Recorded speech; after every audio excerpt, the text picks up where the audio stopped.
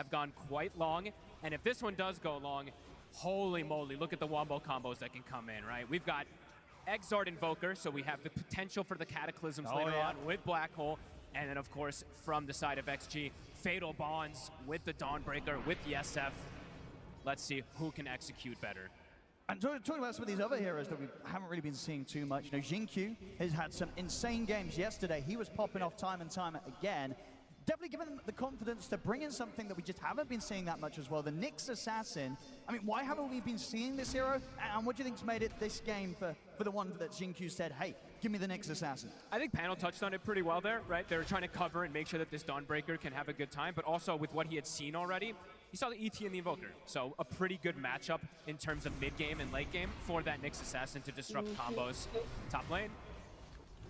So we're going to be able to trade back pretty nicely here with the punches of Dakalis. And you're asking also, sorry, why we don't see it as much. The weak lane, right? That's just what's always been the case. After they removed the Mind Flare, one-shotting those creeps to have that recovery outlet, it did make it a lot more difficult to play the Nyx Assassin in some situations.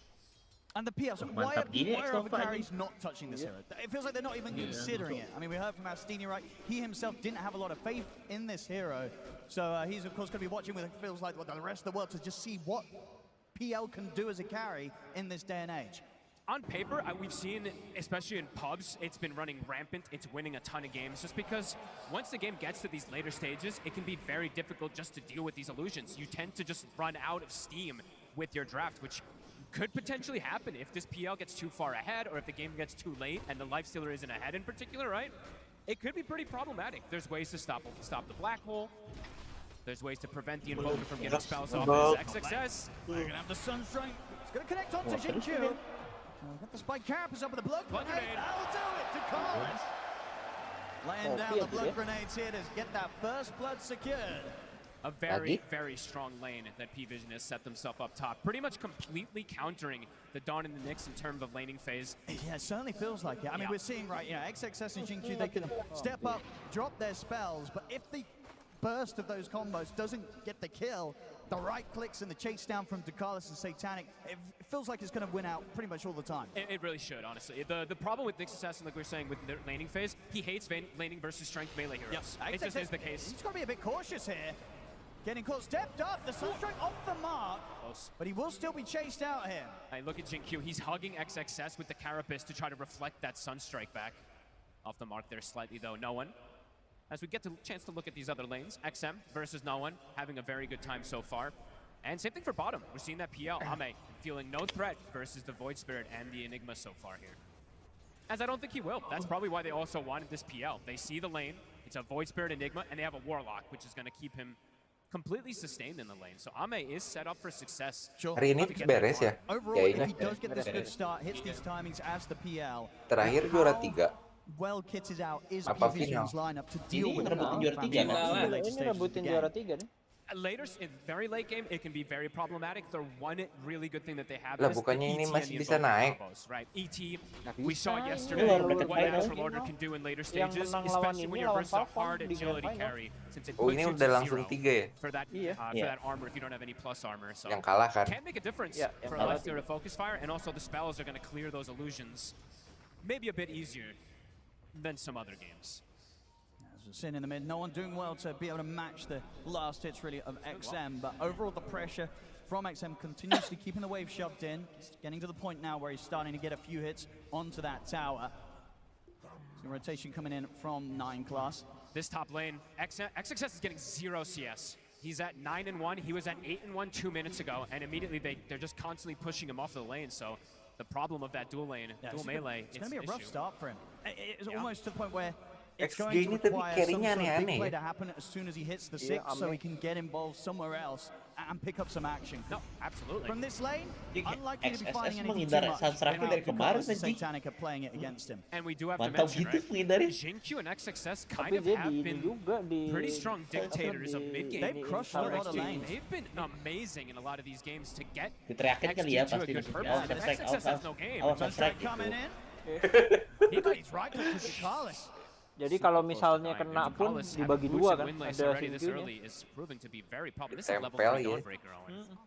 This has got to be one of the roughest starts we've seen XXS have here on the main stage, right? I think it's the roughest start in the entire tournament that I've seen from him so far. So that lane in particular is looking fantastic for P-Vision. Oh yeah, Satanic is having an absolute dream of a time. They'll get a In the mid. 2 apa 3 tadi. Jinkyu able to make himself useful as he turns up, helps out XM take out a kill on Gerakannya tuh gini Dakalis. loh.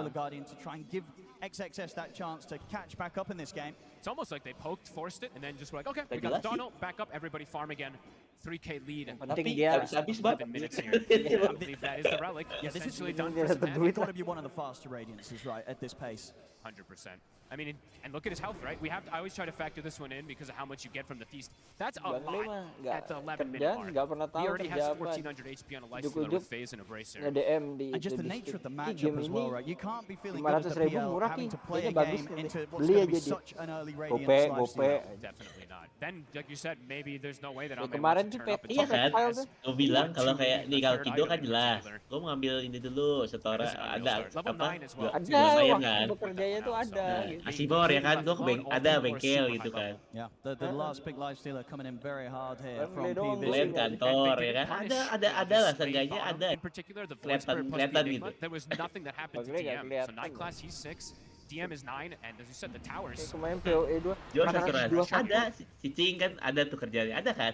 They Ada. really are. And of course, on the other side of things, you look at P-Vision's towers. The middle's taken a little bit of damage, but the side lanes, Leosek they've yang barely nggak ada. been touched at all. Acir udah 4K lagi yang bener aja kalah So dong. the pressure really Amen. adding up here against XG in the early game. Wah, XX. And just not easy for XM and for XG in particular to set up a team fight, right? Because there is a lot of annoying abilities on the side of P-Vision that are just fantastic at countering these fights. The ET, one of the best counter initiators, and the Invoker, if he's not caught in the initial go, he's gonna get his spell combo Little off. timings as well. You know, 9 class able to back up, pick up a lot of bounties. Big money. 4K lead continues to grow. No one purchasing up the drums as well too. Very early timings here. Maybe if they can get sort of the supports, 6s online for where Jinkyu's got his available now, and X-Nova, of course, has the got the option book. with the Grimoire.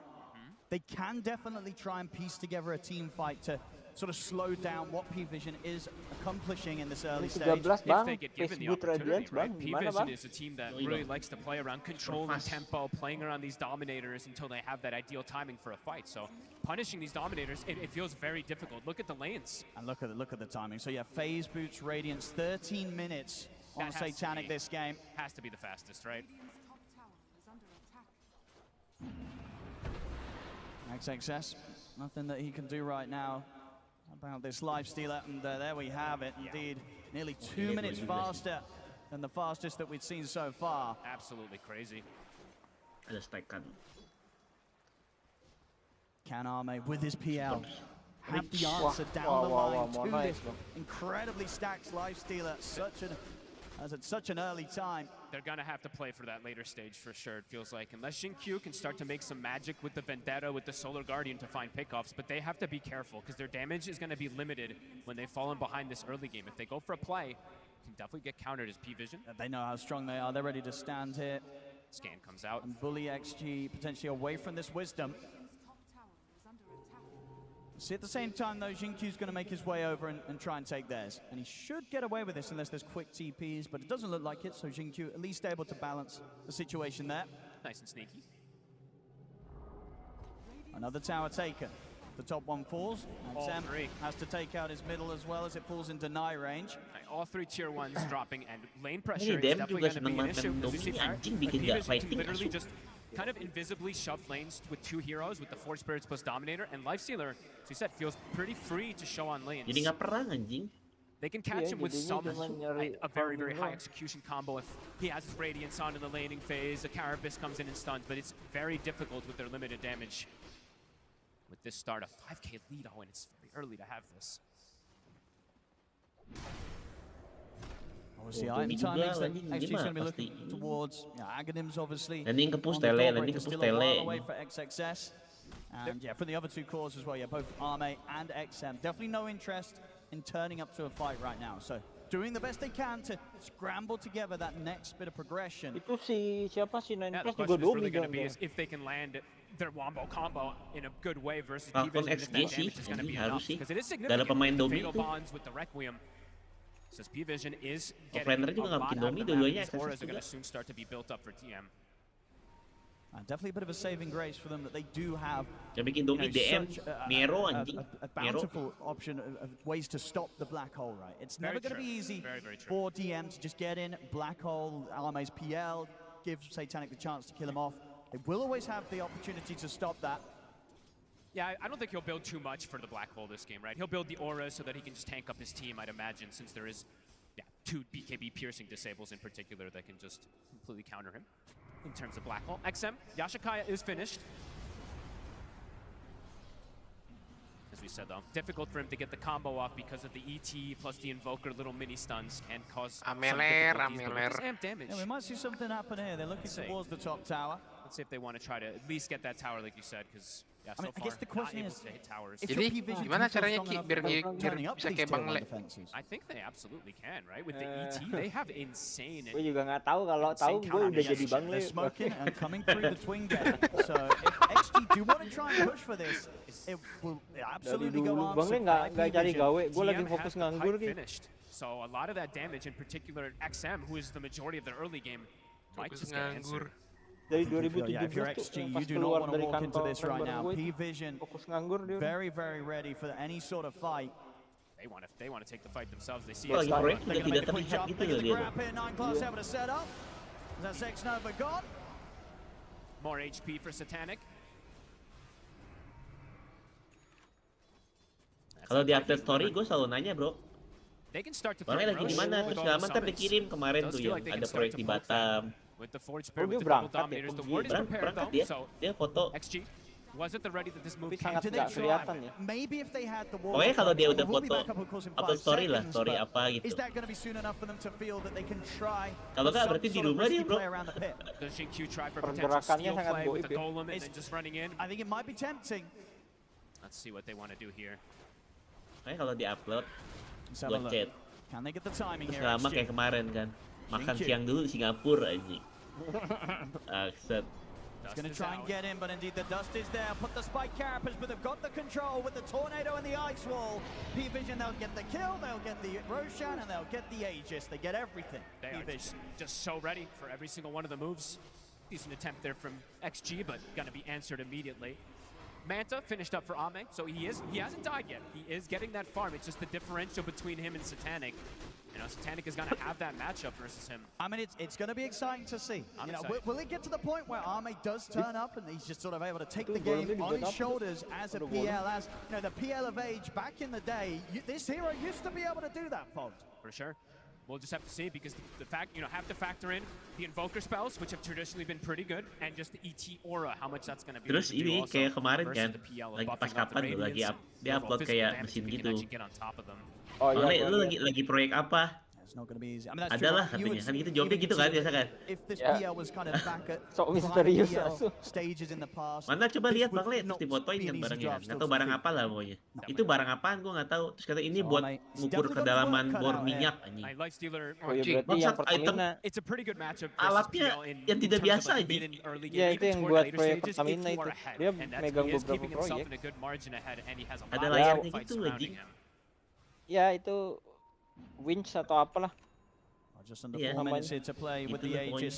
Almost certainly expect the P-Vision will be eyeing up these tier 2 towers. Kedalaman bor apa ya anjing? Ya kan ada layarnya kan. Ya sama Lu lihat- pressure-nya gitu apa Ya lu sih? lihat layarnya kan. Itu tuh UI di layarnya tuh yang bikin Bang Le. Jadi lucu banget waktu itu Stepping up, gets caught underneath the si vision. They get the setup saking in. tidak biasa ya. saking perusahaannya tuh udah santai banget sama si Leo ya, itu layarnya ada di rumahnya dia beberapa biji. Jadi kalau dia ke Singapura tuh bawain layar itu buat assembly. P-Vision will immediately make the jump. Kan itu custom kan, kayak lu mau apa aja yang ditampilin di layar itu, nanti Bang Le yang Take out this modding. tier 2 20 minutes in. Layarnya mau ngeluarin apa, pressure misalnya atau apa. He did go the Exort facet this time around, so the Cataclysm potential is there. Jadi Absurd amount ini of ya, damage. Bang. class. XM, Ready to start playing around the remnant. Yang aneh-aneh gitu loh. Ya, bukan Pekerjaannya tidak biasa gitu. Tidak bisa diduplikasi, bro. Iya. off the mark with it. If he gets him with that there, he's dead. Very likely XM. Perhaps getting a little lucky, the 9 class does not connect with that Well, remnant. they're going to try and do something and get Ame involved. See what they can get. It's been a Anjing very ngerasain quiet juga itu game. ya. Yeah, this seems Apa like a namanya? risky play, but again, I really Spirit feel yang the position berparah they itu have. skill They satunya. have to try something like this to catch Eh, P-Vision tapi- by surprise. They'll find Ducalis. Oh tapi abis. TPs are coming in. Ducalis, he's going to get Pamenya bumped up by mati the kena pipe. itu, He's fine. yang And now they're Void ready to Spirit. turn. The Satanic is going to try and find the real arm. I think they grab him with the Rev, and they've caught the real one. Solar Guardian, Tapi he'll cuman come in, gitu the loh, Rick. Satanic able to stay on top of the PL. Iya nih. Ame is gone. The Black Hole will Call be of the cancelled. Void anjing. Well, Ya lu lihat itemnya cuma gitu doang. Rese aja. 2 kali si Ame kena ini tadi.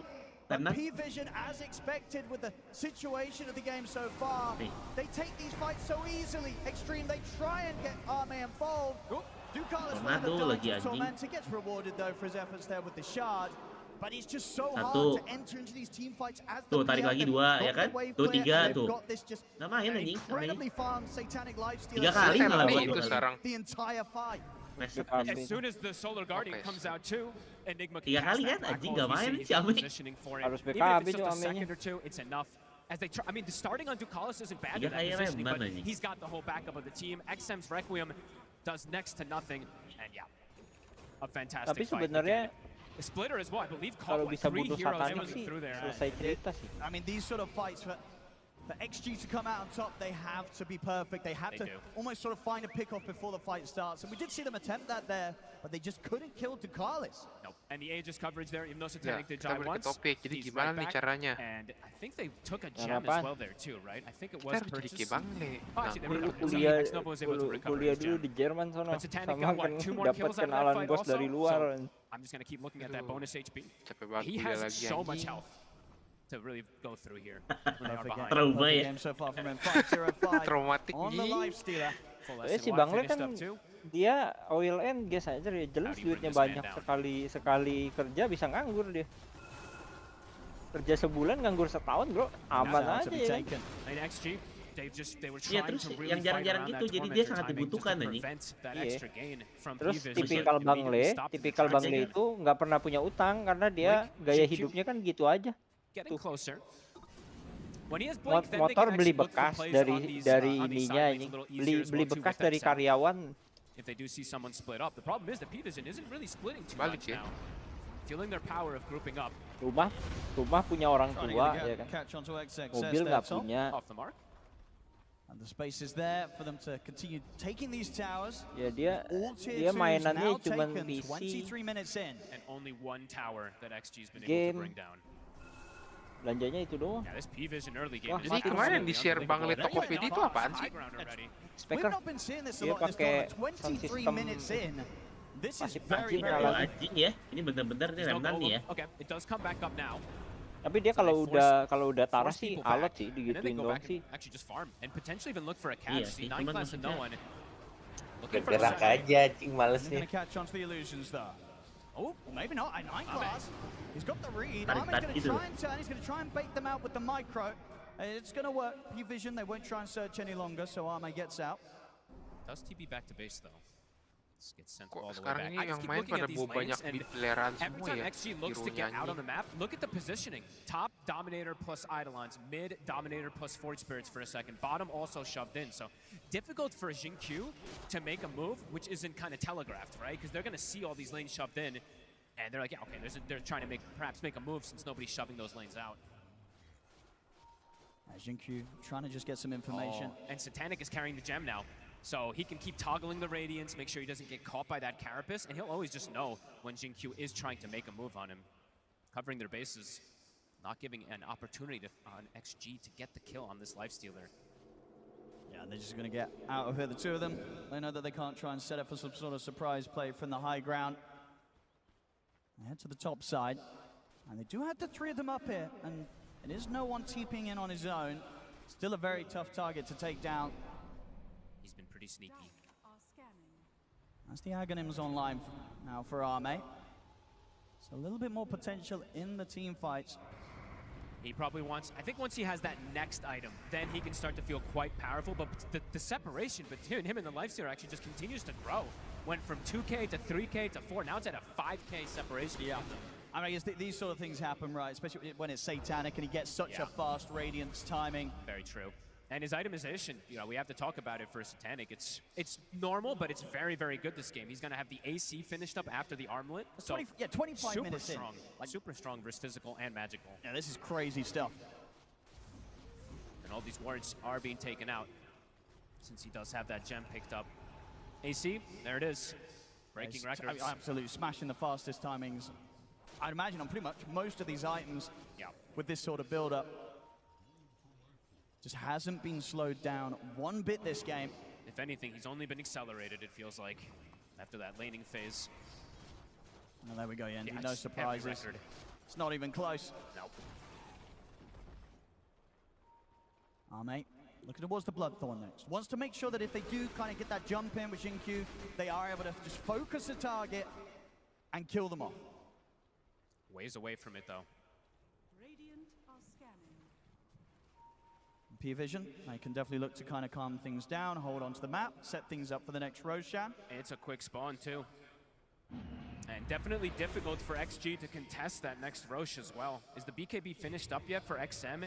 I believe it is. So at the least he'll be able to potentially get that Requiem off unless he gets caught from either like a splitter interrupt or a black hole in particular. And I think that they've got to go for it, right? If you're XG, you try and contest this next Roche. You really want to sit back and have to try and defend high ground against an Aegis push from P-Vision? It feels like they do have to. You got to get out there. Especially after that situation we saw last time, right? Big team fight ultimates are good and all, but when there's an Aegis carrier, it does counteract that very heavily. Well, they'll scout things out, P-Vision, as they step up into the pit.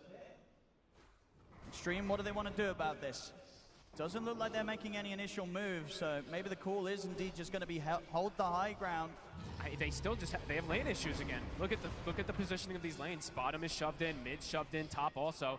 They're going to smoke it for an attempt. Let's see if they can get there in time. It's dying pretty quick. And you see the positioning from Ducalis, DM, and No One. They're all ready to interrupt any sort of initiation from Extreme. 9 classes throwing down those remnants. XM. Watching from the side, Xingqiu, ready with the step in, but Satanic's already out with the rage. Meatball comes down straight away, Xingqiu's gone. The sleep at the side, they managed to catch XM. He's in trouble. There in the middle, will get the BKB off, but the Black Hole comes in, gets put to a stop by the Solar Guardian. They turn with the raises, they kill off the air.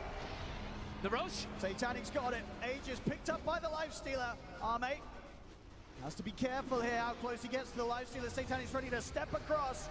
Chase down XXS as XG. They pretty much threw everything into the effort at the start of the fight. He'll go for the TPL, will make it away. XXS. They try there to interrupt Extreme. They get a kill against the Enigma, but they don't manage to stop the Roche and stop the Aegis going into the hands again of Satanic. Attempt at the black hole, immediately canceled. They'll be able to get that set up. XM survives though, which is at least a small silver lining, of course, for them, but Satanic, Aegis now coverage, next item soon on the horizon.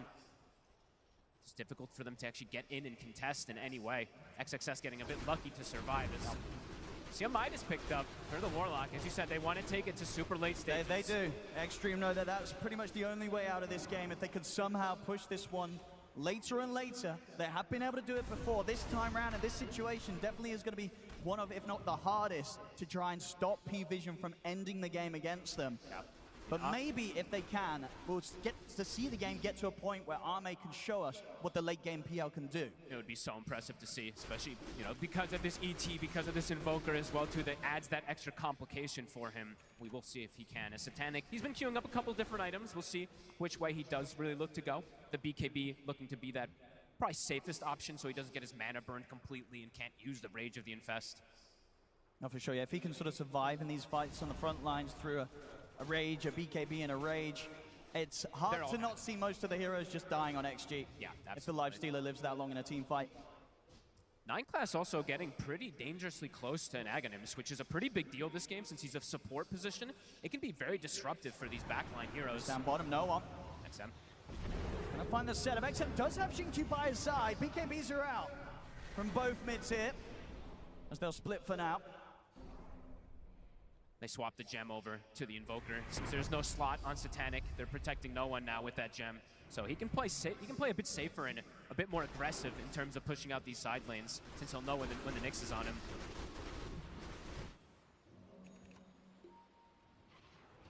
There's that BKB, still with the Aegis for about 2.5 minutes. 9 class. It's gonna have the setup here with the Yules into the random. So this is gonna be a very dead X-Nova, trying to do his best to get towards that big item pickup, wants to work his way towards this refresher. It's going to take him a fair bit of time, though. A very, very long time. It does have, you know, a lot of potential XP still, has the Grimoire, has his Midas ready to go, so... P-Vision might look to force a bit here again, since they still have 2 minutes on this Aegis. Lanes are in a good position for them to do so as well. Yeah, they're in a perfect spot to just hit the high ground, see what happens. Yeah, at least like force a reaction in particular from the side of XG. They're gonna smoke in the back line. They have a banner at the ready. What do you do, XG? Glyph is forced. See what they can do after this. But the banner is down already, so that catapult is gonna survive. They're gonna have everybody back up. The tier 3's gone, Satanic on towards the barracks. They'll try and lead in, they'll have the Yule set up into the Remnant on towards XM. The Raxes are dying. Can they do anything? The rage comes out for Satanic as he stands his ground, cleans up the full set top. They couldn't do anything to stop them. They're going to try now, looking towards the Void Spirit. Pike gets popped, the Infest comes in as well. They're able to keep 9 Class easily alive. Too scared to commit for the fight. If they lose that fight, it's probably just the game, so just try to poke and prod. But the Rax, P-Vision just comes in and claims it. Big amount of gold acquired. As you said, the Ags now for 9 Class is about to be finished. DM, he's about to have a blink now too with that BKB after having the aura, so might find the angles for these black holes soon, even versus the double BKB piercing disables. Now for sure. I mean, at the least, you know, forces out these sort of saves to come out immediately at the start of the fight, kind of leaving the area then free for Satanic to clean up in the longer drawn out team fight. I swear they just can never get the lanes out, Owen. Every time I've looked, completely shoved on the side of XG. Another tier 3 falling. It's just creeps this time taking it out. Ame trying to lead in. Can't touch Satanic quite now. 30 seconds. Just burned down to the Radiance. Still 30 seconds on the Aegis. They're getting so much done. Yeah, big items coming out, as we said. Full. Well, Lotus Orb soon being picked up for Ducalis. I think a Shiva's soon finished up, so starting to get more and more answers for that PL. Once that Shiva's comes out for no one, it's a fantastic option just to be able to identify which PL is real at all times, too. XG, as you said, waiting and waiting toward that later stages, but how much is it going to benefit them with how far ahead P-Vision continues to climb? Now, Ame is close to having the Bloodthorn.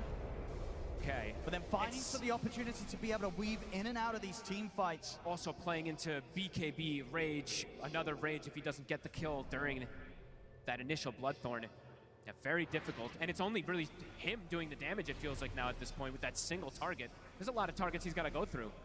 We've been talking about Satanic, but also no one is very high on that net worth, as we see after getting that shard too. He is a problem. Oh, and they're kind of trapped in their base. Look at this. It feels like it's been a long time that they haven't been able to come outside. All they can do is just sort of set up and make sure that when Ame steps out to get farm, he's not going to be jumped. Yeah, true. They have not been able to find any combos with the Vendetta plus that Solar Guardian in 30 minutes with the way that that start happened. And we'll see what Ame looks towards next. He's going to try and get the shard, so he just continues to get these little sort of incremental steps forward in his item build. He's going to have just to... anything he can get together before that big team fight is forced against him. He's going to have to be so tricky in the fights because he's super fragile, it still feels like, with this itemization. It's a very aggressive build he's gone for. And I like this build as well from Satanic. Maelstrom. Yeah, going for the late game Maelstrom into the Mjolnir just to throw something else into the mix, which it's just going to give these illusions from PL not a chance to survive in a team fight. They're going to get cleared out so quickly. I can just throw it on himself, run in, and yeah, it'll all die. Sure, it's been nerfed versus Illusions, as we do know, in this last 7.39D, but it is still pretty effective when you are ahead in terms of net worth like this. Yeah, gets rid of the armlet. That is a pretty nice anti-PL inventory. Yeah, he's massive. P-Vision probably just going to sit back, look for the next Roshan. Does feel like it. They have complete control of the map. They're farming everything. They know that there's pretty much no threat of Extreme coming out to find them, even though Extreme is trying to go for this smoke. Maybe just claiming their shrine, just trying to get something out of the map. Yeah, crazy amounts of farm. 9 class is getting infested up, so it looks like perhaps P-Vision is going to look for a move if they do suspect them starting to get outside at all. P-Vision on the way over. 9 class. Jinkyu. They look for the setup, but Jinkyu is quick with the spike carapace. Will be able to get away with the Vendetta as he scurries up to the high ground. The second XG gets outside, though, immediately forced back into their base within a split second. No one. Right, Jinkyu's got his eyes on him. He's going to try for the setup. Straight away the stun into the Requiem, but it's not enough. No one's able to put the BKB run away. In fact, he's ready to run back at them. As XM and Jinkyu have to back off to the side. They've caught Arme. He's caught in the round and will be able to get out away from the Deafening Blast in time, but Satanic's going to try and chase on forward. They'll sneak away with the invis. So getting out, but only just. I mean, just continue to show how terrifying these team fights are for Arme to try and get in on. Not carrying a gem on any of the heroes, just carrying a bunch of dusts. Maybe 9 class will bring it out soon, but the 2 cores don't have it there. Okay, it's coming on the courier now for no one. That's a lot used there from XG. That's their Requiem, that's their Solar Guardian. P-Vision used nothing. They're ready to push it. DM ready to make that jump, of course, with the black hole at the ready. Jinkyu. He's going to get caught out here, burnt down low. He'll survive, but only just here, thanks to the shadow word of X-Nova. Side to that full combo. Satanic. Do they want to keep pushing here? Let's have a look, because potential Roche will be pretty soon. They'll get the tower. Spending all their gold, backing up. Roche, about 30 seconds. We saw the Requiem combo with the Nyx Assassin. They go on the Invoker, but something about, I actually haven't mentioned this much this tournament, but something about Invoker, of course, since he's one of those super high int heroes, his magic resist is also high. I think he got piped at the end of it too, and it didn't even do half of his HP. It was, yeah, but close to half his HP. Yeah, they didn't quite get the perfect position, of course, getting as close as they could to him, but even if they did, I don't think it was killing him. No, I don't think so. Also difficult to ever get that catch there. As we said, you know, he didn't have the gem this time, but I imagine he's going to start carrying it pretty soon on that Invoker again. As Roche, it is up. P-Vision in the pit. And XG, I mean, they've pretty much just got to take this time to try and get Arme out on the map so he can work towards his next item. His growth is just not really there. Courier gets grabbed as well, XXS. That's a rough one. He would have had the refresher. He would have had the money for the full refresher on the Dawn, but now that's going to be taken out of the game for nearly 3 minutes. Roche. I mean, they are approaching. XG, can they time this? Cataclysm to scout. It's going to scout everything.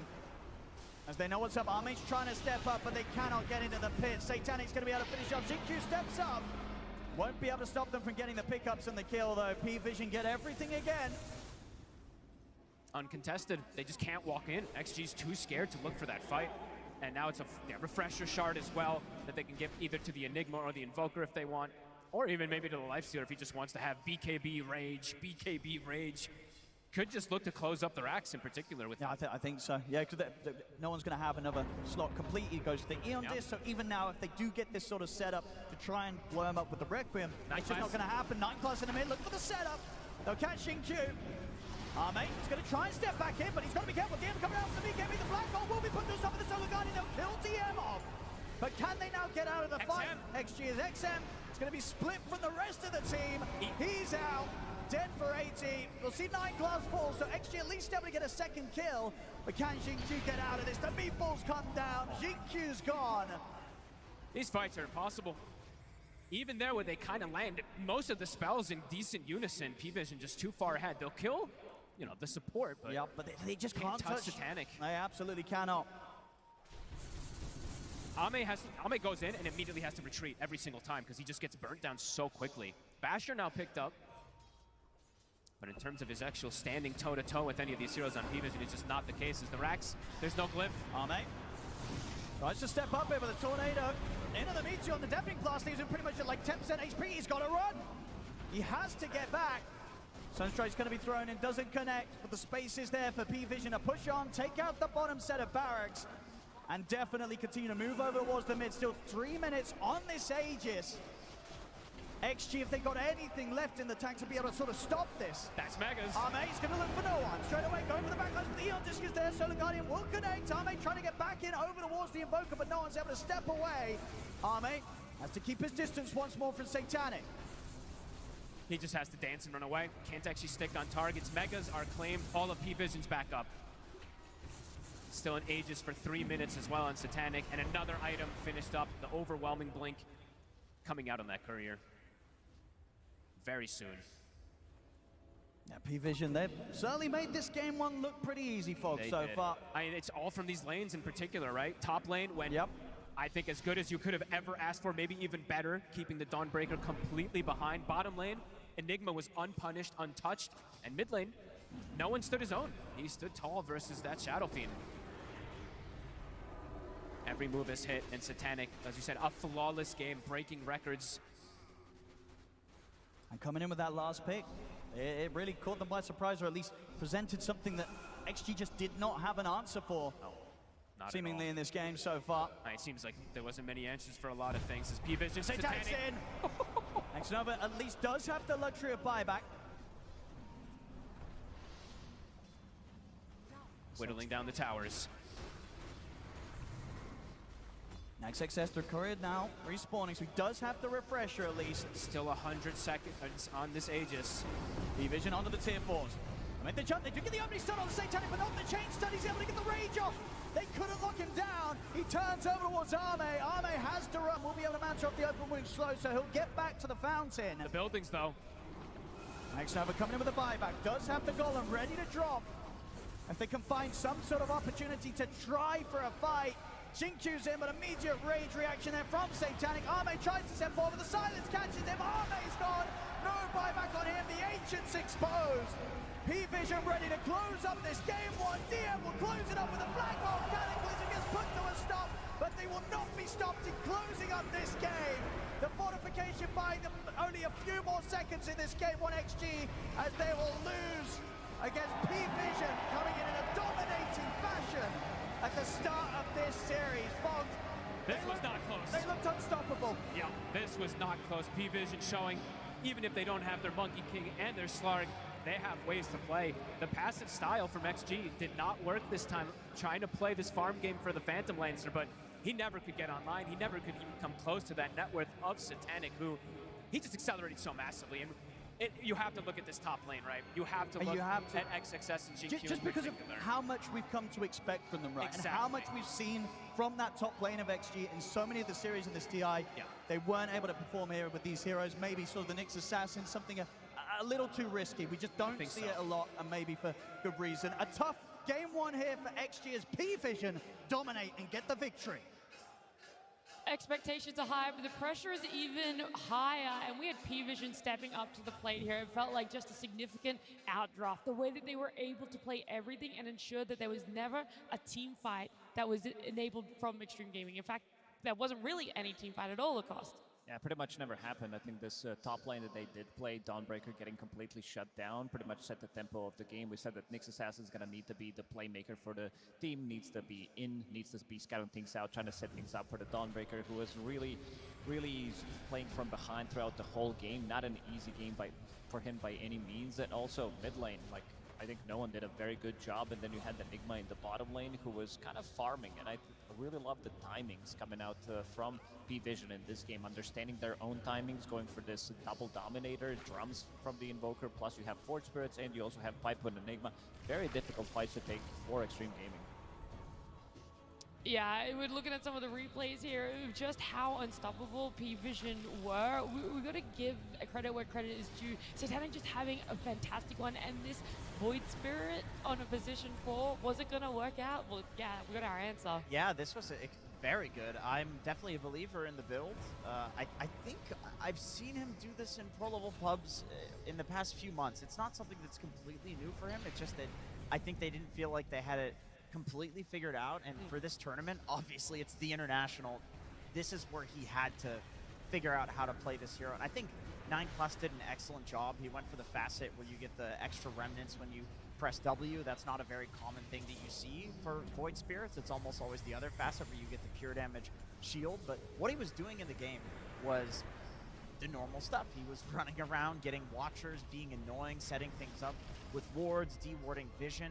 So they've definitely found something here. I'm not sure how much you can blame on the draft here, because I feel like this was just a battle of styles, and P-Vision, their style just seems to be better when both of these teams are, because I actually think Extreme played quite well. Maybe, I mean, you don't want to blame the draft for everything, but at the same time, it was really difficult for the Nyx and Dawn to play their lane against the Lifesteal, right? If you go back there, In the last phase, they opted to remove the Faceless Void and Anti-Mage. But at the same time, you also have to be thinking, you have Dawn and you have Nyx. You know, those heroes have a common enemy, which is Lifestealer. They don't do anything to Lifestealer. And what happened in the game was the Lifestealer kind of balled out of control. And Yeah. he went to the enemy side Ancients to farm. You know, that's how strong he got in the early game. And that was a huge problem for Extreme. It is very difficult to theory craft what you're supposed to do in that lane because the obvious choice is you're playing Don Nyx. Just cut the wave. Just do lane shenanigans, and sure, the carry is going to free farm, but you're going to 50-50 the lane. At least the Dawn's going to get something. This is Satanic we're talking about. Do you really want to give this carry player, out of all the carry players in the world, free farm? I don't think so. This is the worst guy to do it to. Sometimes you got to cut your losses where it is. It was a really tough one for XSS and Xingqiu as well. We weren't really sure where it was going to go. It went a little bit worse than we were expecting, but someone that can help us break it down is, of course, Purge. Thanks. Yeah, I wanted to look at that laning stage because the net worth difference at the 10-minute mark was so completely different that we need to really look at how different this is. Lifestealer's innate. He's getting 2% heal based on the max HP. So every single time that he attacks the Dawnbreaker, he's giving himself 20 health, which is a nice advantage. And something crucial that happens here in a lot of cases is a little bit earlier. When Dawn does use a skill to get a last hit like he does here, what she does is AoE damage. And that means that your creeps are going to end up pushing towards the enemy base. And on the other side, the P-Vision side, they didn't have AoEs on their side. So what ends up happening is Satanic gets to control this large ball of creeps over here. And as a result, they also get to benefit from using the Elder Titan Astral Spirit. So even when they're trying to get last hits, Ducalis can be up here in front of XXS's faces, just denying things. And then that ball just kind of sits there consistently.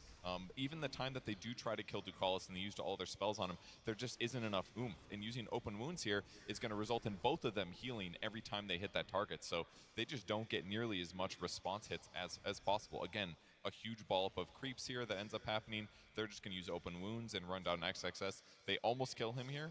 He ends up running all the way back to Fountain, which is tough. And he comes back to lane, and watch how little effort they have to put into this harass. Satanic walks forward, open wounds, and he goes back to last hitting. And now Ducalis, when he hits him, is healing for 32 HP. That means any damage that Xingqiu does to him while he's doing this doesn't matter. He took 0 damage doing that harass and sends Dawn back to base for a second time before the 6-minute mark.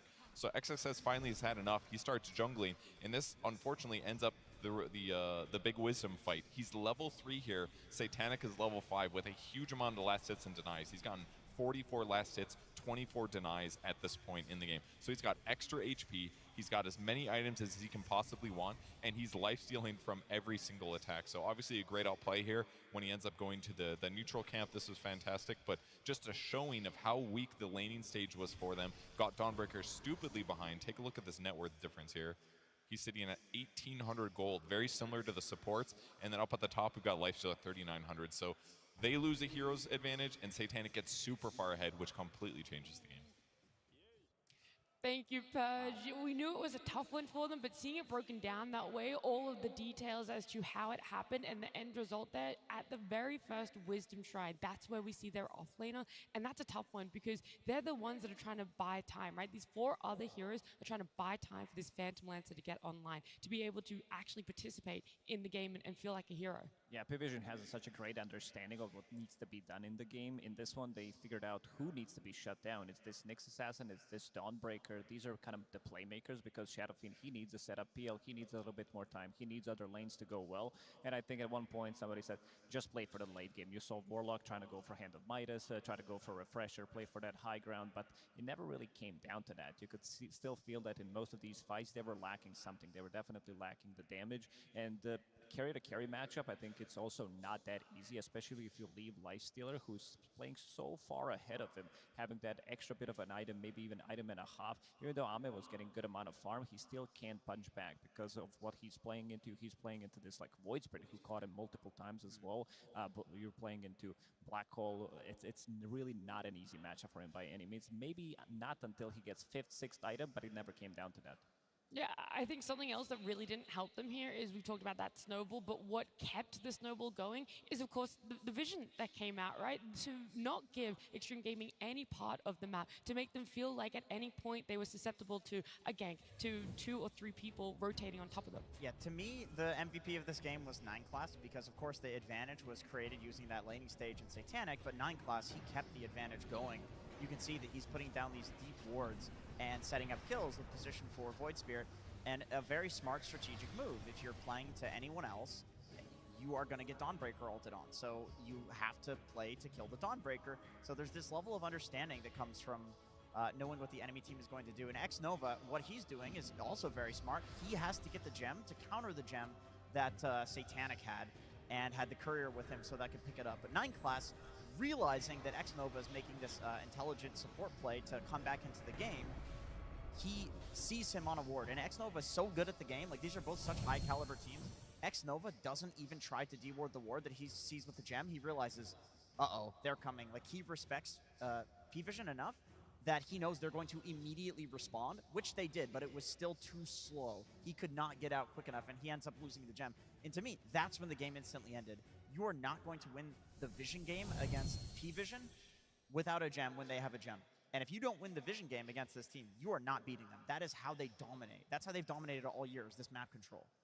It also feels bad to see your position 5 essentially have to just continuously sweep the map to make way for your cause, but of course that is the role of a support there, Winter. Yeah, I mean, it was a really, really tough game, you know. I felt like he did as much as he could on the position 5, but at the end of the day, you're just a Warlock, right? We saw him still having his Black Grima at, 20 plus minutes. Yep. He didn't get to use it, or he just didn't find any fights that he needed to use it, you know. So I felt like he did everything he could. It just came down to the fact that they were not really set up for success with the heroes that they have here.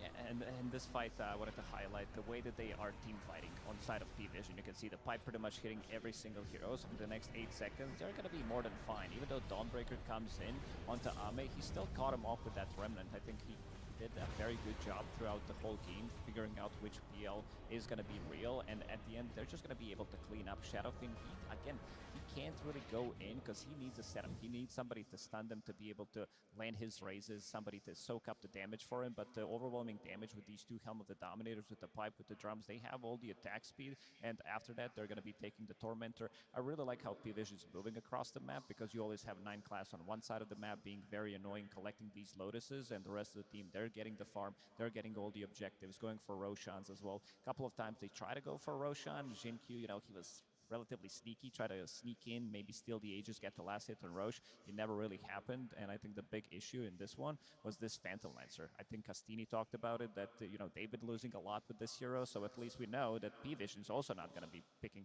Phantom Lancer at all. Yeah, I want to take a very quick moment because we got something special. We got to have a little bit of a listen into P-Vision, and that comes during that game. Try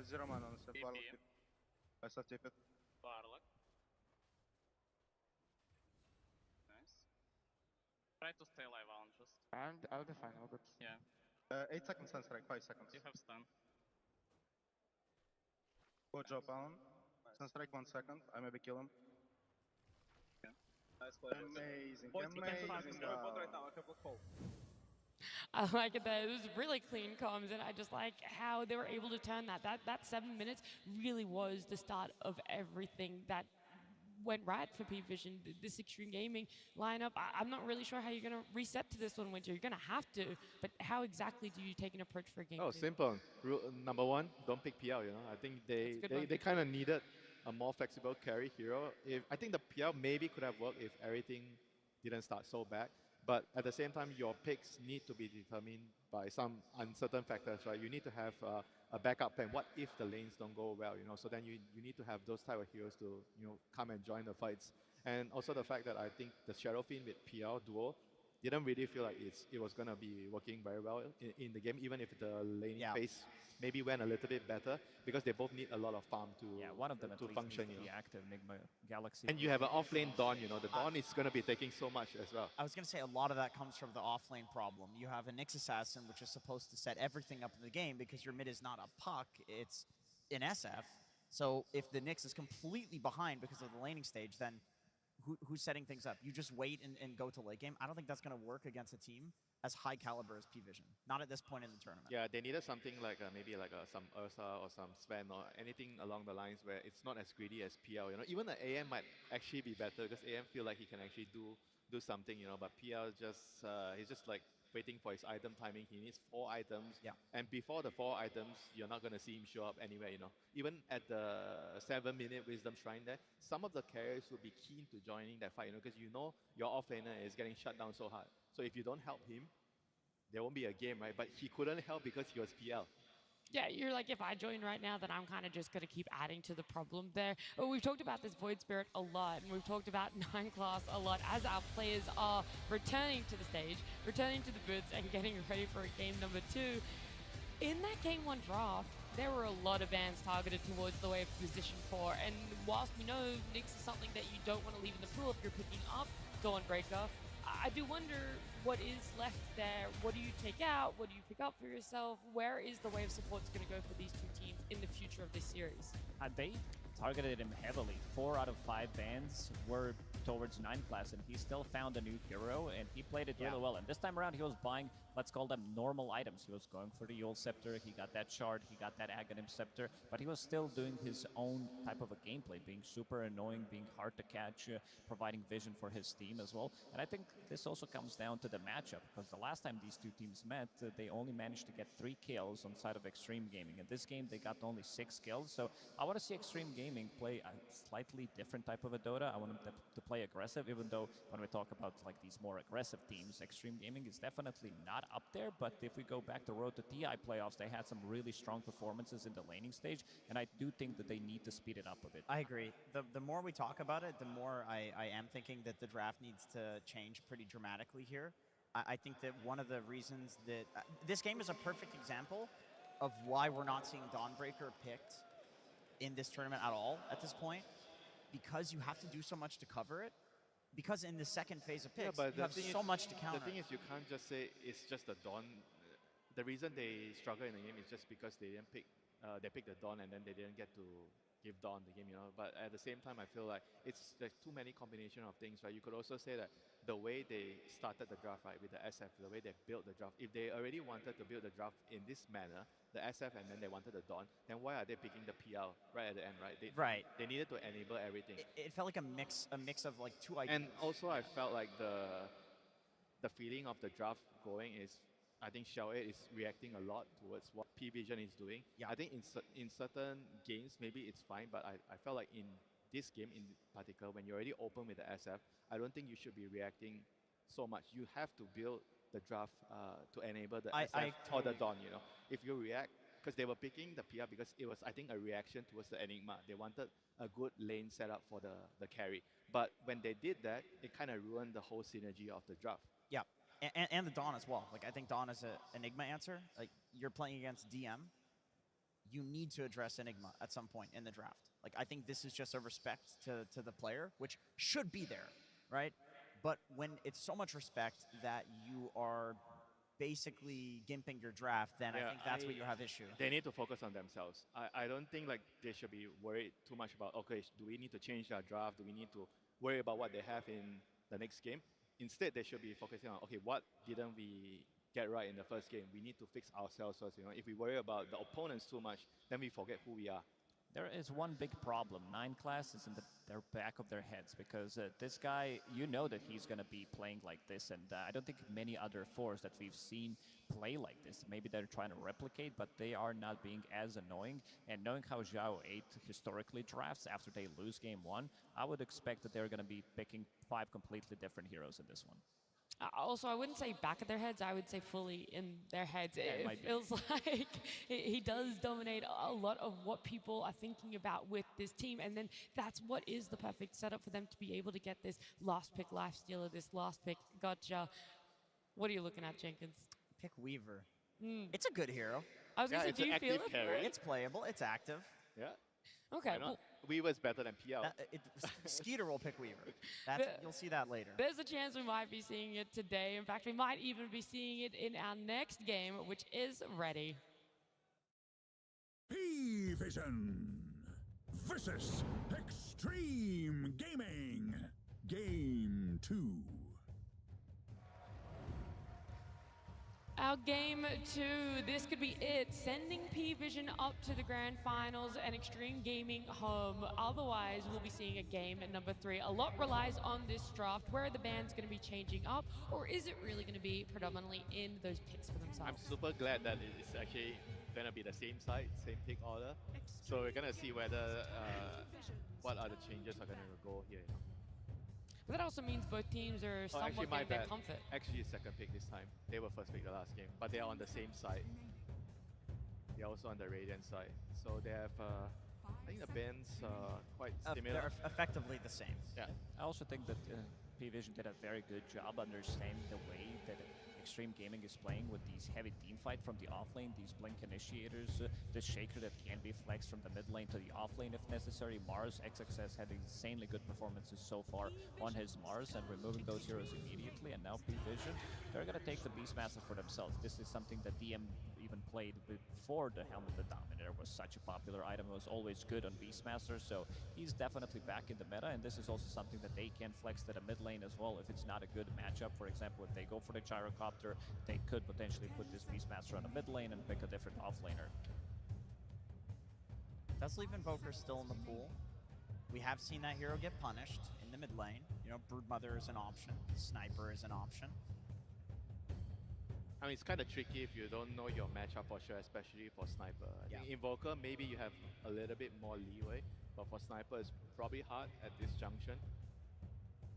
I mean, you have to, I feel like, pick either a support here or a flexible core, which you can swap the roles around, you know.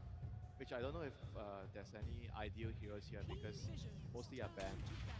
So they go for the support, which is, I think, their next best option here with the Snapfire. You kind of block it away from P-Vision as well because you have this Beast plus Snapfire combo. And I do feel like Snapfire is one of the best position 5/4 heroes. Her and Hoodwink, most definitely. It gives you the team fight, it gives you the damage, it gives you the easy 1-2 pairing with any kind of a stunner from the offlane that they could pick.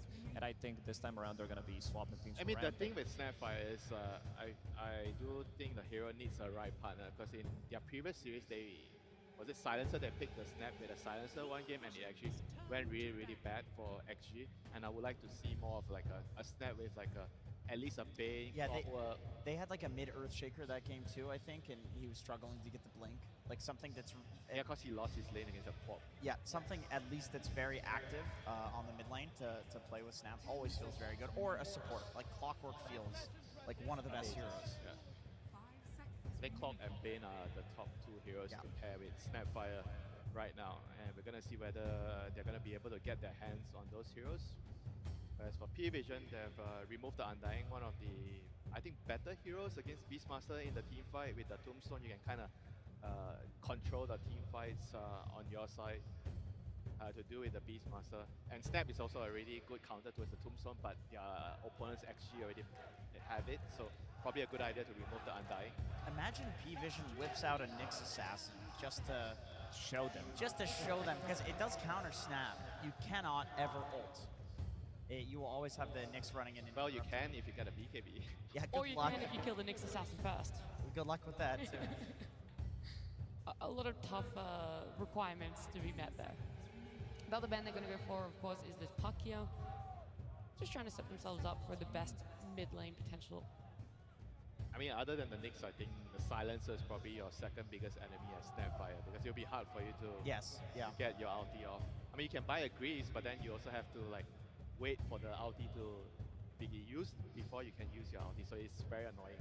Yeah, there's one more extra hero from position 5 that we didn't mention. I think Disruptor could work out really well for them. But like, I also like the Snapfire plus the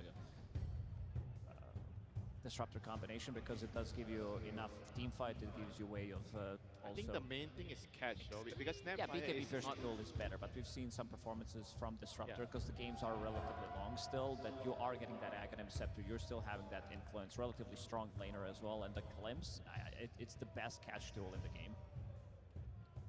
With the Puck ban, do you think this is just an XM specialty they don't want to let through into the second phase, or is there some Quap Storm type hero coming here? Maybe I think no one. Co-op Storm type of hero is possible. I mean, we do know that XM doesn't have a very wide hero pool compared to No One, so maybe they are trying to figure out what is his go-to right now, and they're going to try to set up something that makes it really hard for XM to pick his hero. You know, and this hero is also quite frequently banned in the first phase, and we also mentioned that P-Vision has a very clear game plan in their initial bans. They removed the Mars, Earthshaker, ET, all the team fighting heroes. 2 of them are offlane heroes. I think Centaur is kind of like a viable replacement for that, and it also sets up for Snapfire in the team fight, and it's really good with Snapfire in the lane. Oh, we get to see it again. To be fair, could still be carried. Satanic has played. They have a 100% win rate on this hero, right? They do. 4 games, it's been played as a position 4, 100% win rate. 9 classes. There were a couple of games when he was playing that Alchemist that he wasn't really doing that much. Like rest of the team. Yeah. Maybe not in fighting, but what he was given the rest of his team was pretty I was impactful. gonna say, this man is ruining pubs everywhere, picking definitely. He's either griefing the game or he's carrying the game. There's no in between. Yeah. Well, stats show carrying it apparently with this Alc. Yeah. Had some, when I say good showings, of course it doesn't reflect in all the stats when you look at it, but there is still a lot of impact in having that support. All right, there we go. I thought maybe they were setting up for this because you pick the Centaur to block the Centaur counter to the Sniper coming out on the other side. And I do think that one of the better answers to Oracle is just Sniper. Like you save somebody and he can peep the Oracle in the back line. He can just change targets to somebody else. Oracle's not really going to jump you. There's no real jump heroes on P-Vision. I mean, they need like the co-op, I think, right now. And the fact that there's an Oracle in the game as well. I think Oracle is really good against the Snap.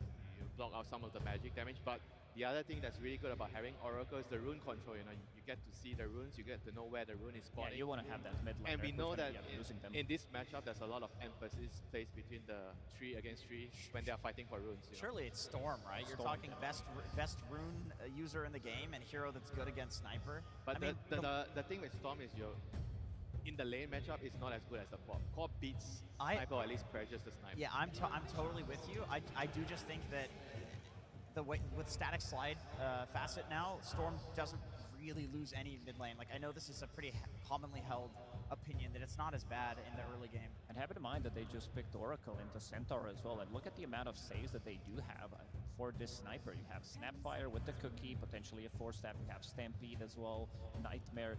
So there's going to be a lot to protect this Sniper. And right now I'm not seeing the jump. And the reason why they picked up Bane is because of these heroes that we were just talking about. That's why we were feeling like maybe a hero like Co-op, you know, like they need someone to get near the Sniper. And Co-op loves Oracle. He loves a safe support on the team. Yeah, 100%.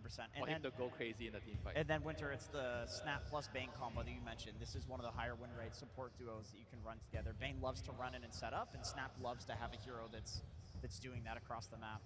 Yeah, I mean, at least the Oracle can kind of deal with both of them, you know, the save with the ulti, and then the Fate's Edict against the Snapfire. But here, I feel like we are going to see the mid hero, and I don't think it's going to be the Beastmaster here. They're going to decide what they're going to do with the Beast here. So it's going to be the Storm.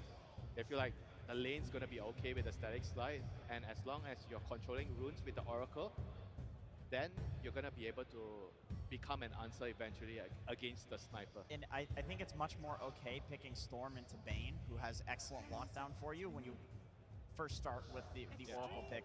Very similar to like Silencer Storm combo you see a lot of teams run. It covers for it. So. I mean, there's going to be wards around the rivers. I think it's going to be so crucial. So one thing you need to do as the team that's facing the Oracle, you need to follow the Oracle because he's going to tell you where the rune is going to spawn. Yes, yeah. And maybe there's going to be some mind games where you try to trick them, you go to the wrong side.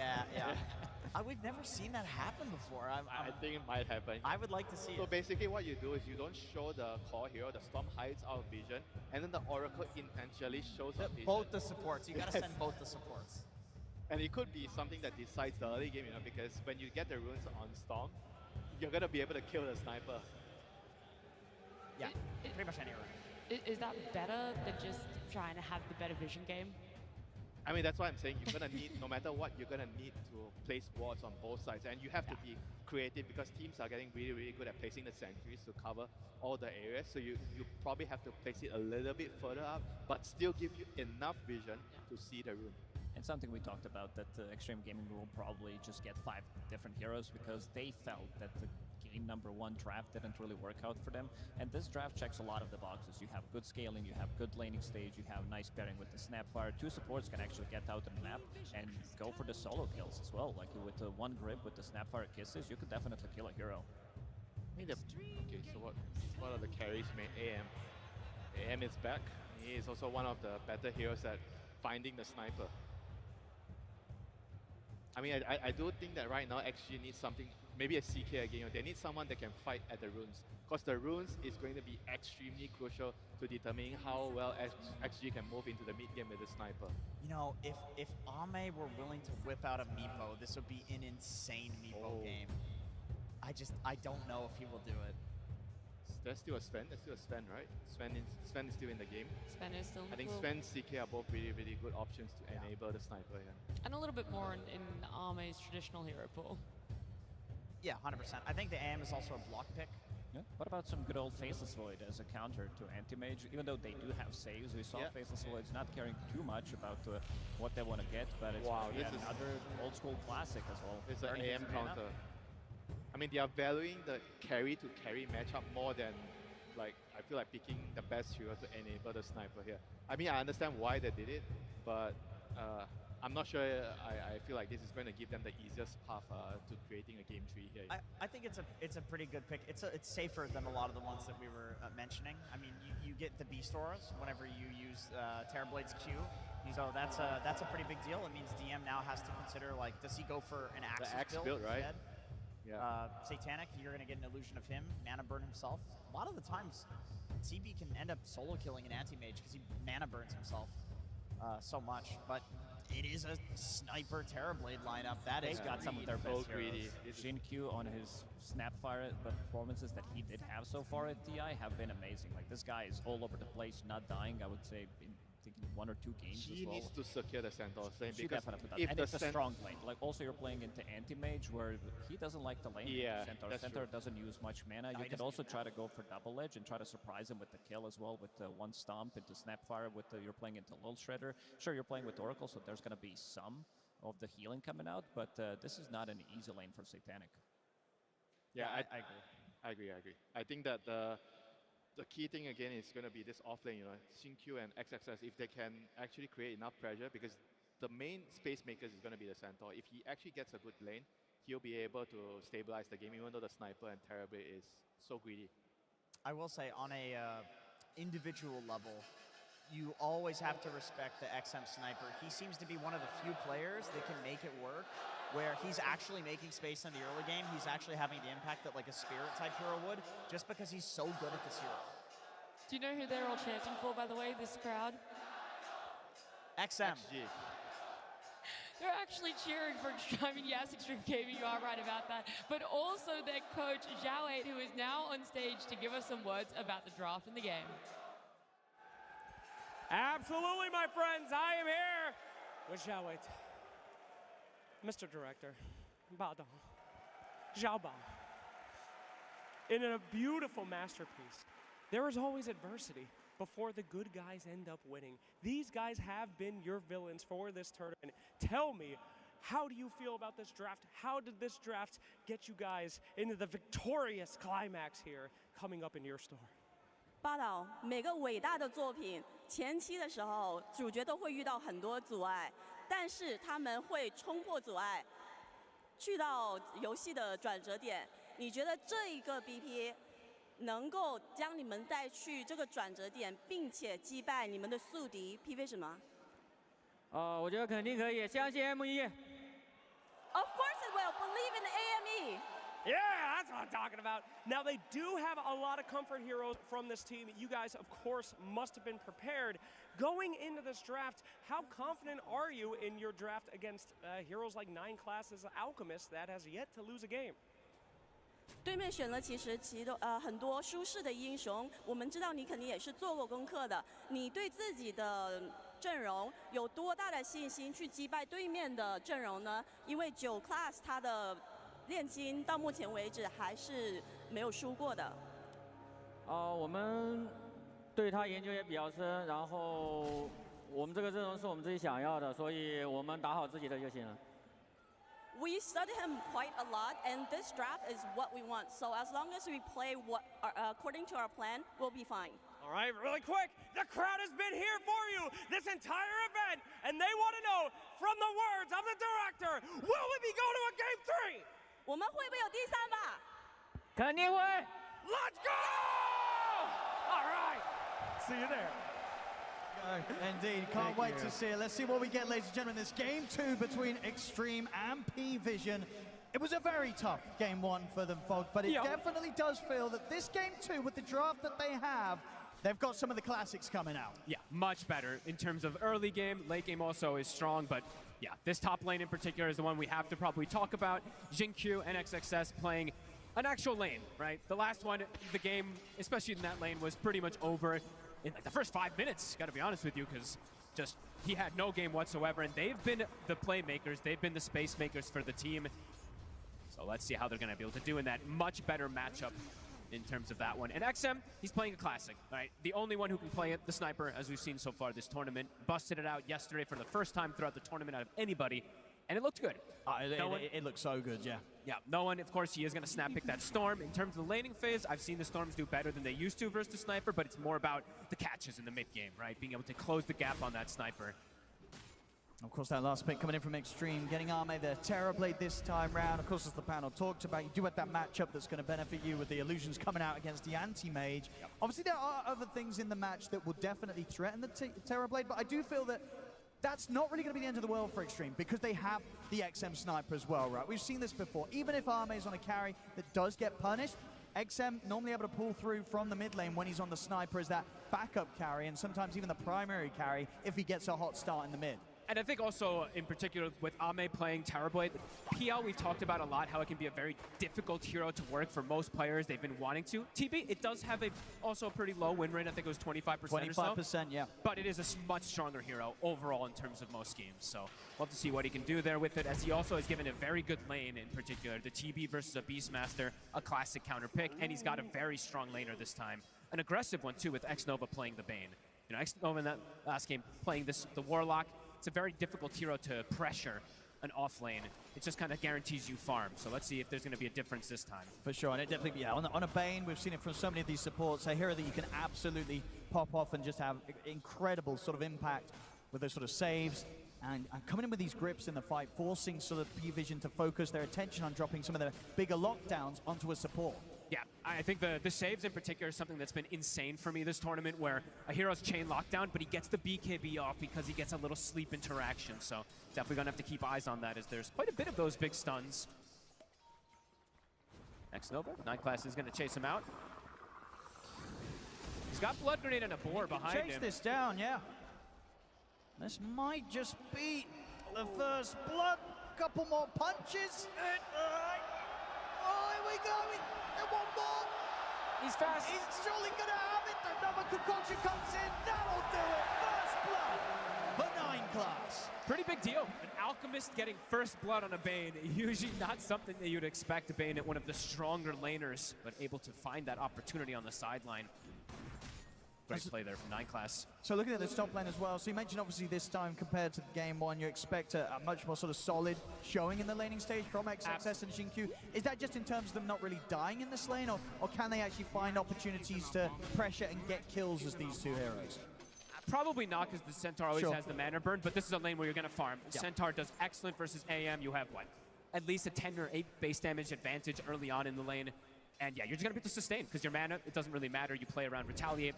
And Jin-Q, he's playing Snapfire. You know, he's not playing Nyx Assassin, which doesn't really contribute much in a lane whatsoever. And we've seen him do work on this Snapfire throughout this tournament. His best hero so far, it feels. No, absolutely. I mean, obviously from P-Vision's side of things, they do have excellent save in the forms of the Oracle. But on Extreme side, they've got a multitude of different ways to bail one another outright, whether it's the Nightmare, later down the line the potential Aghanims on the Snapfire, and of course just having the Centaur with the Stampede. Yeah. There's so many ways that they can ensure that even if P-Vision do get the jump on someone like XM on the Sniper, they can still get him out of there. Yeah, repositioning tools are massive, right? Like even Cookie, a little Cookie I've seen so many times throughout this tournament, just save a core and maybe change the tides of the fight. So. It kind of gives just that little bit of distance that might just allow the sniper to turn and get those extra few hits in before he goes down himself. And it heals. As we've seen, everyone is buying the shard, or almost buying the shard, immediately when they can on that Snapfire. So it's 200 healing. That's a lot in the early game. Yeah, it definitely feels like Extreme have been able to deal themselves a much better hand this time round in game 2. Yeah, XM. He is starting to poke the tower. It's already beginning again. Jin-Q trying to mess around with no one, but they're ready to deal with him as the supports both turn up and make sure that Jin-Q is not going to be able to mess with no one at all here in this situation. We'll be able to run away and survive though, so end of the day it's a fair bit of space being made there by Jin-Q, the fact that both supports were forced to come over and push him back. So he'll take that. It's a very clever move. They see that their lanes are kind of all already self-sustained in terms of the cores. TB can be left alone. Sniper can sort of be left alone too, so they can look to play wherever they want on the supports right now. Catapult will die in the mid lane, so a bit less pressure as we see 9 Class does get that acid spray down for it, but already down to about half HP. We saw XM do the same thing yesterday when he just whittled the tower down. It's not going to be easy to sort of push the sniper off the tower of the heroes. 9 Class. To consider in the mid, though, get the chase on Xnova. See Xnova get the backup of Jin-Q, though, so again, XG able to get away from these attempts. P-Vision just really trying to protect that jungle for no one so he can get the 6. He's now got it online, so does have that zip to be able to protect himself top. Taking out the mana from XXS, but having the damage to kill the Centaur, unlikely at the moment between these two. No, it would take too long. Satanic doesn't want to miss any extra last hits. Dominator almost finished up on the anti-mage. So his lane is still very good, but XXS is getting a lane. Look at this rotation. Ame, top, making the move. Trying to get a wraparound on Satanic. Able to bully him back. See how much he wants to stick up. I mean, do you imagine he will just sort of stick up here, Ame, and try and get some damage onto the tower with this Metamorphosis? Yeah, he wants to get this tower. I think he wants to take out the whole thing. So let's see if there's going to be a rotation from P-Vision, or if they're going to look to pressure on the flip side from DM. And these towers are going down early in the mid. I mean, they tried for a deny, but not going to happen. XM gets the last touch on that, so 7 minutes in. XM Sniper taking out the mid-tier 1 away from no one. I really like this move from Ame. He was getting full free farm bottom, but he's like, we're playing versus anti-mage. Yeah, this is pretty big. Yeah, they have difficulties defending towers if you play with any AM lineup, so this is a really cool move. I mean, we saw what last game, P-Vision playing relatively fast and how they were taking these towers out. I mean, this game, XG's just said, hey, we could do that too, and we could do it even faster. Yeah, they're looking to play that tempo game a lot more this time around. We have a game on our hands, Owen. Last one, it was already feeling pretty out of control. This one, XG's got game plans. They send XXS bottom, he stops the push. They get the 2 towers. Let's see where they go next. We'll see. A little smoke coming out from 9 Class and DM, maybe trying to get a catch with the Primal Roar. Power rune, they know where it is. I mean, XM's positioning as well. Make sure that he's not caught on the bottom side. P-Vision, they're always going to know where the rune is. They've got that still oracle. Find him. XM playing cautious. He's going to step up now, though. TPs are coming in. DM is going to go with the Roar, but the backup has arrived. No one committing in with all the mana. The burst, it's enough to bring XM down. They get the kill. That did a lot more than expected, I believe. And no one trying to push his limits as well. He's still got enough mana to play on. They will lose 9 Class in return, but P-Vision getting what they came for, able to take out XM underneath his own tower. He still has the regen running. Jin-Q might get caught. Continue to dive. Xnova is there at the side. A Nightmare to slow this down. No one won't quite go for the tier 2 dive for now. Just keeps both supports low. Is able to push them back. A lot of pressure from that regen rune. The good old prognosticate. They can always pretty much guarantee that no one's going to get that rune unless XG just shows up with the numbers on that setup. Yeah, a fantastic hero to have that sort of rune control on. As the Storm. One of the best, in fact. Gets a galvanized stack, of course, there as we saw, bringing down XM. And Satanic is going to get to hit these creeps. It does this. I feel like this is going to be a pretty slow one, Owen. We are very likely to get to these 40+ stages with an AM versus Terrorblade lineup. And I feel that's going to be a bit risky for P-Vision, if anything, because I feel like XG, when they have like the XM Sniper, the Arme Terrorblade, this lineup is so prepared to play the later team fights. No, absolutely. I mean, this is definitely a very, very exciting game that we have kicking in here in terms of early and even potential late game. I think that XG is going to want to set the tempo, though, with their early moves around these two supports and around XM Sniper. See if they're going to be ready to go up to the high ground. It's a little bit spooky what's to steal the tier 1 here, so they'll just focus the objective first. That's a big deal. They're taking out all the towers.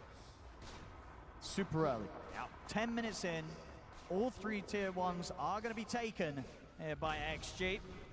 So many games I've seen that P-Vision is able to just come out of lanes, get these dominators, and just control the lanes, pretty much positioning through the next 10 plus minutes. This is not going to be one of those games, as we're seeing XG with very good responses so far.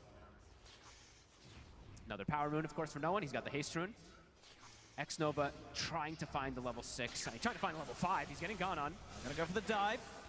TP coming in. Not enough burst to kill X-Nova off, and now no one's got to back away. Has got the haste, but can't dance around too close to the tower anymore. Top, Satanic, working on Ame. All right. See if they can get him out of this one. Stampede comes into play. That's going to be enough to allow Ame to step to the side and get off an easy Sunder. Says thanks for the HP there, no one, as he's just straight back up to full. No one tried to dodge it there with the ball lightning, but Ame very well prepared, had that Lotus. He actually has both of the Lotuses. They've given it to the Terrorblade to make sure that he doesn't get mana burned. Satanic still sticking around. Has the backup of Ducalis. Ducalis, of course, yet to hit the level 6 though.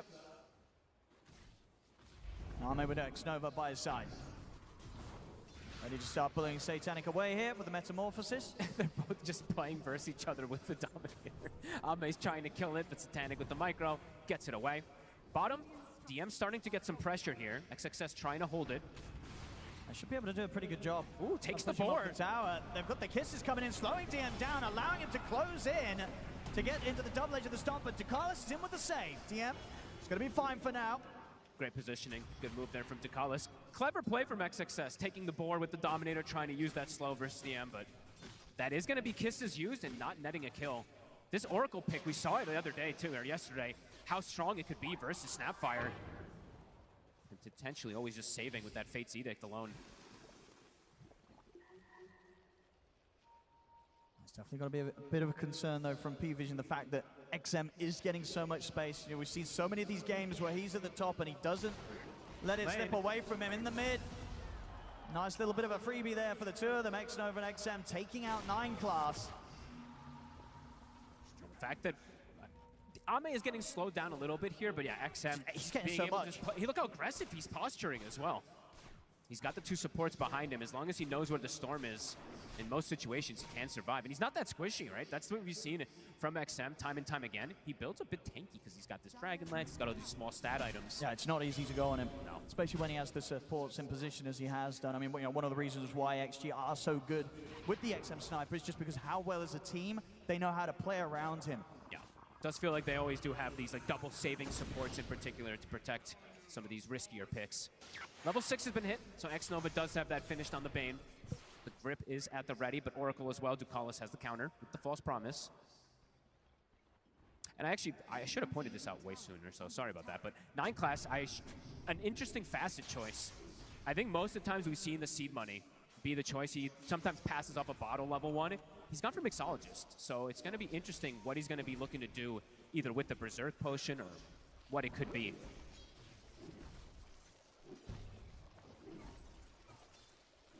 It's 2-2, very slow paced. Yeah, XG will continue to, of course, keep a presence on this bottom lane. They don't want to allow DM to find any sort of opportunity to take early tier 1s away from them. This is his home. The Crimson Guard is soon finished up. It's going to block a lot of the early damage. And P-Vision definitely does have perhaps some damage issues early on, but they are looking to just farm. Storm and AM.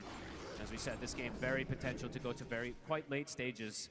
And they're all pretty much hitting their timings. They are. You know, from the lowest net worth core to the top, it's less than 1k gold between them. They'll get the jump with a cookie. The XM is here ready to offer up the damage. They get the Hoostone connection on towards no one. It's a heavy bit of burst damage, but plenty of mana still at the ready to get out. I'm just going to make the quick move up towards the top. I mean, Satanic and Ducalis are looking to maybe try and make something happen against Ame. Tough to go for it. Satanic has to be careful. So much damage here from the Metamorphosized Illusions. And Ame is just always holding a Healing Lotus, so he has the chance to be able to pop that Lotus and Sunder if anything does go wrong. And he's got backup. He does. We can see the movements from the rest of Extreme, meaning that they have this presence of Jin Q and X-Nova very close by. and a Stampede at the ready to press. They're smoked up again. As you said, they have the Fiend's Grip ready, they have the Kisses. Ults are ready to go if they catch a target. DM doesn't expect this mid maybe, with the amount of focus that was being put on the top lane. Might feel a little too safe here. Kisses coming in. They've got the grip at the ready as well. No one wills it forward, be able to stop the grip and make sure the DM is able to walk away. Too tanky. He's got the helm finished up already, so a 2,000 HP Beastmaster, even with Kisses. Not able to get that finish up as no one comes in, gets a kill. Another Galvanized stack. Even though it's a very slow-paced game, he is up to 5. Ends up being, yeah, just a little bit too ambitious of a play there from XG. Really wanting to try to make some type of move to slow down the farm of this Beastmaster, but an immediate answer. And that's 2 ultis used. Does P-Vision want to take advantage of that, or are they just going to sit back and farm? It feels like it's just going to be a sit back and farm. I think as long as Satanic is sort of getting space, they'll be happy. And still on track to hit a very respectable timing here on the Battle Fury. Bottom, P-Vision wanting to maybe slowly whittle down this tower, but I immediately saw XG. They're pinging it, so they do want to defend this, but it is low. Let's have a look. I mean, XXS doesn't have a TP at the moment, so he's just going to have to walk down here. Won't be able to get her in time, so finally DM is able to claim that bottom tier 1. And immediately I see the circle drawn, right, from Ducalis. He's like, we now have access to this bottom side of the map to potentially farm or pressure. See what they can do down here. 2 of them still hanging around, but I mean, as we've seen, it takes a lot to kill DM. It does. Even if they get that opening stun onto it. I mean, the 2 offlaners are going the exact same build, Owen. Well, besides not upgrading the Dominator to the Overlord on the Centaur, but going for that Crimson Guard afterwards, so gonna mitigate a ton of damage in this early game. Next Nova. Vision ready to go on the rest of the boys down here. I mean, Ame's been up here for a long time. They really want to try and get him. See if they can. Concoction at the ready. It's good lockdown. Satanic ready to bring in the damage. Can he get anything off? He gets the Thunder's there. Just in time. Those final moments, able to get it out as the lockdown comes to an end. Gets the heal. He's been carrying it the whole time, that healing Lotus. The first time he gets the Sunder off because of it, the second time also. They're so close. They just needed that little bit more. I mean, was there any way they could have better kind of layered the stuns? I don't think so, right? They did it as best they could, but it wasn't enough to stop him from getting the save off. Oh, 30 HP, he gets it. Ame doing the math. I mean, he's loving life on this top corner of the map. He's been at pretty much for the last 10 minutes. 10 minutes? Literally 10 minutes. Satanic. Now stepping up.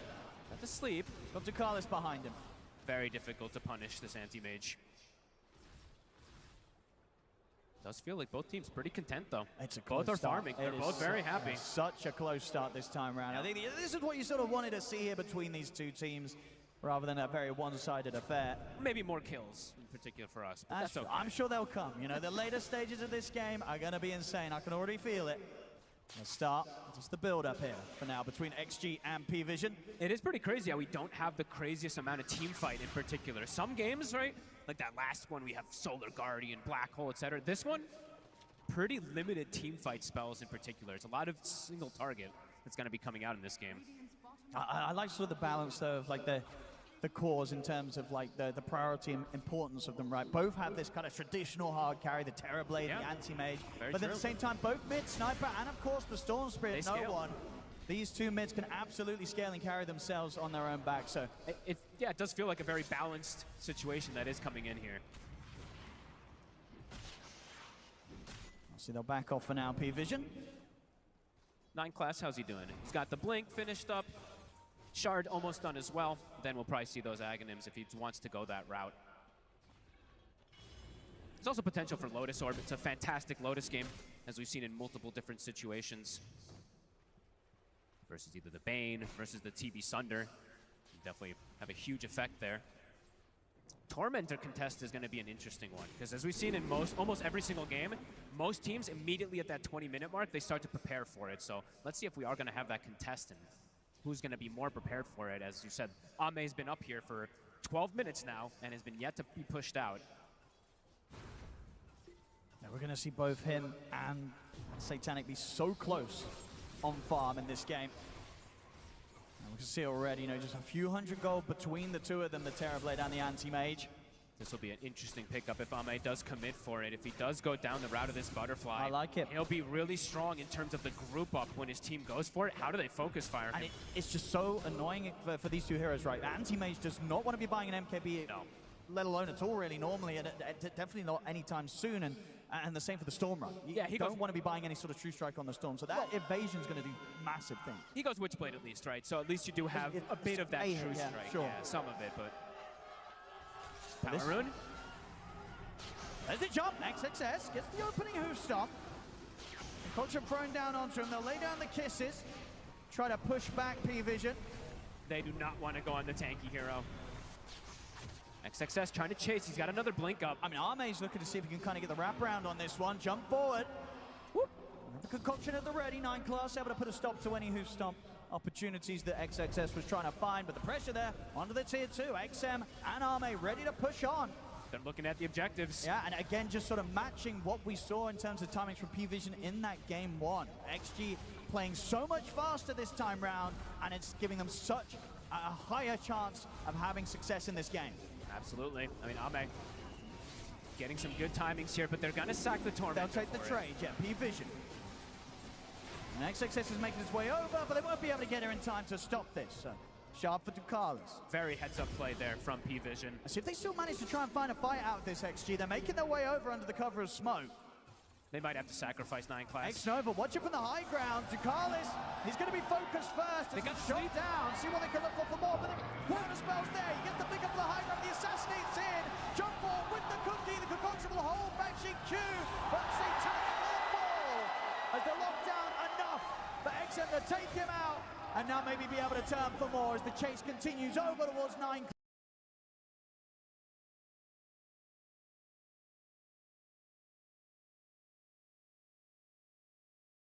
Class. That blink up though. Getting Should cut be off. fine there. They're going to try and continue to chase. X-Nova's able to get the range for the sleep. So the chase will be a success as 9 class killed off as well. What a play. Great wraparound, understanding we're not going to make it in time for Tormentor, but we can absolutely take the fight. I think the Shrapnel actually woke up the AM, allowed him to get the counterspell off with Zafine's grip, but either way, they have the chain stun afterwards to lock him down and bring him down. XG, very prepared this game. Butterfly is getting closer and closer for Ame. So early on this Terrorblade. How do you fight versus a Butterfly Terrorblade if they're set up as a unit in particular, right? Catching him alone, absolutely. You can perhaps do that, but when he's grouped with a Butterfly, it's going to be very problematic. It's going to be a super tough kill. Blocks so much of their damage, right? It's a lot of physical from P-Vision this time around.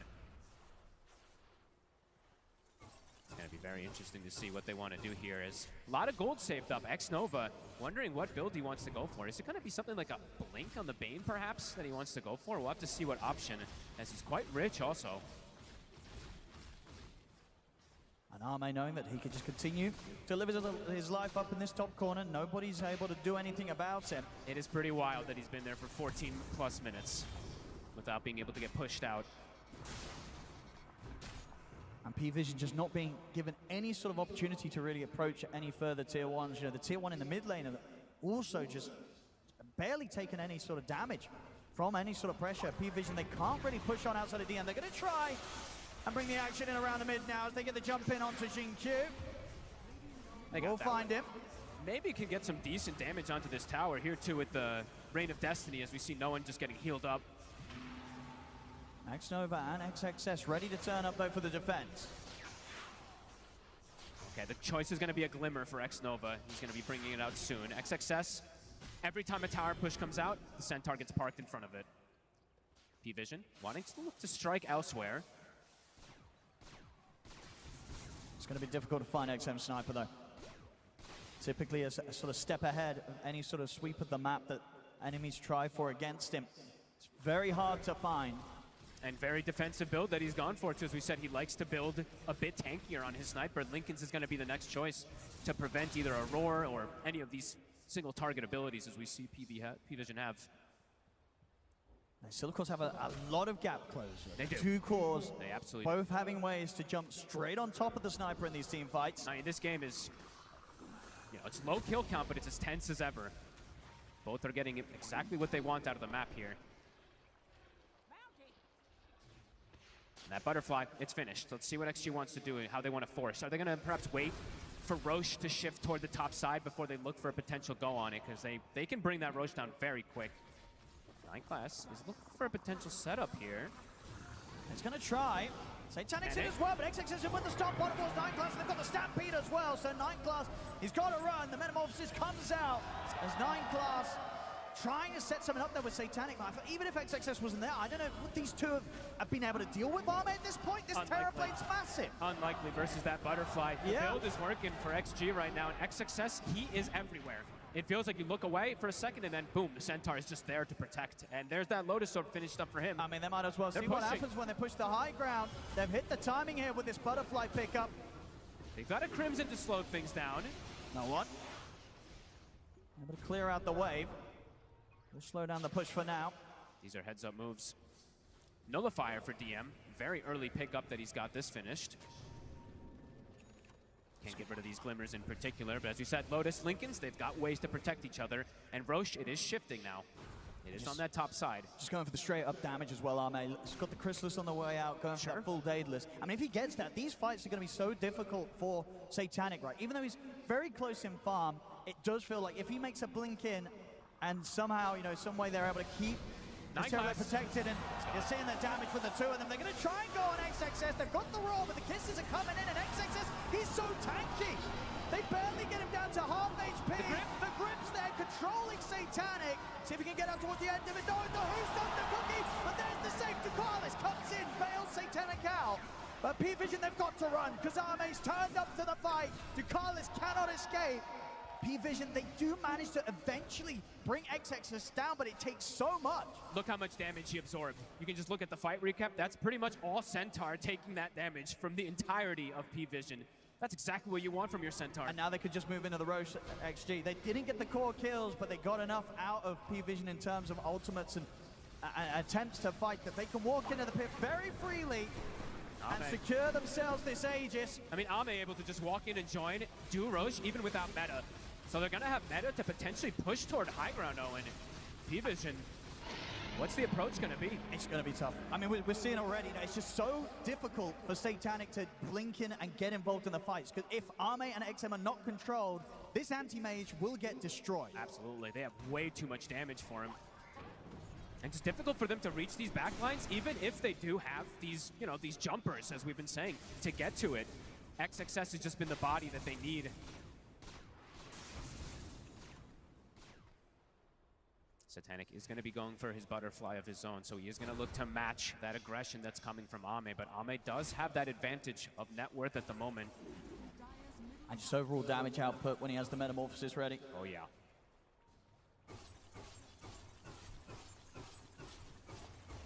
CP Vision, we'll see what the call is going to be here for the next 4 minutes. Probably just try to stall things out so they can't reach the base, right? Get your own push, cut the waves as much as possible. That Daedalus soon on the horizon.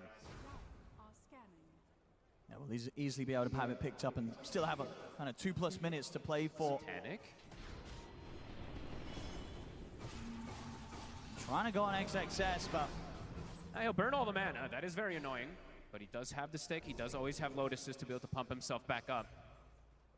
And sweeping over towards Arme. But again, it feels like, how do you even go on this Terrorblade right now? You have to have all 5, right? You do. And he has to be out of position. If he's with the team, it feels like it's very difficult to kill him. I mean, stepping pretty far forward, but of course has this Aegis. He feels that relaxed right now. He's pretty far up. They're going to try and start something. See what they can do. Easy man to dodge there. Even as the Lincolns, just in case. XM is right behind him. That's the full Daedalus. So 28 minutes in, Butterfly Daedalus, level 20 Terrorblade. That sounds pretty terrifying. It does. Ame is posturing so aggressively this game.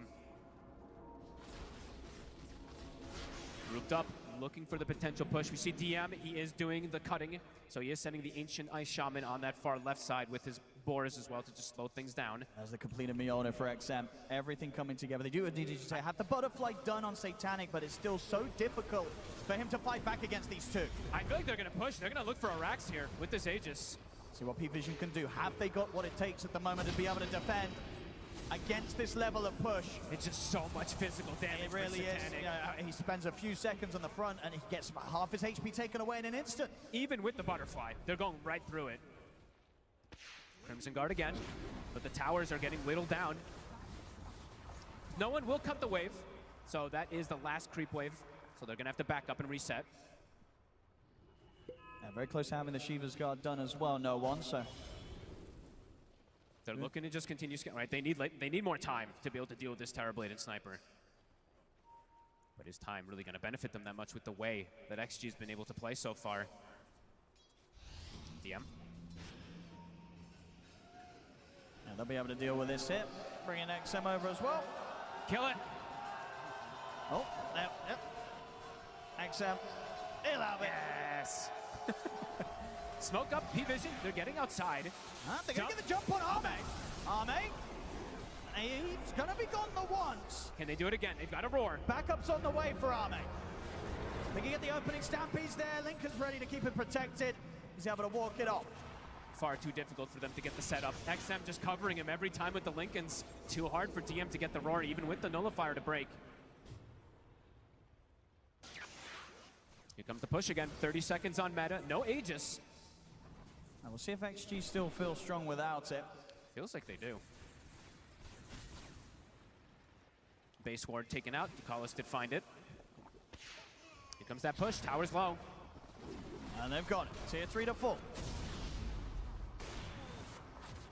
Do they want to keep going here, XG? XM. Push in the start. Answers there for Satanic. Shiva's Guard now done on no one. Satanic is having to stay here in the base, though, which means he's not getting that extra farm. He's having to be here for the defense. There's the smoke. They're going to try and get the surprise jump. See if they can get the wraparound, potentially. So they're coming in from the side here. Good angle from P-Vision. XG prepared for this one. No one ready to try and scout up the backlines. He's in. Makes the jump, and now he jumps out. Tries to bait out spells and items in for XG. But XXS, he's in with the jump. He gets the 3-man hoop stop. A beautiful follow-up there from XXS allows them to take down 9 class immediately. As XG, they're ready to step up to the barracks. They're ready for every move, Owen. Immediately backing themselves up, gathering as a unit, so P-Vision can't find a target.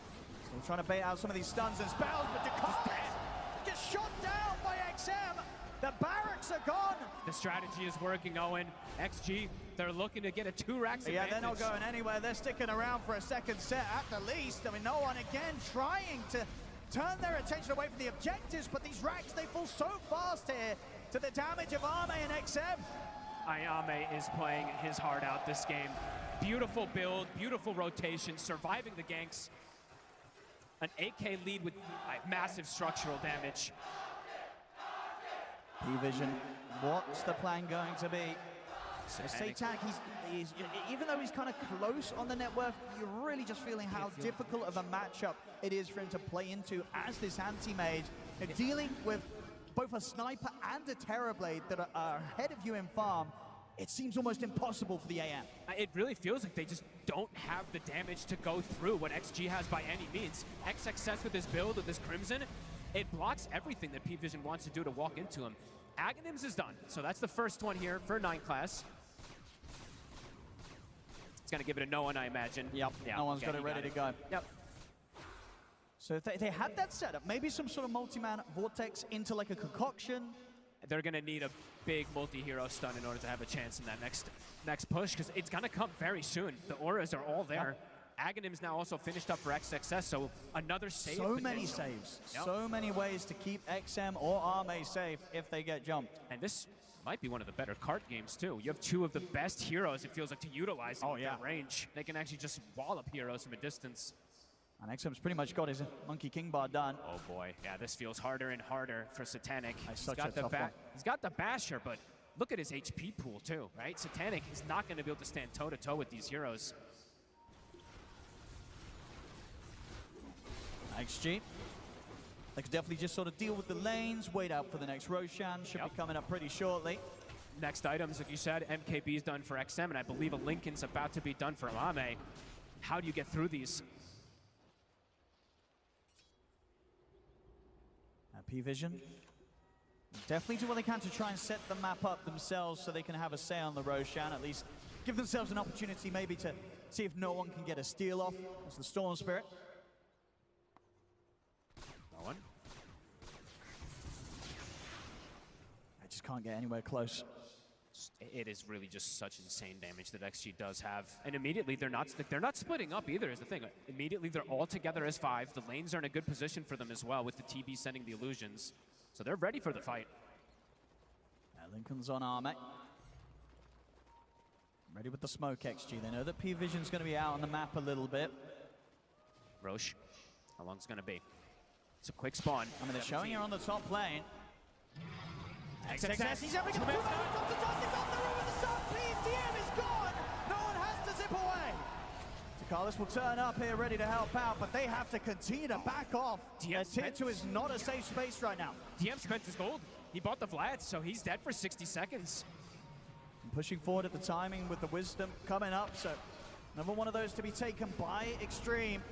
And we see XG, if they catch a hero, the hero is dead. On P-Vision, if they catch a hero, the hero does not really take much damage whatsoever. It doesn't matter who it is. They're ready to try and tickle at the base again. They don't even need the Aegis, they feel that strong. Satanic is looking for an angle at the back lines, but XXS finds them, he's in with the jump on and the two of them. Perfectly ready, Satanic will make the jump over there for the card. XXS with the save, Satanic shot down by XM, it is over. GG is called. Extreme, they may have had a rough game 1, but this game 2, Fox, they're looking better than ever. They push us to a game 3 here in the lower bracket. That was a very strategical approach to this game. Honestly, this move from Ame dictating the pace of the game pretty early. 7 minutes, rotating top, taking the tower, stayed there for what? It felt like what, 14 minutes that he's farming in that top lane. XXS defending every single tower. P-Vision, it felt like they were like, okay, yes, we're getting what we want out of the map, but XG was just getting so much more, pressuring, controlling, containing, and just honestly crushing this game completely. Yeah, just an excellent adaptation coming into this game 2 after what happened in game 1. Right? Taking all 3 tier 1s, 10 minutes in, securing this top part of the map where Ame just lived his best life for like nearly 15 minutes plus as a Terrorblade. And I love that he built this aggressive, right? He doesn't go for this butterfly BKB, Scotty, nothing. He just goes for the butterfly, looks to close the game out as fast as possible. Well, what a game. What a performance there from Extreme. Cannot wait to see what happens as we are indeed, ladies and gentlemen, getting a game 3 coming up as the series now stands 1-1 between Extreme and P-Vision. The fact that we're getting a game 3 demonstrates just how close this top 3 is. At any point, we could be seeing P-Vision in that grand finals. But for right now, Extreme Gaming, they're making that comeback. They're saying, we want this, we're hungry for it. And comfort picks just for everyone. Amazing and significantly better laning phase as well, I'd say, for this game. Yeah, that's exactly what I was going to say, is I love that no matter who makes it into the grand finals, you know that it is so close. All 3 of these teams can beat each other. This was not close. Like, in a way, I feel like it was close in terms of net worth, but it wasn't really close in terms of the pacing of the momentum. Since the laning stage, Extreme, they had it figured out. They picked late game heroes like Sniper, Terrorblade, but they didn't play for the late game. They were very active in the early game. I mean, they totally abused the fact that the anti-mage needed a long time, or he could not enter the fight at all because of this Terrorblade. Like, the reflection just made it so that he has to be so careful, and every time he comes to a fight, he couldn't really do anything. I think it was pretty similar to what happened in game number 1, like this carry-to-carry matchup where you are staying an item ahead, maybe even an item and a half in this one.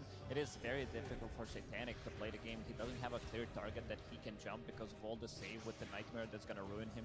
Then you have Snapfire as well, you have Stampede, you have all these defensive items, you have Crimson Guard on the Centaur.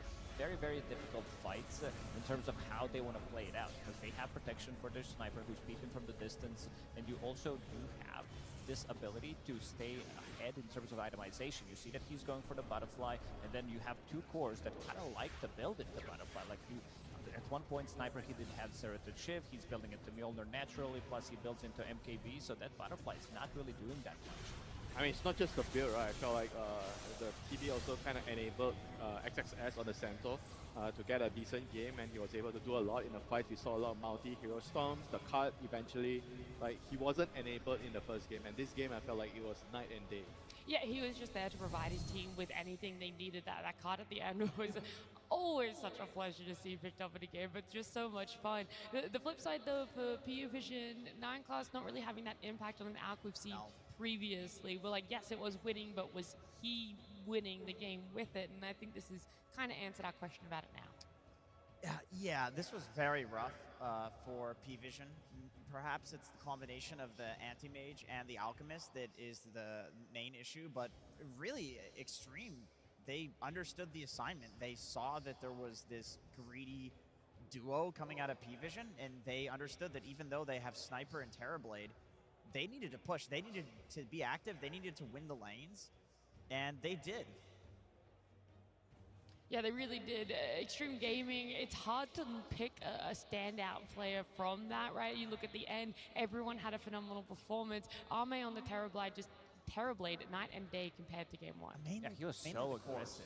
Like the way he moved across the map, these like understanding that anti-mage, he can't really do much. He's gonna get his mana burn. He wants to pressure him out. He moves to the top lane. You have Centaur with the Dominator creep as well, so that's gonna be extra bit of a damage. This is something that anti-mage historically didn't like to play into, getting himself kicked out of the lane, and then he needs to go to jungle. This is a hero that doesn't have any good like ways of farming. Now with the Helm of the Dominator, it does help him a little bit, but it's still not good enough because they are having so much. The map is getting much smaller, and this time around they didn't have the playmaker. Sure, you have this position for Alchemist, who's trying to get the Aghanim Scepter playing in the outer ring, trying to get the extra bit of a farm. It came in very late, that Aghanim Scepter that he did give the Storm Spirit. You couldn't really feel the influence of it. Yeah, it was at the timing where they had a Centaur cart to save whoever gets caught. And this is why I think that the MVP could have gone to any of Extreme's cores, because Ame pressured the early game, XXS hit the multi-hero stomps.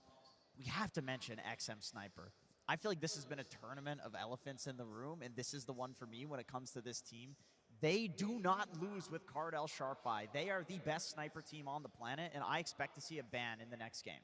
Yeah, I don't think you can let that one through at all. You can't rest on your laurels thinking that you know how to deal with a sniper when it's specifically an XM sniper here. We're saying the cores are up for grabs. Anyone could have been that standout player, but something that I think was also really key in changing how that offlane played was Jinkyu, right? He got on a hero that was significantly more impactful. Playing that snap, just having more stability, that's where I think we saw the lane go much better. You can actually do stuff with the hero. You can actually be the one who's putting the pressure. You can make the moves across the map compared to Nyx Assassin, who was so underleveled in the previous one. I think there's a comparison between what he was playing in game number 1 and what 9 class was playing in game number 2, where he wasn't really unable to do much on the map. Like you feel like your position 4 with the setup, with the draft that you have, like it feels like you need to do much, but you can't because of the situation you're in, because of the hero that you're playing. And this time around, you can be paired up with the Centaur, you can be paired up with just the Shrapnel with the Snapfire Kisses could land you a kill. I like that they chose to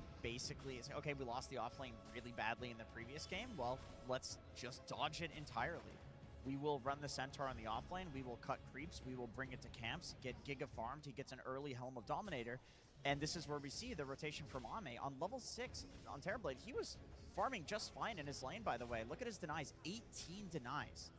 But he realized that he's got to be the one to push towers, he's got to be the one to pressure. If they combine the Centaur power spike here with Ame's Metamorphosis, they can easily take the tower and close down the map on a team that absolutely needs the map to farm. I mean, it's also the fact that the Beastmaster just got level 6, so he realizes if he stays in the lane, one row and either the Storm or +1, he could die, So that move itself solves another problem. So it literally gave their opponents nowhere to maneuver around the map.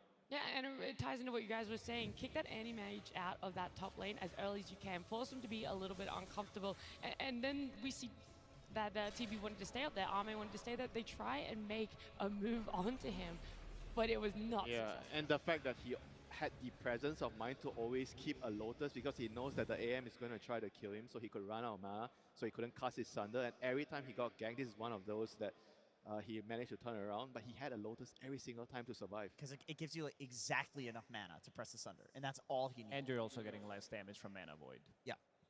We see it progress a little bit further, and we're wondering how late game is this going to go? Where are we going to see the carries end up for themselves? But a specific item that was picked up by Arme, Lacoste, you're like, this is it. This is where we're just going to start seeing the game kind of close out and go in the favor of Extreme Game. Yeah, this is way too early. This is 24 minutes we're talking about, where he has Falcon Blade, he has Manta Style, and does go for a very aggressive item, understanding that he can just build that item. It gives him damage, it gives him survivability against Anti-Mage, because Anti-Mage is not a hero that's going to be built into MKB by any time soon. This might be his 6th item, but we're talking about, 45-minute game potentially. And what happens after they get a pick off, they try to go on the enemy tier 3 tower as soon as they got that butterfly. Then they decide to take another fight, understanding that their timing right now is super strong. They can take the fight, and TB, he doesn't need to be caring too much about it. He's going to be joining the fight slightly later, and you can see that Ducalis is holding that for a really long time, that ulti, but as soon as Ame joins, this fight is pretty much over. He was missing. P-Vision thought maybe they could take a fight, but he comes in and they clean up and they take Roche after that. So there's a lot of, the whole sequence of the events that does happen where they just cannot punch back. I mean, it's not just the anti-mage right with the butterfly. I feel like you're also making it very difficult for Storm. Storm actually does a lot of right clicks in the team fight, and if he's missing, it means that he's losing a lot of his damage potential in the team fights. That's why the butterfly timing was so strong. Before we continue talking about this game, there is one more person I want to listen from, and that's Purge. Thanks, Nat. Yeah, this is the probably 4th time that we've seen Alchemist support so far from P-Vision in this tournament. We saw that a bunch in the road to the International, and it looked pretty subpar. And I have to say, this is probably the best early game that 9 Class had out of all of those games. So I was more impressed with this play in this game. And that's because he did some pretty decent trading. He got this first blood on X Nova. But let's talk about the negatives of Alch support. Number 1, it takes you forever to charge up your stun. And at really high level play, the windows that you have to get kills to defend your allies are really small sometimes. They can be split seconds. So having to plan ahead 5 seconds ahead of time to throw your stun is very difficult. And having to be in melee range to even throw your stun is very difficult. So in a lot of these cases, he's in the right place at the right time. He's helping to almost get kills on heroes. But consistently what's happening is he's falling just a little bit short. And that's because the hero has kind of weak base stats, and your contribution to the fights just aren't that much. In this case, really good bait by him to run in. He charges up his stun, and he throws it at the same, like halfway early. He did like a half charge. But this is like his contribution. It's acid spray, and it's like 150 physical damage. And that doesn't get better as the game goes on, because people get more and more armor naturally. So his contribution in these circumstances isn't that great. And even with his ultimate, which gives him a lot of regen, the problem is he doesn't have any items to make his survivability higher. So any regen you buy or get from his ultimate is just not that good. So it's difficult for him to utilize his benefits. It's pretty easy for his opponents to kill him. He doesn't actually farm that fast because he doesn't actually get the chance to buy items that help him farm faster. So he doesn't really get to benefit from his innate. Across the board, just underwhelming, unfortunately. And that's just the reality of Alch support. Thank you, Purge. We've seen it win before. This time around, it was not successful for P-Vision. And yeah, as we saw later in the game, just nothing really on the table to offer. And I think that's also one of the biggest differences. Coming into this series, we said P-Vision, it's going to be a big focus. What supports can they get for themselves? And it's not just 9 Class, but Ducalis as well. I thought the Oracle would have offered something in way of team fight. I thought there would have been the ability to delay the team fights, give them a little bit of something extra in the tank. But with that 2 support duo, there really actually wasn't anything on offer. I think it's all of the other heroes paired with Alchemist. Like, don't you feel it's also what the supports are buying? You want to give him supports that buy Helm. Like, don't you feel like that's when they are most comfortable? I'm not a disbeliever in the Alch support. I was personally watching all of his replays during the road to International, because I love to absolutely grief my pubs. So I was like, oh, maybe I can do this. And I watched, and I can tell you, it's not something that you could do in pubs, and it's something you have to be very careful doing in competitive. What I watched was there was always some core that was sacrificing farm to 9 Class at a different point in the game. One point it would be Satanic, one point it would be no one, and it would rotate. You need all of your cores to be doing well and be able to pressure in order to do that. And I think with like an anti-mage, that's not likely. Like, unless the anti-mage is somehow winning the lane so handedly, he can create pressure. But you need pressure from all of your cores. So it seems like you have like a jungling hero, but he's way more greedier than like some Veno jungler. At least the Veno comes out of the jungle. It's very similar to the Veno jungle, I would say. It's that level of greed. I also think Venom might have, although this conversation isn't really about him, but ways to jungle a little bit better to kill those camps a bit more efficiently. Yeah, he comes online much faster as well if we're talking about the jungle Venom that is meta, because you come in, you come with Orchid, you come with, Spirit Vessel, you come with Mech, something mech, like that, drums, whatever, but Alchemist, he's just buying components. Like, you're not actually getting the value out of the items that you're buying. It's just you're getting some stats, but other than that, it's really not great. But also to point out that Oracle, like, he did a very good job because they played around the runes every single time they brought the numbers. But Extreme Gaming, you could see them move around and bringing in numbers, even though you have Sniper on your team who doesn't use the runes, but they are bringing 3-4 heroes with every single rune just to make sure that Storm's not getting it.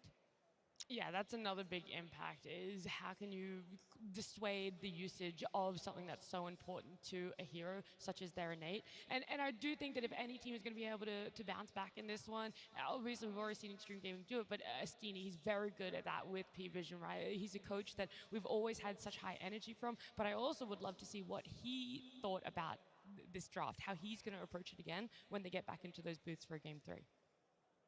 I'm going to just say it. I feel like, historically speaking, Storm Anti-Mage has not worked. This is something that TI after TI, at the very least at Majors, we have seen. And a lot of the time, you have coaches coming into interviews after and saying, oh yeah, we picked Storm Anti-Mage. Like, the timing just doesn't work.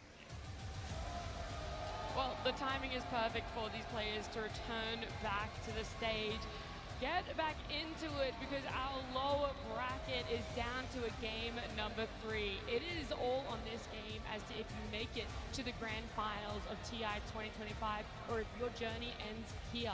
There's a lot on the lines for how they've spent the last few minutes discussing how they want to come into this. A fresh slate is what both teams are really going to need, and you're going to take your lessons from it on both sides, from a Game 1 and a Game 2 perspective. Yeah, for sure. Something that did happen in this game number 2 was that they never killed the tier 1 tower in the mid lane. Like, during this whole TI, this is the first time that P-Vision didn't manage to kill a tier 1 tower. They always, even in the losing games, they still kill tier 1 towers, but this also tells you the story about the game. I think it comes down to Sniper being able to defend the tower as well. They brought in numbers 10 minutes in. They try to go for the play, try to go for it, but it's way too much damage, and you don't really have that much, even though you did have Beastmaster, but Beastmaster also got shut down. Like, even though they didn't necessarily kill him, they did manage to push him out of the lane multiple times. You saw Snapfire coming to the lane, forcing Oracle to TP, use Edict to try to save him. They don't get the kill, but they also get something out of it. Yeah, I mean, I like actually that you brought that up. Like, when they opened their draft with Beastmaster, I also felt like he kind of didn't really get enabled as the same as the Centaur. And Beastmaster is also, like, as nature, a very greedy hero. You want your carry gating over to you. So when you have not just the Storm anti-mage problem, but you have the anti-mage with the Beastmaster, which doesn't really offer a lot of synergy. Because Beastmaster, I think, in most cases, you want heroes that can abuse the fact that you can stick together early, take towers, with the auras, like heroes like Gyro, for example, Luna, for example, that can come online earlier. With the anti-mage, it kind of feels like maybe you don't really have a lot of like overlapping timings in the early game, so you don't interact with each other a lot or at all, in the early game. So that could have been the main problem why the early game was so difficult for the Elk and Oracle to be useful. Maybe the idea is that with a Helm Dom, Anti-Mage can maybe function like that, even though it's not traditionally a hero that can rotate to something like a Beastmaster.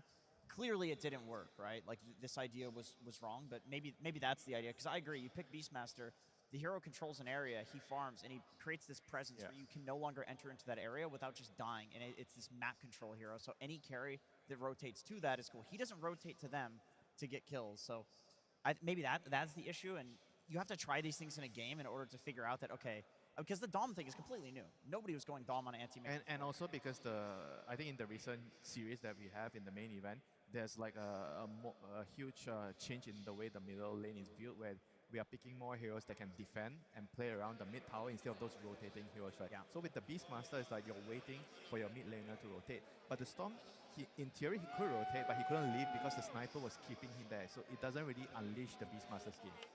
I think the Sniper has to go. Not necessarily in the first phase, but I think in the second phase you might need to remove it. This was the big part of the problem that they did face in this second game, and it's XM Sniper we're talking about. Like, he's gonna find a way how to make this hero work. It would be audacious to leave it, and it would be on purpose because they think they can beat it with something. Well, we're soon to find out because I have fantastic news for everyone. We do have a game number 3. P-Vision versus Extreme Gaming. Game 3. A lower bracket game 3. You could not ask for anything more. These two teams are so evenly skilled. It's going to come down a lot to draft what they think they're going to need. Extreme Gaming loved what the Centaur did for them in game number 1. They're going to pick it up for themselves. And of course, P-Vision not changing on that. They think the Beast was still a fantastic opener for them. And I also like the change that they made here. Actually, last game, they first picked the Snapfire.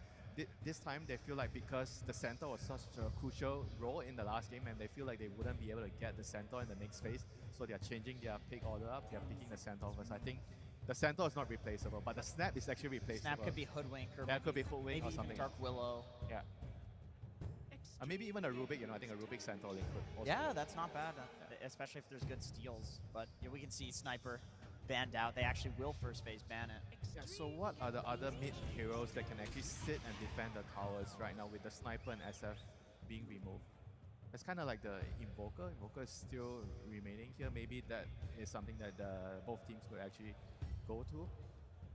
Because I think there's a lot of emphasis between strategizing around the mid area. You need to be able to defend and hold that area so you actually have full control of the map. And obviously also the runes, right? You control the tower, you're going to get the runes. I think Extreme would be pretty happy to get an XM Puck. So I would imagine them picking Puck and then plus something that can cover for Puck. Oh, they want to speed things up. Like Puck Bane. This is going to be very tempo. A lot of tempo coming out from P-Vision. You have Chen, something that Falcons did run a couple of times. You have Beastmaster with the Helm of the Dominator as well, but this Beastmaster is still a flex pick. They could put it in the mid lane, so they want to see 2 heroes that Extreme Gaming is going to pick, and then they're going to decide where Beastmaster is going to go. Centaur is pretty happy playing against Chen creeps though. Natural Crimson Builder. Yeah, that's actually a really good point. Like, you don't really care about the creeps as much.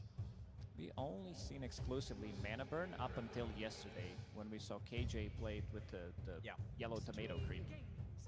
So I imagine if Puck is coming out here, it's because they have to cover for it. Otherwise, you're getting like giga hard countered mid. When you say hard countered mid, what does that look like? Yeah, there's the DKs, Tinies of the world that are pretty good against Puck. Let's see, I mean, the biggest answer is, you know, something like a Huskar. The question is, does no one want to whip it out here in the lower bracket finals? It's a bit rough.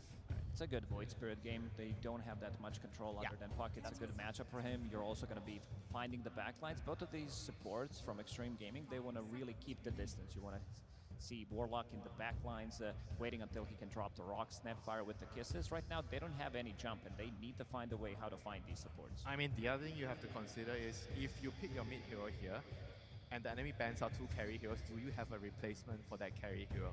So you are definitely considering whether you should pick the carry hero if there are no optimal replacements for that right now. How does Beast do against Puck mid? Because you could also Beast mid and then run like some Night Stalker off lane to try to hard counter the Puck. I don't feel like Warlock pressures something like a Night Stalker at all. Yeah, no. You push the lane out with Fatal Bonds, I think that's what he wants, you know, as Night Stalker. Yeah, he'll just farm. Yeah, I mean, that could work in theory. But I think their concern right now here is less of the mid matchup. It's more about the carry. You know, can they actually get, because both teams are going to last pick their carries, right? So what if they pick one hero and they ban 2 and you don't have the option? So what are you looking for? Something like Ursa, something along those lines. Temporary Yeah, with the silence on the shot. Yeah, that's very good against pretty much all and three. Also the lane matchup against the Centaur. This is an extremely good lane matchup. Centaur struggles in this lane, and usually you have to buy a couple of rings to be able to stay in the lane. But even then, the lane is still very difficult. Yeah, I think you just don't lane. I think XG's actually okay with this. Like, they're going to do what they did last game, which is literally cut the wave and drag to camps. And so now my question is, what can XG pick on last pick that will like completely hard counter a TA so Ame could rotate through the portal with a free farm Centaur who's cutting wave and take the tower? It's a good PL game, huh? Again? I was thinking PL. I mean, Gyrocopter is also... Gyro is fine. Gyro is nice. And you have the standard Gyro plus Warlock lane, which is very, very good. I mean, anything that can gate, gank, and pressure the TA would be the most optimal right now. They've already taken out the TB. The TB is also a really good carry-to-carry matchup against the TA. And I feel like it seems like Extreme Gaming also really favors the carry to carry matchup. They want to have a matchup where Army is very, very comfortable, and you've already heard it from the interview. Army is going to carry us, you know. They are putting all their eggs in the Army basket. Oh, I wouldn't mind seeing something like a troll as well. I think you're going to be laning against the Beastmaster. They don't have explosive damage to kill you immediately. Yeah, that actually could really work well with the lineup. Troll, Warlock lane, and you have the troll with the centaur and the card later, which works really well. Yeah, we're definitely all fans of the late game that Centaur can come out. Extreme Gaming, so many options open now that they feel a little bit more stable in that offlane for themselves. I think that really opens up for Army. It's not an easy decision here for PVG because they have to decide what are the heroes that they need to ban. And on top of that, because they couldn't ban everything, so they have to pick something that is going to be able to cover for the third best hero as well, you know.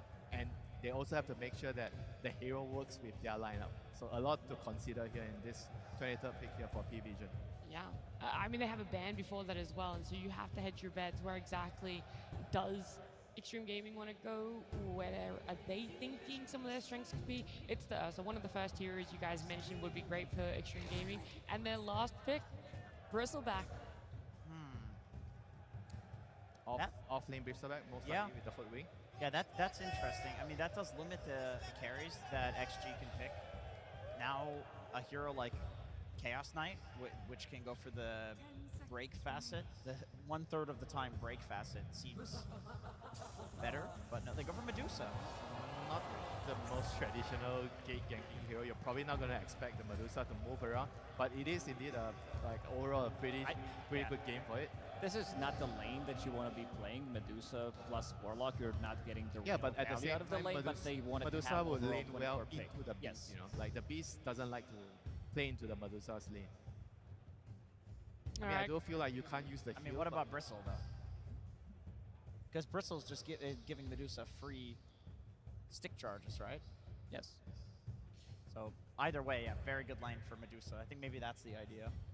Okay, so even if the Medusa can't rotate out, help those other lanes, is there a lot that can be put into her lane? Do we feel that this is something that is going to ramp up for Extreme Gaming? We'll see them succeed? They have other 3-4 heroes that can actually play Dota. I don't think it's going to be as slow because you do have Snapfire, you have Centaur one more time, and you also have XM on his signature puck. So he's going to be having a time where he can dictate the tempo, go around the map, and try to make stuff happen. And so final thoughts very quickly from you, Jenkins and Winter as well. Our game number 3. I think it's an excellent draft for Extreme. It's a little slow, but I think with the signatures they have, they're fine with it being a little slow. I mean, I think it's a little too slow for my liking, so I'm going to go with PVG's side. Okay, well that is lucky because we do have Astini, the coach of P-Vision, standing on stage for some final words before game 3. Absolutely. Here once more with Astini from P-Vision. So good to see you yet again. Sir, high stress moment here, I know, so we will get you to your team as soon as we can, but you win this, it's grand final time. Big moment for you. Any words that you shared with the team before going into this game? Let's just pick a chain so we don't need to smoke because they shout when we smoke and enemy knows. So let's just run it and without pressing smokes. All right. Our fans also shout when they smoke then. Okay, well, fair enough for you, sir. All right, fantastic. Well, as we get into the game here, we've seen some pretty interesting picks, especially those last picks. I know you were probably hoping for another PO last pick from them.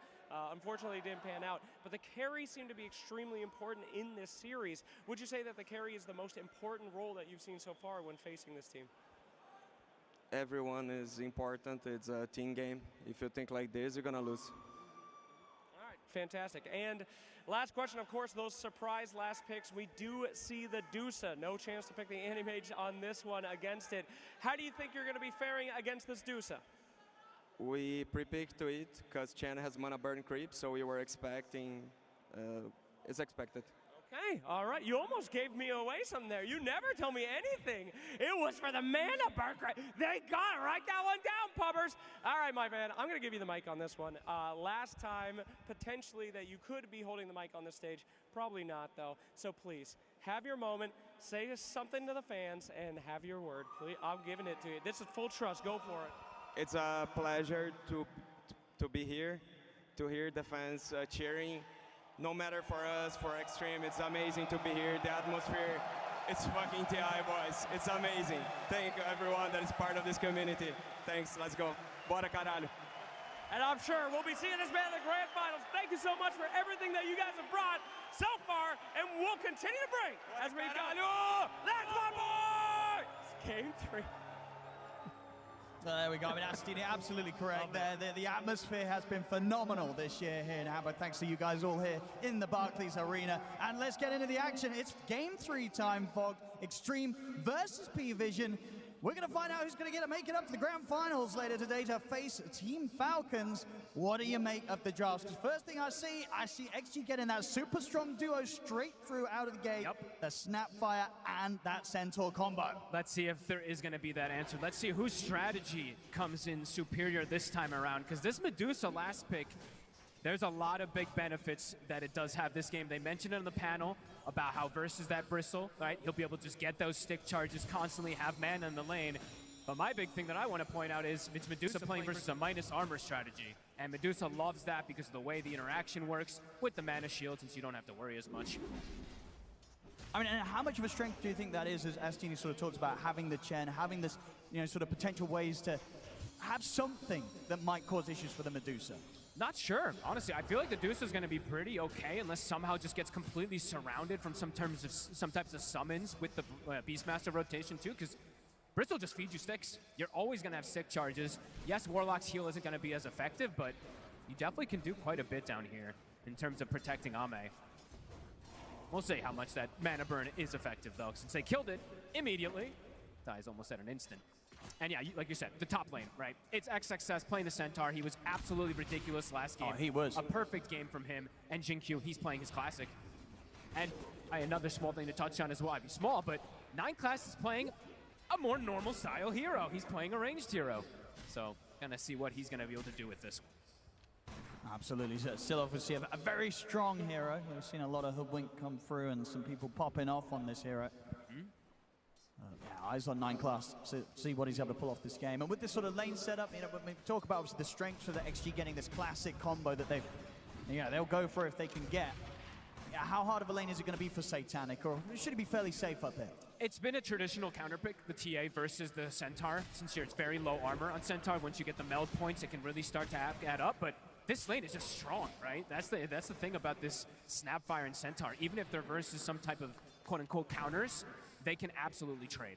And you'll see him adapt his build slightly on XXS. He buys an early Ring of Protection this game to counteract some of that physical, and then he's still just going to go the Dominator build, which is very good versus the minus armor. And looking at the mid, I thought we have seen some games where a puck gets through and not a lot of lockdown is drafted against that. Is this one of those as well where you're kind of like, this puck could be a bit slippery, or do you see P-Vision having those opportunities to trip XM up in the mid game? Could absolutely be slippery, but I think, like Astini was saying, their draft this time around is more about just like grouping up and pushing rather than catching the puck in particular, but they will have tools anyway, right? The TA traps is probably going to be the best tools that silence to be able to lock down the puck once that shard does come out from the TA. But I think it's more about them they're looking to group up and barrel down those lanes very early on P-Vision and set that tempo this time around. I mean, Ame's mana is getting burned. So far, Ducalis is being pretty effective with those, but he does have mangoes to work with, so he is still getting his own out of the lane. Yeah, not quite able to sort of stop Ame from getting the CS down here, getting pretty much the same as Satanic's finding on that top lane as the Templar Assassin. And XXS, he's got the helm finished up, so it does feel like he's going to be pretty free up here in terms of getting the last hits versus the Hoodwink and the TA.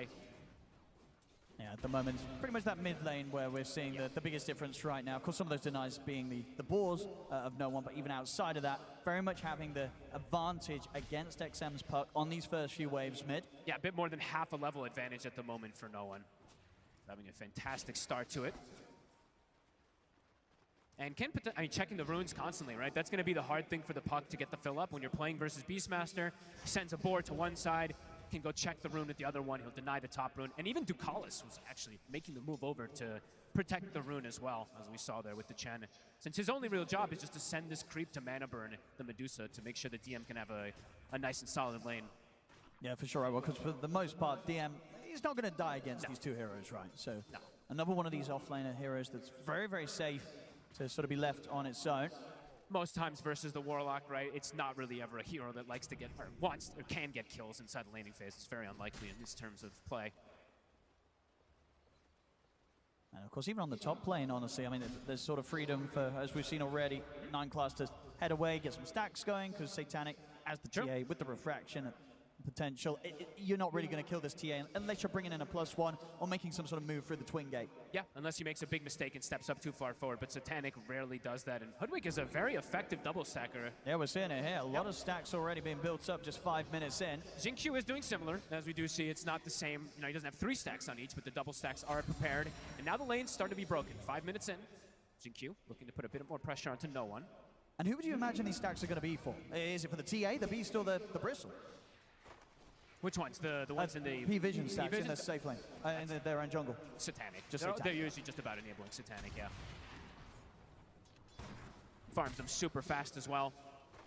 But maybe if no one sees an opportunity, like if he's just going to get his bottle filled up, maybe he will clear 1 or 2. Either one of them is probably fine.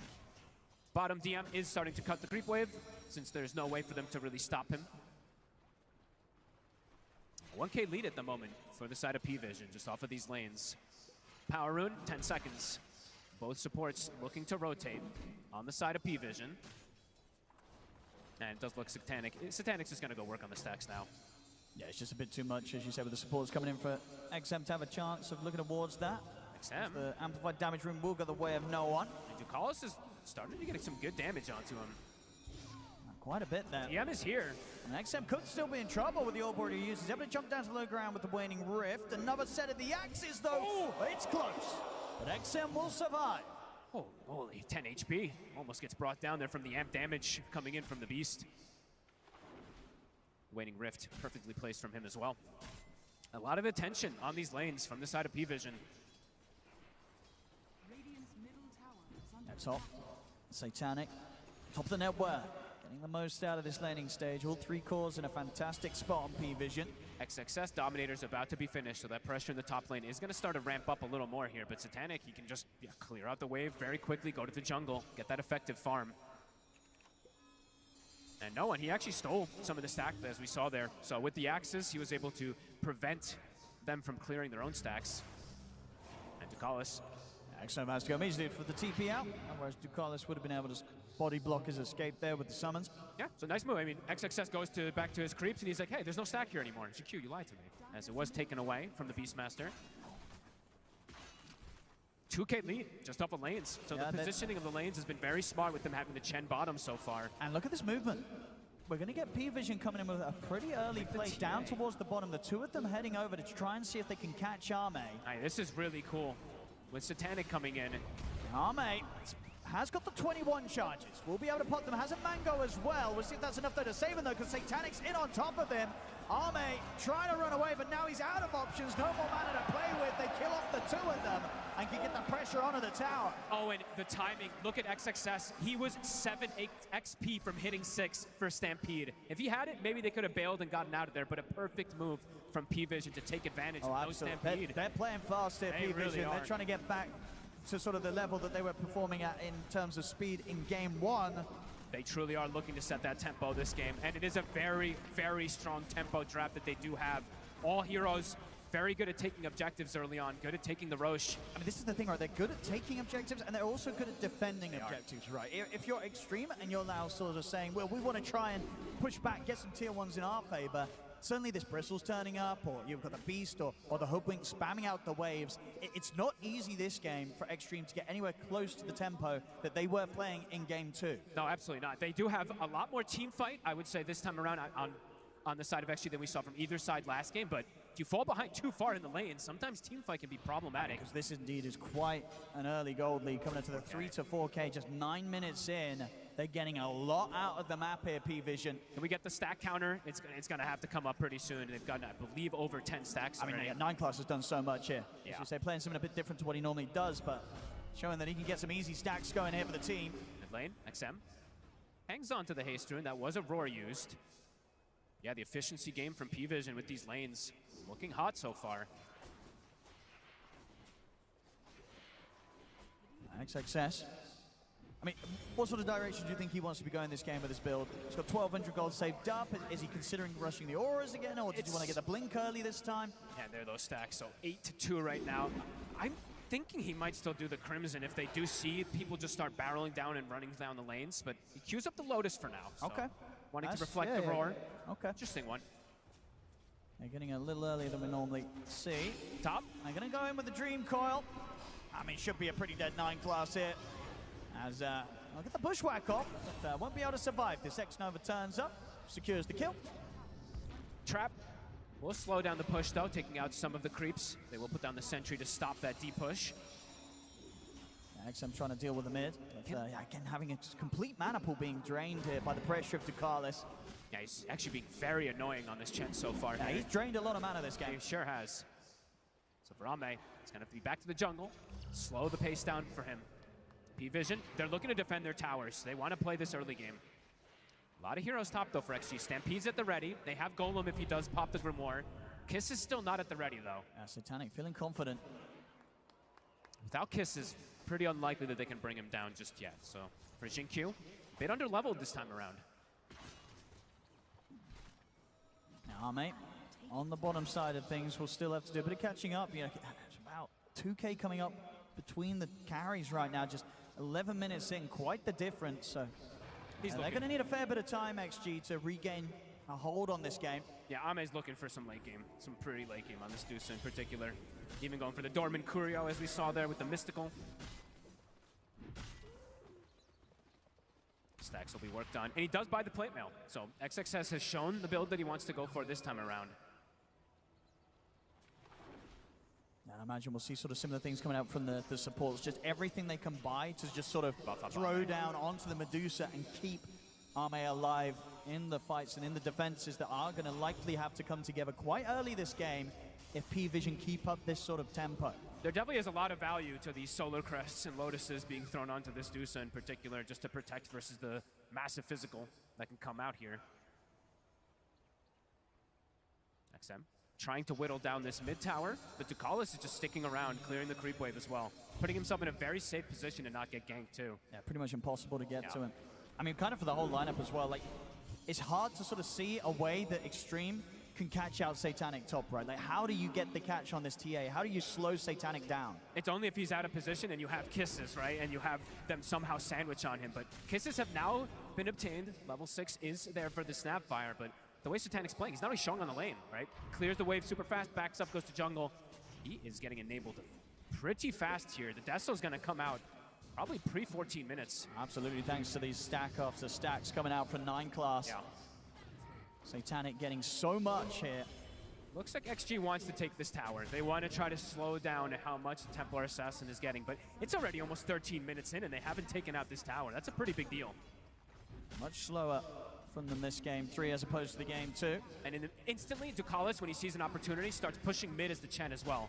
Rotations are coming in, but he's getting some damage here. They're going to lead in on him with the Golem. All right. They want Ducalis gone. And they should get him here.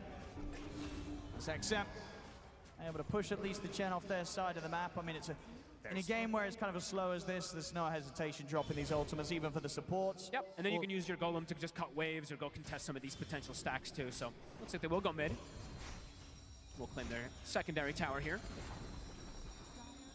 Yeah, well, at least sort of relieve some of the potential pressure that P-Vision might have looked to continue onto that mid-tier 1 tower. So being able to take out P-Visions, and that will ensure that they're able to hold their own for quite a bit longer around the mid. P-Vision is going to hit a pretty scary triple timing, it looks like. The pipe for the Bristle is going to be done, the Beastmaster's Ags is going to be done, and the Deso for the TA is going to be done. So see how XG wants to deal with those 3 core timings? Since they're not going to want to have their Dusa get involved too early, the Puck is pretty behind as well, and the Centaur's gone for more about the buff-up Dusa build. So perhaps they are just going to look to play a bit more of that farm sit back, but that is going to open up P-Vision to get these objectives. Oh, for sure, right. Once those timings are done, they're going to group up and go straight for the Roshan, you'd imagine. Yeah, Roche, and then it's, I mean, very early one too, potentially, before that Tormentor by a significant margin. And yeah, Beast Ags, it's going to be done there. We see XXS, he's using his creep to be a little annoying there, to block some camps, prevent some of that farm from Satanic, but there's that Deso, it's done. Excellent timings again, as we were seeing in that game 1 performance from Satanic on the carry. And Lotus Orb is done. They might actually bring Ame into these fights. If they throw everything onto him and he shows up with Manta, it might be necessary to have him there if they want to look to contest, but I'm even going to be able to get there in time, because look, the Roche is already getting started. Yep, straight into the pit here. It's going to die very fast here. The rally, the Aghanims is now delivered for the Beastmaster. I mean, they don't even need Satanic to be around with Odessa. Nope. They're doing it without him. This does not seem like they are aware. Mid lane, they use the coil for 9 class, but he's actually going to get away. He's away. And that's Roshan gone. Okay, no one uses the roar. It would, perhaps just because it was going to start shifting positioning there. I'm not sure, but either way, 60 seconds, they get an Aegis. Getting everything that they'd hoped for so far in this early game, P-Vision. It all seems like it's going to plan for them. And kisses were used, coil was used too, so they can get the push going. XG has to be careful. Could start falling into sort of a similar position as that XG were in the game 1 of this series, which proved to be a very tough one for them. I mean, it's a question this time round. I mean, I guess overall, trusting in a Medusa in this day and age definitely feels a lot more secure than trusting in a PL, right? Ame definitely has more of a chance this time round to be able to carry this one. If he can get to the butterfly timing, similar, I mean, not similar to TB, but in a kind of similar fashion in terms of how much physical damage he's playing against, how effective it can be, but P-Vision just playing a bit too fast, a bit too clean so far here. 5K lead, TA at the absolute top, and his other cores, they're looking really good. This lineup definitely has a ton of synergy, as we're seeing on the side of P-Vision.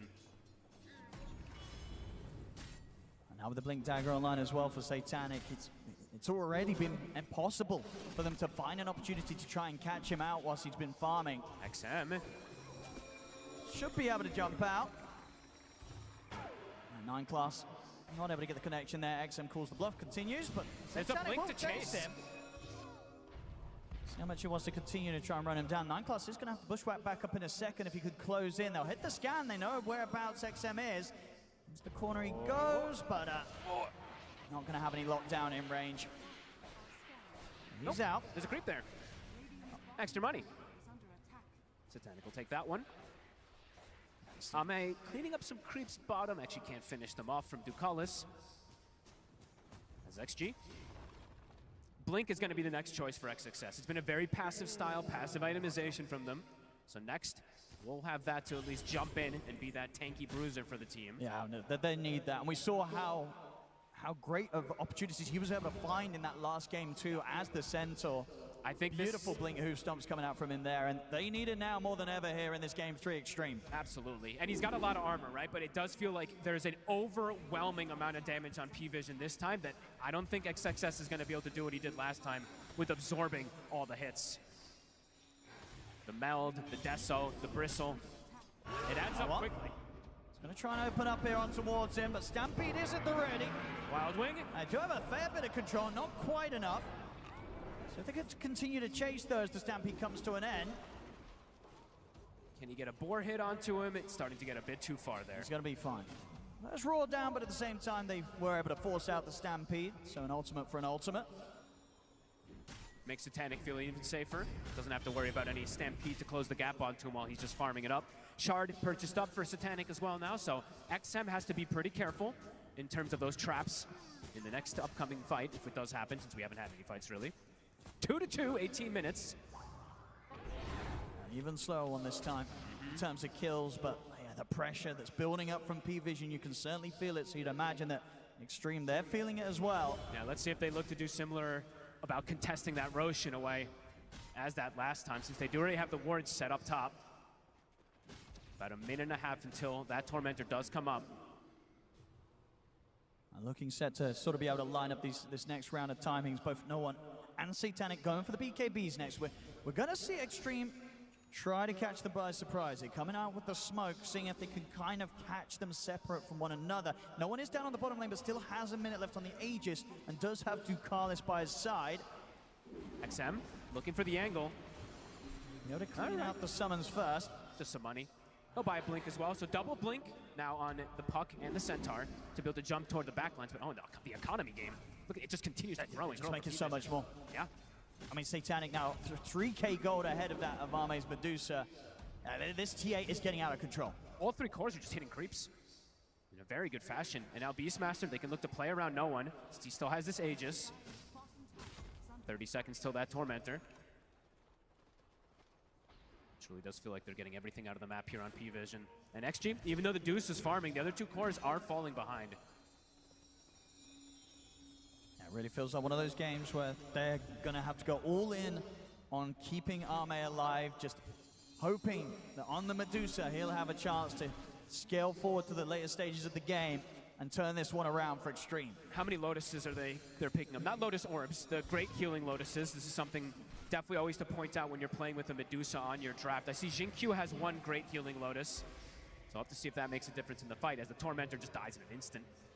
Yeah, they can take any of these objectives so quickly with this sort of lineup. Mid, XM. Gonna get the catch on him. We'll get the Essence Ring off and a jump to the low ground with the Waning Rift and with the Shield Rune as well. He'll be fine this time, but it's close. I know, and they're just getting more and more ahead though. P-Vision hitting all these timings. As you said, the BKB is starting to roll in a full S and Y for DM.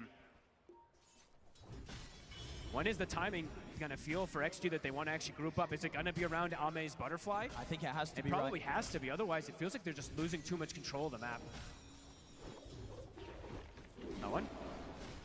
I'm trying for the catch. They're definitely just gonna be looking to Arme, and it's gonna be on him when the call's made to try and fight. And is it going to work out versus all these auras? This is the thing that the Chen can always bring in. Ducalis did get the shard before too, so we're going to see an Ancient Granite Golem. He's got the Wild Wing Ripper for that plus armor as well too. Their group up is terrifying on people. It's strong, and you're certainly seeing it in effect here now, starting to approach the tier 2 on the bottom.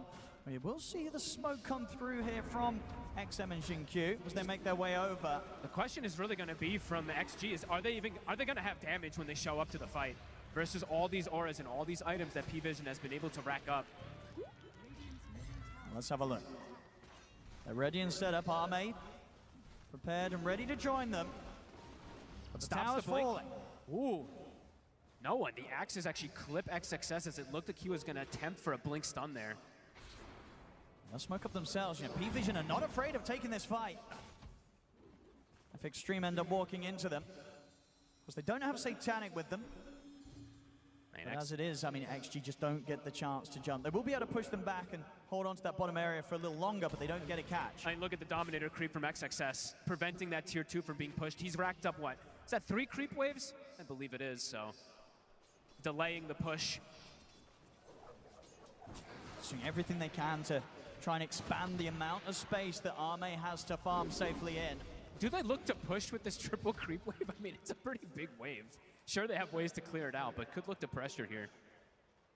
How long on Roche? About 30 seconds until we find out. P-Vision looking to set up around bottom. They have so many auras. I mean, it could end up being a bit of a double-edged sword, right, for XG in the sense that they got this big triple creep wave coming in. Arme's going to want to be there to farm it. They might jump But him. maybe that's just sort of a setup for P-Vision to push in, as you say, with the creep wave and catch Arme out. So Arme, as tempting as this creep wave looks, he's got to be careful. They actually have vision of him, so it looks like they're going to strike elsewhere, perhaps. Okay. Yeah, in the mid.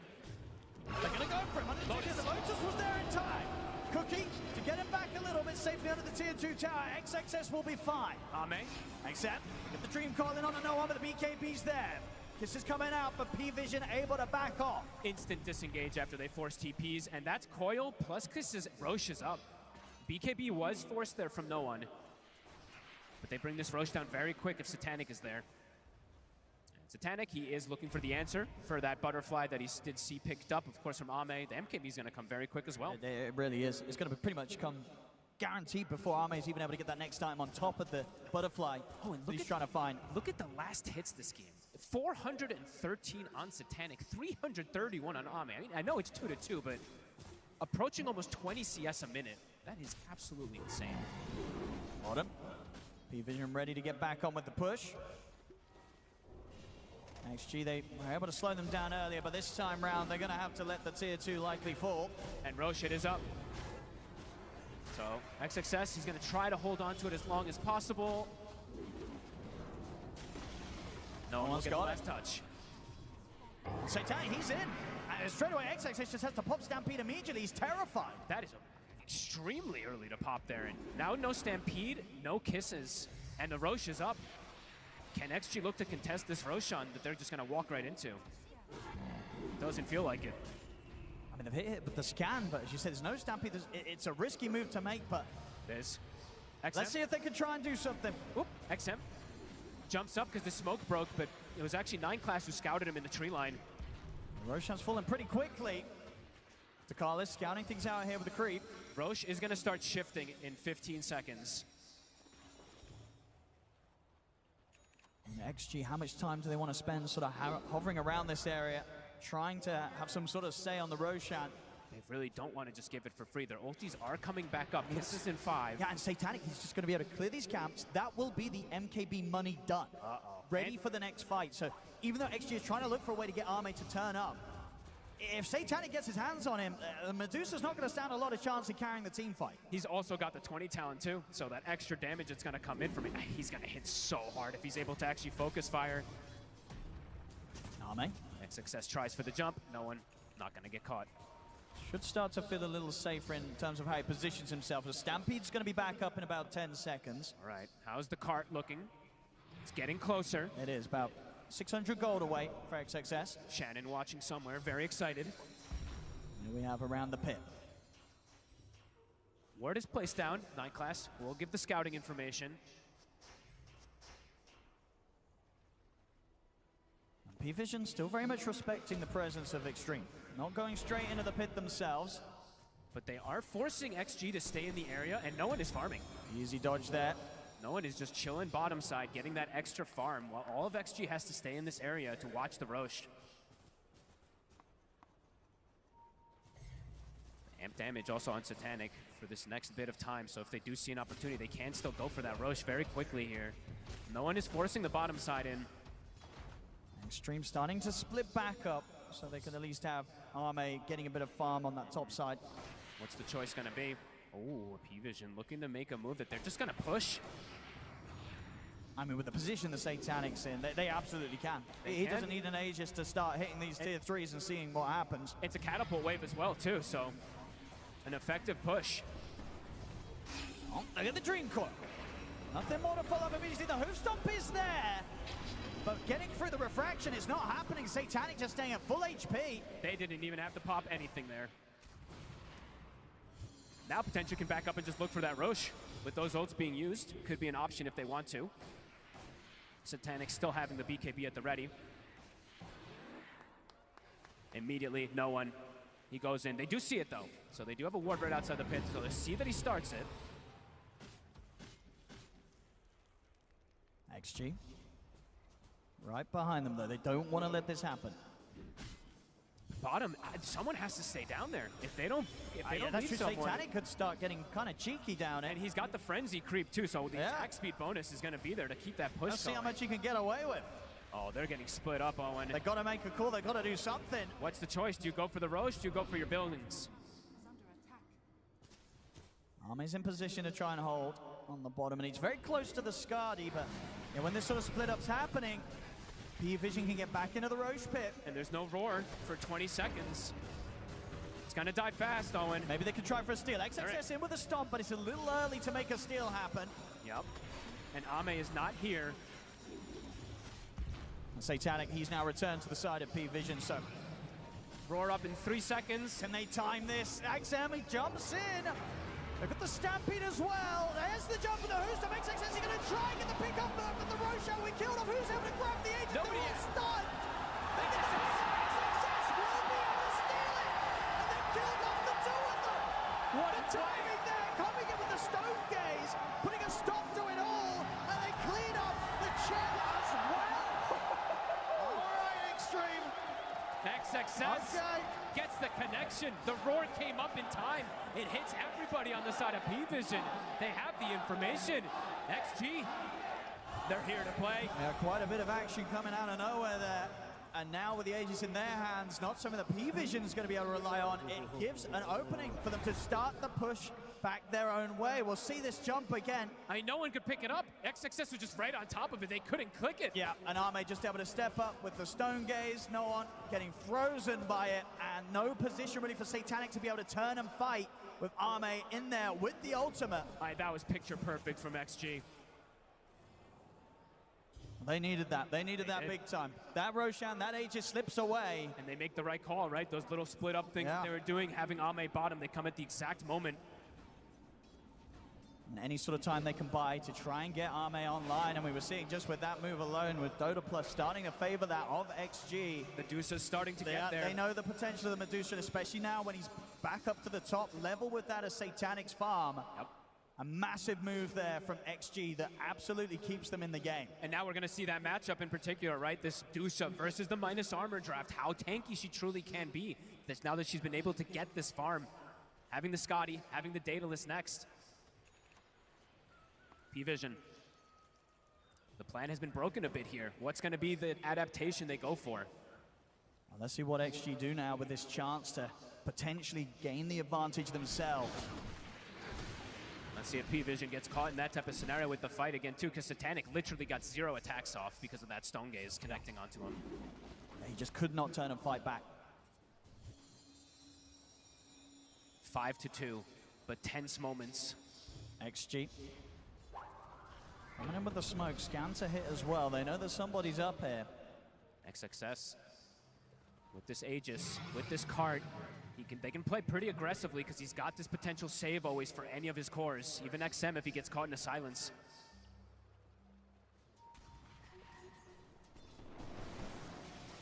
Push again, P-Vision, they're still gonna keep pressuring this bottom side with the catapult. Ame will have to respond. The Hurricane Pike done now on Satanic, so a chance to slide out, reset, still get the hits in, even around that. But XXS trying to make the move on to DM. DM, of course, very, very tanky. He did just pick up a heart, so very unlikely they can actually chase this Bristle back there. And it looks like P-Vision not really overreacting to all these plays that have happened so far. Still splitting up, getting that farm going. Beastmaster, a full refresher finished up.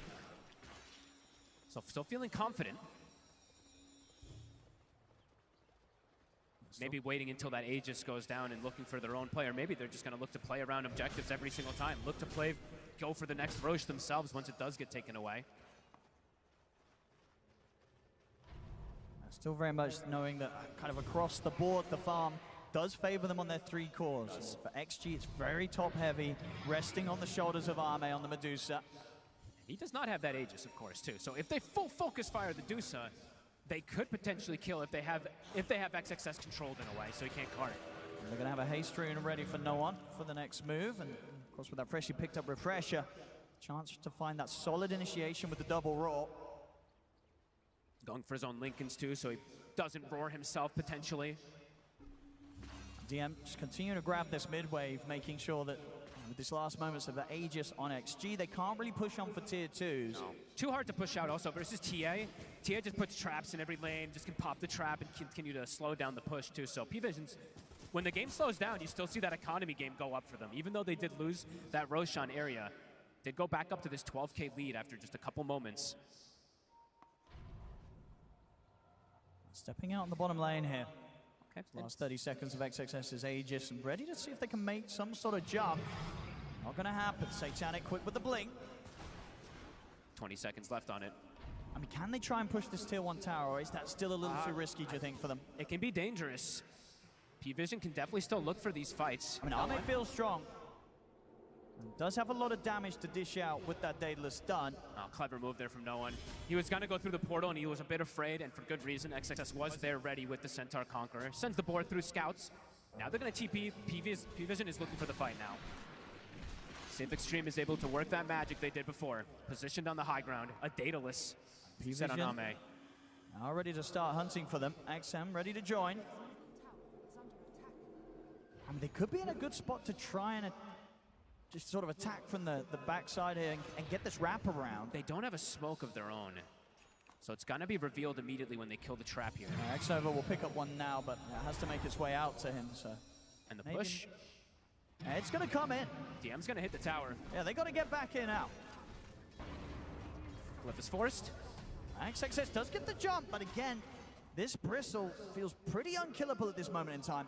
Not the target they want.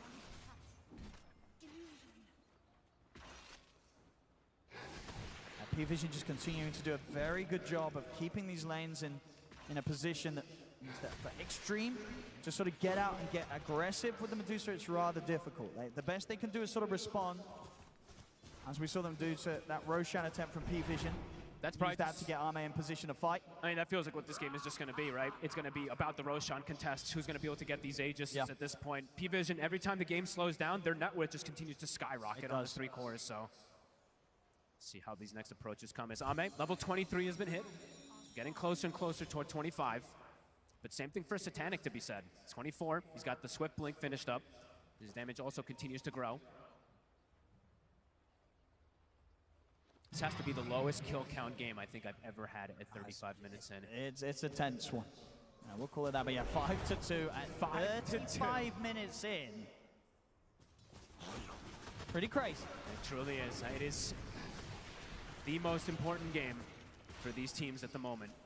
And the last chance for both of them to make it forward to the grand finals of the International. Nobody wants to be the first to make the mistake that could cost their team the game.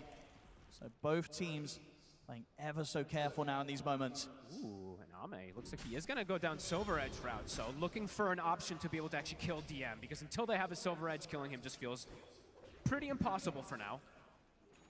And DM has been posturing himself a bit far forward here. No one, as you said, the Lincoln's soon to be finished to prevent Roaring himself in particular. And yeah, P-Vision, as you said, gold lead. They do continue to grow it. Ducalis also going for the Crimson Guard next to block out some of that Deuce's damage. 25 has been hit. Satanic. Fraction instances are there.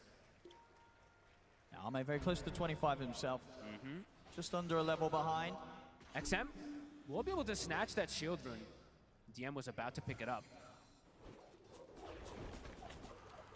XXS holding on to the defense down bottom. Roche, it's a very, very quick spawn, Owen. Trying to clear out the way, but we're going to see Satanic make the jump over towards him. He's got the Ghost Scepter at the ready, though, XXS. So at the moment, of course, no answer from P-Vision for that. They're very close to having Nullifier on DM, so shortly that won't be as much of a problem.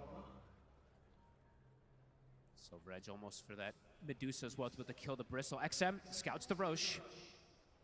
They'll definitely want to have a say about this. As we saw last time for Extreme, it absolutely gave them a little bit of life in this game to get Arme to a position where he might just be able to carry them here on the Medusa. Can they contest the Roche successfully again, though? And we have to keep eyes also this Roar of Retribution. It's something we always have to keep tab of in these fights because it does make you take that extra damage too. So we did see really make a difference in that last fight. DM? He's going to start it straight away. XM knows what's up. P-Vision, definitely after the last situation, are going to be much more careful about how they go about taking Roshan down. But farming a lot, right? You see Satanic still continue to hit creeps bottom, top. No one was also just farming it up. So, as I said, every moment that goes by, the gold lead does continue to go up for them. Tense moments here at the standoff. P-Vision. Close to a big purchase as well for 9 class. Nearly has the E-Blade, so obviously a chance to buff up the burst, but also potentially save those that are getting gone upon by the Medusa. I mean, if the Manta gets used and he just E-Blades the Medusa, that's a long time that she's not going to be able to attack, so could be a very, very good pickup if he is able to get it. DM, he knows that he can very safely start working on the Roshan. Arme and XXS step forward, stay safely, then the break comes in, he didn't expect that! He did not see it! Oh my goodness, yeah, the Silver Edge reveal there from Arme, allowing them to just destroy this Bristle. He did not expect that one bit. And Aurora actually went off during it too, so now XG can potentially start this. DM is dead for 65 seconds. He used his gold. And the Silver Edge purchase coming in geniusly there from Arme. He truly did not expect it to come right there. Immediately gets deleted. Satanic now bottom. Gonna try and put a bit of split push pressure on. We'll get the tower. Arme's able to push back the wave though. He's trying to buy time for his Bristle to respawn for that Roche contest. Arme, 25 is hit. Plus 40 int. A lot tankier now. I'll head back around the Roshan. And the next few pickups too for Ame are going to be scary, right? And once he gets the Aghanims with this build, Daedalus plus Scotty, he is going to be hitting very hard on everybody. They can step into the pit themselves now. Actually, potentially. XM's got his eyes on him. XXS hit. There's another pickoff here around the pit. Definitely setting up now for the opportunity to step in and go for this. 9 class will fight back, and they'll have DM back in 10 seconds. Ame's going to take this down pretty quickly, though. He's got a lot of damage on the Medusa. P-Vision, if they want to interrupt, they've got to try and do it soon. There's the roar. Wink does tap it. Can they time it? Already know. XM is on the back lines. He's up on the high ground, and he's making sure that there's no chance of interruption. He gets in with the Dream Coil and makes sure they do not have any option of interrupting. So it's an easy secure there with the Roshan for XG. Ame now with the Aegis. Refresher Shard new, now 2 for the Centaur. He has double ways to protect his core. Double Stampede, double Workhorse. If he wants to keep it, that is. They could even give it to Ame or to the Puck. All are very good options. This truly is building up to be the hyper carries versus the hyper carries, but this Dusa is getting very scary, Owen. Absolutely. You can only imagine that from XG's side of things, they are going to feel that this game, it's getting to the point where Ame is absolutely going to have what it takes to carry them through to the grand finals. Even if they are, quote-unquote, getting out-farmed by these multiple cores, the Dusa can stand her own versus this for sure.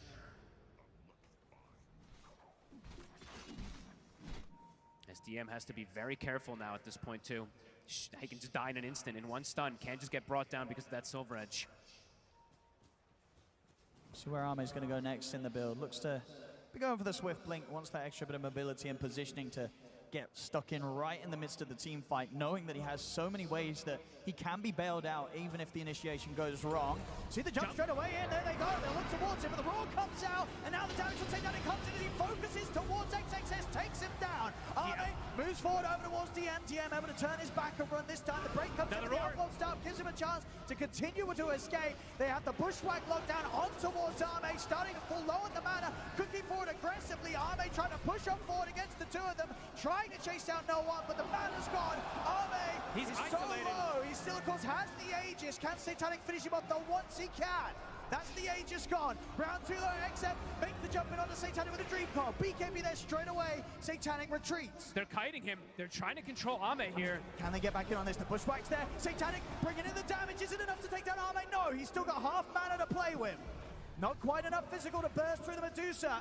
He's almost alone now. It's just him and XM versus 5. XM in with the jump, finds the chance to close in on towards 9 class on the back line. Satanic still trying to push up, but the damage from XM enough to bring down 9 class. Ame. Looking at Ame pots the Manta, trying to chase this TA out of the edge of the fight. Ame looks now towards DM. He's now out of mana completely though, Ame. He's trying to stand his ground, but no one's backing on top of him. XM looking to Satanic. XM, he's going to do it. Gets the double, brings Satanic down. They've lost Ame, but XM survives, kills Satanic off. And can he get out? He's away with the phase shift and the blink, the orbs up.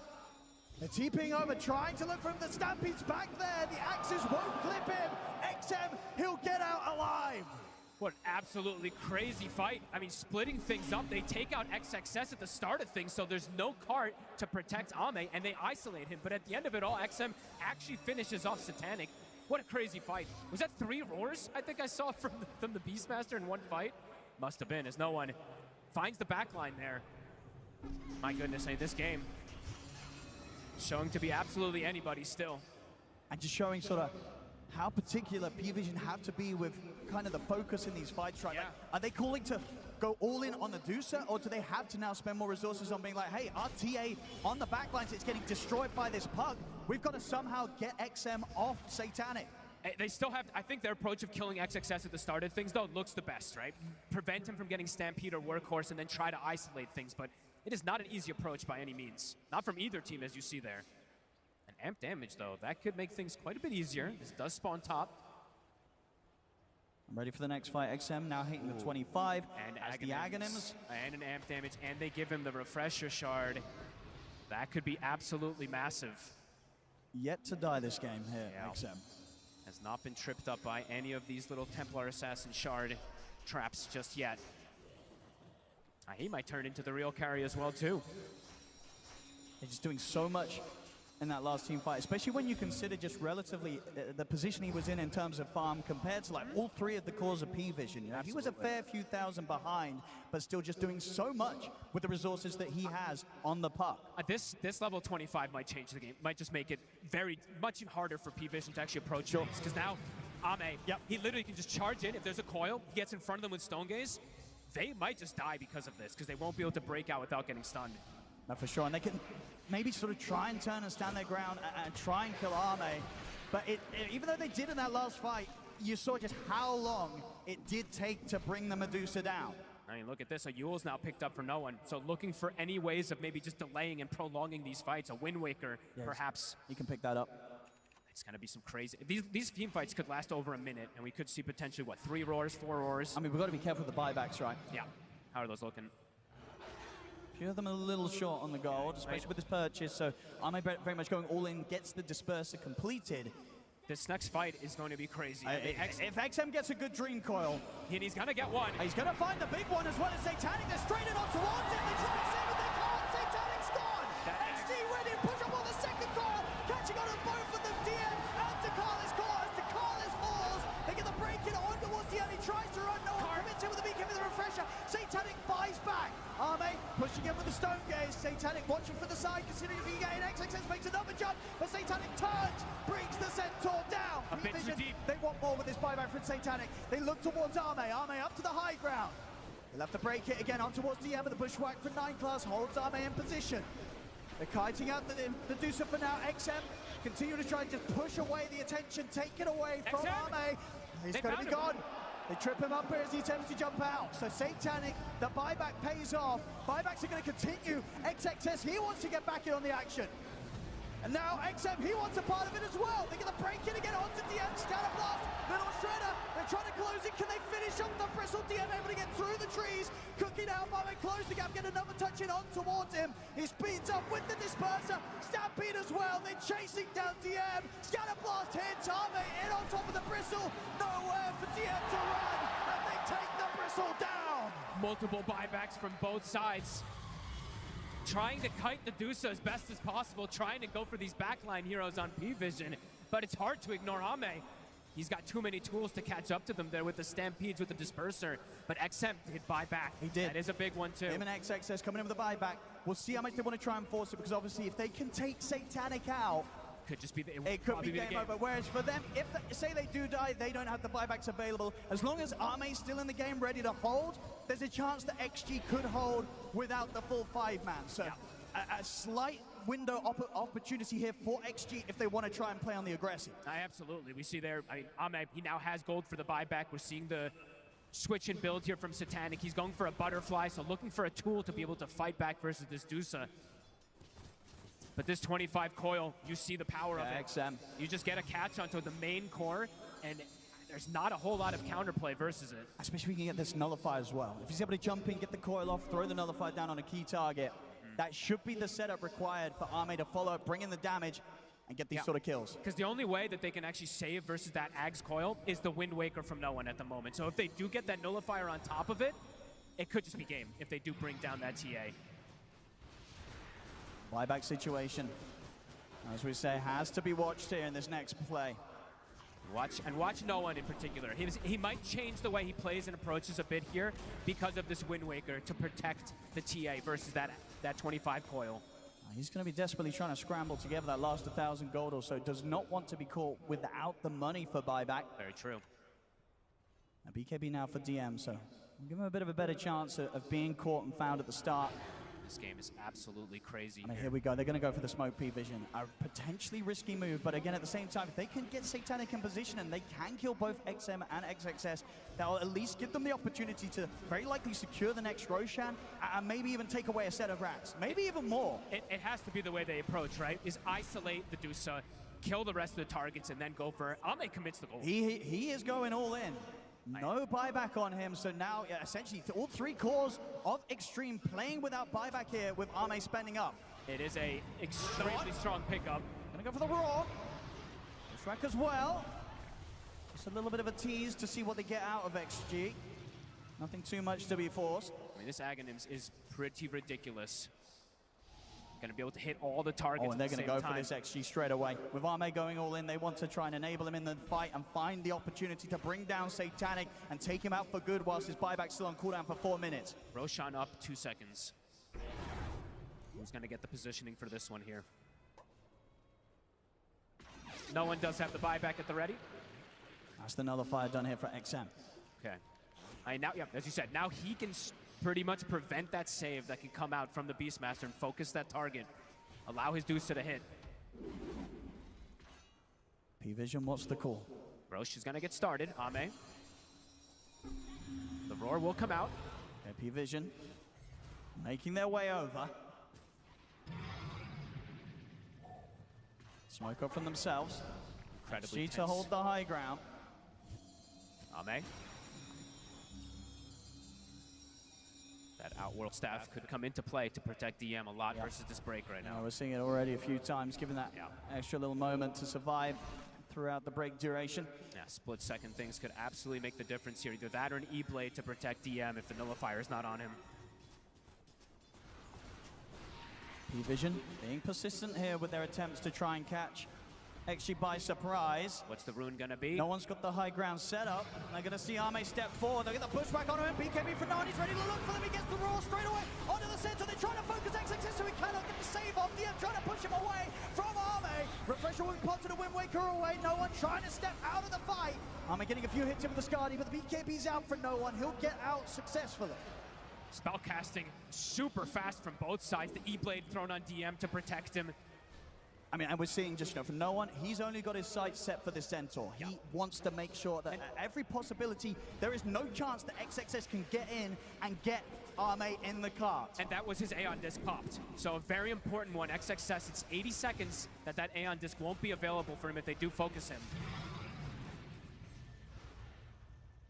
P-Vision. Standoff at the Roche again. Satanic thinks about sort of pushing forward onto the Roche himself. Another smoke from P-Vision there. They're eating through these smokes. That coil still on cooldown, 20 seconds also.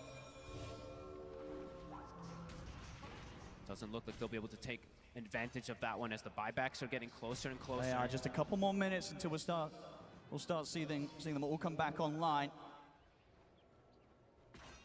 Ame also very close to farming his backup, 1,400 to go. And Satanic, considering his next option. The XG has to just stay in this area though. I said XXS, 25 seconds. Aeon Disc is going to be back at the ready. Both teams wanting the Roshan, but also not wanting to get caught without the buybacks. It's all going to be about who can get the better initiation, who can get these catches on these cores, who can kite out these super strong carries. Ame, he's in. Start. Stampede at the ready. They have the means to save him if he gets jumped. P-Vision knows, so very cautiously approaching the fight. Taking out a fair bit of mana already. That's 1,200 gone. Double catapult wave on top with, I don't even know how many, 12 range creeps. So top tower, very likely to fall too. So tier 2 pressure.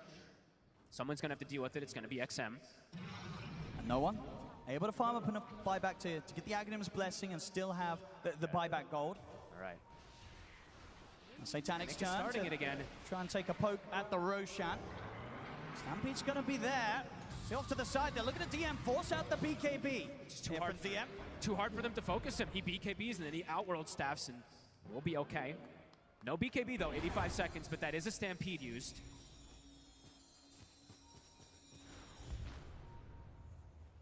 Roshan now down to close to half HP. No one, as you say, he's just sort of focused on getting pressure on elsewhere, maybe see if he can get a chance to kind of peel some of the attention away from Roshan, but Ame straight back in the pit once more. Ame is 150 short of buyback. Satanic's buyback is back at the ready. All right. Yeah, full lineup having the buyback now online for P-Vision. They've all got the gold. 20 seconds for the puck and the Centaur, but they are actually missing the gold. And of course, with Roshan being in this position, it will be that much easier for P-Vision as a whole to bring in those buybacks and use those second lives if the fight goes down here. Absolutely. Being on the dire side. So P-Vision, they'll definitely want to try and push to take this Roche before it makes the move in a couple of minutes. It's dropping low. This is the favorable spot for them.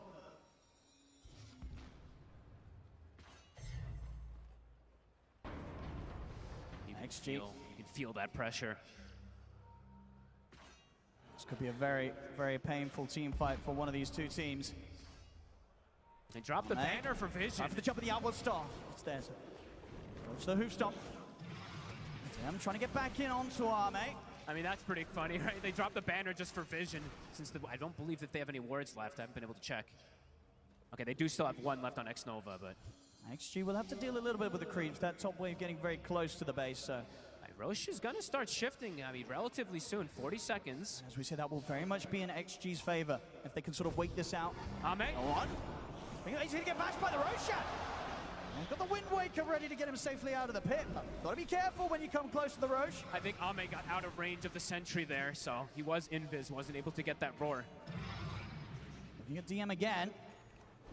DM BKB back up on off cooldown.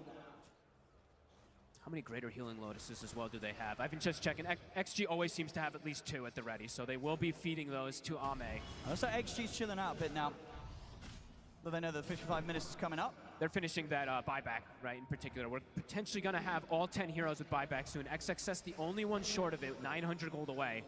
And they knew that, you know, the chances of the Roshan dying in the 5 seconds before he moves were unlikely, so XG able to sort of wait out that Roche position and are now going to be able to play on in a spot where their buybacks now will be the stronger, as they're going to be able to have that TP point close to the Roche. P-Vision just continues to send creeps to the sides. They're trying to get that momentum pushing in so they can get an opportunity, but it's just not happening. XG just have the responses for it. Smoke up, XG, they're gonna start the Roche. The roar comes out. Satanic. Trying to get some sort of traps out of it. XXS is in with the Hoofstone. Kiss is coming in as well. Just trying to push back. Oh, DM is just dying. The elbow stuff comes out, but he's so low. The coil connects. Nullifier thrown down upon XM. Jumps in, trying to finish off the jump. DM will survive, but the space is created for them to secure the Roche. Get the Aegis, the Refresher Shard, and the Cheese all picked up on XG. To be so careful there, trying to approach in on this Medusa. You saw that how close DM got to just dying in seconds. They are absolutely having the issues of how to kill the Dusa, how to maneuver around this Dusa. It's gotten to that point. Yep. It's been at that point for some time here now, 56 minutes. It looks like we are potentially going to make it to these 60 minutes with the way all things have been going down. How are these levels looking? Jinkyu 23. 22 on the Warlock, Chen 20, Hoodwink 21, so level advantage also for the side of XG for these supports. An AC, all right, cool. Jinkyu picking up probably the first AC you've ever seen on a Snapfire. We're seeing as well, yeah, there it is. It's queued up now on Satanic. He's holding on to a lot of money. Just added the Rapier to the queue. It has to be considered. They have to have some sort of immense burst so that Satanic, when he does get in and finds the target, he's able to take them out straight away. But they also have to deal with, they have to get the Nullifier on the right target also too, because of the Ghost Scepters and the Aeon Discs, and then the work. The levels are difficult in this game for sure, especially to bring down this Dusa. Because what do you imagine no one's next purchase is going to be? I don't know. Is he also getting sort of a Nullifier himself somewhere in the build? He might have to, but what does he really want to replace? Just move the boots somehow? I'm not sure. Definitely difficult.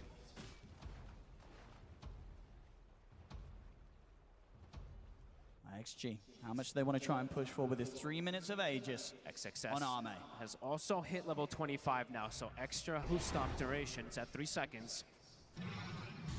3 minutes.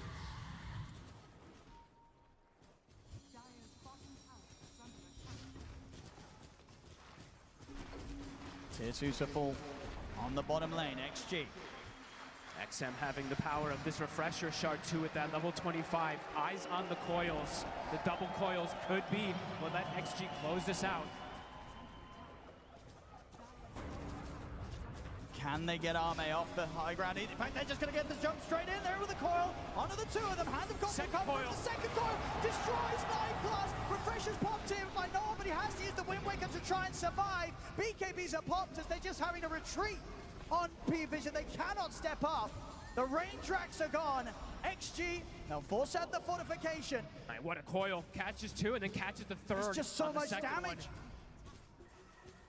As 9+ just gets deleted in that combo there, laid down by XM. He's going through backdoor. They'll take out the full set here on the bottom lane, and still 2 minutes to go with as they can look for more. They'll swing back across towards the mid and the top lane to alleviate some of the pressure that DM was pushing in with against them. But XG, they could very much be set up to look for another set of barracks during this Aegis timer. Feels like P-Vision have to do some type of different approach, but I just don't know what it is in order to stop this, right? The potential of this puck plus the Medusa, and then the save from this Centaur always. The fight just feels so difficult for them to approach. And the scaling from XG has been perfect this game, coming up to the 60-minute mark. And even though pretty much for the entirety of this game, right, PV have had the net worth advantage, and earlier a pretty significant one, it just hasn't mattered. XG chose that perfect moment to go for that Roshan contest, and then ever since that, things have looked pretty in control from Extreme Gaming. Absolutely. And they still have 70 seconds left on this Aegis. Ame gonna look for the go again. They don't have the refresher on the puck at the moment. With the Raw, but nothing to come with that one. One coil is available. There's the jump. XXS finds Satanic. They make the jump. The nullifiers there as well. They're going all in on towards the TX. So it drops the golem down as well. That's Satanic gone. No hesitation there. As soon as he sees the chance, he's in on top of him. They turn towards DM. DM broken and taken out. This Dusa is just too strong. They've got the buybacks. They're going to have to use them. But how do they stop this? The full set of racks taken out in the mid. Ame standing strong, going for the next. The buybacks have to come in. XG, they'll back up for now. It's just anyone who gets focused dies. They do not have the similar saving function on the side of P-Vision. They cannot protect the cores. They have to take a risk. They have to go out. They cannot let XG sort of back up and farm up these tier 5 neutrals. Satanic in with the chase. Finds Jinkyu, but straight away with the glimmer. He's away. Satanic on his own doesn't have any way to deal with that. So Jinkyu gets out. They'll get the chance to find their neutrals. We'll see at P-Vision. They'll probably stop the chase and look to just try and secure these 60-minute neutral items for themselves. Oop. Have a little bit of a breather. I think we all need that little bit of a breather. XM, he's about to have his own refresher now finished up. He's out of the liberty, of course, of a couple of refresher shards, but he is about to have this one done. So these coils, as we said, absolutely crucial. I think, you know, Extreme Gaming, they can definitely taste the victory in this game. They're so close to being able to step forward to the grand finals.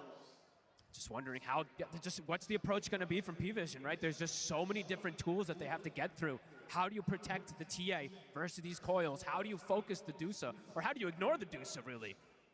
There's been a lot of difficulties for them to approach. Yeah, they had all these sort of earlier timings where they did their best to try and play for P-Vision, putting that pressure on, but at most they took the tier 3 bottom, but they were never able to take a barracks away from Extreme during those earlier points when they had a significant gold lead. It's just been the Roshan contest, right? Extreme just coming out ahead in almost every single one, if not all of them. And just having all the buff ups, right? They put faith in Ame, and that faith is absolutely working. Now more Lotus Orbs to throw onto him. Let's see what sort of crazy tier 5s they can find on both sides. As they should get the space on both teams to farm these up. How's the last hits looking? We're breaking that 1,000 point on both of the carries now. And that's who's gonna get what? Audacious, Stygian Desolator for Dream coils from XM. He's gonna kill it. It feels like he's gonna kill everybody. He might. You know, it might be a situation where Ame's going to turn up to the fight and everybody's already dead. Yeah. So I guess you don't need me. You know, XM is insanely farmed. The damage output from this puck, it's going to be ridiculous. Yeah. I don't know how you protect each other versus this on the side of P-Vision. And both of them getting audacious. Yep. So they've got this extra magic attack damage on their hits. And I imagine right with the Medusa, you get audacious. It will make sure with the Aghanims that all of the hits are doing the extra 80 magic damage, right? Yes. It should. Uh-huh. And he's got spider legs too, right? So he's got this liberty to move in and out of the fights easier. And we'll see, you know, Satanic, just get the Stygian. He has got that extra attack range as well. So maybe a bit of a chance for him to find the position, but still yet to be able to get a way to slot the Divine Rapier into his item build. And just honestly, he hasn't really been able to attack the Dusa much in the last 20 minutes, right? It feels like Satanic has to be so cautious. With these buybacks down as well, too. Yeah, and XG having all the buybacks available here. Yeah, it feels like P-Vision, they just have to go all aggression, right? It's like DM has to, yeah, he takes the Regalia. So any type of extra damage that they can potentially get is absolutely needed as Extreme looking for the potential closeout here. Roche is up in about a minute if they want to be very patient for it, but they do have quite a bit of tools at their arsenal right now. XM, eyes on him. They're gonna get the jump. Straight away the Wind Waker. You see no one back off. Coil will be there just onto the one of them. They have the Glimmer as well to keep him safe. Look but at the Kisses damage is so much he has to pop the BKB and run. My God. I mean, that's just the one coil. Lincoln's did block the nullifier there. I think if it did not, likely he could get brought down there. No one. Still has the refresher. BKB was used. Worth noting as well, of course, Arme does have the moonshot, and even on top of that, still 9,000 gold. Yeah, he's full. He's full slotted up. About to hit level 30 as well, too. Not the most impactful one, but any little bit can help. DM. Queuing up the AC next. I mean, DM's growth has... he's had like the same items, it feels like, for the last 25 minutes at the least. XG. Ready and waiting outside the base. They can just wait. Every time that XM has coil, it's going to force a reaction from P-Vision. Still these 4.5 minutes of which the... If DM or Satanic go down, the game will fall to an end. And P-Vision's hopes of making it to the finals will come to an end as well. XM is in with the jump on Satanic. They hit the BKB off. There's that Wind Waker. It's going to give him a chance to survive through the coil. No one's in with the roar, but the card's there. XXS able to pick him up and take him out of the action, Arme. Keep him safe. Keeps him close enough towards DM, though. DM's BKB comes to an end. DM's got to run. The Scatter Blast catches onto it, though. DM, he's dead. 2 minutes without buyback. It's so impossible to approach these fights. Arme is just a raid boss, and he's got XXS every time to back him up. Satanic, he's got the rapier, but it may just be a little too late. Look at the damage. And there's the jump. He's going to try and look towards Arme. Satanic putting all his attention in towards him with the gold up. They're dropping down on the Satanic. The stop from XG. It's over. GG is gone. Extreme Gaming are moving on to the grand finals. Wow. What a game, really. It may have been, what, 5-2 at the 35-minute mark, but XG, with utmost patience, taking all these Roshans, just knowing when to strike, not letting Satanic get those Aegises, and even at a goal disadvantage for almost the entirety of the game, you didn't really see it, you didn't feel it. This Dusa, far too strong with the backup of his team. What a game. Absolutely. And P-Vision, they did well to get this far, but falling at the hurdle, won't be making it forward anymore. Yeah. XG just having their number and knowing exactly what to do in this sort of game was very apparent, right? P-Vision wanted to try and run them over. Extreme, they just didn't let it happen, and they chose the perfect time to bring Arme to the forefront of the fight around that Roche and just get the turnaround started. I literally don't think you could ask for a better fight that they could have gotten there, right? Because there's literally the Roar of Retribution comes out, the Roche is about to die, they get the stun, they block the Aegis, and then the Stone Gaze clips Satanic, he gets killed. That was, what, 25 minutes ago or so, but it felt like that's where XG hit their stride, got all their power. Absolutely, and just the playmaking right from the two cores around Arme. You know, ridiculous. Having XXS again in this game, getting some incredible hoof stomps. It's like as soon as you show, this Centaur's on top of you. He's ready to start the play, and those last few fights as well, the pressure that this Puck was doing, just putting on against P-Vision, they just didn't have a chance. They couldn't get anywhere close to their targets. What a game, what a performance. Ladies and gentlemen, give it up for Extreme Gaming heading forward to the grand finals.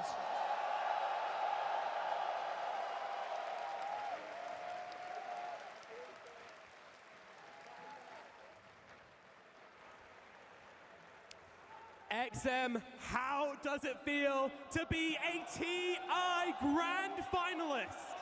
进入 TI 的总决赛，什么感觉？很爽。 It's amazing! I mean, there is so much experience across your team. Everybody else has 5+ TI experiences. You, however, this is only your second TI. How much have they helped you out on this journey? 队伍里面那么多老将，有些人打了5届 TI， 这是你第2届 TI， 他们有没有给你什么帮助呢？还好吧。 That's all right. You're so casual. I mean, do you not feel any nerves playing on the final day of TI in front of all these people? 我们看你那么镇定，跟平常打一样，在 TI 的舞台上打总决赛日，是真的一点不紧张吗？可能我就是不紧张嘛，就是决赛选手。 Maybe I just don't have the nerves for it. I'm meant to be playing in the grand finals. That is hype. That is hype. Well, let's get down to what the people really want to know, XM. What's the secret to being the best sniper player in the world? 好啊，需要问你一个很私人的问题了。成为世界最棒的火枪选手有什么秘诀呢？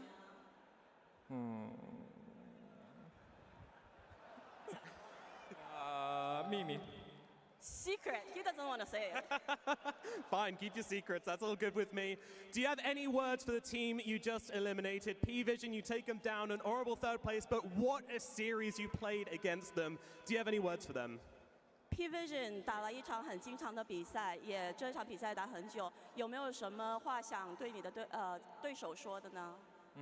我觉得对手打得很棒吧，但是他们上去赢不了，只有我们能赢。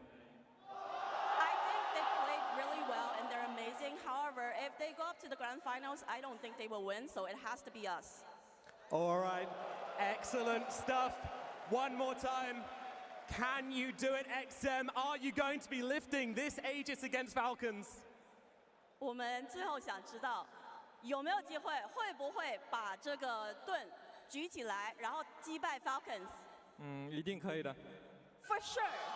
Let's go! Hamburg, let me hear it for your second grand finalist in its Extreme Gaming at XM. A lot of confidence coming out of XM, and you're going to need it after that game at number 3. The way they played, it was so clean. It was so tense. It felt like at any moment we could have been seeing a fight that wasn't going their way. But the patience they had, it paid off. It was a fantastic game here from both sides. It really did. Man, China is so back. After seeing them perform in the road to TI playoffs, being undefeated as well, I don't think many people expected China to have this dominant performance as well. And they are getting close. Yesterday, they did have 2 really long series. They didn't get much sleep. Now they could potentially play 8 games, and it seems like they're not done yet. I think this is going to be extremely good grand finals. And also Ame, rest of the crew as well. He did go to 2 times to the grand finals, didn't manage to get it. You also have him and Xno at TI8, him and Jinkyu at TI10 getting close as well, so they're definitely here to lift that Aegis. Yeah, it was a great showing. Like we said, it could have gone for either team in that game. Number 3, Extreme Gaming moving on, but right now we do unfortunately have to say goodbye to P-Vision. Yeah, thanks, Nat. I am here with no one of P-Vision. Let's give a round of applause. You guys were amazing this whole tournament. Just at the very end there, I saw you guys having a huddle in the booth and a talk. What were you saying to each other? That it's okay, and you don't need to worry. Yeah, because I think Satani got a little bit too much on himself, and we were just saying, no, bro, we lose as a team. Absolutely, he's such a young kid. He was obviously very nervous. What was it about this series that meant you couldn't play your normal sort of aggressive, chaotic style? It felt like the game slowed down compared to how you normally play. I think we whole tournament don't play like we played whole year because the meta is like this right now, and against Extreme especially, all games were like 2-2, 15 minutes, you just farm, chill, and yeah, it was not the best game to play, honestly. To Beastmaster last. It's very nerve-wracking. It's not. Come again? Like it makes you nervous, like it's on edge. Or... No, it was not nervous. It was not just enjoyable. I'm playing Beastmaster into Medusa, Pac, in tower save, and I'm like, fuck. I don't want to play last game on TI like this. Fair enough. You guys have had, as you said, such a great season. You've been fantastic to watch. This is such a wonderful team. What, if you could pick something, was your highlight this year? I think this time. This TI is the best highlight of this team. I'm really proud of the whole guys in our team, of the work that we did to go on this side, because we had really serious problems before. First problems that we had on team, it was happened before TI and it was really hard. But in the end, I don't know, I had a feeling that we will win this, but we didn't. Not this year, but I hope we see you guys back again. Do you have any words for the fans out there who've been supporting Paravision, not just here, but all season long? I mean, that's one of the reasons why I play Dota. It's because of you guys. Thank you so much. Thank you, no one. You guys have been magnificent to watch. We're sorry we have to say goodbye to you. Thank you so much. There goes the Dota legend. There's no one right there. Back to the panel. Thank you so much, Pyrian, and of course, no one, it's not an easy loss by any means, but 3rd place at TI, it is a feat in itself. And the way that they played all throughout the last 2 weeks in this series, yes, it wasn't enough, but it was enough for Dota viewers. I had so much joy watching everything that they did here. Yeah, unbelievably interesting team. Yeah. Redefining the meta, and I love this concept that he said coming into TI, this was the first time that we had problems. This is a relatively new roster, all things considered, so there is going to come a point where the team falters, and to fix that right before TI, the most important tournament in the Dota schedule, and get third place, this is no one's best showing at TI. That's incredible. Yeah, it's definitely not easy, like fixing whatever problems they had, especially interpersonal problems between the players or maybe draft issues, you know. Like, it's actually something that not every team is going to be able to do. Yeah, I think this loss might hit a little bit harder for them just because of how good this early game felt that it was going on the side of P-Vision. It was very close. They could have closed it out a little bit earlier there, but it all started off in the lanes. That's what these two games previously have kind of indicated as to who's going to be that winner. But for this game number 3, P-Vision just had really good lanes. They were really strong in that way. Yeah, they had it. I mean, they made this Chen rotation towards the bot lane. They said that they picked Chen in order to counter Medusa, and the lane was going phenomenally. All 3 cores of P-Vision were on top of the charts. We see a little interesting play here from old Dookie, where he protects the Wisdom Room by trapping X-Nova on the bridge there, and the early game was going great for them, but XG, they knew that if they just held the game out, they were going to win the late. Yeah, in the first 5 minutes, they did get a lot of advantage as well, and something similar that did happen in game number 2, where Ame was the one dictating the tempo of the game, making this rotation to the top lane, making sure that Anti-Mage's not getting the farm. It was pretty much Satanic who did the same thing on his Templar Assassin. He's going through the Twin Gates, he's making sure that they are getting the kills. These are the 2 kills that they did get, and after that, they didn't get the kill for like good 35 minutes. The game did slow down, they were unable to go in and try to close it out, because they were like 15,000 gold ahead. Yeah, I mean, the thing that did really well is they were behind, but they were really patient and they waited for the right fights to take. Yeah, it was this was the first move, right? Yeah, that was that move that kind of set the tempo for the game for the next good 30-35 minutes, but it just opened up the map so much, because you have Beastmaster, you have Chen, these are the heroes that are going to be dictating where the fights are going to be going. It's very difficult to invade where Beastmaster wants to play. On one hand, it was very strange to see so much downtime in this game. On the other hand, you have 5 players on both teams who are imagining themselves in those booths for the grand finals, right? So one single move and you can break the game. And that's how XG has played up until this point, is that they will not take a bad fight. They will wait until the perfect information is presented, and then they will fight. And they're also not really giving away a lot of pickoffs. Like sometimes it happens when players just die randomly on the map. But if everyone is actually doing what they're supposed to be doing, I think it's quite normal that there are no kills happening, because there are no mistakes in the game. Yeah, that's how you know 2 teams are very evenly matched. The sort of tempo, the pacing, it's not always that scrappy sort of Dota that people might love to watch. However, later in the game, when it did come down to those team fights where it felt like this Medusa was practically unstoppable, that's where we saw just how clutch players had to be for the spell usage, the item usage too. Yeah, we skipped pretty far ahead in the We did. highlights We went here. from 7 minutes to 40 minutes. 40 minutes, but that is how long it took in this game.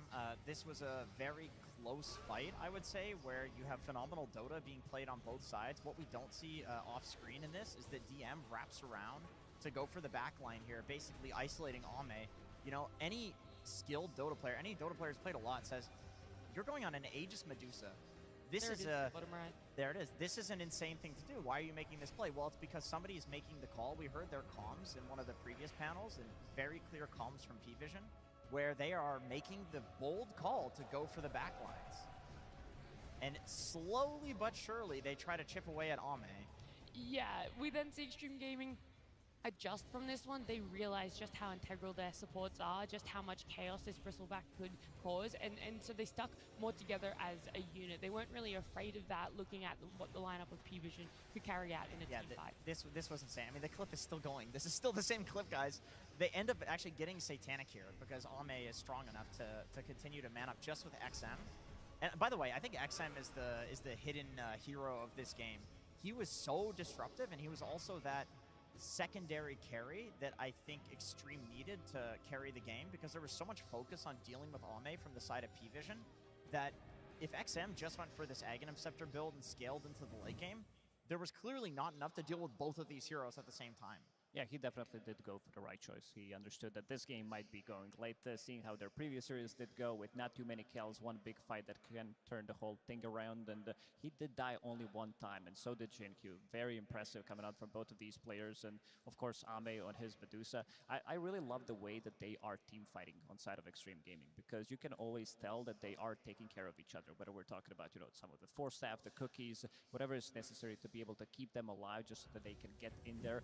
And this is going to be also another one of the longer fights where they initiate onto Satanic. I think XXS in this game had that killer instinct that you need to have from your offlaner, where he jumps in, he's not hesitating there for a second at all, and XM is going to be the one cleaning up. You can see the cart as well, which has been insanely good when they're sieging the high ground, when they're needing that extra save.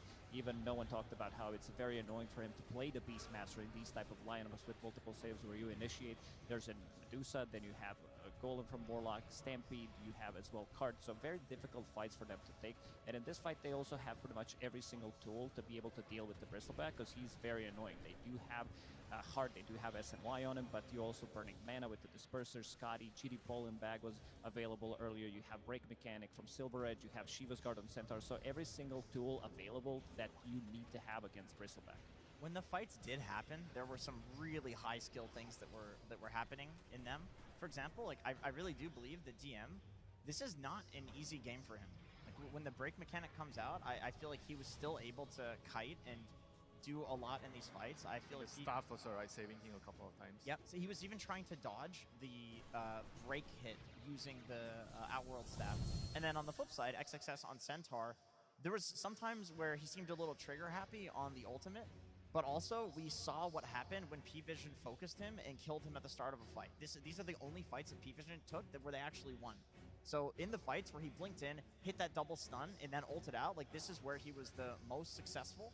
And what was setting up for this was XM on Puck, creating that chaos. I mean, the thing with the puck is like the puck makes it very difficult for the opponents to maintain formation, right? So when you look at team fights, like how the team fights are taken, you look at how they are maintaining formation, and when the center goes in, they are always together. They go in together, they go back together. When the supports are being targeted by the Beastmaster, they all go back and protect the supports. Whereas when you are on the Perivision side, you're playing against this puck, it's very hard for you to maintain your formation. So your Bristleback's in front. So when the puck goes behind, it's like sometimes it's very difficult for him to come back because he couldn't come back. And they don't really have a lot of small little stunts that would allow them to actually kite forward, like the Centaur. You know, he goes in, he goes back, he goes in, he goes back. It's very easy for them to do that. I think that is ultimately what made the team fight so difficult for them. Now, all three cores just having a little bit of lost syndrome where they're like, I don't know exactly where to sit in this fight. How can I really do a lot? And I know in our breakdown, we jumped from about the 7-minute mark to the 40-minute mark, and something in between that was very spectacular happened, but we got someone just as spectacular to break it down for us. Thanks, Nat. There's so much that goes into a win and a loss, and sometimes it's luck, sometimes it's skills, sometimes it's small mistakes. And I have a couple things to highlight from that very crucial 28-minute Roche fight. Now, the most important thing that happened here is this Observer and Sentry sat directly outside of the pit this entire fight, which gave Extreme Gaming crazy vision. And look at this, Ducals actually had a Sentry. He just didn't put it down. It's a small mistake. Sometimes pro players overlook that stuff. So XXS jumps in to scout Roshan, stuns his opponents, and buys some time here. But as P-Vision starts retreating and grouping up, look at this crazy fatal bonds that happens here from X-Nova. Look at that. He links the Bristleback to the TA, to the Creep, down to the Chen. So all the damage they take ends up getting spread amongst them, which makes their damage really good. But watch this. As we see the TA go into the Roche pit here, he's going to get bashed by Roshan here. And then this 60-second cooldown roar comes off cooldown right here, which disarms him for 2 seconds. He's trying to all in on the Roche at this exact moment. And then he bashes the Beastmaster as he blinks in, trying to catch the puck. So Beastmaster says, okay, I have to roar here, because that's going to push people out and stun them. He gets the roar off, it pushes out XM, so he's not in the Roche pit. But unfortunately, as he goes to take the Aegis, the exact same time Ame runs in with his ulti, that's going to end up stunning him. So he can't grab the Aegis this whole time. And then the roar duration runs out. XSS is able to pick this up. So the sequence of events that led to this turnaround, the Sentry not being placed, the Roche bash, the Roche roar into the follow-up bash, all contributed to the Aegis being stolen there by Extreme Gaming and allowing them to get back into this game. Crazy series of events, but it absolutely mattered here in that last game. Thank you so much, Pudge. Yeah, that 28-minute mark right there. Sixth player, huh? Wow. The levels of it are so much. The fact that they're able to so closely keep this chain stun going, right? It's so easy to overlap it. It's so easy to just miss time by a split second, and that's enough I mean, that you at don't the get same that time, Aegis just snatch. felt so unlucky, you know, for them, Sure. because that actually mattered so much for especially the TA. You know, he needed the Aegis to be able to push forward, you know, and losing that there was just such a heartbreaking moment for them. And in that manner, you know, sure they didn't put the sentry down, but it was still unlucky. Relatable though. I feel like we all see ourselves in P Vision's shoes every now and then, where just the worst possible sequence of things happen. Yeah, I mean, it's so hyped, though. The arena went crazy when the Aegis Snatch happened. Like, these guys were just going wild. And for a lot of people, this is their first time coming to a TI. Is anyone in the audience first time TI? There's a lot of people making their journey out to Germany here for their first time at TI, but a lot of players, it's also their first time. So we're going to have a look at exactly how we prepare those players.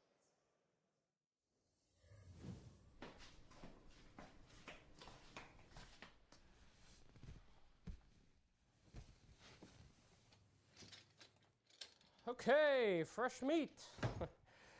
Welcome to your first international, all 16 of you. Jesus. All right, we have made this informational video here for you today to give you the do's and don'ts of TI.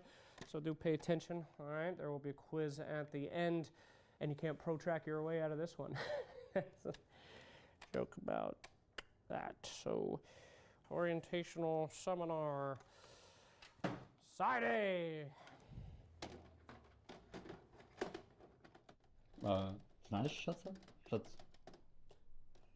Тут щоб тренуватися? Ні, оце що? Оце що?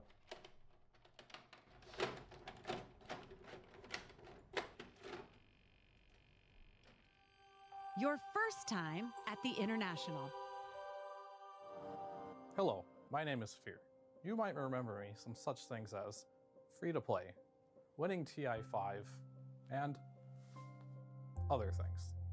I'm here to help give you the tools necessary so you can have a rewarding and fun experience at your first international.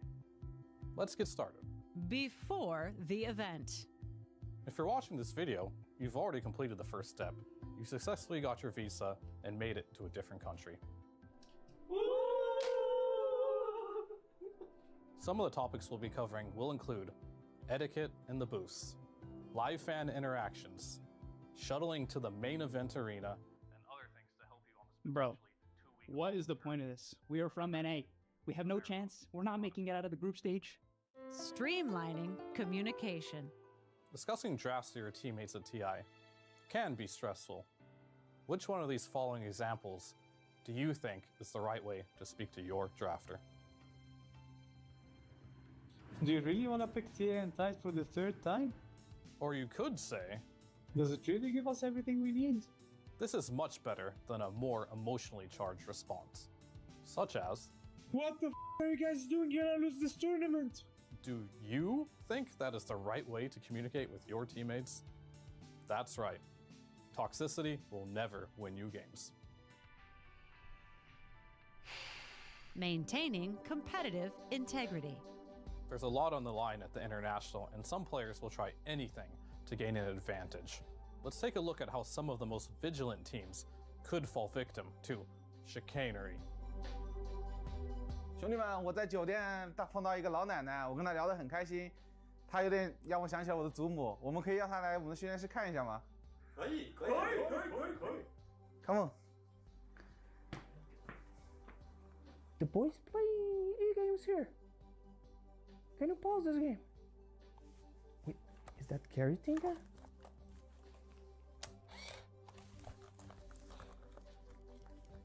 Does somebody want candies here? Did you spot what was wrong? That old lady was actually a 34-year-old Brazilian man spying on another team. You never know when such treachery may be afoot. The crowd. Some of you may be thinking, Fear, I'm used to playing from the comfort of my bedroom. What happens if at some point I become acutely aware of the thousands of people watching and start panicking as the fragile threads of my psyche unravel, leaving nothing but the weight of my own cosmic insignificance. Keyboards, mice, and other peripherals. We recommend all players bring 2 sets of their preferred equipment to the event. Hey, Moshe, what are you doing here? You know, if you miss a few TI, that make you do this shit again. Ah, sorry, man. Thank you.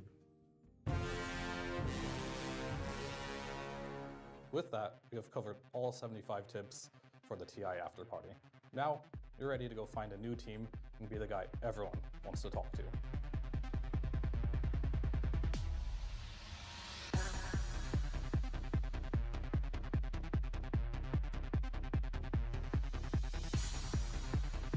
And that's everything you need to know about your first time at the International. Hopefully, now you won't get ganked by any problems and keep true sight of your goals. Thank you for watching. Yeah, so not the most entertaining video in the world, but hopefully y'all learned something and you could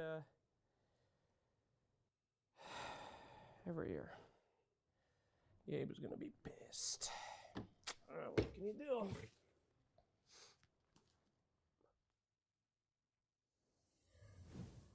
What a fantastic piece of content, of course, looking behind the scenes at exactly how our first-time TI players are introduced into the whole experience of the 2 weeks that went on here. That was very interesting that both the 30-year-old Brazilian men were dressing up as grandmas. I don't know what's is this the strat to get to top 6 in TI? You gotta stay vigilant, all right? You never know what's gonna happen. Yeah, probably half of the people who are like watching Dota, even though Dota is a relatively old community, are like, what is this piece of technology that they're using? What is this VHS? Like, what is that?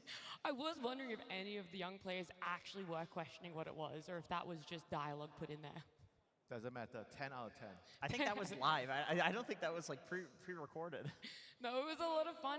It's been so much fun seeing just how far all of the new players were able to make. Of course, we just said goodbye to P-Vision, but to get third on your very first TI for Satanic 9-class Ducalis, it's amazing. Definitely is.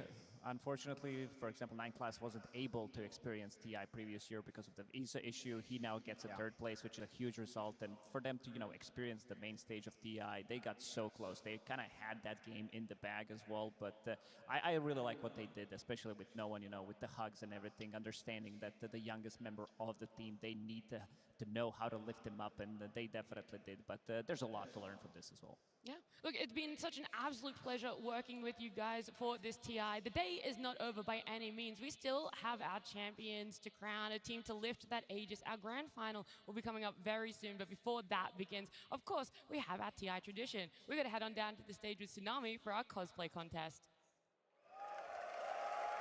Thank you very much. That's right, we've got some festivities to attend to. And one of those time-honored traditions is indeed the International 14 Cosplay Contest, sponsored by SteelSeries. As you can see, I've already got a bevy of judges joining me. If you don't mind introducing yourselves, I've got Marugito as Lena. Hello. Yes, thank you so much for bringing me on again. I loved the experience of TI at Copenhagen last year, and we have just as many amazing cosplayers to show you today. So I hope you all are excited. Oh, they should be, and indeed, I see them already out of the corner of my eye, as well as I'm joined by Chiyu Neko as Hoodwink. Hi everyone, it's so nice to be back here again, and I'm so excited to be back in Europe. I'm so excited to see everyone's amazing work. European cosplay does not disappoint. And we are going to be able to see that in the flesh very soon. And last but not least, we've got Karo Inanna as Luna. Hello everyone, this is my very first TI, so I'm so excited to be here, and oh my god, this is amazing. Can you see all these people? Can you see the stage? Can you see it all? It's awesome. It's a beautiful. And we are also going to show off some beautiful cosplays. So, shall we get started with the showcase? Lena, if you may. Thank you. All right, first off, we have Graphomanka as Naga Siren. She has made it here all the way from Kazakhstan.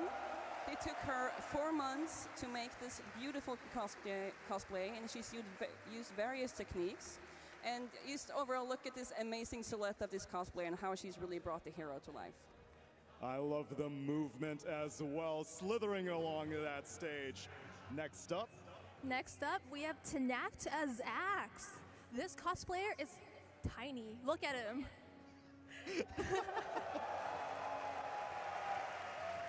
In his full cosplay, he hits the ceiling and stands tall at 250 centimeters. And for all you Americans out there, that's over 8 feet tall. or in other words, you can stack 2 of me on top and I still wouldn't be as tall. Next up, number 3.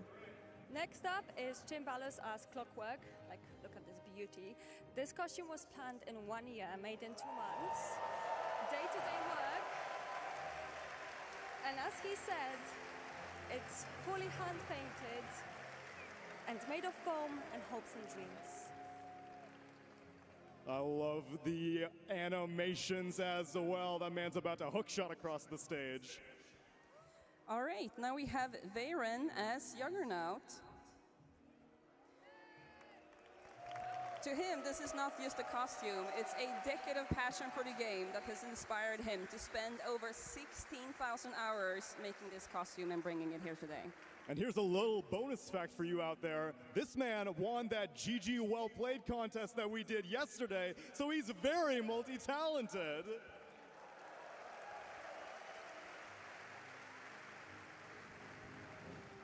Next up, we have Twisted Fate as Lena. This cosplayer came to us all the way from Colombia, and she picked the set. Because she really wanted to showcase her roots and her love for Latin American culture. The heritage and the sophistication to go with it, it's incredible. Next up is Marzaus as Shadow Shaman, and when I went to him to ask him about his interesting story, he said he tried to go for a realistic look of this character, but claims no birds were harmed in its making. He's got the taunt down too!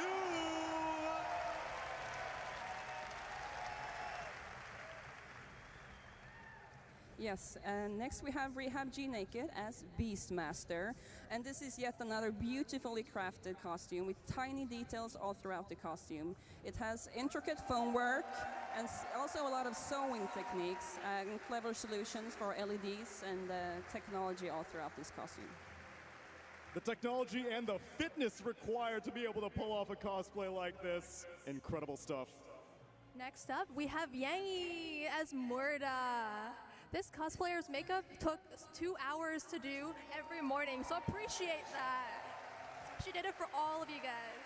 She also bought her very first power tool just to make her wings. And she's got the firearms to support it as well. Next up. Next up is Astela as Wind Ranger, and she said it's been made in 4 months, and her favorite part is her bow that is 3D printed, has 2 modes of LEDs, and us as judges, we just loved her wig that is actually made of 2 wigs. Give her a few more kills and she's gonna turn orange in that Arcana. And our last showcase. All right, so our last cosplayer to be presented on stage today is Vanusha as Anti-Mage.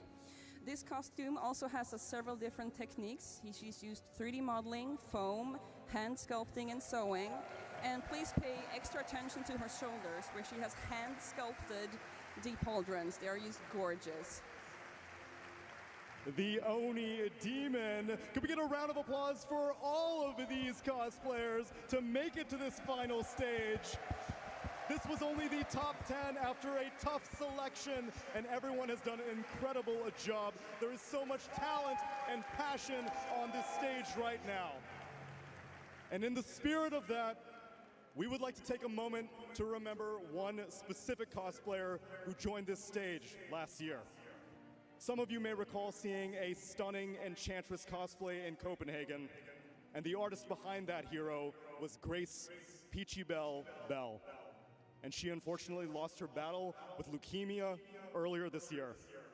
She was a cherished member of the community, and a dear friend to us all. So, Barclays Arena, if you could, please stand up and share your love, share your cheers, share your applause for all of the cosplay talent here on this stage in Grace's honor.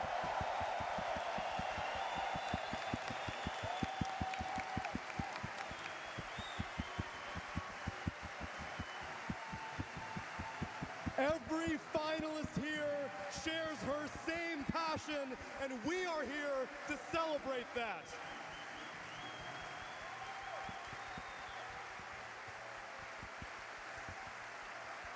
And now, I would like all of you to keep the same energy as we share some awards with the standouts on this stage. If you may. Our first award that we'll announce is Judges' Choice. And to receive Judges' Choice, you need to receive overall high score and, well, impress us. So without further ado, that award goes to Axe as Tanact, other way around.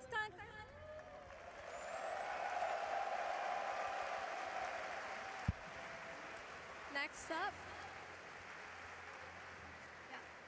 Next up, we have. Oh, wait. No, it's yours.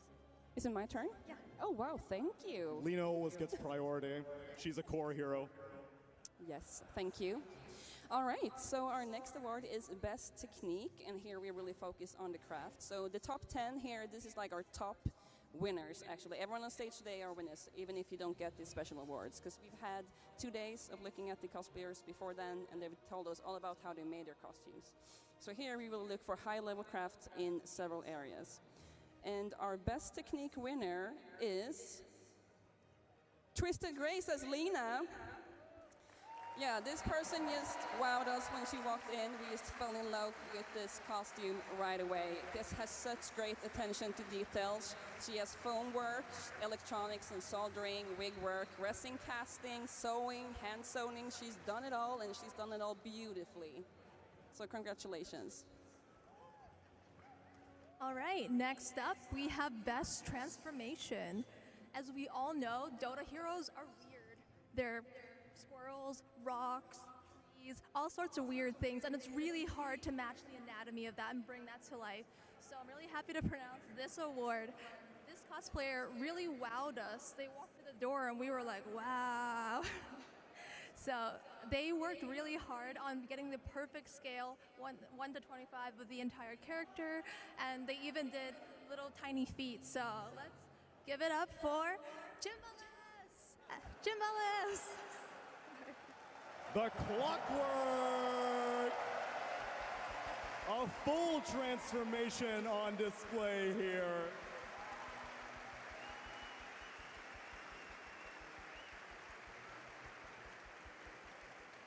And we have one last award to give out, and that is Best in Show.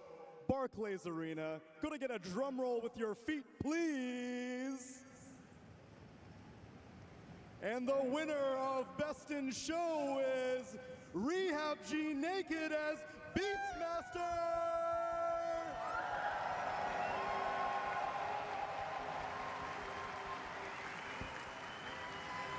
A full performance from start to finish. The aesthetics, the animations, the craftsmanship on display here has been impeccable. And not just for her, but again, at Barclays Arena, one more round of applause for all the cosplays, whether you submitted it and weren't able to make it to finals, or everyone who made it here in the arena.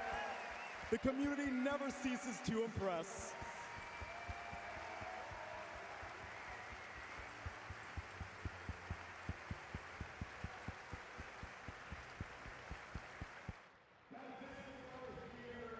The International 14 Cosplay Contest is sponsored by SteelSeries, but we've all got some other community efforts that we would like to showcase.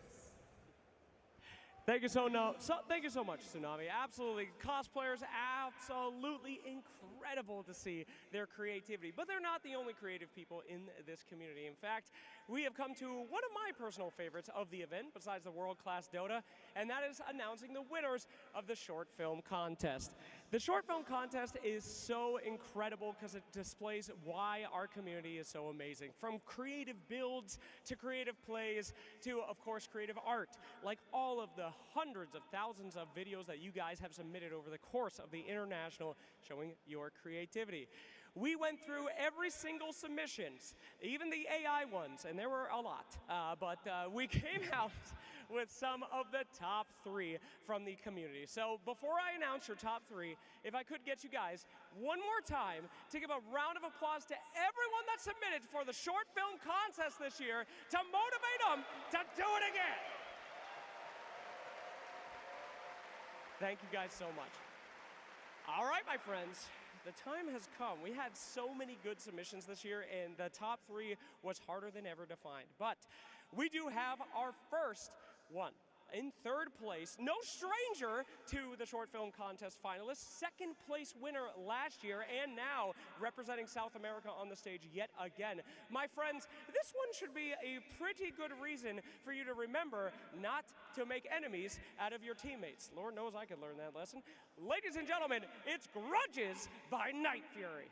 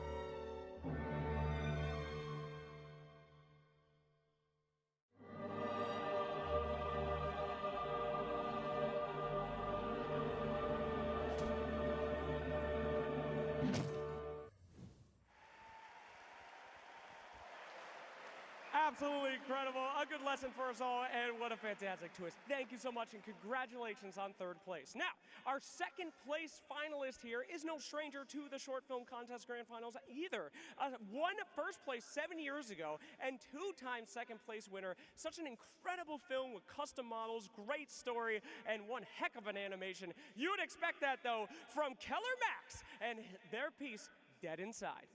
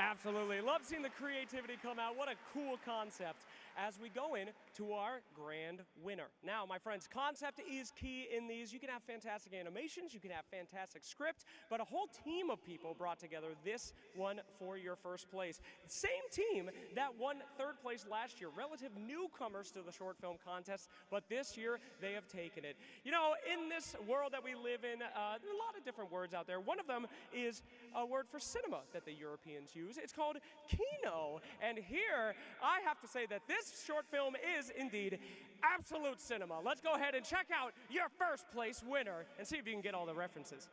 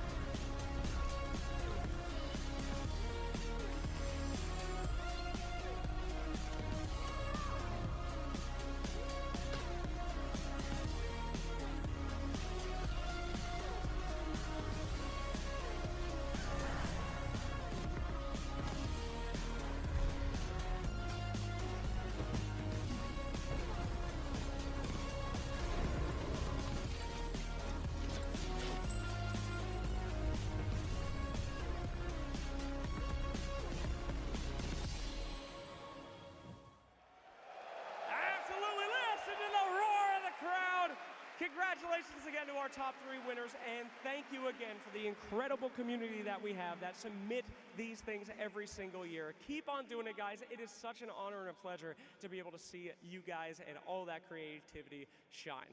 Now, I have to say, everybody, looking at this crowd today, those rafters are full. That main stage is full. Ladies and gentlemen, can you let them hear you from at home, every fool that did not come to this event today?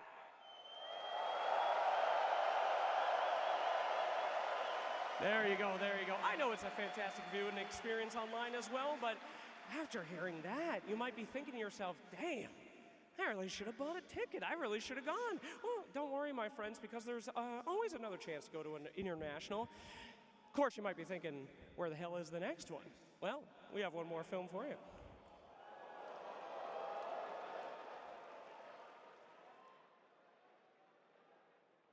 Hi, it's Gabe again. First off, I want to thank everyone in Germany for helping us make the International such a success. I have a quick announcement to make before we crown a new champion. We all share our love of the game with an international community, and I'm excited to announce that next year's International will also be returning to a previous location.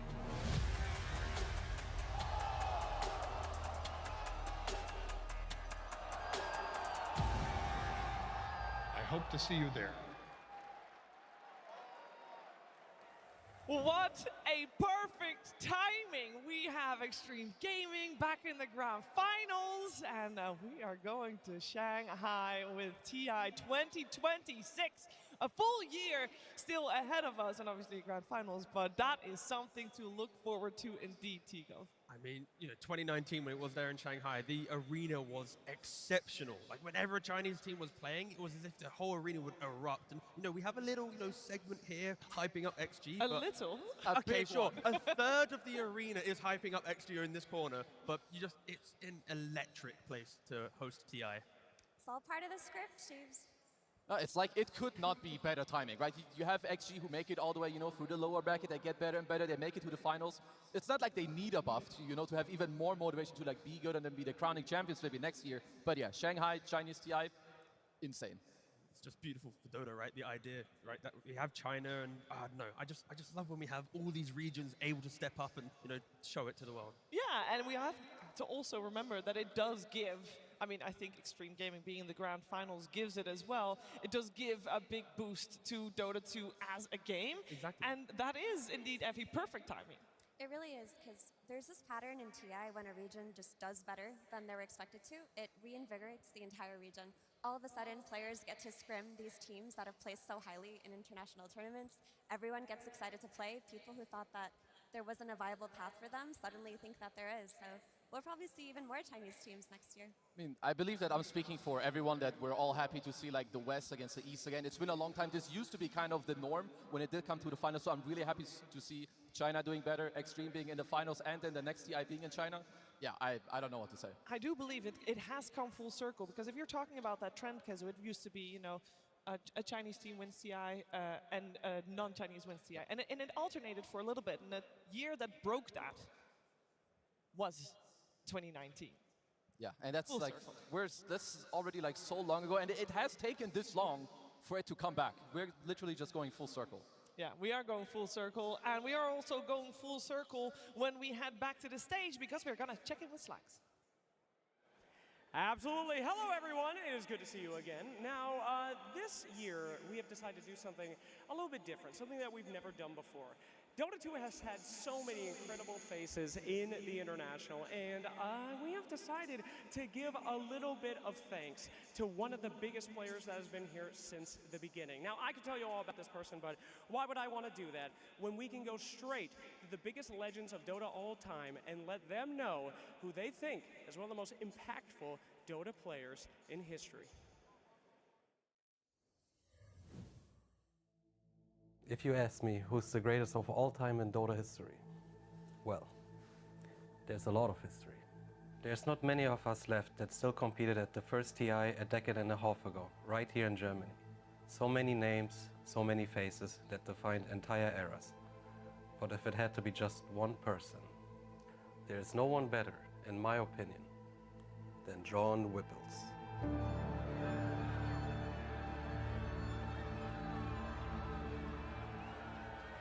Back at TI1, a lot of us didn't think it was real. $1 million prize? Well, come on. But I remember this German dude, John Whipples. He was all about it, crazy guy. He was sure Dota 2 was going to be the next big thing, so he wanted us all to join him for it. I mean, come on, he's the guy who discovered Dendy. Would I say John Whipples taught me everything about life, about patch? Absolutely! Every day I would watch his replays, and one day I saw this fountain hook bug, and I asked Papi, can we do this at TI? And Papi said, no, it's bullshit. And I said, well, John Whipples used it. And he said, motherfucking John Whipples is doing it? Then I'm doing it. Guy gave me my first machete. Called it the rapier. Tong Fu had that game. Is that balanced? You hook a guy with Aegis? Fuck John Whipples. Whipples was an icon, man. Back in the days, we didn't have all of this fancy shit, these Dota Pro trackers. Liquipedia or Dota Buff. If you wanted the meta, if you wanted the new stuff, you wanted that good shit, you downloaded some John Whipple replays. He had all the best strats. Oh, no disaster! Thank you, man! Ravage on everyone! The black hole as well! Light of Evan turns it around! Ravage as well! Stolen by Dendy! Are you kidding me? It's the John Whipple strat! He was a decent player back in the day, but never really TI material. But then when he started coaching, it started getting really bad. First, this guy rage quits during TI4 Grand Finals. Then 2 minutes later, starts fighting with his teammates.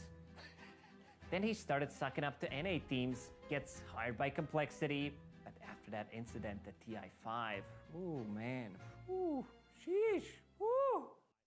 You really think I should drop my yulls, John Whipples? It's the most efficient play. What would Envy do? Oh. Fuck. Oh man. Even the NA teams wouldn't touch him anymore after that. We hired John Whipple to be our coach on Wins. 我们当时都以为他很牛，因为当时所有人都告诉我们 John Whipple 是最棒的。We asked him what to draft. He just throws darts at the board. Punching techies already. All right, boys. Wings deliver. How do we win with punch techies, John Whipples? 他根本什么都不懂。We won because we were good. John Whipple does nothing. John Whipple 真的不是人啊。After we saw what he did with drafting for Wings, we were really impressed. Like, I invited him to my room to talk Dota. He took my suitcase, all my clothes. For the rest of the event, I have just one pair of shorts. I can't fathom what kind of a freak would do that. Yeah, man, it was dark days. Times were tough. Times were really tough. And when things looked the most bleak, like we lost everybody, we needed a manager, coach, half a team. John Whipple gave us a call, and he didn't have the best reputation stealing those pants and stuff, but he gave us everything. And before TI10, when Seb lost his retina, he told Seb, take my eye and go win a third TI. And yeah, we got 6 and stuff, but that's okay. That was pretty nice of him. One day I was playing like knife in handy, of course with Yatra, and I really fucked up because I stabbed myself right before the TI finals, and I said, like, we cooked, boys, it's over. But out from the crowd, this one-eyed man said, take my hands, Collapse. And I took his hands, and I won one TI with one hand. And I took the second hand, and I won the second TI. Thank you, John Whipples. Thank you, John Whipples. When John Whipples said he started the Dark Tome of Oscarwatch to help us finally beat Gaming Gladiators, I believed him. But I told him, if you do this, they might never make it to TI again. And I thought, that sounds pretty good. And he looked me in the eyes, and he said, I already did it. It did work, though. Did John Whipples ever make it to the international? No. As a player, he was terrible. But he always watched. He always supported us. He always played pubs and told his friends. And in the end, it's not the players at TI that make it special. It's about people like John Whipples, the viewer, the pubber, the brother. That's why we do what we do. People like you. People like John Whipples. Guys, because of you, we can play this beautiful game and live our dream lives as a Dota players. And thank you so much. We love you. 感谢大家的观看，也感谢大家15年来一直的陪伴。 Thanks for watching, guys. Thanks to all the Dota fans. Thank you, fans, for the 14 years of support. Thank you very much for making this game a reality. Thank you, Dota viewers. Thank you, everyone, for watching. You guys are the heart of the community. This is the greatest tournament. We're looking forward every single year, and I hope you guys enjoy the show.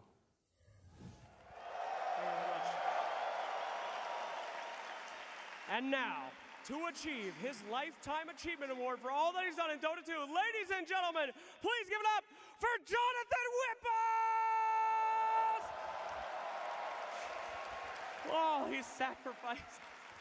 Any words to say, John Whipples, to the crowd? Thank you, Dota. And TI, you're amazing. All right. Any other words, John Whipples? China.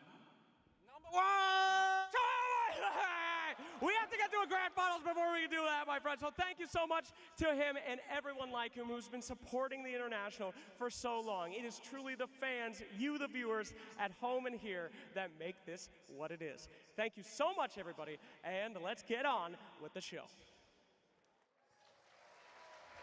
Oof, how to follow that up. Ooh, I just want to echo his sentiment real quick there. That was incredibly wholesome, and I do want to just sign that bottom line. Without you guys at home, and obviously without you guys in the arena, we would not be here. We would not see this beautiful game play out the way it does, Kazu. Yeah, I mean, sometimes it just feels like kind of fake until you get to like a real-life event. You see the people, you see the crowd, you hear the emotion during the game, you see the game unfold. And all the people, too, that we saw in the video. Like, they're all just legends. Sometimes you forget, you see them again, you just get so happy. So, yeah, thank you to everyone. Yeah, being part of this space is such a privilege, and I couldn't imagine life in any other way, and it truly is thanks to the fans. Like, without you guys, there wouldn't be any Dota. It's just a beautiful game. I mean, it speaks for itself. I mean, the way that the fans interact, the players, every time you talk to a player and they talk about the International, you can see how much it means. Like, even, we interview Snaking on the stage and how important this event is. Like, again, the Dota, it speaks for itself. It's beautiful. The fans are great. Everything's great. I love it so much.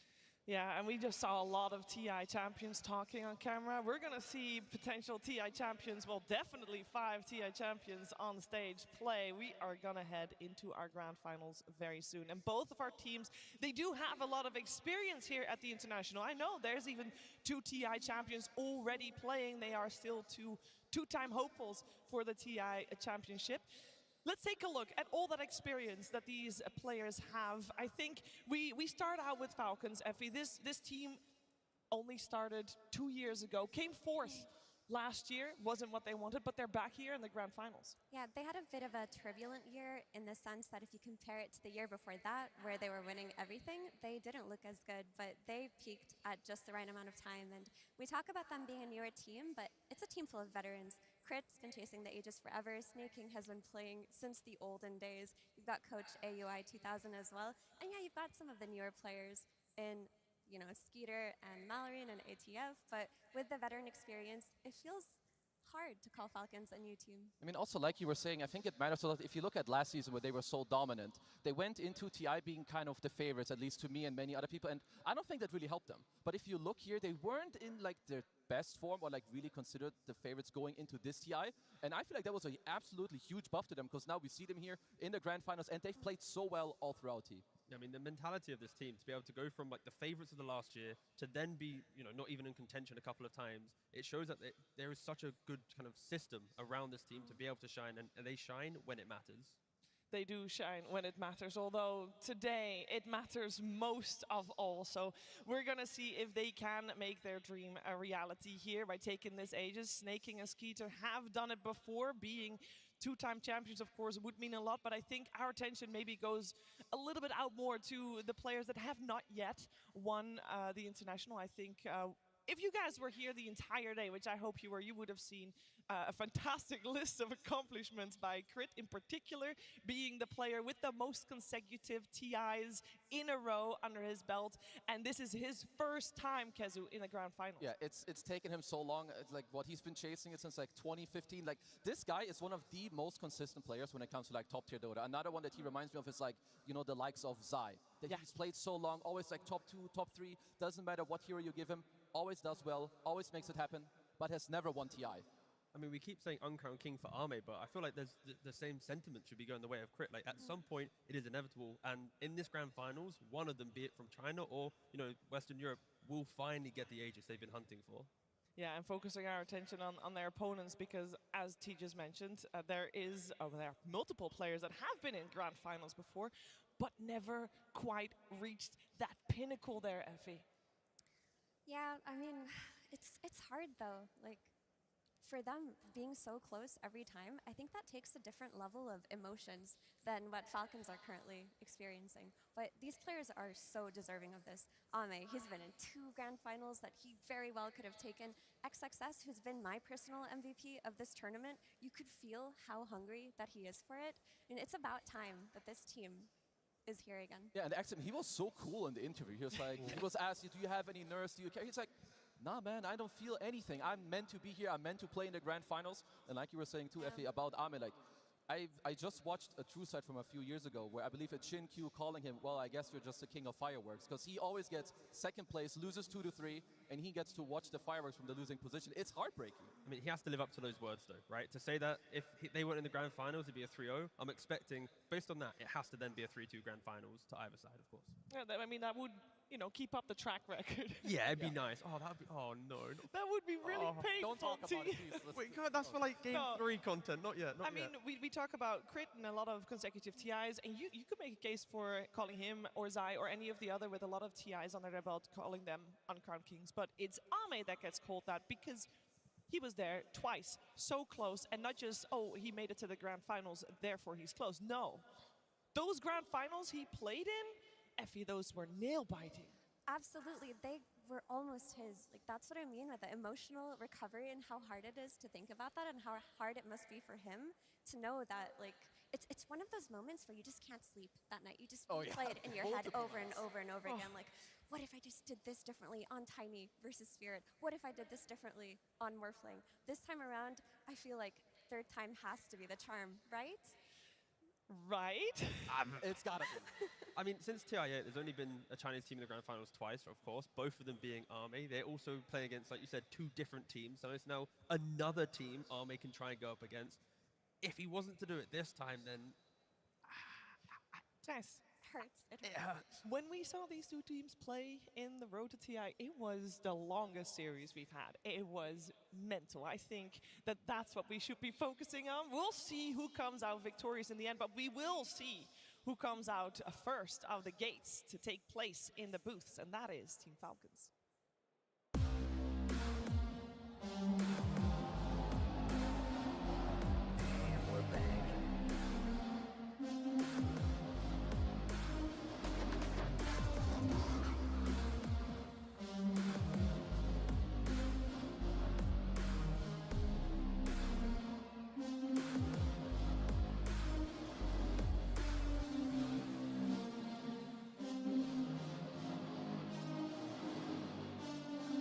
Team Falcons!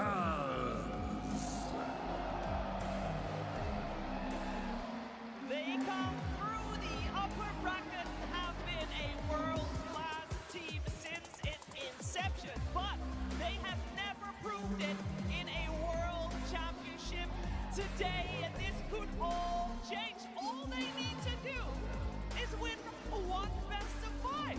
Surely that should be possible, but I'm sure their opponents will put up a big fight. Let's welcome XG.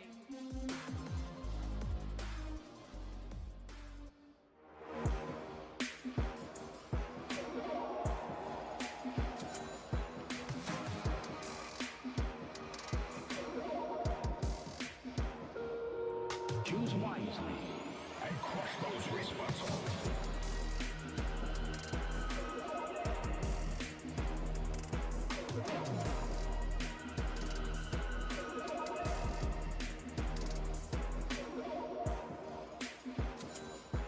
Extreme Gaming! It has been 4 years since the Chinese team was in the grand finals of the International, and Amazing Q and Coach Zawei were right there. They were so close. They have returned stronger, better, and ready to take on this grand finals against Team Falcons, and they are no strangers to playing in an international in a grand finals, and I think maybe that just might give them a little edge, and maybe Barclays Arena, in terms of their vocal cords, is giving them a little edge as well. No, I'm loving the side of, it's right to our left, right? The XG fan base, as soon as the game starts, they're just roaring. It is just so much support for this team, and again, it is the best possible grand finals that you could ask for, right? Falcons versus XG. It's the international for a reason. You want to have the big international teams from across the world clashing against each other. I couldn't ask for anything else today. No, it's honestly the best thing possible, and we've talked about it before. They've already matched up, and it was an absolute nail-biter. Like 3 games, all over an hour, high skill. You have the team fights back and forth, new picks coming out, just all the stuff happening that you want to see at a TI. But yeah, I gotta say, XG for me and Falcons, like some of their players, they're so high-skilled. I just love watching them play. But after their matchup, they went through different journeys in the playoffs, right? Falcons just looked extremely dominant after the road to the International. They clearly learned a lot of lessons, took it into the playoffs, whereas Extreme Gaming, their road was not as simple. Their game seemed harder. Their game seemed longer. They had to play in these situations where they were down so much net worth. They could have lost yesterday versus BB Team. They brought it back. They channeled that TI magic. They could have lost today, and they brought it back versus P-Vision, and they channeled that TI magic. I mean, they're just doing this from their passion, from their grit, whereas Falcons are so methodical. They've been so clean the entire playoffs.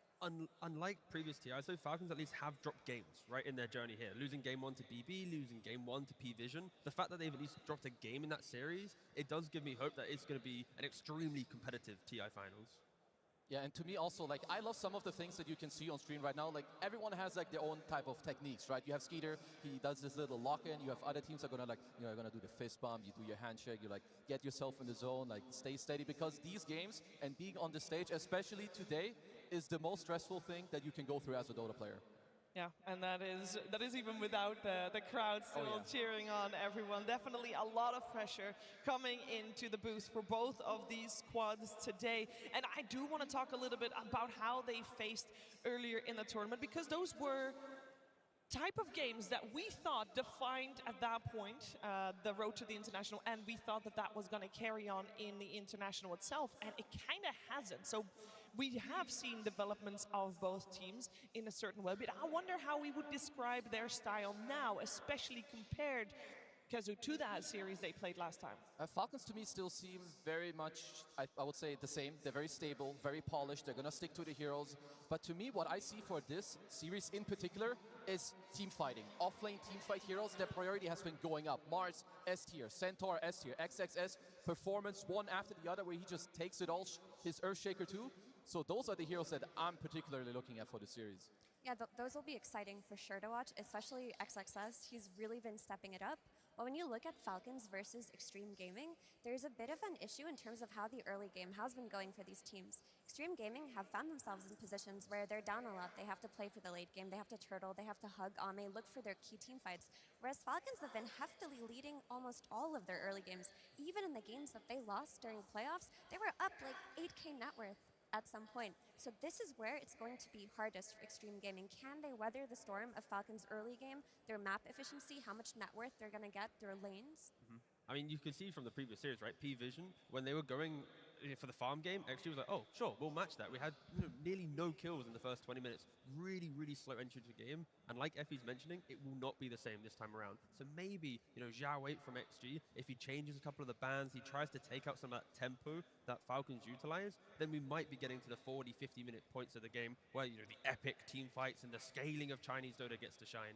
I am happy you mentioned Zhao Wei, because I do want to take a moment to talk about the two coaches that will pick their players a hero. I say that though, Kezu, but I do seem to remember AUI talking about that he's no longer the one clicking the buttons. Zhao Wei is, of course. Yeah, so of course AUI, he gave it over to Amar, who it seems he is doing a stellar job, right? His last pick, 24 picks, like he nails it, the Underlord, the Huskar, whatever it is. So Amar, honestly, a very big piece for the team. But to stay on the topic of the coaches, these might be two of the most accomplished and most experienced coaches that you have in all of Dota.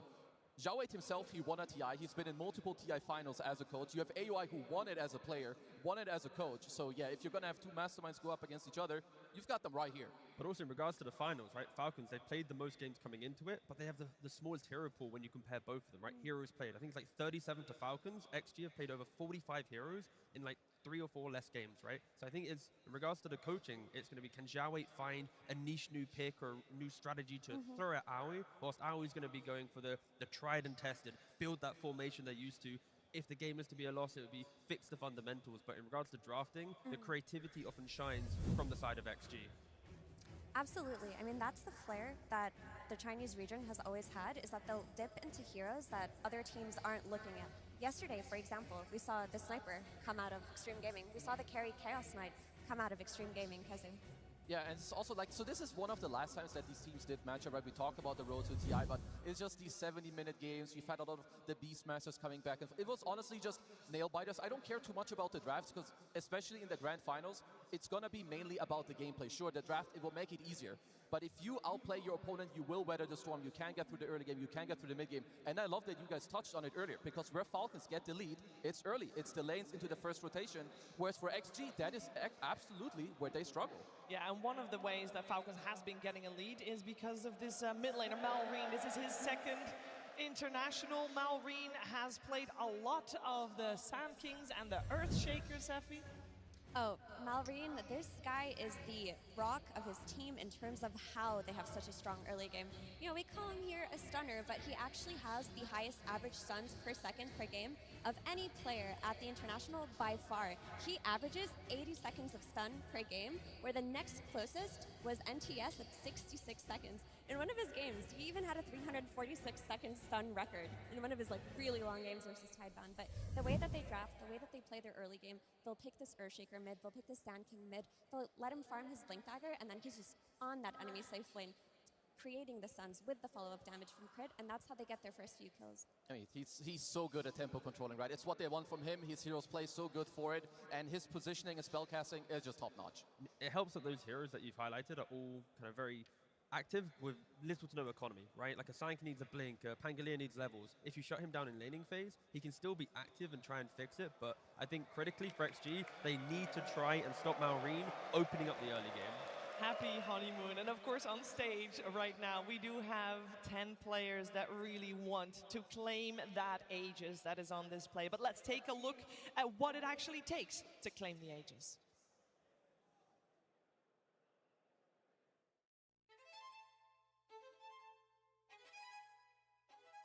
It is a summit that few have conquered, where the legends of the past have written their own epic stories.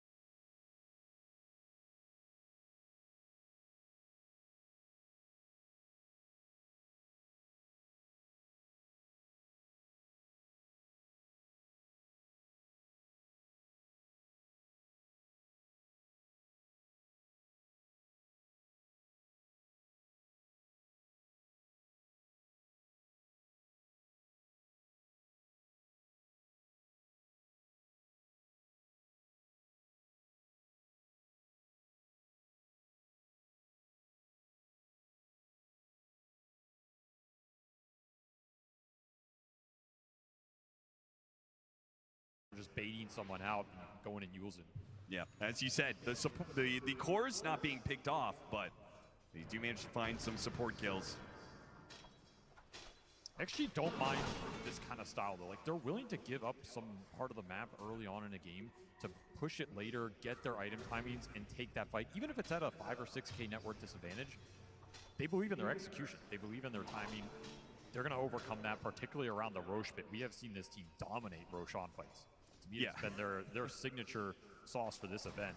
I was about to say, if anything's going to give them even more confidence, is going to be that lower bracket finals, game 3. Yeah. They played against a net worth advantage the entire time, and still had the confidence they were going to be able to pull through, and they sure did. I mean, at this point, just believe XXS is going to win you the Roshan fight because he's done it time and time again.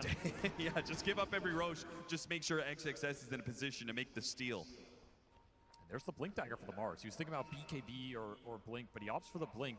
Tells me XG want to get aggressive here in the next few minutes. If you can get a team fight on top of Falcons with you being the initiator, particularly on that Pangolier or Ember, it can break that fight open, especially if it's around the pit, straight into Roshan for this Ursa. This is a really pivotal moment in this game for Falcons to defend their map. Baiting an 18-minute power rune that doesn't spawn. Amar makes a poke at XM and reveals that there is a whole heap of heroes right behind him. Blinks are also online for Falcons. Pango Blink, Sven Blink, Instant Smoke. Falcons are going to look to do what XG just wanted to. XXS is thinking about striking first, though, and he managed to get the pin.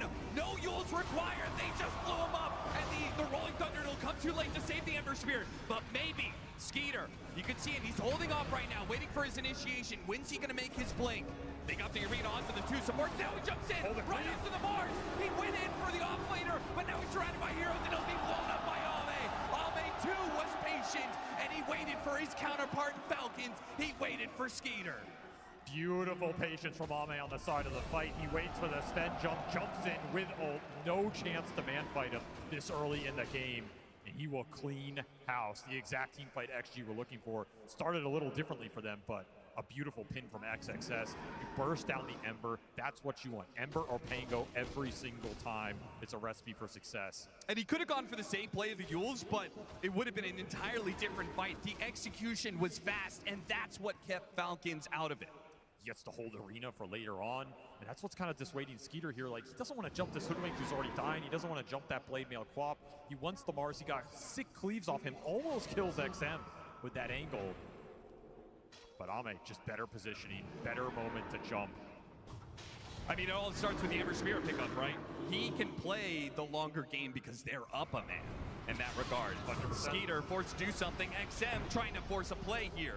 Stomp misses. It covers at least the retreat from XM. Falcons go back to their side of the jungle. Despite the loss in that mid lane, not that big of a net worth lead for Extreme. We're still keeping this game very tight at 20 minutes, though. Extreme, they want the Tormentor. They're going to smoke up for it. Falcons will do the same, not to smoke, but trying to defend their territory.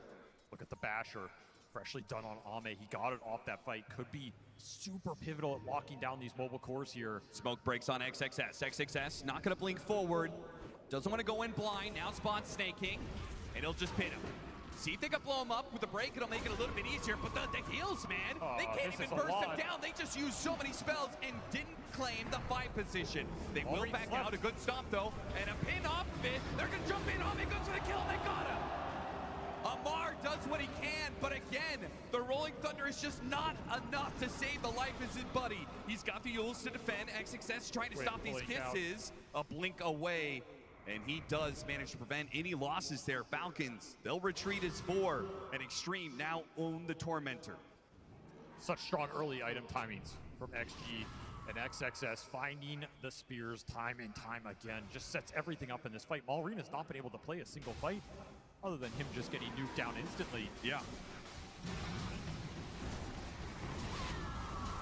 And all of that was off of a casual stomp from X-Nova. That's how this Elder Titan gets you. He can throw the Spirit out, he can wait for a slight, and then he's going to force you to Remnant out or you get stomped, and you don't know what's coming after that stomp. Very little to bail you out of that situation. It's an annoying spell for Malrine to just be sitting under in the middle of the fight. I mean, Amar's the most farmed hero here for Falcons. He's having quite a good game. just can't find his mark in these engagements.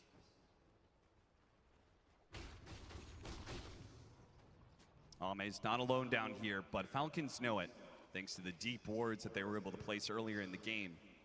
Has not allowed them to take control of the match. Going back to the Ember Spirit, though, this is a hero that we haven't actually seen too much of here at TI. Why is that? I think his early game is still good, but he kind of falls off in that mid game a little bit. He doesn't pack the same punch, and I think players are concerned about his ultra late game scaling sometimes too. Like, yeah, 6 or 7 slots, all these Spirit heroes are crazy, but you compare it to things like the Queen of Pain with the Sonic Wave damage. It's just not the same punch, right? He's kind of an attrition hero. He likes to go in the fight, take the long fight. It feels like a lot of these fights are just decided off a jump. You throw in the nukes, you blow somebody up. It's not Ember Spirit style right now. And now his strength can be just set up for some of these long-range supports. Great hero to combine with the Hoodwinks and the Snapfires that are in this meta. And I think that's what Falcons wanted to do. They just got slowed down.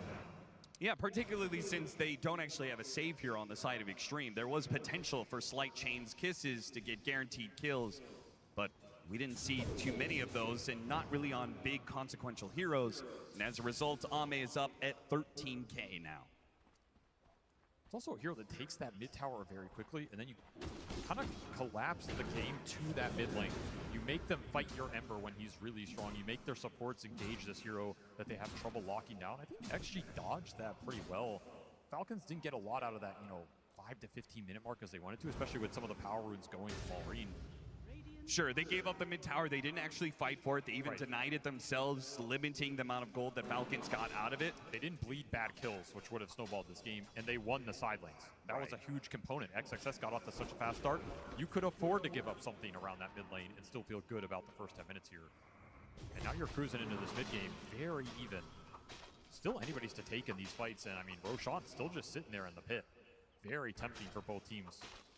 Absolutely. And we even see the X-Nova Spirit scouting it out. I mean, there is some worry here on XG for Falcons to man up for it if they feel you're on the wrong part of the map.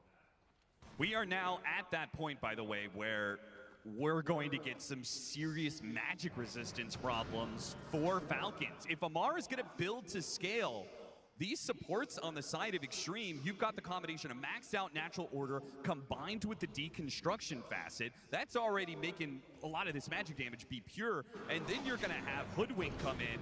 He's buying up a shard really soon. That boomerang is just going to amp up that magic damage even more. The burst damage is going to go crazy. If you get a latch off this Mars, that hero is just gone. No hard save in this lineup. At least you have some armor differential from the Sven.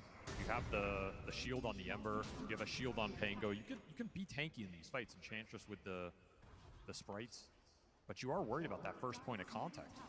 Yeah, which means Falcons, I mean, they've been struggling to find the initiation. That's what's been causing them so many issues in these early fights. It always seems like XXS is able to hit first before Amar does. So they either got to find that or they got to start just, playing to farm, playing to scale. They have BKB Blink on this. Bro, perang nih, bro. Ya, XXS-nya udah ini belum? Keluar masuk lagi. Kenapa WG yang menang ini, babi? XG. EG. Virginius apa? Kacau sih. Latih. Anjing lu, Rick. Dari tadi 1000 anjir. Ceceng aja Pak Ceceng. Duit. Gak seru amat. Yeah. And if they just stick around Net worth ya, beda 1000 doang. Gak seru. Orang belum terang. 10.000 lah. Gimana sekitar skuter sih, jadi skuter kali ini. Ngapain si Amir ya kan? Manasin mesin bro, manasin mesin. Gila banget. It all comes down to this Roche, man, and we're gonna have BKB cores on both sides. Gimana Kido? Ini diwat-diwatan gini bro, mantap. Hah? Fantasi lu core-nya siapa? Core-nya siapa? Satanik. Iya maksudnya core-nya siapa? Fantasinya anjing tadi. Dapat berapa dok? 30.000. Gua belum cek sih. Itu si siapa si Ame ini di last game. Trip kill-nya 1000 aja. Gua belum cek nih. Gua 200% di grip kill dapat berapa nih si Aming ini? Rick, gimana Rick? Gua salah lagi nih. Apa ya? Lu udah bener berapa, Dok? Benar semua gua yang ini doang yang salah. Harusnya Falcon VP ya apa? PV Parivision. Wah, gak mati lagi bang, Gila gimana? sih Snaking sih anjing, samsak banget itu dia. Bangsat. Tadi perangnya menarik nggak mereka? Siapa? Pertempuran tadi seru nggak? banget. Seru banget anjir. Kita Skornya berapa sih? 2-0? 2-1. 2-1. Oh berarti tempur dong. 3-0. Gitu, 3-0. Lo ini BO5 ya? BO5 lah Grand Final. Wah lama banget ya. Rick lo, Rick. Ini berapa sih? Mainnya berapa? Streamnya? Dota dulu lah, cek dulu ya. Ini masih Ada yang biasa nge-lag ya. apa ya? Gua juga nge-lag. Apa? Dep. Ricky berarti kan yang nge-lag-nya kan? Ini lancar gua. Iya. Yang lain nonton nge-lag nggak? Gua aman kok, cuman agak blurry aja dikit. Salah 4 Lo udah. keluar masuk lagi nih. Jadi 20p. Ya gimana ya bang? Iya. 20p. Harus keluar masuk. Iya, gua aman kok. Internet gua Tadi gua ngelak sekali nih. Iya. Gua udah Ngerem-ngerem gitu bang. Anjing. Bisa dibalikin. Gimana nih bang? Ame mana Ame? Lagi ngapain? Di beruang. Camping lah. Especially if the Mars gets going on, you don't have a clear initiation as XG. Iya kok. Buy a gem, which is interesting considering they just killed 3 wards. I mean, how much vision's left on the map? They really want to secure vision for the fight. Di Deden dapat itu ya, dapat barang ungu 3 apa? 5. Ini tumben banget nih Juming ada masuk sini. Nobar bro. Tadi Dari mana, Ming? Udah kita kikikin padahal dia berisik.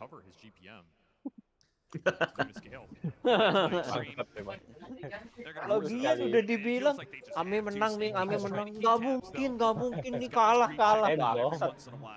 Bikin satu lagi biar berisik. Udah dibilang kalah soalnya. Pertempuran terakhir Ame carry-nya apa sih? Medusa. Terus si lawannya apa? TA. Oh sama-sama pakai shield ya? Iya. Ah gua nggak nonton sih lah. XXS-nya lah. Kunci kemenangan anjing. Goblok Sentaya. Kayaknya bagus banget. Gerobak buka.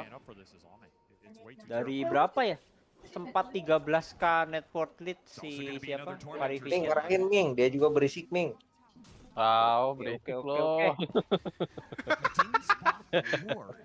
Ming, tapi gua admin Ming, gua bisa ban lu sekarang. Mau coba nggak? Jangan. Gua juga bisa ban Neki kok. Nggak bisa sama-sama admin mah. Bisa. Gua ban lu. Balik, dua-duanya ke ban. Jangan ribut. Falcons, they're staying split. Amar's getting a lot of farm out of his top lane. He might actually be able to take that tower at some point in time. As you said, Malrine, best split. Ming katanya si Eki kalau beli di lu yang Nepfire yang biru itu cuma 200.000. Gak tahu yang mana ya. Dari mana gue bilang gitu bang? Parah. Dari mana itu gosip anjing kalau itu 200.000 udah gue beli duluan. Nepfire biru apa sih efek itunya tembakan itu? Iya. Sudah. Portarkisnya biru. Emang berapaan sih? Yang gitu? 200 katanya di Juming. Itu efek cudanya doang. Iya Ya, sama cookiesnya kalau pakai Aghanim Sword. Ming denger palunya si Faceless Void 150.000 ya. Gue transfer sekarang deh. Palu yang mana nih? Itu lah, yang heksagonal lah. Coba gue cek inventory-nya Juming. Asu. Si Juming boleh juga. Dia punya nggak sih? Gue baru tanya kemarin, Ming, game ini berapa duit? Langsung di give anjing gamenya. Bahkan jadi gue transfer anjing. Bang Le kan beli. Wah anjing sih itu. Seller anjing itu. Gak bisa gitu bro. Berapa Tanya nih? padahal ya. Lu nggak usah transfer anjing, bro. Wah, oke kata gue. Tiba-tiba dapat gift anjing. Jadi harus transfer Dia aja. bilang oke kan. Wah, Udah anjing, oke gila berarti. sih di seller ya. Padahal baru Biasanya nanya kan ya. gua transfer Iya. dulu baru dikasih, Bangsat ini. bro. Jangan dibayar, udah biarin, bro. Itu namanya seller maksa kalau lu gift dulu. Maksud aja game doang, Sot. Gue lagi mau Kacau. pergi anjing, mau pergi waktu jadi gue gitu. Jadi gua udah Alasannya pergi, bukan anjing. Alasannya Gua mau harus pergi transfer. seller anjing. Nggak bener Di ya. decline anjing kan balik jadi wallet gue anjing. Oh gitu cara lu dagang Ming. Jadinya gua harus transfer ya. Anjing. Game apa, bro? Itu Petafexal itu yang gua main sama Bang. Berapa gamenya itu? 421. Oh, Baru tanya harus. Seller, Ini berapa tuh? seller tidak amanah anjing. 421 tuh kata. Oh, Bintang oke satu nggak kata sih? gua. Dia Baru bilang oke doang. Oke berarti iya. Oke maksud dia mau mengudahi pembicaraan. Iya. Anjing. Gila anak orang. Batal Wah lanjut ini bro, lanjut. Gila ultinya Eknova mantap sih, Bang. Wah. Kita Daftarnya ketahan. Dikit baru bang. Aming dateng bro. Telat sih. Itu Marsnya badak amat. Ketereng ditahan. Meng, Meng. Hai. Shadow Leaf Insurgent berapaan Hot Wing Min? Hot Wing, iya, panas banget tuh sayapnya ya kan. Hot Wing. Biar mirip sama Crit. Gua sama banget apa, Dok? Itu nggak bisa dibeli kayaknya loh. Kadalnya udah sama ya, Dek? Zooming banyak banget itu. Oh bisa. Jadi gift sekali Kalau tuh. dia punya bundelnya bisa. Berapaan Ming? 2 juta ya Ming kalau nggak salah tuh. Ya kalau mahal-mahal nggak ada.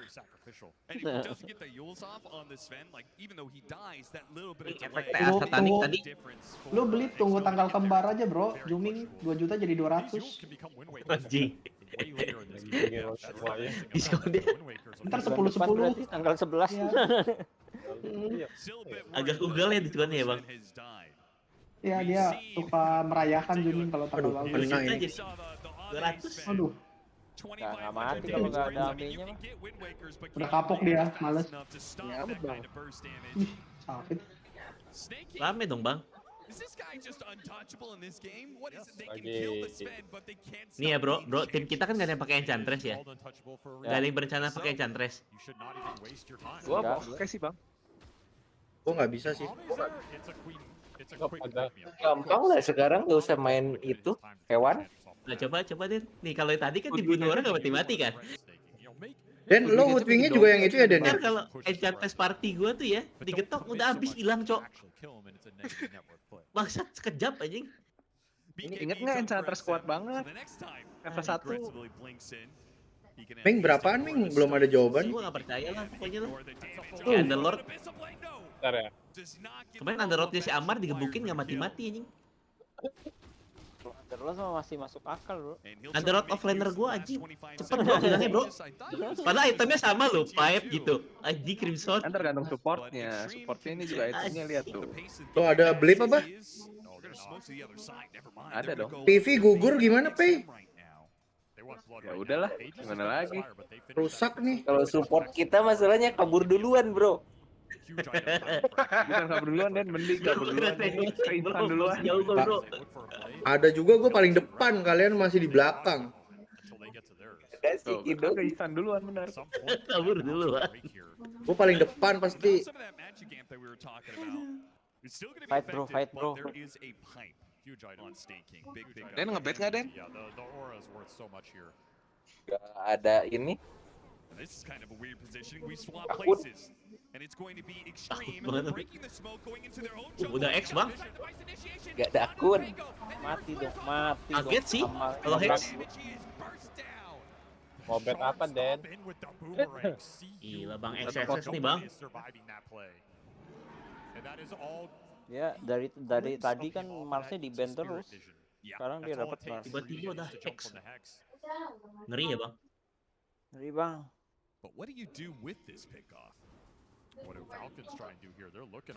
Lebih berimpact dari Amar sih anjing Marsnya.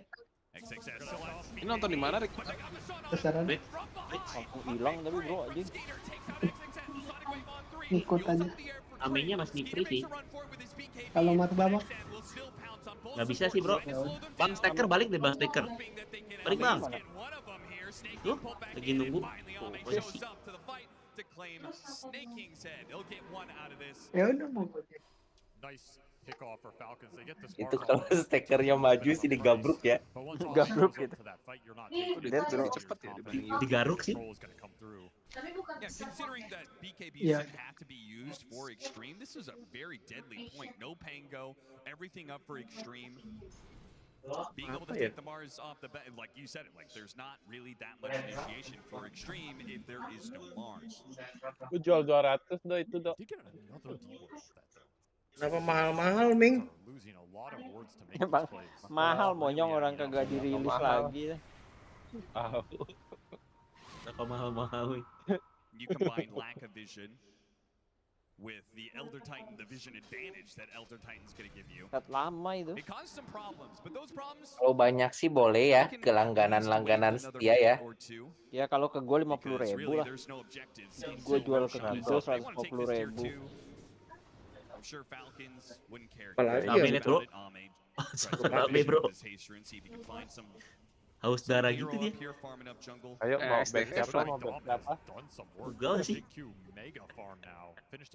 Lebih ugal SDF sih.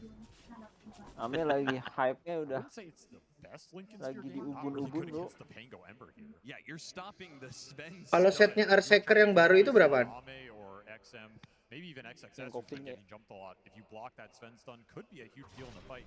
But it's a very expensive investment. Gue sih lebih pengen Chanting sih daripada Checker. I mean, there's maybe little things like itu murah. Itu berapa? 20. 100.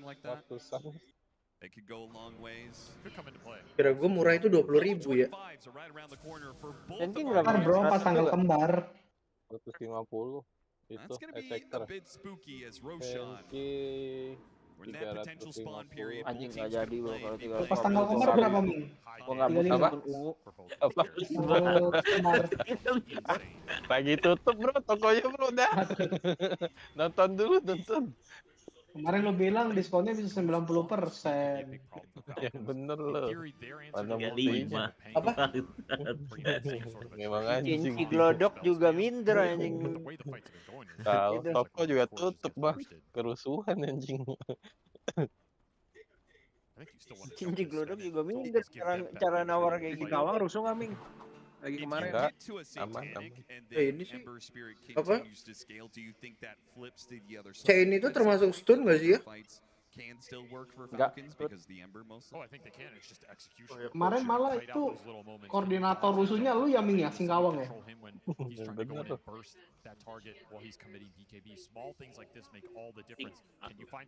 Buat IQ gini buka map gitu ya, maksud. Gila sih.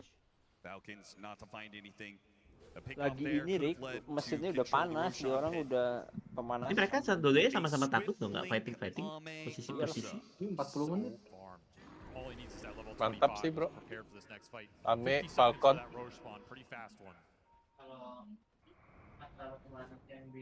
Gak berani dua-duanya bang. Atau kesalahan udah amburadul kayaknya.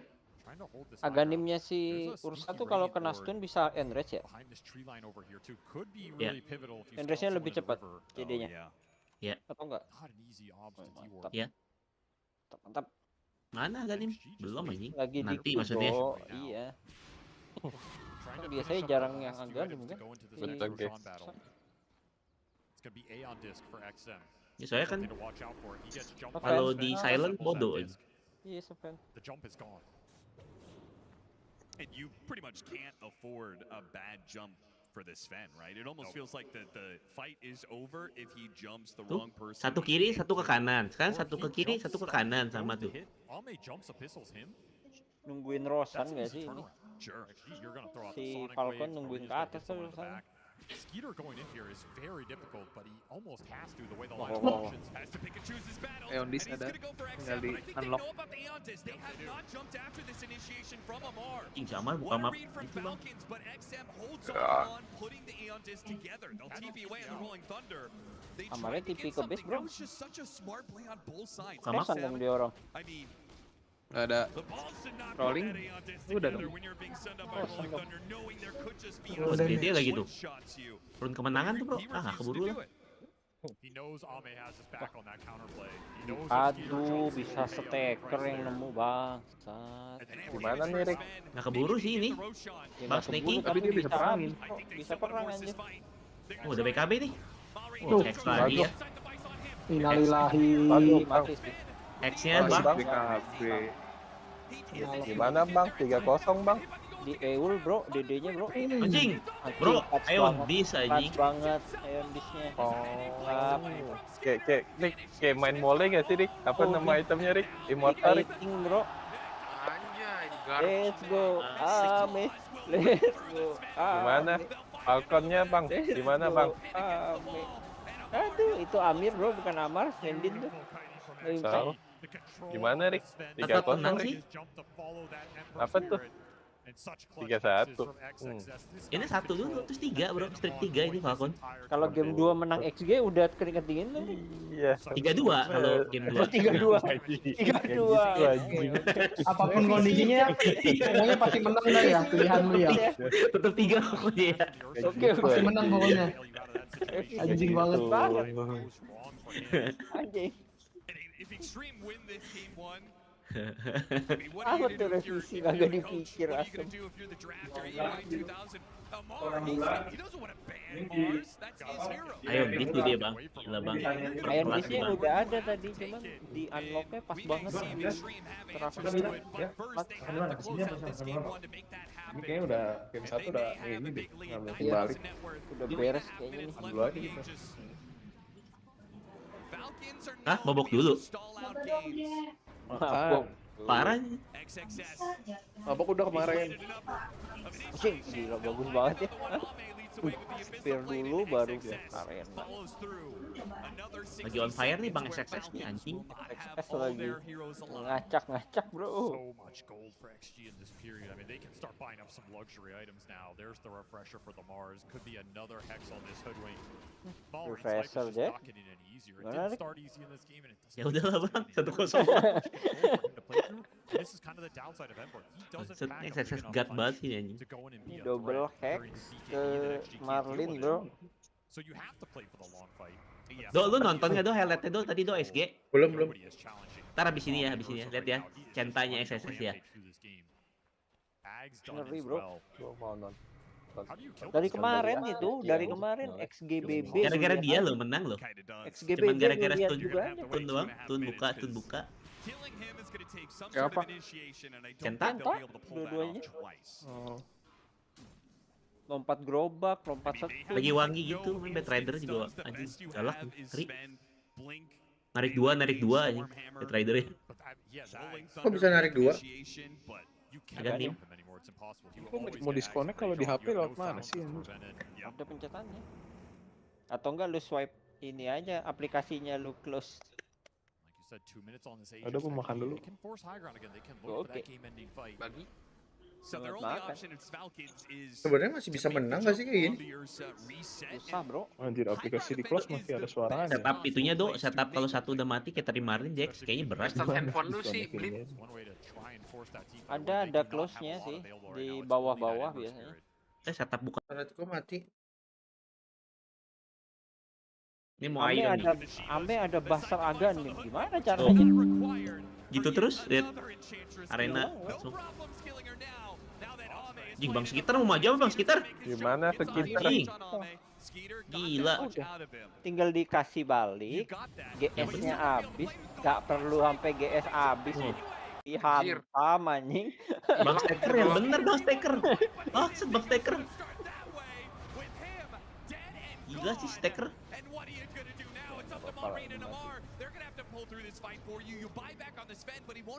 Mana nih Bang? Buyback ngapain? TP-nya Bang. Cari posisi nih dia nih. He's gonna have a blink up in a second. He still has his BKB. A nice pin from the low ground from XXS. A buyback's being used. Nyangkut bang bola gelindingnya bang. Nothing for it. They killed a hoodwink at best. They took Oh my god, kata itu. You have to get more there for triple buyback. Fan-nya pasti nggak nyangka dilompatin aja. Barusan dia buka begitu aja udah aneh anjing. Bangsat. Buka ulti. Dia buka ulti buat Ursa. Ursanya tinggal itu. Enrage. Cabut. Tapi kamarnya lagi termenung. Iya, kamarnya lagi. Tapi dia pro player, bro. Bengong. Wah, mantap nih fantasi aing nih. Bang Ameng, let's go Bang Ameng. Sabtun lagi. Dia kan basar kan dari tadi ngetan. Apa sih creep score ya? Creep score sama stun. Ayo tis lagi, Bang. Gimana perang ini, Bang? Gimana, Bang? Datang. Gimana, Bang? Gagal, Bang. Udah GG, Bang. GG, Bang. Waduh, Bang. Kelar sih, Bang. Ayo di semua, Bang. Ya mau GG nih. Rick, kayak nonton mole nggak sih, Rick? Ion di sini. Nonton mole nggak? Anjing, woi Marin. Oh, dari kecil tuh anjing kameramennya. Mati Marinnya juga sama. Lagi lihat lagi seru perang anjing. Dipukulin anjing Marlinnya, bro. Dihack sama si itu kayaknya tuh, kancil. Sama si bangsat kameramennya. GG, bro. 3-0. Ya, penuh lagi sih ini. Mar. Amar, base lu di situ, salah base, Coba lihat ininya sih, komennya sih masih jat sih. Amer nggak sih? Lihat di TV ya. Palcok. Amar tilted. Amar the agent, bro. Amar the failure, bro. Amar farming for game 2 tuh. Aduh. Ngapain nih Amar? Pencet GG sih. Pencet GG sih dia. Ntar lagi. Amar easy.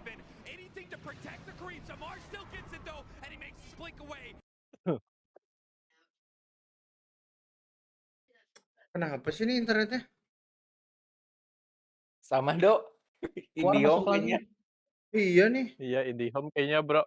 Gua aman soalnya. Gua streaming aman sendiri soalnya. Bisnet dong, bisnet. Dead bro, udah bro, mantap bro, mantap. Mana nih Marin?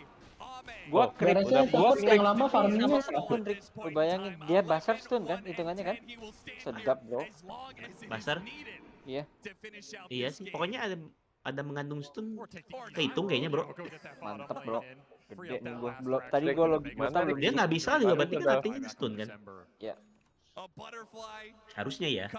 Cuma bro, yang dihitung cuma 2 game terbaik. Iya, yang Medusa sama ini. Betul. Yang paling sukses aja kan? Yang tapi tadi lu harus bagus daripada game yang sebelum ini kan? Iya, yang tadi mah udah pasti. Yang Medusa udah the best ya sih? Iya, nggak mungkin bisa di ini nggak sih? Review ya. Anjing bang Skitter gimana sih? Ke Ursa terus anjing Skitter bangsat. Woi, salah pilih anjing Staker bang Staker. Salah pilih. Bangsat. Kalau pilih gimana? Waduh. Gimana Skitter bro? US Beggar ke Ursa. Wah anjing sih. 3-0 sih bro. 3-0 sih. Ya, nggak mungkin sih. 3-1. Ya bang, atur aja bang. Nanti bentar lagi lu bilang gak ada crit soalnya. Critnya masih jelek. Tuh, lihat growth-nya Rick. Tuh, udah nangis tuh critnya. Air mata tuh. Berlidang air mata tuh. Buru-buru banget ya. Ya. Game 2 biar pulang cepet bro, udah rindu bubur ayam di rumah katanya. Udah sambil ngopi dulu gak sih? Parah. Gila yang tadi belum Dari makan. Peking duck itu. Iya, paling apa? Makan sambil senyum sih ini sih, menang 3-0. Jack Angel ada nggak sih? Ini tadi ya? Iya. Ido. Apa? Kayak berapa sih? Pari. Game Apa? 2. Ini Pari Vision lawan. Kok buram banget bro? Maksudnya? Ini tadi highlightnya. Oh, mana? Bukan Ini game 1. Yang game 2, yang game 2 ini. Ini kan? Tesnya tadi ya. Ya dari sini aja Ini tuh udah highlight semua kok. ini apa sih? Game sebelumnya kan lu nggak nonton? Ini ngeliat di mana? Ini udah highlight streaming bro. Ricky live. Oh. Parah.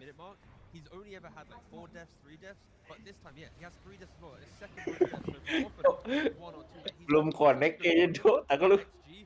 Iya, Cuk. Ini lagi ngomongin apa? Gue bilang.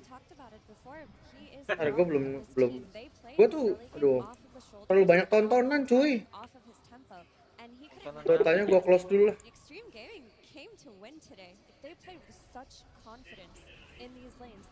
Game keberapa ini?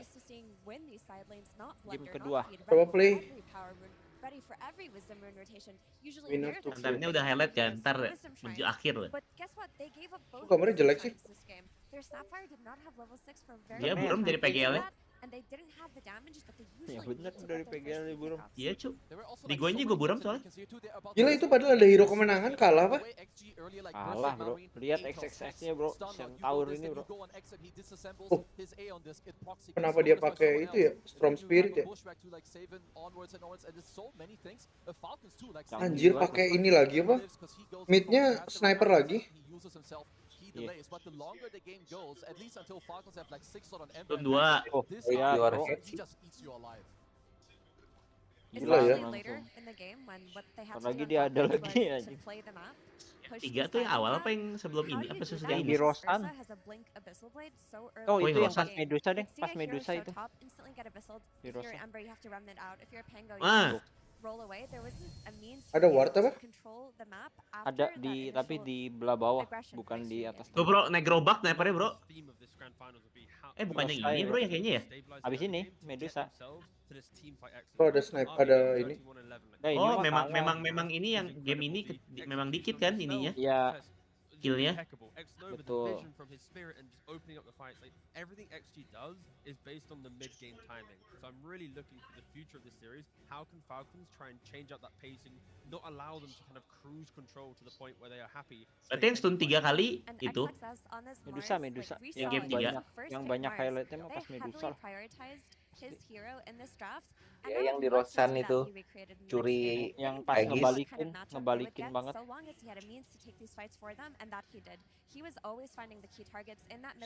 Di sini berarti. Ini kan masih awal-awal nih kan kebantai nih.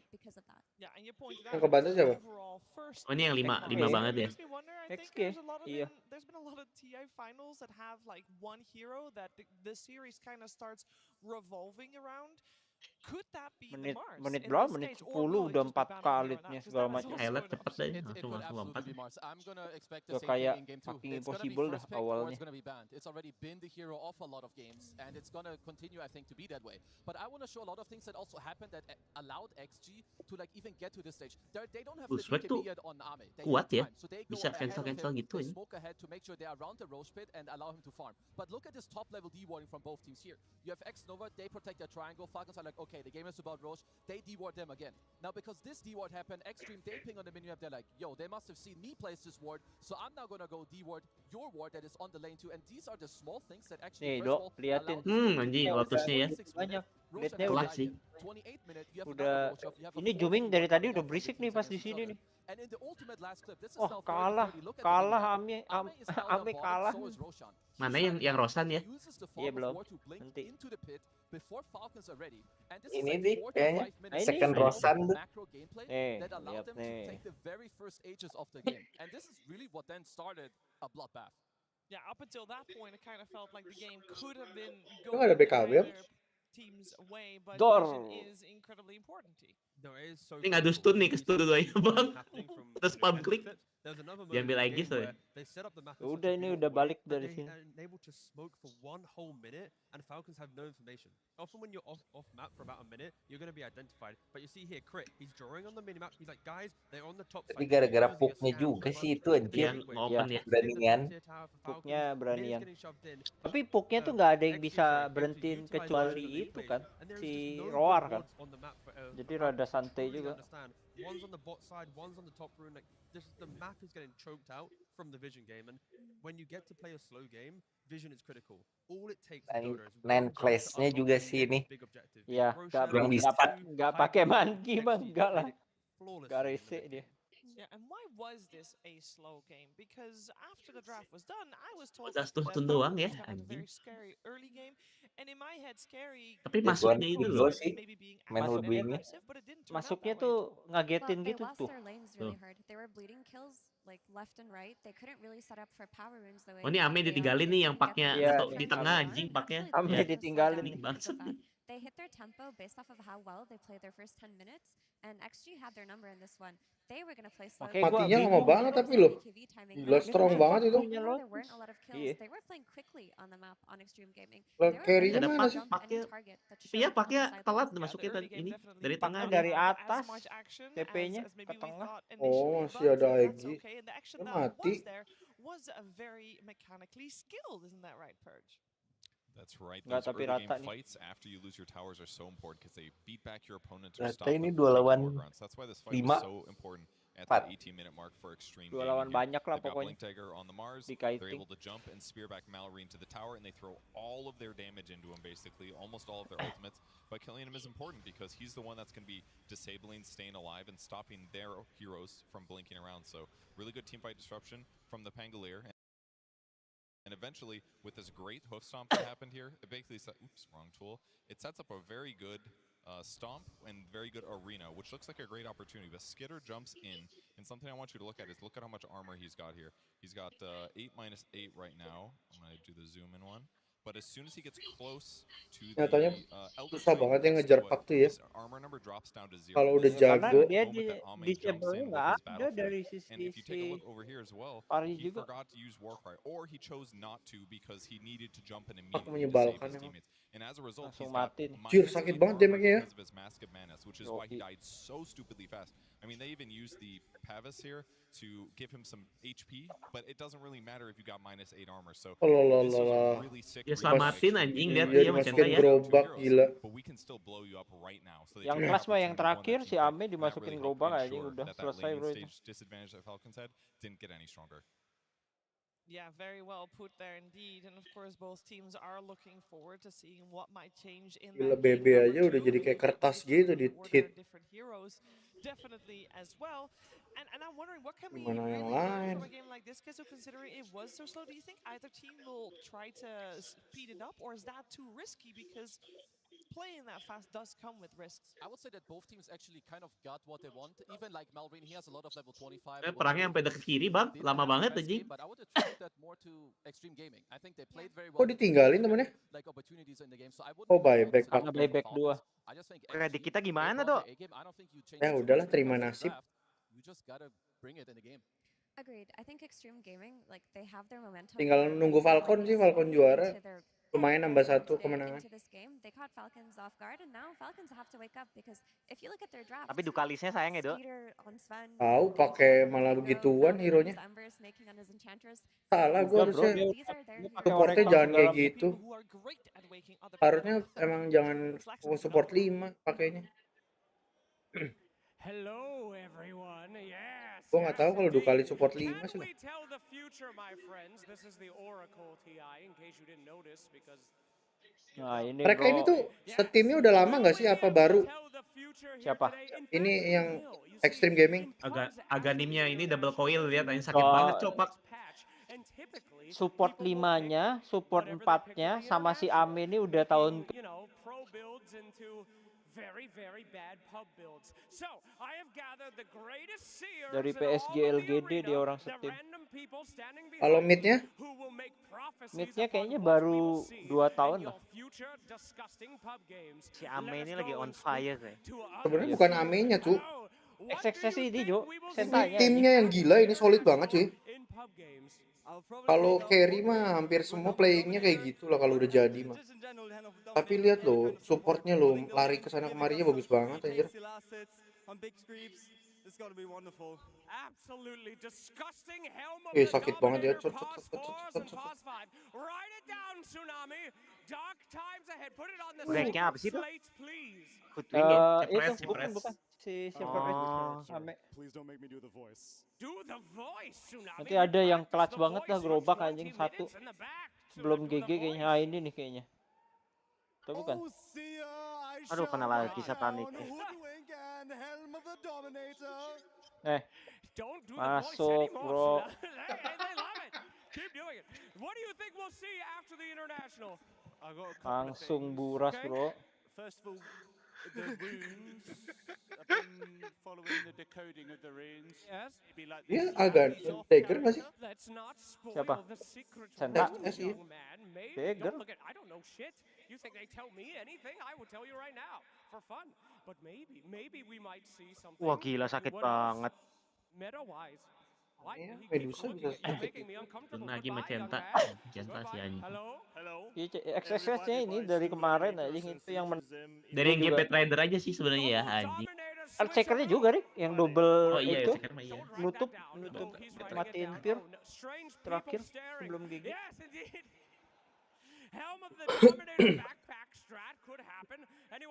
Pas dikasih siapa? Pas dikasih Dawnbreaker mah kurang ya. Emang nggak boleh hero kayak gitu si XS itu. Kudu opener. Wah, udah nih kayaknya bro. Bentar bro. Oh ya? Udah nitro kayaknya. Dulu. Caranya gimana ya bang? Ya langsung streaming aja. Di kita nanti ada pilihannya tuh. Ini? Iya, di kita yang Ini gimana? Gua udah dapat 1440. Jelas gak? Anjing. Bro, jangan 1440, bro. Gantinya gimana, bro? Anjing. Gantinya gimana? Lu close dulu. Lu 4K? 4K? Ya kali 4K anjing. Apa? Monitoring. Nah, Gak coba source. kalau gini nge-lag nggak? Nah gini. Enggak, ini bener source nih 1080 kan monitor. Ini jelas kan? nih. Nggak tahu. Ya. Iya. Siapa sih yang ngebeliin? Ricky beli demi lihat Kenapa nggak dari kemarin sih anjing? Ricky beli kalah. Ricky mau lihat. Nggak tahu, baru keinget. Ricky mau lihat Malrin menang katanya. Gue mau kasih lihat ke para penonton ini. Falconnya juara hari ini. Udah pasti ini mah. Rick, lu mau lihat lebih jelas ya? Biar air mata Amarnya lebih jelas. Ini tapi nge-lag gak bro streamingnya bro? Enggak, aman. Kok gak ada suaranya ya? Oh ini bangsa. Bang IndiHome Yang 4K nggak ada, Rick? Ada, cuman nggak tahu nge-lag aja udah gini. Ini juga udah ini 1080 kan? Ya ini masih bagus banget sih. Si Ricky mau ini ke 4K ya tetap 1080 lah sound. Gak bisa masuk gua sih bro. Wah, IndiHome lu sih gua lancar banget sih. Aman. Mulus banget sih. Iya, mulus ya akhirnya. Pori-porinya si Jenggot kelihatan tuh. Uban-ubannya sekarang high definition.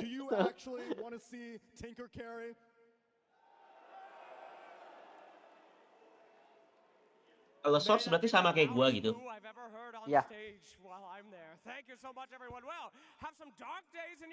Dari tadi aja ya bangsat. Gua baru cek tadi udah kak katanya.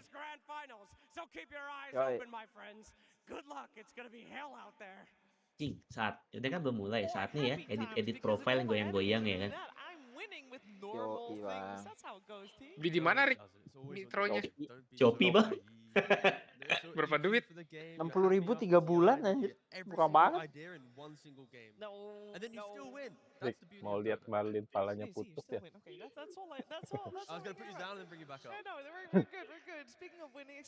Ini kamu ditonton ya? caranya gimana sih bang?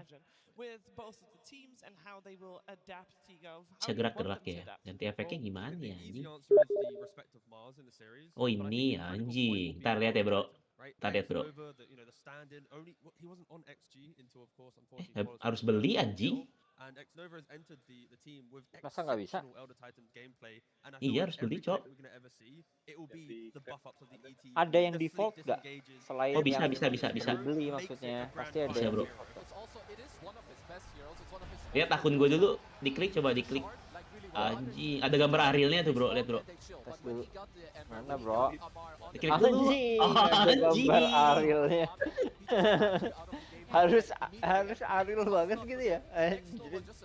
Testing dulu nih cara lagi tadi gimana ya? Nemplate apa nemplate? Gak tahu kok kalau gitu-gitu. He's been sharp the entire tournament, and also the TP cancel on Sven, that was his Earth Splitter early on. If that hadn't happened, they would have not traded the Quap kill for the Sven kill, which tipped a lot of the momentum in XG's favor. And the dewarding clips that you showed us earlier, there was a cool stat that we didn't get to talk about yet, but actually Snaking and Xnova are averaging around the same amount of dewards per game. Both of these teams are getting around 8.8 in a game, and Ricky lagi edit profile. with Falcon supports on that. The next one was P-Vision. Biasa masih kampungan. They have respectful map play. I say that, and it's like very Biasa Glenn baru. Oh nggak bisa bro, semuanya tetap harus ada beli, nggak semuanya gratis. Iya, lu pasti dapat default yang gratis. Sisanya ya pasti yang keren-keren kayak punya si Redo mah beli pasti. Yang koi-koi gitu mah. Oh ya apaan koi bro? Itu yang si Redo aja lu klik tuh. Tanda. Beli apa sih? Ada di admin tuh dia. I'm referencing the fact that bukan. Or 3 compared to other teams. Profil efek. Wis define baik ya. 3, 4, 5. Tuh. Kan pasti beli bro itu. Oh ini bisa ini juga dari gift ya. Coba. Game one, and then they ended up winning 2 in a row, and then they ended up Profile losing apa the sih? match. This time, this could be the flip of the switch. You've Apaan? got the script that's turned Profile upside apa? down. Itu lu klik si Redo tuh, klik ya? coba. Iya di And sport. then lost the second two as well. So he has both iterations already. I mean, at least Ya, for klik aja. the people that we all love Ame, and there is a reason he is called the uncrowned king. If you look at his top, placements, it's first at Riyadh, first WePlay, first at so many countless other lands and other majors. But look at his TIs. TI 7, he gets 4th. Wih anjing, udah ada efeknya nih gue lihat-lihat punya si Ricky. Lihat dulu ada lihat dulu, klik dulu coba sekarang, ntar gue save dulu. Nah udah bro. Udah ada lampion anjing. Lihat dulu atasnya bro. Anjing, lagi lari tuh. Hah? Nezuko-nya lagi lari, lihat ya. Diklik coba. Udah cuk. Udah berubah belum? Lagi lari Nezuko-nya. Alay banget sih anjing. Even like second and third being the most common one, that is incredible. Bentar on Jos, its lagi own, let alone being able to come so close to lagi taking alay. that Bentar. ages time and time again, and this time Extreme Gaming definitely on the right track to taking this grand finals. But I'm sure Falcons has also done some homework in the meantime. There's one question I still have. When we saw in that previous game, Malrine having such a rough time, you could feel that Extreme Gaming knew to Siapa lagi Nitro sih? Siapa lagi? Voice terus lu kirim gambar HD, bisa upload lebih dari 100 MB gitu. Kirim foto bang deh. Custom sound anywhere apa ya itu? Sama suaranya lebih bagus, harusnya lebih jernih. Kalau lu dengerin lagu atau apa. Sama Falcon kalau Tante anaknya nonton bokep nonton bokep anak tante.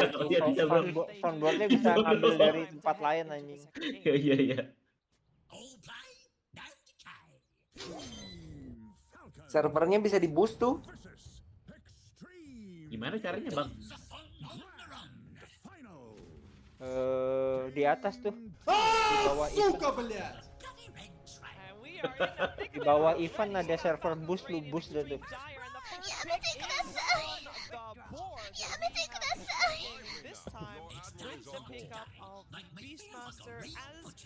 Ya Allah, ini picknya gimana? Yang kalah jadinya yang counter pick ya? Atau gimana ya? Game pertama. Not just the Mars shoes, but they've just put total respect. Gimana ngebusnya deh? Buat apa bus ngapain? Bus itu berarti gak tau servernya preferencing.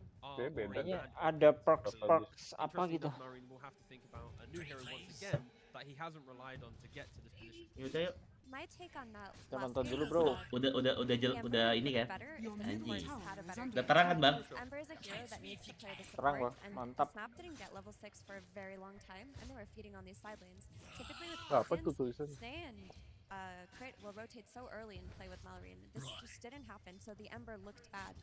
He also looked a little uncomfortable, to be fair, like slight change, someone who was missing in the mid-river when he got ganked by the Hoodwink. Tapi dokom gue lancar ya, nggak patah-patahin dokom gue ya. He hasn't played it that many times. Sejauh ini He did play it once aman. already at the international. It looked really dominant, but compared to his other heroes, it just didn't look to see. I like that Falcons don't shy away from the edge, right? The snaking edge looked phenomenal in the entire tournament. It looked good last game too. So just because you lose one of it, don't go away from it. You're up against the Beastmaster, but at the same time, XG, they've banned out the two best heroes in my mind that Falcons would like to play against the Beastmaster. Gimana You've got the Gyro, making you've got the Weaver. Enchantress lagi, Unlike bro? other carrier players, he cares a Apa yang lot about putus-putus nih? having, like his game is like important, Nggak but tahu, it's more important RPO that he internet slows gua. you down. So they're gonna have to look for a replacement that links well with Jadi Edge tadi gue to streaming slow down the sendiri. Beastmaster themselves. And it does give permission to execute by one Dominator. One entry Tapi one Dominator kualitas, that's fair, it's on its sekarang own. enggak, jernih anjir, You mantap. know it was gonna happen Padahal masih anyway, RPO. the Beastmaster, but Ent is one of the old school lane counters as well. Sure, you cannot enchant the Dari Dominator, kemarin but aja you ya, stick a anjing. 4 on lane and you stick it to Beastmaster. Gue baru beli kemarin, dari The way kemarin. that ATF plays the Bristleback, he's throwing in himself into Baru early fights beli, very quickly. baru beli We've kan already said it barusan. many times, pace Biar is apa what anjing? beats XG. And with the Hah? first two picks from Falcon, Biar that's apa? what they're going for. But once again, this Kasih Owen lihat is supaya 5K Falcon hari ini with a menang, good Cok. rate. This is exactly what you want to see to survive Biar that jelas early semuanya orang kan kalau burem kan takutnya ini, nah kalau jelas kan layarnya jelas gitu pegang pialanya. Kasih bodong sih. Apalah bro, 20.000 ya udah lah. Enggak sih, itu bisa profil gue juga jadi alay-alay gitu. Seru nih ganti-gantinya. Ganti profil di Dota aja sih kalau mau berkreasi. Cuman foto doang aja emang bisa diedit-edit. Bisa hero diedit bisa. Bikin dia lari gitu-gitu. Gerak-gerak. Bayar gratis. Ini profile di Dota. Kayaknya gue udah deh. Tapi avatarnya apa? Tapi skinnya Ricky kan nggak banyak kalau default mah. Aduh, ngapain di pause sih ya? Nggak apa-apa bikin dia berkelana. 3 nitro friend passes apaan Den? He had to go for the Ember. Primal Beast on Malrine. Bisa ngasih kayaknya. Half the lane. He just cuts the waves, drags them Caranya? in towers, will pull them into waves, and always make sure he has his Gak farm tahu. Nggak ngerti bang. regardless of whatever pick Gak ngerti gue bang. Server boost gimana tuh? Right, we saw Crit play this before. When there's single target jump on that big pickoff, having a escape pack. Server boost mah di atas. There was push, sorry, with the Hoodwink and the Beastmaster in play, wanting to Ya, go. Ini gue boost nih. bulan Gue boost udah 1 kali tuh boost server. Udah tapi nggak nyampe level 1 anjing. That you maybe wanted something different Boost lagi to deh have to be sampai a level hero that 1. builds Nullifier. If they were looking at a different style of carry for Ame, like another repeat of that Nggak bisa. Ursa, they can't do Mesti that cuman bisa because tuh Ursa udah doesn't level 1 slot the udah. Nullifier into his Klik-klik pool dalam. early enough. Udah nggak bisa boost lagi, cuma bisa level 1 tuh. And pucks in the pool, XM's gonna want to pick it up. It's just great against the backline, Itu right? gelap ya Show them to each streamingnya other. Ricky ya. ET always Bentar. want not just the Dia lagi physical out, damage, tapi- but just your physical damage. You want Bentar to bang. lift the magic damage. Habis lagi ngeboost. It has to be phenomenal. On Falcons, you have Oh, to jadi lo orang ntar kalau streaming bisa 60 fps bang? Amar is the better Bristol. Iya. Mantap bang. Malrine is the better Primal Beast, but they have options because they have the ultimate. Bentar. Level 2 tuh. Bentar lagi lihat dulu. Belum main anjing gamenya. Ya berisik banget si Juming. Dia tinggal nonton sendiri sih. Masuk tuh nih. Wah, harus level 7 kali di boost sih. Cuma bisa 2 kali Den. Tadi 2 kali ngeboost cuma level 1. Kalau mau level 2 2 kali. Primal is one of the best cores in the game that if you have a bad lane, Harus Kalau beli. boostnya selamanya ini. recover is there. Marine Nggak tahu. utilize Primal. Belum dibaca. Enggak lah, pasti boostnya ada waktunya. Kayak dulu kan kita pernah tuh dapat di nitro gratis awal-awal ada nitro, nggak sih? Kita boost-boostin kan? Selama berapa Iya bulan? kayaknya ada waktunya kali. Ada waktunya. Iya. Irga juga pernah kayaknya ngeboost ya. Ya. Nah, Nanti Nanti lah. Charging in and trampling over you. They don't have the lockdown to do so against him. 3 bulan 60.000 bro. Iya murah, nanti lah gue mau beli juga. Cuma sih harus 7 boostnya baru naik level lagi. Lu juga beli ya tuh deh? Gak mau. Gak mau. Like, is there something else you have to respect from Falcons? Like, if they do go for some, you know, if they do want to flex the heroes around, is there something you have to really respect? Because Ame, he's Bagus also a internet very gue versatile nggak lancar player. He tapi can kok play streamingnya any lancar type ya. of carry. He has the ET5 in his own lane too to like kind of protect him and like also make it easy. Carry-nya Ame apa ya ini? Case of where we see a team in the overall or in the last pick phase with still 2 minutes left. Jangan AM sih, suram. And for me, that shouts confidence from Extreme Gaming in this draft in particular. Kalau nggak AM apa? And they don't even need their bonus time. They only use 3 seconds of their bonus time the entire draft. That I don't think that has ever happened before. They go for their clinks. There's no doubt in their mind at all in their draft. Udah pernah pakai. Menang lawan Tundra kan ini? With your ultimate, yeah, it's just insanely strong. First time it's very, very strong. And he's the nullifier hero. Playing so high, it's so comfortably. It's so important to play against Ringmaster. It's not the easiest time here to find, in my opinion, the correct pick because you need some type of stun or lockdown. Sure, you have like Bristle and Primal, they are mobile, but Flink's very elusive, Puck as well. You don't have the best grab. Oke, seru ya nonton di situ, bro. Depan mau di sana kalau ada. Ya, kalau di Asia mah hayu anjir, kalau misalnya di Amerika mah lu aja tembak gua ke Amerika. Lu kalau Asia hayu aja lu. Ya Southeast Asia lah, bro. Kemarin ke Tasik aja nggak jadi lu. Ya elah kan ini di planning dulu. Di Tasik juga planning. Padahal ada Guramet terenak seluruh dunia, padahal mana itu Jen? aja belum nyoba anjing, kecewa sih. Gurame emang enak banget apa? Ya kan nemu sih lu di mana-mana. Yang bener lu dimasak apa? Di situ ada ikan bakar paling enak di dunia ya Dan sama pisang molen ya. Paling enak di dunia tuh pisang molennya ya. Senusantara katanya. Senusantara. Bima Sakti, bro. Bima Sakti. Wah, Abaddon carry-nya nggak bisa dibersama si Celing dong. Oh, dibalikin nih Jos. Iya. Ini ada yang main. Semangat banget teman-teman kita. Then feel like he can truly win. And is that enough time for XG to feel like they come away to take that one fight, to take the comeback? Because we're expecting Falcons to have the early game tempo. It's how quickly can they do it? Carry Abaddon. Hah? Ini mah Amar carry-nya bro, bukan Skitter. Tapi ada break dari Sinkyu.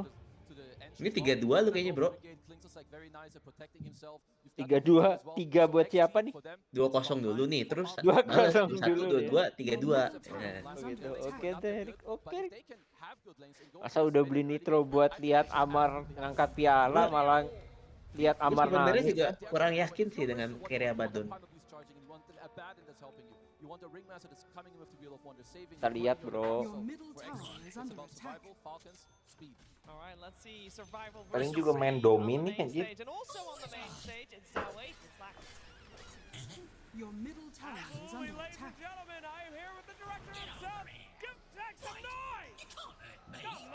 Beli kepiting nggak kemarin Rick?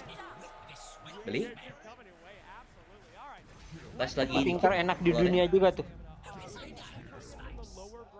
Jalannya kayak anjing sih, jauh, cukup jauh ya Den. Bangsat sih. Lewatin sawah-sawah dulu anjing. Gila sih. Mantap lu beli kepiting lewatin sawah.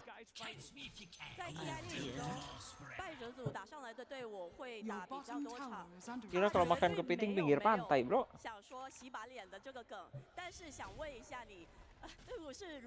Enak banget tapi kepitingnya. Enggak, kemarin nyari kepiting telur gua. Kepiting telur tuh maksudnya di dalam kepitingnya masih ada telurnya gitu. Iya, telur kepiting. Telur. Murah kan segitu mah kan? Iya. Berapa? Ya. Lumayan lah. Hero? Lupa berapa? Di bawah Jakarta lah. Cuman pas lagi memang nggak banyak sih kemarin. Cuma ya udahlah.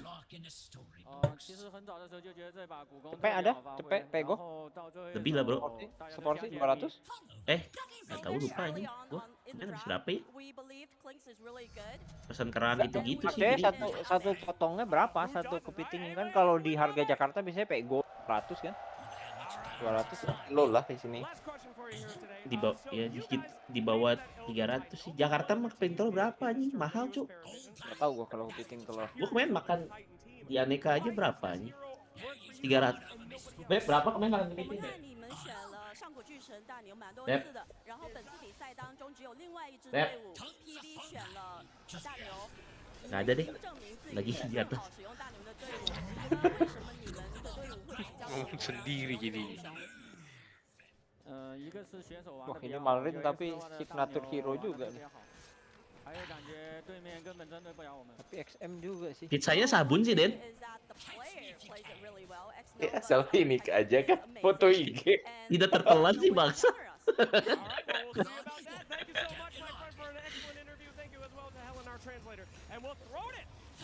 Syarat upload IG. Tapi bener sih. Itu ya. Siapa, Cok? Dalam kurungnya enggak kemarin. Ada tempat pizza. Tapi lumayan lah segitu mah.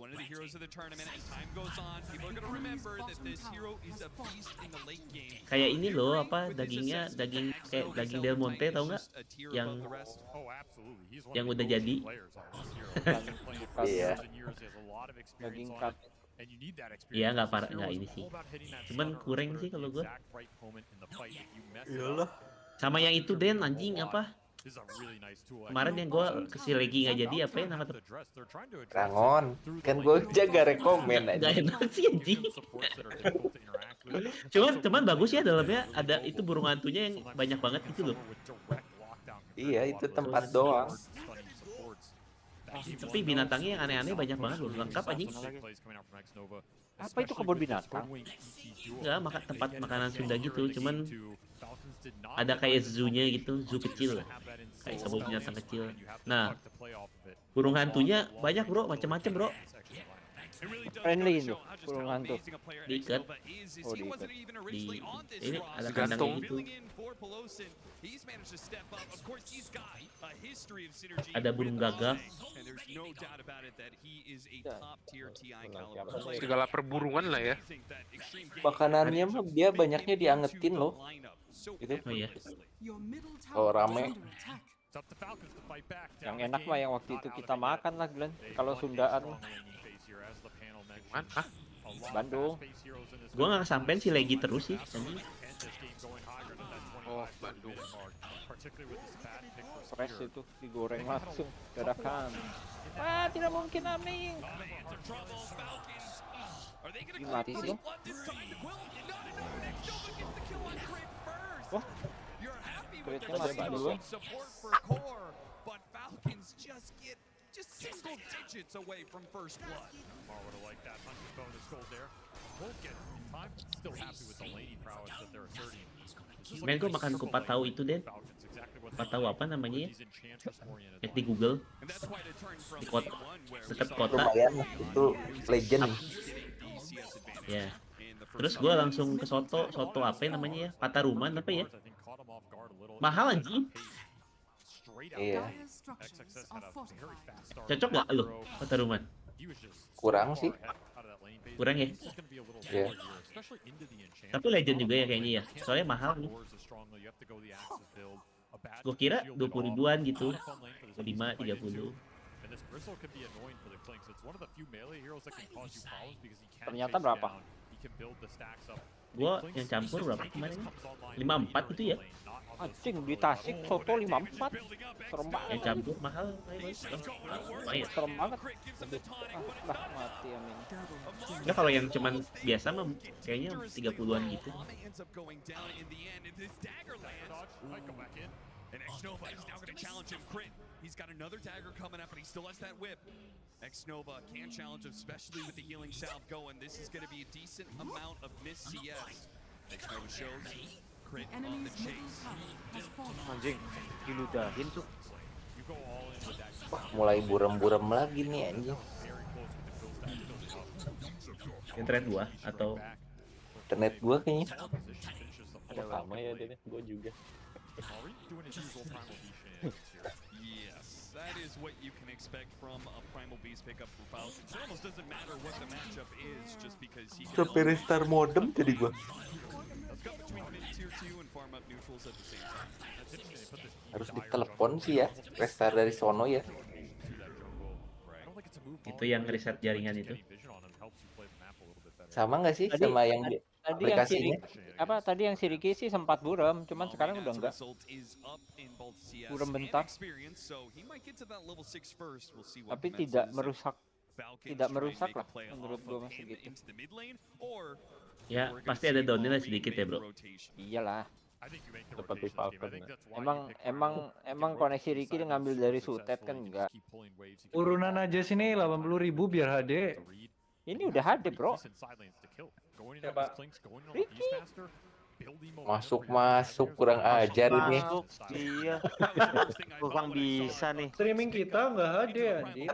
Air mata Amar HD. Gak bisa kalau harus nitro kan? Udah nitro. Datang ya. Internet lu.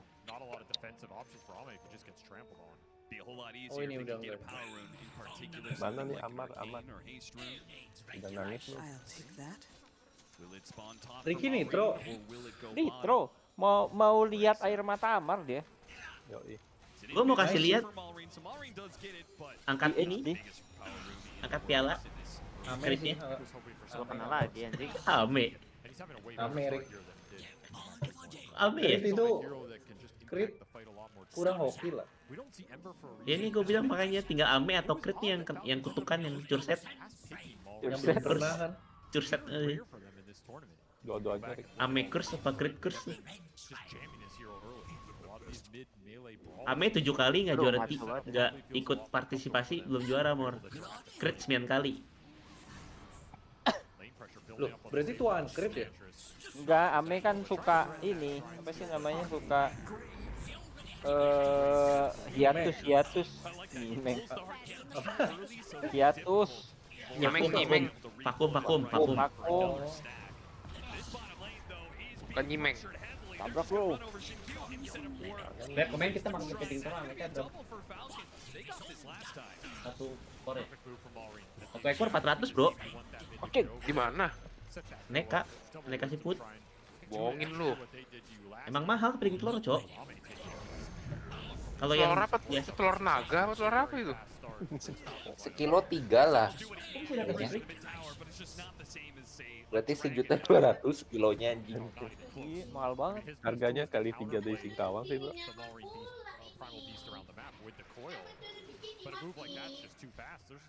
Oh, asal padat gak apa-apa sih. Ya nggak apa-apa sebenarnya kalau buat makan lah segitu. Kalau udah gitu anjing. Yang malas tuh tapi kalau udah itunya bayar. Gua tanya mbaknya boleh. Mbak ini kalau kan dia bilang ini pasti padat ya kan. Ya udah Kak, kalau cari masak kalau misalkan kurang apa sekiranya kurang padat boleh tuker. Ya udah. Gas anjing gua. Waktu itu makan di Terus Bandar ada Jakarta. tuker. Yang itu aja. Gua di Bandar Jakarta.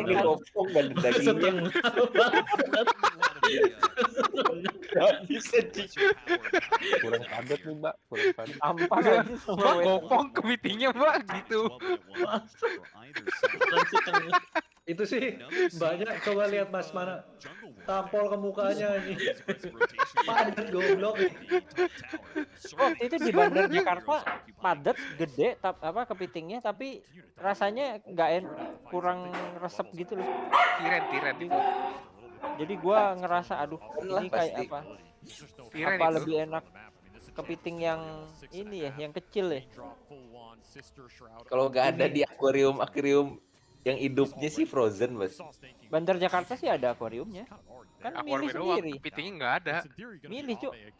Itu pajangan Ki, aslinya Iya, frozen dipilih kan lu milih. Habis nyampe Milih di belakang lagi ke akuarium. Ya. Itu buat marketing doang gitu. Scam ya. Bisa dibilang scam parah ya itu. Orang udah diangkat depan pala anjir. Ini ya Mas, kepitingnya. Oke, Mbak. Nah, pas Masih gitu lagi. lagi ke kandang. Yang bener loh. Kayaknya sih meyakinkan banget ya. Pas lu pergi ditaruh lagi dalam akuarium. Ini BTW kok Falcon ngacak gini bro, Amar. Waduh. Tenang, in ameng terus. XXS juga belum nih. Nah, ini kunci kemenangan, bro. XXS-nya belum nih, belum dagger dia. King. Mana Mules bisa? ntar bro, ntar mules. XXS-nya. Nggak fokus.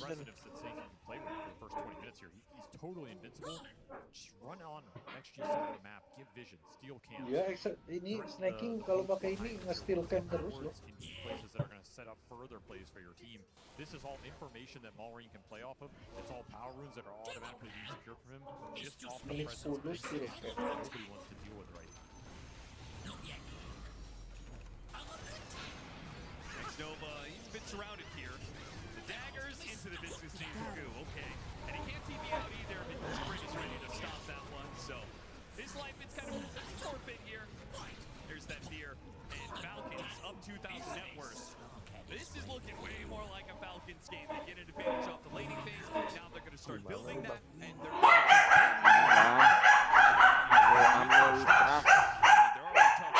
to get a network advantage on top of that.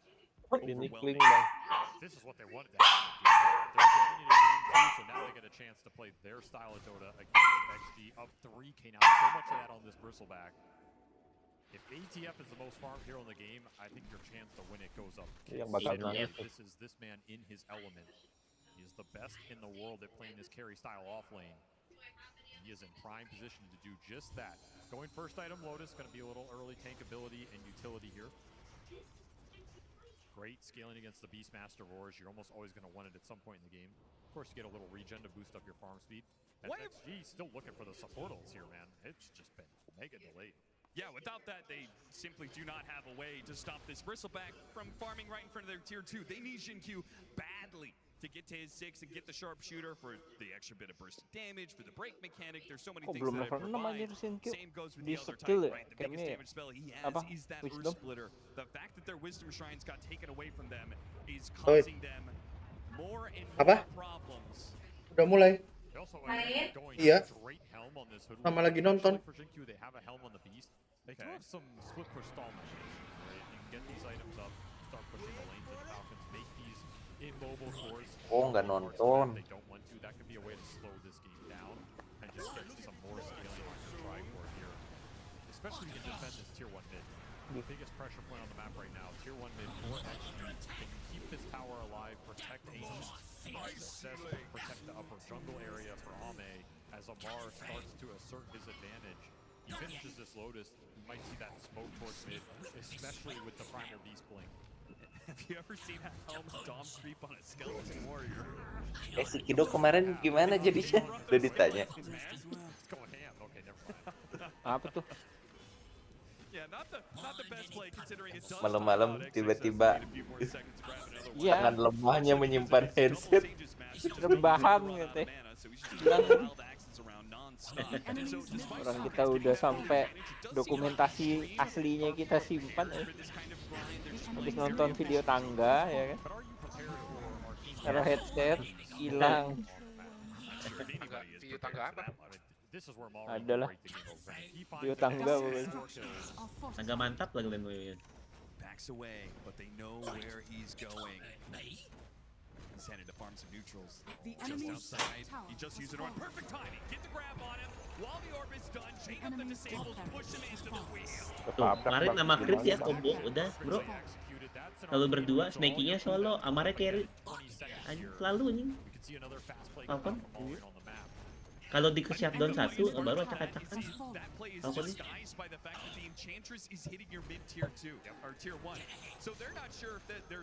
Snaking solo-solo nih, pos 5 solo. Amar kayak farming sama sekitar.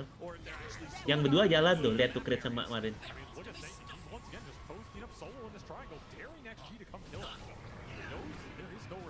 And apparently Skeeter's gonna do the exact same thing. A push right, but a hurricane to push him back Colong lagi anjir. Crazy little micro plays going on. Snaking slowed down by XM, but it doesn't matter. They simply just do not have the damage anywhere on Extreme. They have to land And bro, nonton bro, nonton. There's the bristle rotation to mid. ATF, he gets it for free here. All the attention. Emang enak banget turbo pakai bootge ya. Nggak mati-mati ya. Iya. Insane. We are already up to 7 levels, 27% in 14 minutes. Radiant victor. What is that? This is disgusting. This is turning Ya, nonton into dulu. a very one-sided affair. But you're about to have both these Radiant supports the same level as your arc carry. Loh kok sih ini pakai ini? That is Primal Beast. for the team fight. XG. Emang kenapa tuh? Emang bagus ya? Signature juga dia. Trying to find it with XM on mid, but this is not the man. Not even close. Lu bukan crit, Shinkyu. Bodoh. This is the last person on this map Enchant? you should be going into right now. He is Tiut the hardest to sama kill Hutpin for gitu the itu game jadi kayak ini kayak counternya kayaknya ya. Ya. Siapanya? Ultinya nggak berasa nih, break gitu-gitu. Pakai heal, enchant. Ya ultinya nggak berasa, cuman kan dia hilang slownya. Yeah, maybe a little bit later on, Slow Ame mukul. will be able to take the Enchantress Kalau off the BKB table hilang at the nggak start sih? of these Slow mukul. fights, whether it's Hilang. you know through the break into actually attacking the Enchantress or through the shard later on where you can Sasi find nggak perlu past that BKB. untouchable, but for now, it's simply not a solution. Forza skill 2 ya. As a result, Mana nih Ameng? Ameng lagi bertapa bro. Oh, we're yes, just lagi running cari around duit picking tuh. off heroes extreme, are fighting Tetap for pelat. scraps. They little Kita guerrilla percaya warfare. Ame. They're hitting these 3-0 camps deh. variously and hitting them Kayaknya kalah ini. and just running away as soon XG. as they can. They have heroes that Udah can pasti. solo on waves and Ame not we much trust to do bro. about it. The Enchantress is one, Di but game also ini ya, the Skeeter maksudnya. has XXS bro. just been chilling out here the whole Oh, time. untuk selanjutnya mau Force him off this santuy. wave. Lihat, Absolute free farm. nggak ada yang bisa Radiance is di-kill, done. He's bro. going into the Manta. He will Tank give tutupin you the dulu. lane jump 3-1 tuh satunya Falcon ya, Rick. actually need to assert some sort of control right now to regain control. It probably starts with the puck into the Ini Ketawain satu aja kayak. kan satu XG, ini kan satu sama. Abis ini Falcon 2. Gitu. Game last gamenya 3-1, udah langsung angkat piala. Mantap bro. Oke bro. Pialanya piala badminton tapi. IGL-nya Falcon siapa sih gua? Snaking. Is the worst it gets. Mid tier 2 Yeah. is being pushed. Top tier 2 is Aman ya? being pushed. Enggak, Nobody on snaking. extreme is showing except for Ame. And I Kalau think IGL harus Dia duduk di belum- tengah belum kan ngambil biasanya. ulti bang, belum ngambil ulti bang, bang Skitter. Udah, Langsung ambil bang. Wih Oh, bang. nggak sempet, nggak Kok sempet kayak itu, soalnya. gini? Amennya Nggak sempet, mana Ame? apa? Nggak sempet dipanah duluan kalau sempat panah duluan mati tuh. Oh ini solo kill ini. Ini solo kill. Oh dikasih. Ini apa keributan itu? Itu Oh, keributan level pos 5 6. ya, pos 5, salah. Level Anjing. 6. Aneh level 6. Santai bro. Bang Ame masih mujagoan you nih. Kalem. Kalah ini bro game ini. Gak ada yang bisa di-kill hero-nya Falcon. Iya, si Ame mau farming sampai kapan juga nggak bisa di-kill. Bro, tunggu dia nuli. Rasional aja sih. Main satu tangan bro, satu pegang jenggot anjing. Siapa? Krit, tadi nggak lihat? Anjay. Sambil pegang jenggot anjing mainnya. Jenggotnya jenggot mas-mas yang disinfektan lagi. Kemarin masih ada loh, Dok. Apa ya? Apa? Masih orangnya sama, iya. Tukang disinfektan. Jadi kesat belum. Yang kayak Zeus, Mana lihat? yang gondrong kemarin. Oh.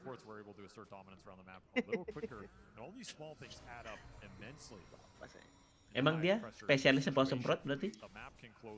Kamu megangnya sana. Udah deso bro. Udah mulai Baru deso bro.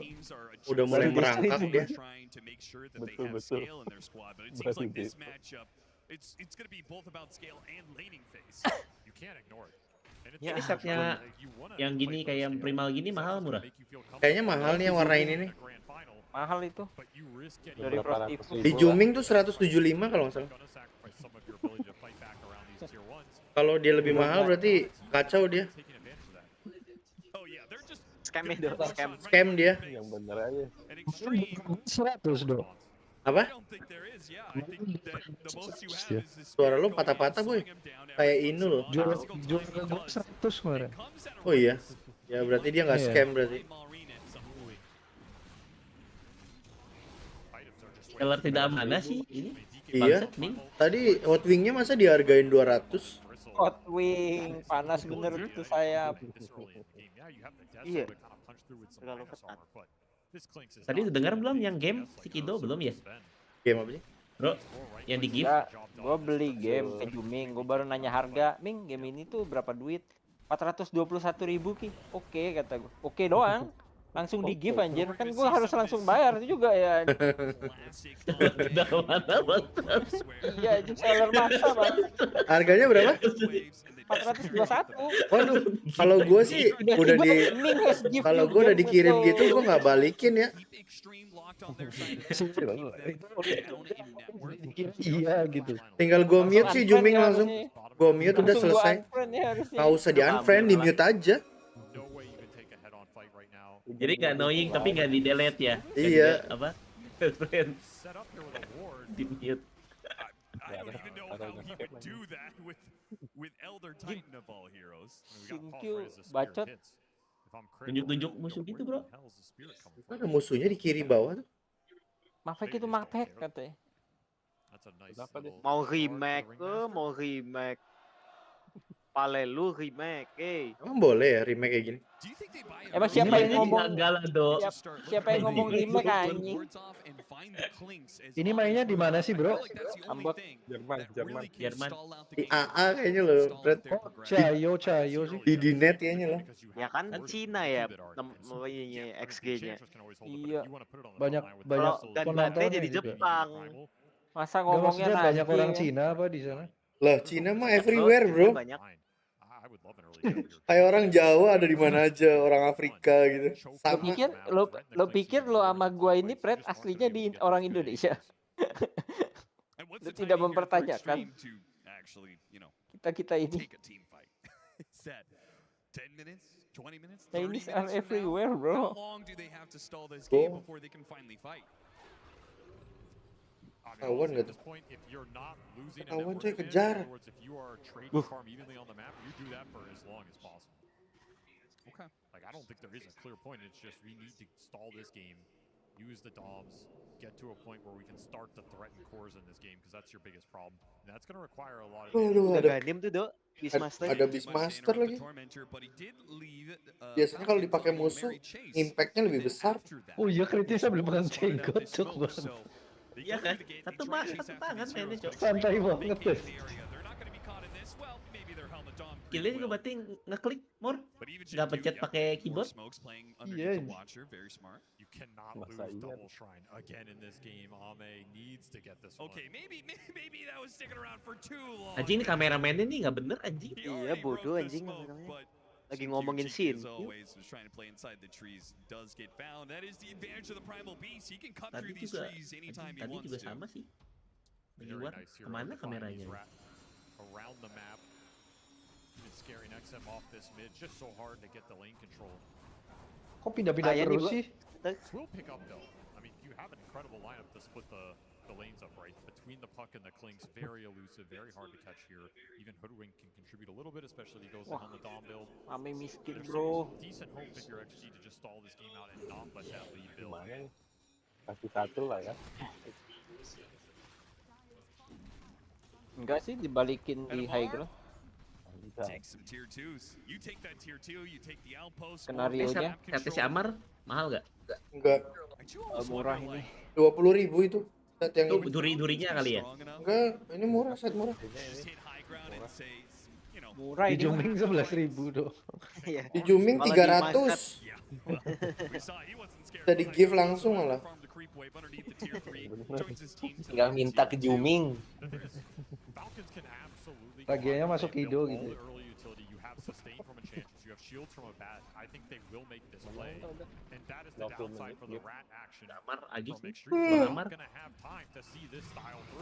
Aduh. Gue udah nggak suka sebenarnya tuh. Harry tuh Albadon itu kena lagi. Lu bukan crit Sinkyu dibilangin ya. And then somebody's got to cut the next wave.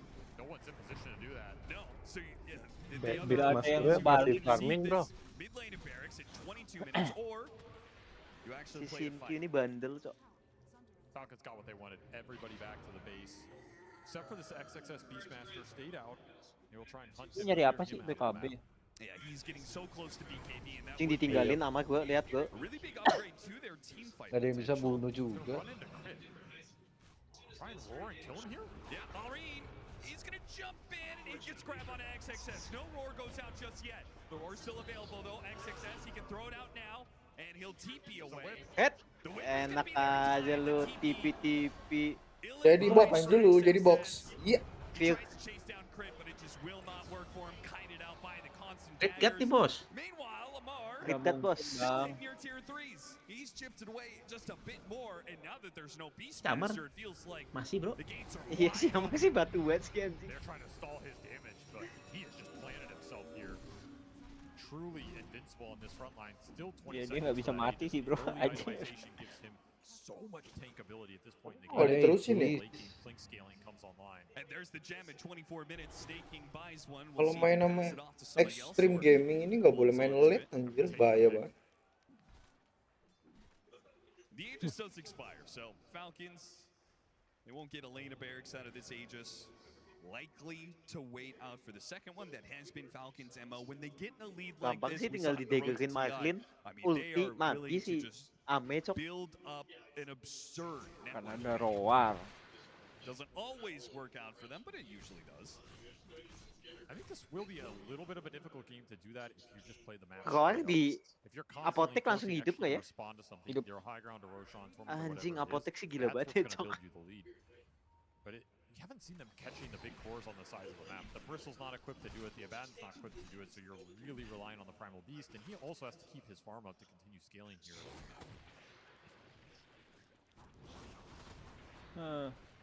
It's just very difficult to catch the puck and the clinks out on the sides. We get to BKB on the Beastmaster. We get to Gimana sih? That's gonna be Farmingnya nyebar banget. the panel brought this item up as a crucial item in a Siapa yang matchup against farmingnya some of nyebar these Falcons heroes. ekstrim? Bukan sih siapa? Does that change the narrative? Gak push aja ya. Emang harus farming ya. Bahaya nge-push nggak ada Aegis lo kalau misalnya kebalik. More confidently, single target focus the hero down with Nullifier plus Primal Roar connecting on somebody. I mean, you stop the save, but can you threaten the hero in Jing the mati first dong. place is my question. Anjing. That was actually close. I mean, if you can't threaten him, Udah satu lagi mati sih. anyway, right? So you have to believe you have Satu hit lagi mati sih deh. Iya. Set you up to convert that single target TPS into a guaranteed kill. I think it is the correct idea here. Lihat pasti. Sama lu di kayak gituin beri Abyssal biar status gue naik. This is the hero Stun. that can give it to you. Yes. Now BKBs can be annoying. It's blocking out a lot of your aura. You know, you're gonna have to get through the Abaddon life. You're not probably going on the Enchantress, but some of these other heroes, you throw the Arrow Splitter and you amp them up, you get on top of them, sharpshooter through, break the Bristle. Interactions like this, you can bring a target down in this game and open up that fight. Refresher already done on Maureen. He loves this rush refresher build. Yeah. A bit tight on the mana, but if you're getting every power rune, you got a couple arcane boots behind you, it absolutely can work in the fight. The Extreme Gaming, they bought their own gem, and we're thinking about their own push outside of the base. Maybe to catch Falcons unawares, but Falcons, they're already kind of grouped up. They're playing off the smoke of their own and clearing through vision and getting some very good high ground vision themselves. Running into the Beastmaster. See him at a distance. XXS making a break for the base. His hawk will take the dagger, but his body will get grabbed. Maureen starts things off, forcing XXS to use hidup langsung. There goes di the apotek. cut. That's going to be a constant annoyance. Not only is the Hoodwink going to be hunted down inside of the trees, but this Trample cuts trees down, so we can't really rely on the Acorn shot to plant a tree and play off of that bushwhack. Fox backupnya buat kabur ke. Outside of that roar. And of course, there's Skeeter on the bat. You just run in, shield whoever you go on. King. Have a good day. Now I'm hitting your base. All the ults were used. What do you have left in the tank? No Nullifier yet for Ame. No BKB for XXS. He was your strongest team fighter. And a lot of his net worth got taken off that little gank up top. So this is just a free lane for Falcons. Yeah, this is looking like a real sad way to lose one of your games in this TI Grand Final. Sama anjing banget ya. That is also true. Falcons, everything is going to be undone. Tapi nambah nggak sih itemnya dia? Game one's mistakes. Ini nggak ada ininya ya, kenapa ya? Nggak ada ini nih, extensionnya ya? Hilang tiba-tiba. Mesti refresh kayaknya. Kena. Wah, hampir tuh. Nuli udah. Nuli di apotek hilang juga nggak? Hilang. Berarti GG banget ya apotek ya? Ya kan gudangnya obat apotek. Iya betul. Betul juga, gue pakai. Ngomong dicolong dulu anjing. Tapi kan dia mau pakai aja. Kasta terendah sebagai carry sih itu. Enggak juga sih, Dok. Lah enggak, di kita mana ada yang mau pakai? Lu pakai, Dok? Jelas. Gue mau pakai enchant soalnya. Mau winning game. Iya, mau winning game.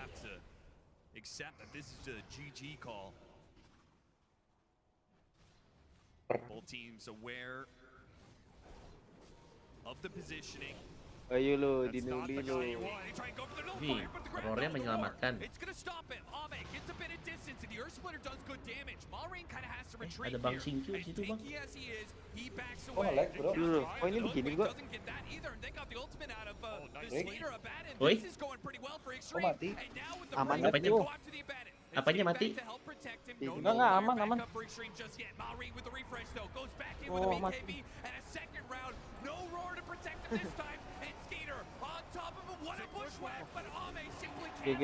GG sih. GG bro, ketik lah.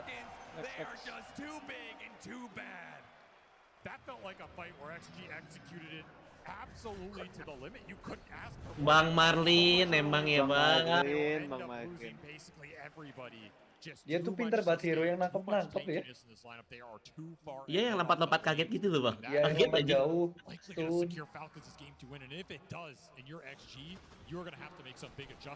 Langsung strike mid nggak sih? Iya lah, GG lah, call bro, GG call. Gue biar cepet bro. Gue kill 2 malu. Biar 3-1 udah, aduh, cepet. Relatively low death timers because we're just so Habis ini, game ini kan Falcon, habis ini Falcon, habis ini piala kredit. Udah, tidur. 14 seconds seems a bit too long to protect this one. Extreme will have to hold out on that third lane. Protect against. Tadi yang lower bracket tuh cuma 2 ya? Iya, bisa pari sama. Berarti cuman grand final yang BO5 itu ya? BO3. BO5 ya, bener ya? Tingkatannya apa sih? Tingkatan apa? Oh, best Booking on. order, yo. Booking order. Just max the early EHP across the board. Damage test your enemies. Gak ada damage nih. Mau di bet amarnya Bang, Bang.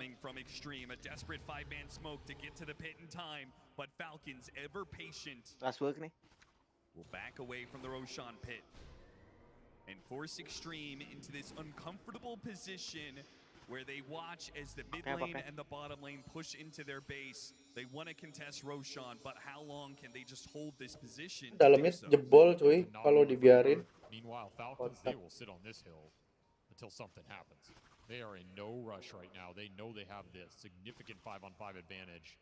They have the auras in this early game. They have paknya kelihatan, lanjut that XG have to jump. Just put ATF on the front line and dare XG to jump him. Stun. Extreme definitely going to be put to the test. Sulit sih, gak ada damage. Tadi udah bagus padahal. Practically doubled over. Oh man, he wanted that Skeeter's just gonna go for it. He blinks right to the Gila Bang, stiker ya. He's just gotta keep on running. Langsung lompat Bang. Wah, koilnya jelek banget, koilnya Bang. Iya, koilnya cuman snacking pula. Buat nyelamatin aneh tadi. Bang, balik. Kesan. Santai. Too much sustain. Yang gak ada coil, nggak ada coil. This early into the game. I'm sure they dealt like 6, 7, Alah, 8k damage. saya udah aman nih. Half the Enchantress' HP pool. The sad part is it's just getting worse and worse. They might be dealing more damage, but Masih they're dealing a di-deny. less when it comes to the percentage of Falcons' HP pools. It just looks like they are tankier than ever. Main gendang. Sages could be a killing blow in this game. Man, he picked up a Crystallis, but I mean, it feels like you need a Daedalus and another item to even come close, but need a Divine Rapier at this point. Yeah. He's cutting waves best he can. Amar playing totally isolated because he can, because even if they could kill him once, he's the one with the Aegis, and by the time they threaten him a second time, feels like his team will probably be able to make the move to support him. I mean, I love they gave him Aegis here twice, right? Bikin apa Just sih? let him go ham on the front line. He has the Cutting scene, right? dang. He's going to deal a crap ton of Tingkat physical damage. bull. He can threaten the tower. Sambil All you have to do is worry about shielding sambil the minum ya. Primalist if he gets jumped. Udah And terlalu that's it. meremehkan. There is no threat to the lineup other than that. Yeah, you don't have to put the Abaddon on the front lines and play that weird game where it's like, oh, they got borrowed time out of us, now we have to reset a little bit. Nah, just let the Bristleback do his thing, right? There's Enchantress passing a core. Felt like we would see it at some point in this series with how well Snake King plays the hero. Quite sad for XXS, who has had a wonderful tournament. But this is a rough game for Extreme Gaming as a whole, and that final push is going to be coming their way. 3.5 minutes to take one lane of barracks. Falcons. This looks free. I mean, how do you even come up with a scenario where they actually win this team fight? Yeah, 5-man coil, 5-man bushwhack, landed ET stomp on top, Earth Splitter goes through, you amp it up on everybody. ATF disconnects. Weh, lompat di mana tuh kemarin? Bangsat kameramennya nih. Bawahnya, di tengah. Now what do you give the chances of that happening? A lot lower. He does have buyback, and that is certainly what Extreme are going to have to play off of. Lots of buybacks, as many as they can get. The Beastmaster and the Hoodwink with the other two to have it. Maureen just trying to make Extreme Gaming flinch at this point. There's the banner drop. Let's get whittled down. Kok bisa nyiprat gitu terus? Sentry apa? Gunning shot ya? Won't cut it though. Extreme. They're going to need to do a whole lot more because the damage that Amar is doing right now, it's about to become permanent. You can't handle Megas this early into the game. No shot. You have to take the fight here. Have to find some sort of crazy jump. Trying to wear him down. Shin-Q Jamar bro, bro. But who cares about the Kuat creeps yang Amar? bang. Iya bro, agresif banget bro. Mantap bro. The buildings are Zoningnya almost itu loh. gone, and Extreme have yet to make a move. They're just going to concede this to Megas. There's no move to make. There is no target to jump. You see a Bristle with Aegis, you see an Enchantress you can't kill. And there's an Abaddon sitting behind everybody. The move just does not exist in this game. And I feel like it's almost insulting. Amar's just gone back for a 36-minute blade mail. Why not? That's it. I don't know. I mean, is there even any damage going into him to reflect at this point? I guess he's saying at some point in time, this Ame Clinks will have to try and all-in him. And if he does, he'll have the blade mail to respond. I think you just get the Shivas up on Maureen here and go for that game-ending push. You're not going to need anything past that. What do you even talk about if you're Extreme? You're sure you're holding on to the game, but you all know that you've lost it. You're just talking about plans for the next one? Oh yeah, absolutely. Adjustments, what went wrong here. Gotta plan something out to deal with these heroes, right? Gara-gara ada Amarnya anjir di depan. Falcons can set the laning phase they have is a lot stronger than Susah what jadinya. has shown. They get the upper hand. It's scary. You can rat it out. You can stall that game. We've seen XG do a Pasang bendera tuh. coming back from these situations. This game Apa sih tulisannya ya? Ripwave itu tim Ripwave. He's already here, and the Shiva's Primal Beast is now behind him. So 40 seconds. Punggungin aja bro. Ada Aegis bang, tenang bang. Iya, punggungin aja bro. Yuk, bunuh Udah diri aja. udah 40 lagi. Maybe with a stomp. No Earth Splitter yet. They gotta wear through this first life before they use big spells like the Earth Splitter. But the tier 4s are dropping pretty fast here. There goes the Shivas. Maureen tries to make his jump out the grab onto the Beastmaster. Can they blow him up? Or is the Primal Beast the one in trouble? He reframes the Earth Splitter to actually... Wah, Marin bro, gila bro. Gila bro. Sakit banget, Pak. Sakit banget kayak gitu doang, ha? Dibilang ID-nya ada boost damage-nya, amplify-nya. Sand King-nya kan gitu, bro.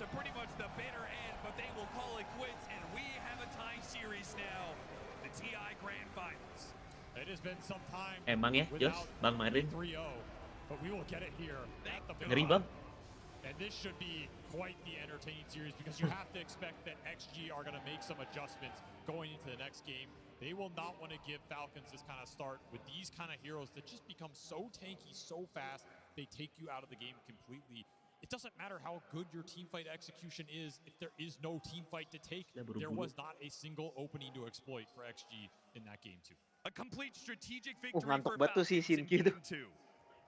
Si Gandop. As Dota fans, you love to see it. A Gandop. tight Kalau di mana ya kita ya? meaning we are definitely getting at least a Di 4 sini games. And this one, dibicarakan. although if you're an extreme gaming fan, this one might have been a little bit too one-sided Lagi ya for udah. your liking, T-Gov. This was brutal. Ada satu kayaknya temen nih. Kayaknya dia ikut nih. At least once in this series from Falcons, and of course XG probably going to learn about how it happened. But yeah, the snaking and Enchantress, the way that they just break this map. Mana nih nggak join ya? Incredible game from them. In Falcons, Carry-nya sih ya.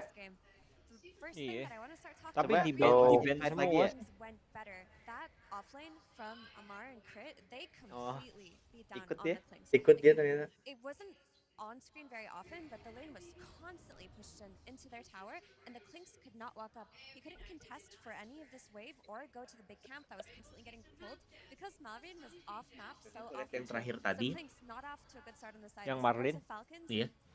able to come to the runes. Hilang kayak langsung burst hilang ya. Itu hilang anjir langsung sesakit itu. They just played really well, and I like what you're saying because Crit in game 1 it looked a little bit shaky. So not just getting this win, making it easier for your team, but also to boost your confidence, get that momentum for yourself, feel good about the game because they did nearly everything flawless from start to finish.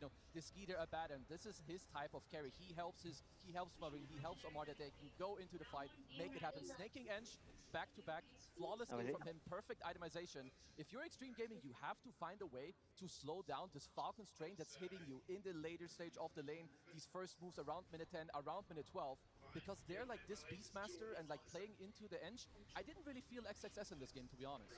They just had complete map freedom. Oh, Like every single yang highlight, ini you ya. see the map progression. Yang kayak gini terus mati ya.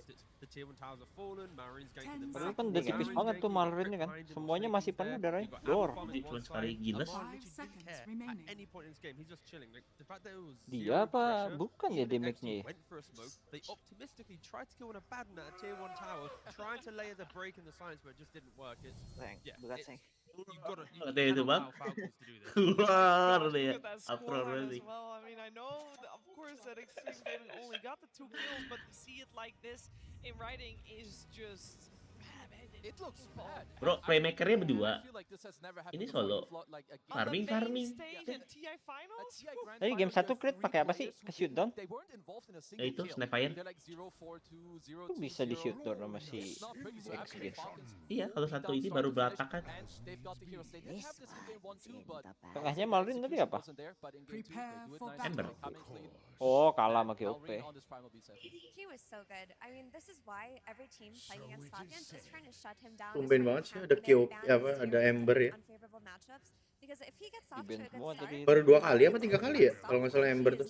always ganking these side lanes early Dua on. kayaknya, So dua always apa Iya tiga. baru setting 2 the kayaknya ya. battles. He got it this time, giving Falcons a double wisdom rune, and he's just langsung spread gas the apa? map, making it so that Gas Extreme apa ya? Gaming, who wanted to draft for a later timing with their carry Oh, game sebelumnya. Ini sejauh ini masih lancar bro. They just didn't have the damage, and we thought it was gonna Indocom be gua. okay, but I guess the advantage that Falcons got Aman, from the aman. start, T-Gov, it was way too much. Yeah, they got it so quickly, and we're going to look at some clips here about how they kind of set it up. Because Falcons, when they make moves on the map, they always make sure that the one guy making the move, someone comes in behind to ensure that you're not really wasting any time. Mary, he comes to bot lane, he pressures the Hoodwink, Skitter's here, they're securing the rune. But Enchantress, after taking the Wisdom rune, also stays here for a little bit longer, farm that additional camp, apply that additional pressure, and critically, Marine, he's actually going to go through the Twin Gate eventually to go back through top to then apply pressure to the top tower. And then Snaking, he's going to take mid tower. So every single move they make within about a minute or two, it's just constant, just take the XP, take the farm, whittle down your opponent, don't over-waste your resources, because Maorine's taking towers, Snaking's leeching the XP that Maorine's sacrificing, but because of Maorine going to bottom, both supports got the double wisdoms. So everything is getting injected into Falcons, and it's only a 1k lead there, but the double wisdom, breaking the tier 1 tower, giving Snaking mid XP, free farm on Skinner, that is a recipe to snowballing a game. Yeah, and they definitely did a good job at that, which we can also see a little bit later down the line, Kazit. Yeah, because we have to compare, what happened with the net worth and how did, some heroes do against the other. Because I want to highlight Amar. Amar versus Ame. The story of the game is a lot of the time about how much damage can the carry actually deal. But we already touched on the laning stage. Amar and Crit did incredibly well. And if we look at the itemization, at this point in the game, 22 minutes in, Amar already has Crimson Guard. He's playing this against a Desolator Klings and a Dragonlance and a Beastmaster. These two heroes basically deal about 0 damage. Not only that, he has a Lotus Orb to protect himself, protect his team. So there's so much pressure on XG, on Ame to try and carry. And yeah, sure, they try to get to the Nullifier timing later on, but now Snaking, he has a pipe. They have more Lotus Orbs, they've got more HP. You can't kill them, and this is one of the big reasons why XG, they end the game with 2 kills. I mean, that Cling Strike, while it is cool on paper versus Enchantress, really did not work out in this game. You saw the pressure that was going to come out of this Primal Beast, this Enchantress, and you think to yourself, you need a carry that can build this Nullifier because Ringmaster caught them off guard. There weren't many left in the pool. Sure, he could have picked a more lane-dominating hero like the Ursa, but then they would have suffered versus the Ringmaster. So actually, chalk this one up to a bad draft, go next, but don't reconsider the Clinks unless it looks like a perfect King skin. Now we have already touched upon the Enchantress a couple times from Snaking, but it's time to do my God, a I'm deep dead. dive on Enchantress. Thanks, Cheever. It's one of the keys to the Falcons' strategy consistently throughout their games because it controls the map so effectively, but there's other pieces of the puzzle that really tied together and made this game so great for Falcons. I love their double ganking combo, the Primal Beast, as well as the Ringmaster that's putting Crit on a high damage disable layering hero so that they can do these crazy side lane games deep into enemy territory, because if they do these quick, nobody's going to be able to respond to this. And at the same time, they end up going bottom afterwards using the Twin Gate. This is when they contested the Wisdom Shrine here at 14 minutes. They basically scare their opponents away from it, guaranteeing even more level advantage on their heroes. And then Snake King continues to play aggressive on the Enchantress here. Amar takes the mid tower, and then basically this is just going to be Snake King's space. Now this might look a little weird. He's running into enemy territory. He's not here to ward. He's here to look at his opponents and make them think that his teammates could be behind him. And eventually they ping and they say, this guy's behind us. So they try to force a gank, just off steal. 2 TPs, only 1 completed. That basically just creates space and hurts XG, because now they rotate a hero to try to kill a guy that's really, really difficult to kill. In the previous game, a lot easier because they had an Ursa which can access the attack speed very easily, and their lanes went well. So because Falcons had a better lane stage, Suram sih ini Sand King. it's either him or Amar, the Bristleback, both very difficult to kill heroes, and everybody else is giga farming or setting up kills. So what this basically looks like to them, this kill especially, Mallory rotates here, he's jungling, he's waiting for an opportunity, and now he's got a great matchup against the Elder Titan. He doesn't have to worry about this hero at all. The hero can't stop him from getting this kill. So let's look what this, see what this looks like from the XG side. Their map is basically pushed in all the time, so their safety border is kind of like this. Less than half of the maps, they're getting less resources, and they don't see where their opponents are. They sometimes see heroes when they get ganked. They are usually going to see where the Enchantress is, but the Enchantress is really hard to kill in defending the most vulnerable part of the map while still getting good farms. They can't really gank the Abba very well either. So gila, udah nggak selamat sih. Udah level 7 anjing. Bangsat. They rotate almost all their heroes. They approach this very wide. Ini ke atas aja deh. Bodo amat ya. Necessarily. And as they approach and dive him, the reaction is almost instant. The Primal Beast mati lagi sih itu rendeman. They end up running into a bad team fight, which takes their disadvantage to a whole new level, just because of the way the Falcons have been playing the map and sitting on Enchantress in the mid lane. It's one of the big values of the hero that a lot of teams don't exploit. Yeah, it's definitely something that I'm expecting Extreme to maybe address in the next game as well. I mean, there were a couple of issues to address in the next game. We also have talked a lot about how XXS, especially in that game 1, was the shining star, and he was definitely not able to do so in this game. It just was a rough lane for him, rough game for the whole team as a squad, of course. But if we are talking about offlaners for a little while, why not find out who people thought was the best offlaner? Mana dikit lagi, ada. Lupa jadi tipis ya. Kalau panjang. Kenapa? Waduh, ada beginian gua. Dan terus Dan. Now it's time for offlane, gentlemen. Which TI Nggak ada mana kalian, player bro. do you think deserves to be numero uno in the Hall of Fame? Who would you choose? Okay, may I guess one of them? I'm guessing one of them's 3-3. No. Your middle All right, you're tower crazy. is under Okay, attack. continue. I've got collapse. That was my other one. Fake beyond. Okay. Collapse. Reasons? Not even close. That's my reason. Not even close. Not even close. Yeah, it's not even close. In what Mana anjir? Just he's here and the other people are here. It's not close. I think at various points in that TI, you have a team that has one of the widest Ada range mana? of skill between them and any other team at that particular time, and you have an individual player on that team Your that bottom was tower the is best under player on that Oh, team. copy. So that's my argument for Faith Beyond, and still relevant nowadays.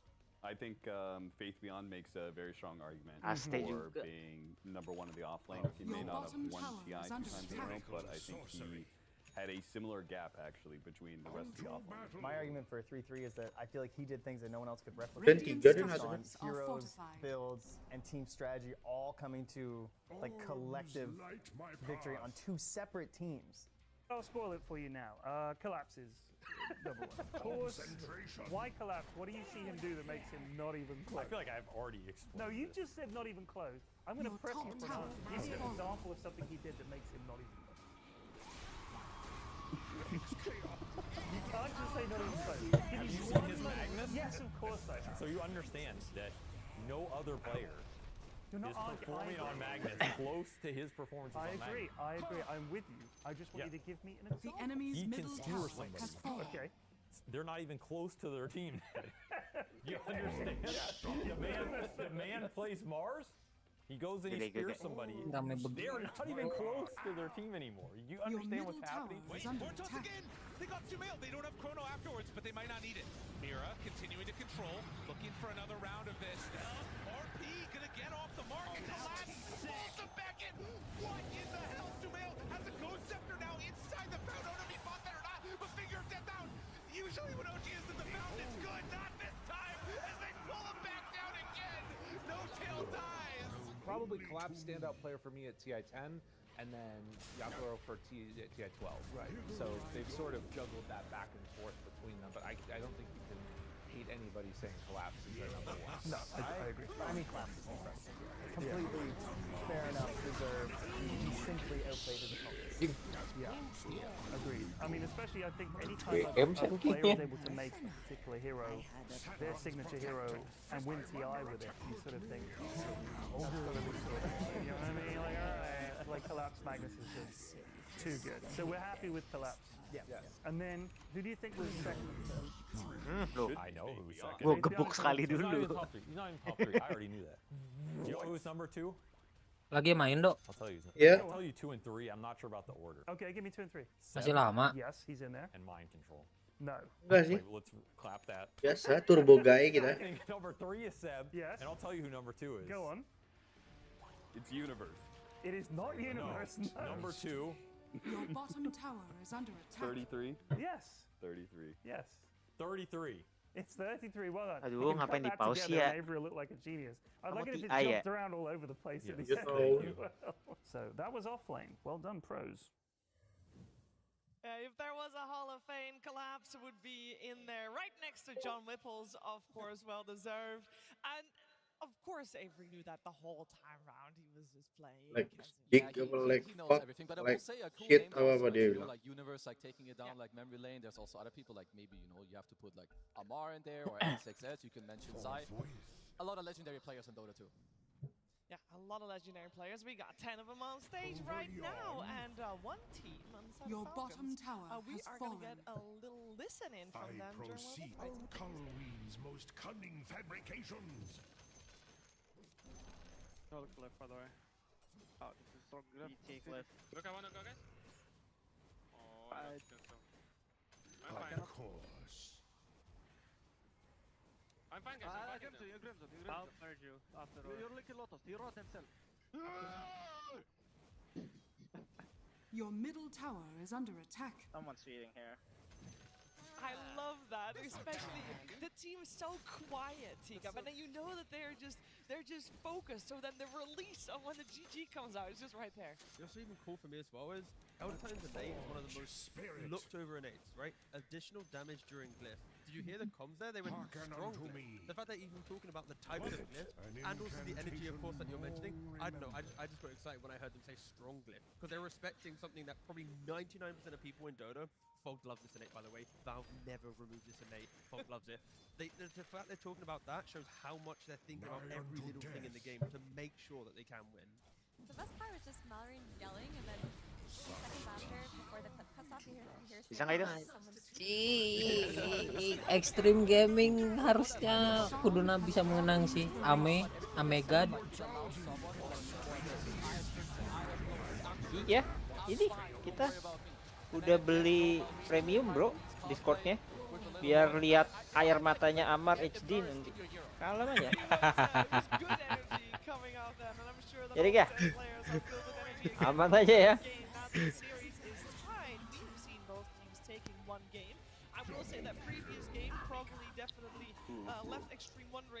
Akhirnya si Slack Gaming kalah ya anjing.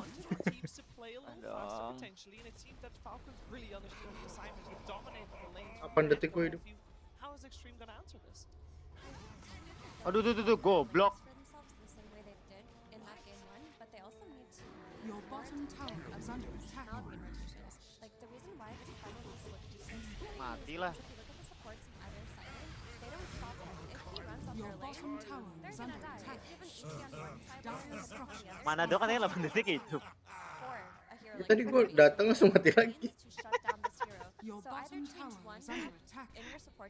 Oh dia penuh lagi sih. Perasaan gue. Game 2-nya lawak coy, Extreme Gamingnya anjing. Itu mah ngasih biar Amar senang.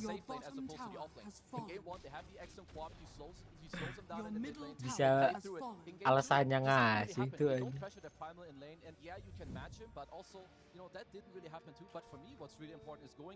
Mana nih Ricky nih? Falcon Believer.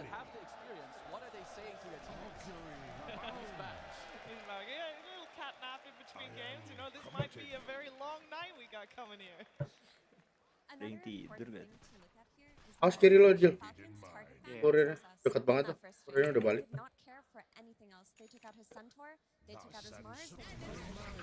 Wah anjing ini.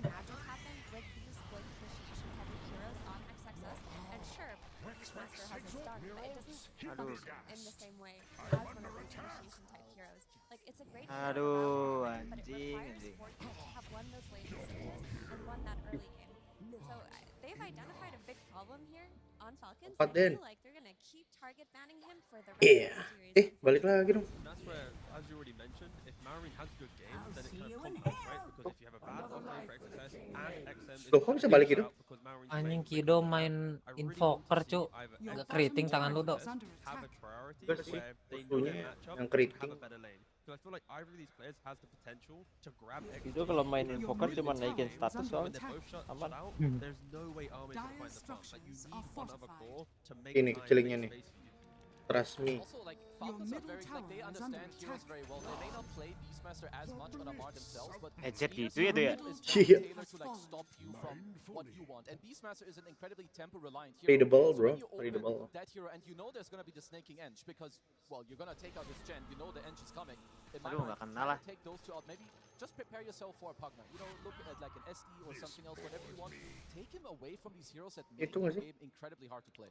Because the Ench actually was killable in Bawah. the game mode, right? You had Queen of Pain, you had Ursa, you had the Hoodwink. Kok ngadepnya kayak ke Any atas way ya? when you step up, put two of those heroes I just mentioned together, snaking dies, their Dicrot, information anjing. disappears, and then the fight can get harder. In the Anjing, second jing. game, Kok gue bisa kena sih Len? I'm not saying we need to rush past that, but you need to respect that it's probably going to come out in the draft, and you need ways to stop it. And the first thing, he had 2 Your middle tower is under attack.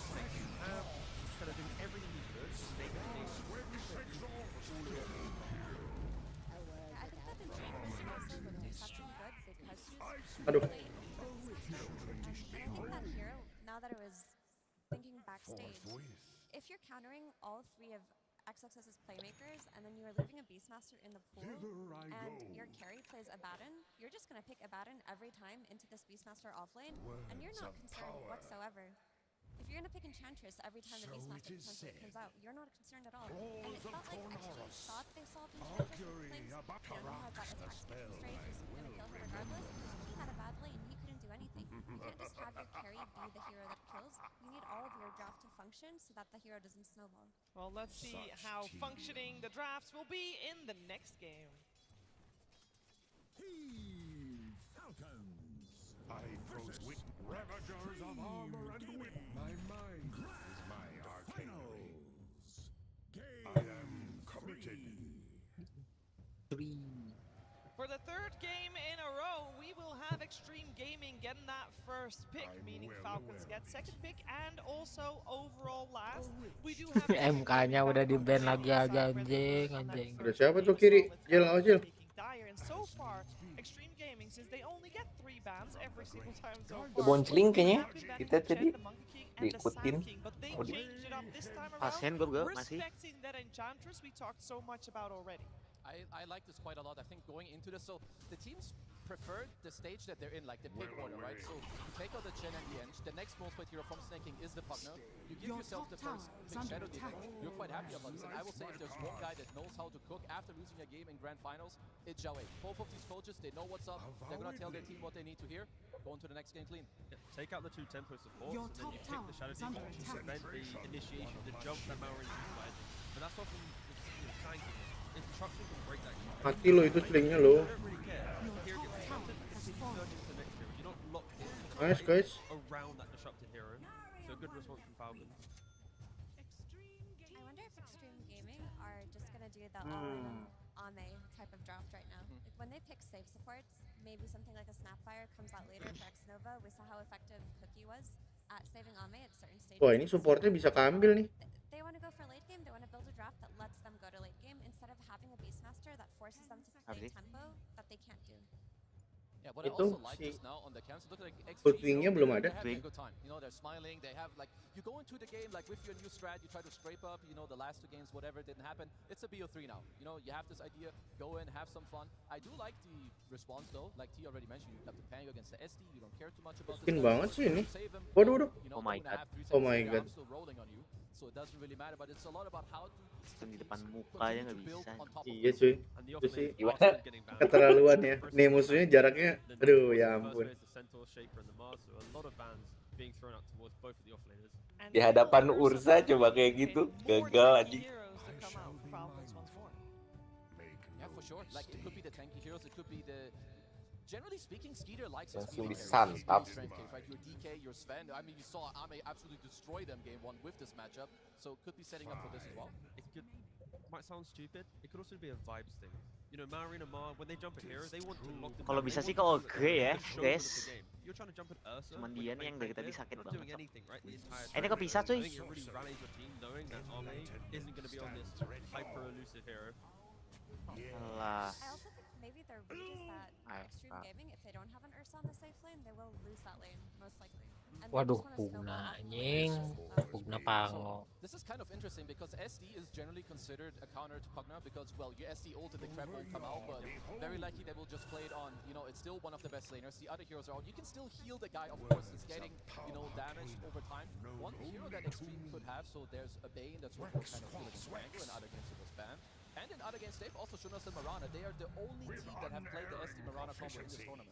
But it fills the void of creating information, right? A Chen Ench, they want to hit towers, Ini they nggak mau want di to run around the map, they don't push care. apa sama musuhnya. Same thing for Pugner. When you leave your safe lane and, you know, Skidder doesn't Disuruh help, press he'll be track kah? poking mid tower. He'll then move in bottom, never blast here. He gets jumped, there's a decrep, life drain. Like, there's so many annoying things that actually, if you try to go on the Pugner, you're probably wasting 30, 40 seconds not going on another hero.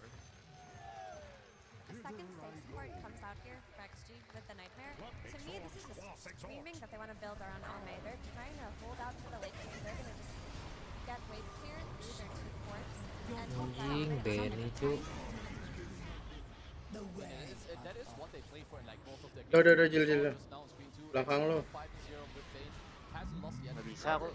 Like the question for them is what to answer because this is a hard pick in this stage. Double pick. Udah habis gas bro. that was gonna be one of the questions. Do you just block at the mid? Maybe you can find the flex if you can go mid clear. You go safe lane against the Pango. I like this actually very much. And it gives a lot of life to XSS, right? We want him to have a game. We don't want him to be sacrificed if XGR to be competitive. Nightmare And the way that film they're gitu. right now is they're giving him so much information to find the right hero. Mending ini nggak sih? Mending apa? Lesrak nggak sih? Celup all in. Celup setun. Anjing Beastmaster. Hero batu anjing. Wing tuh. Oh tapi nggak ada Sand King. Iya nggak ada Sand King. Sand Kingnya di ban. Paling Snapfire nggak jauh-jauh nih. Iya sih Cerot pasti Snapfire nih. Antara Snapfire atau Phoenix mungkin. Phoenix 4.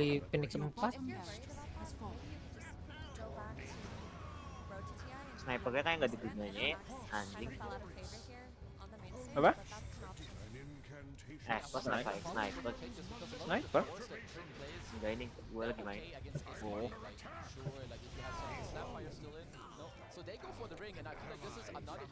Anjing. Si badut.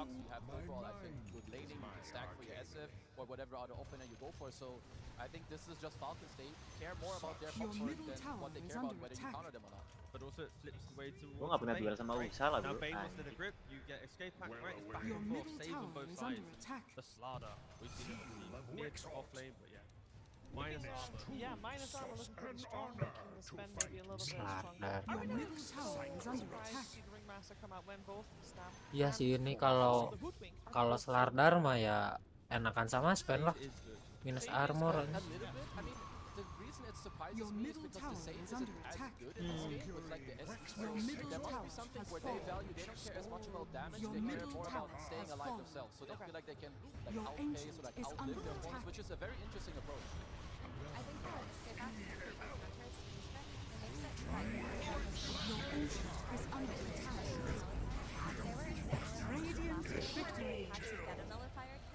Good triple. So this Ringmaster, so long as he's not getting caught, he's saving against script. The team fight is going to be so easy to take. We're going to only want to go on Ringmaster. Aduh, ada Slardar bro, bahaya banget.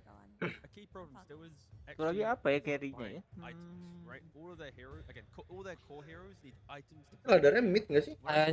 Kayaknya sebelah kanan TA deh. SF pasti mid. SF-nya carry nggak sih? Enggak. Mid sih. Sudah tidak meta. Wah, kalau padahal bagus banget nih juga. Iya, di band tuh. Kalau SF carry terlalu weak early-nya nggak sih?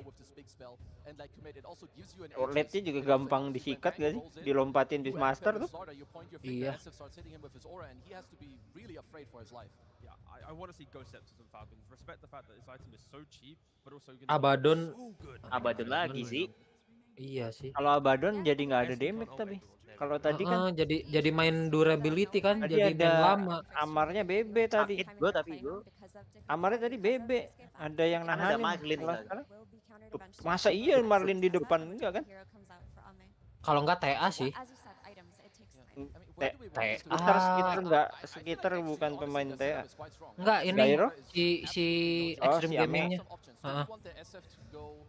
Memang TA Slardar enak. Spend Slardar enak juga. About Slaughter off lane, SF mid, go like Alchemist carry or something. Tuh, ngomong apa tuh? Oh, Alchemist carry or something katanya. You then overwhelm your opponent and your team can rally. Wah, Abaddonnya di ban euy. Ya di ban soalnya ini udah durable. Oh, spamnya diambil duluan anjing. Ya, enggak itu ekstrim. Oh, ekstrim ya? Oh iya benar sih. Nah ini nih siapa nih yang bisa nahan spam? Yang bisa nahan atau jaga jarak? TA paling nggak akan jauh dari situ. Kalau si Skitter tadi bisa dapat troll sih GG. Iya. Iya. Bagus banget anjing. Bagus ini kalau troll. Ini siapa menurut lu? Si Kido nonton guys. Apa sih? Kido masih main. Siapa ya? Semut nggak mungkin. Enggak terlalu weak kalau semut. Kalau Spectre enggak Propet bisa. juga. Spectre nggak mungkin. Propet Berat lah. Propet NP ya. Giro juga mungkin. Giro bisa sih. Fighting. Antara Giro sama TA nggak sih harusnya? TA enggak, kayaknya Skitter bukan pemain TA deh. Kayaknya ya. Gua nggak pernah lihat. Trauma tadi gak ngapa-ngapain. Bukan pemain TA deh. Giro kayaknya. Itu Giro.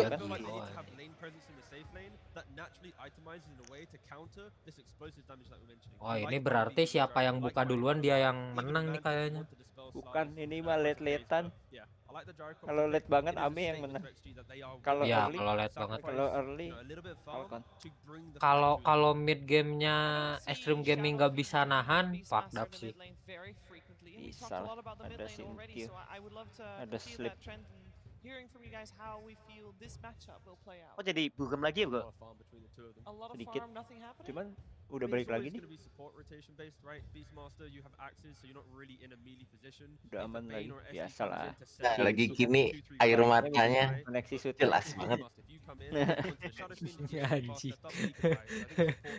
Akhirnya ganti baju pakai baju hitam. Last day Siapa? soalnya. Dibotak. Siapa? Sifar. Udah 3 hari dia nggak ganti baju sih. Masa Sifar botak bang? Itu Tigut. Oh, yang di tengah itu yang botak berjanggut. Dia cuma bawa 2 style berarti. Yang kanan bagus bajunya. Yang hitam ini do yang lagi ngomong. Kanan yang mana do? Ini do. Aduh. Ini do Latina bicis gini do. Ngomongnya Anjing udah bisa styling. lurus dia do. Ngomongnya do. Ini Arab cuk. Latina dari mana? Sparkling banget dia. Oh iya anjing, Arab deng. Orang mirip deh. Jordania. Sparkling. Ngeliat yang ada ya. Katanya agak gede soalnya. Sumpelannya sih Do. Yang itu Do. Sumpelannya anjing. Let's find out who's going to take the lead in this best of 5 series with game number 3. First though, we're heading to the stage with Tsunami and AUI 2000. Thank you very much. I am joined now for game number 3 with AUI 2000 of Falcons. I've been noticing a trend. Every single game this series, you've been opting for last. Suka-suka dia bang. Nicknya anjing. Lu dulu Nick lu masih inget gak Nick nama lu? Hot Topic kan nih? Sama. Kenapa Hot Topic? Topik kan bukan bencana anjir. Oh. Kalau orang Aceh denger ini namanya dia trauma loh. Goblok. Orang Jepang nggak suka sih. Iya sih di ban, di blacklist dia. Ih, ada Uwu. Bukannya lagi main ya si Uwu ya? Iya. Si Rando bukannya lagi main. Mana sih Rando? Uwu. Mana? Kenapaan Cok? Oh, TI, Sinkyu, mirip Sinkyu tuh. Hilang dia cuy. Rando versi udah cuci muka. Anjing udah cuci muka. Gimana Dok? Dengan Kerjaan, Rando. Dok? Mantap Dok. Masih di Blibli ya? Masih dong. Anjing. Anjing dibeli-beli. Jadi apa? Pembelinya. Gua tau ceweknya teman gua ada PM di Blibli tuh, tapi kayaknya lu enggak. Ya yang lu bilang kan Ria kan namanya. Iya. Lia itu. Perdana Menteri Ria apa Lia? Ria ya? Ya pokoknya gemuk-gemuk lah. Ada tato di tangannya. Anjay. Nih gue buka fotonya dia bukan nih.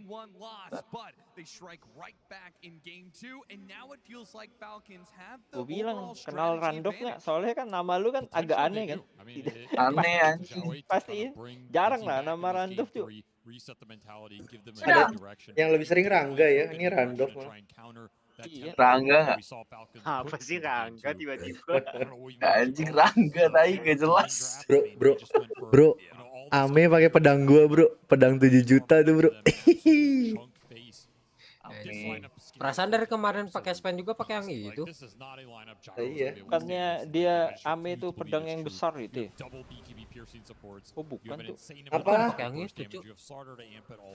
If I'm Falcons, I don't want to find myself in that position. I want a game like Game 2 where I have a strong laning phase, my cores get ahead, I deny some experience from the supports, maybe even contest some stacks, and never give a chance for this hyperscaling lineup to come online. I guess I'm wondering. Sekarang offline nggak pakai calling blade ya?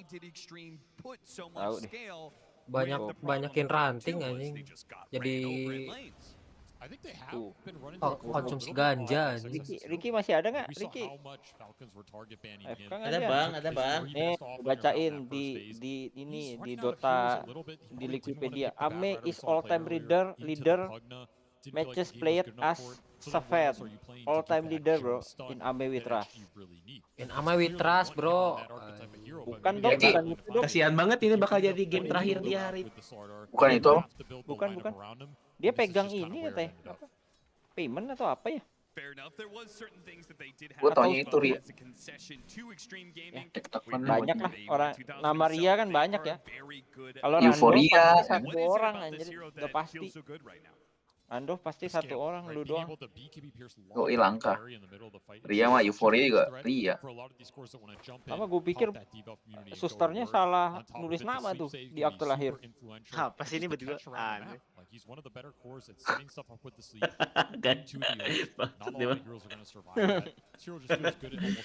Mending lu gabung sana sama Zooming kan lo.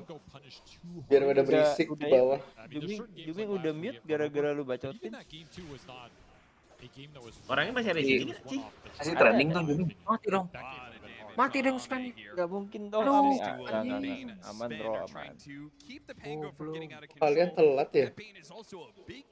Nonton di streamnya Ricky. Apa-apalah, gua kan gak berisik.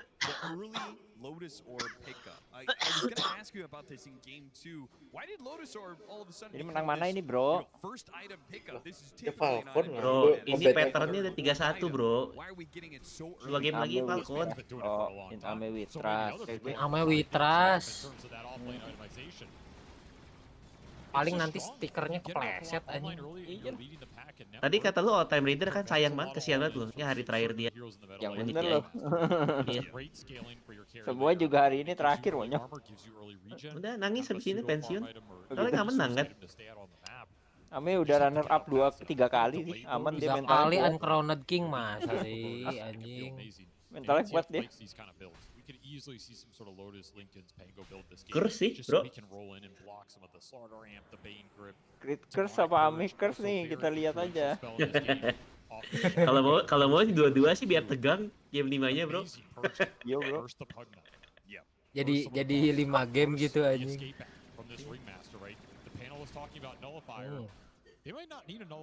Gebok aja tuh helikopter. Takolin tuh.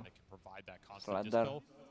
Helikopter lawan belut air. That first point of contact in the fights is going to be everything for both of these teams because of how XG have built their lineup. That's fair enough. Siapa yang keluar? Yang keluar. Polkamengo. Tapi si Inkyu-nya bisa nyelamatin sekarang Rick. Taking juga sih. Sama-sama. Ada deh bro. Iya. Ih. Sakit banget biar gara-gara dia punya verifier lah.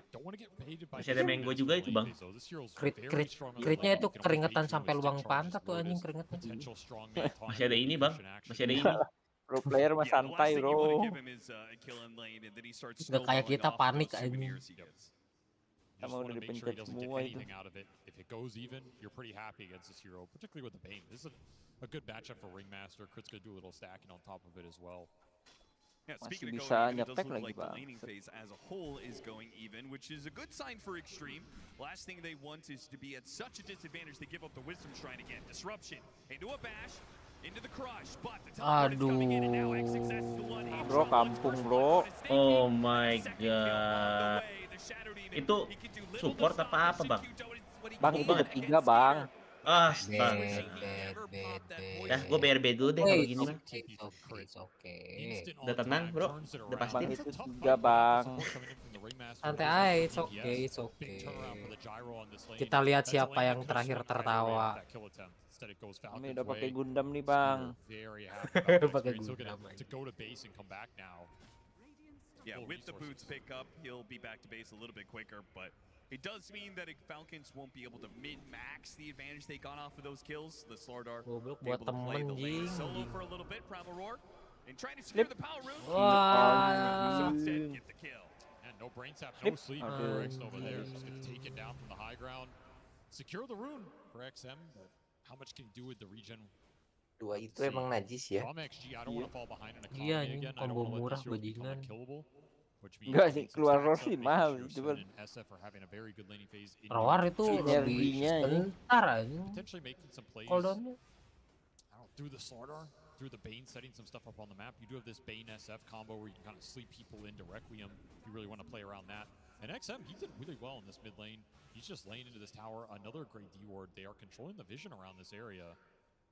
See XG prioritizing it, and I don't think they're going to want to lose Wisdom Shrines this time around. I think that was a huge factor in that game too. Absolutely. You have to prioritize it a little bit here. Yeah, Falcons are certainly not in a position to get aggressive. SM-nya kemarin cacat sih. Diambil dong stakannya. Cair. That was the one point where I looked at Falcons saying, okay, they've got a little bit of network. Cair. Habis dong ini. Cair.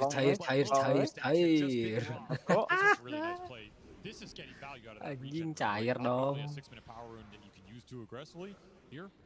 Regen lagi. Iya anjing. Makanya cair. Puts XM in a very solid position. This is one of his signature heroes. I mean, people think of the XM sniper, but he's also been playing this Shadow Fiend for a long time.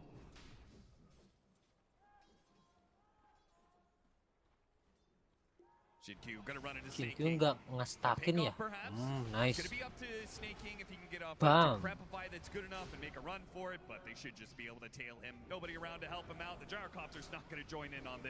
Empat mati. Dar. Bang.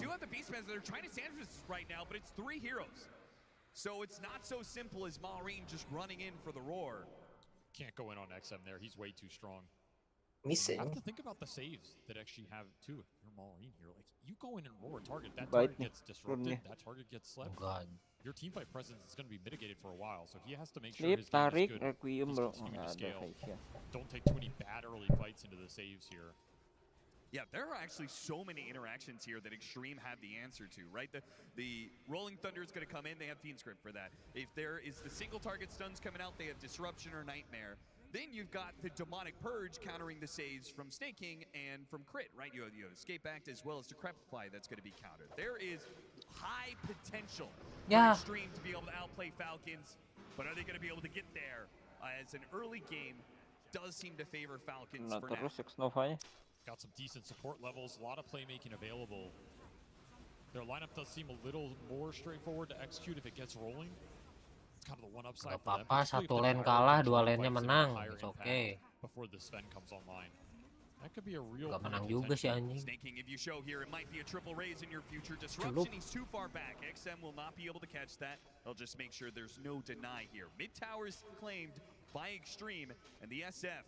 Well, he's free to move around the map. Bro, turuin bro. Anjing.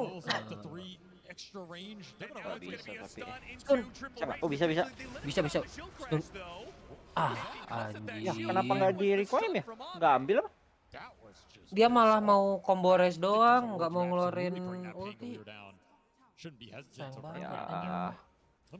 Padahal stun ulti aja langsung. Very awkward. God Strength now being on cooldown, and a bit of the surprise spoiled Falcons. They'll bring numbers to this bottom lane push in Extreme. I think they're likely just to give this one away. XXS is having, you know, a fair time at the top lane. He's playing solo right now and chipping away at a tower, so there's really no need to risk fighting at bottom lane. I thought the early portion of that lane was rough for XG, but they eventually kicked Skeeter out. Now he's the poorest core out of this lane phase. This Gyro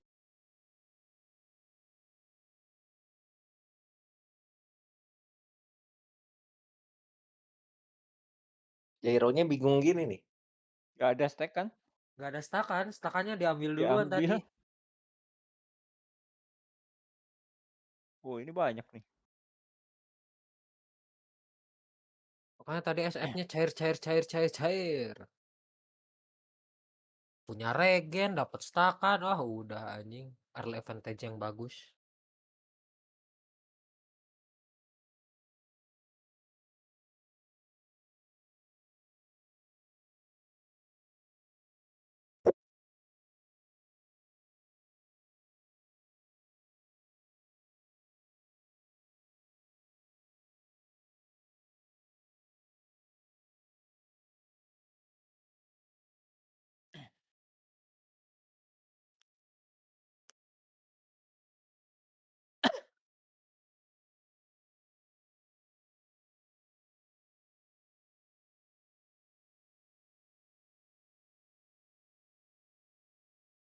Gak ambil ulti anjing panggonya. Tinggal di grip bro. Oh iya.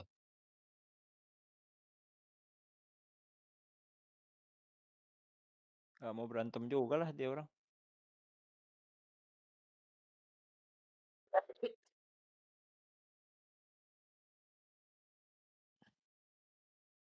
Jadi main Harvest Moon bro. Farming simulator. Iya. Baru diambil. Anjing, baru diambil tuh. Nyangkut anjing. Grip. Sip.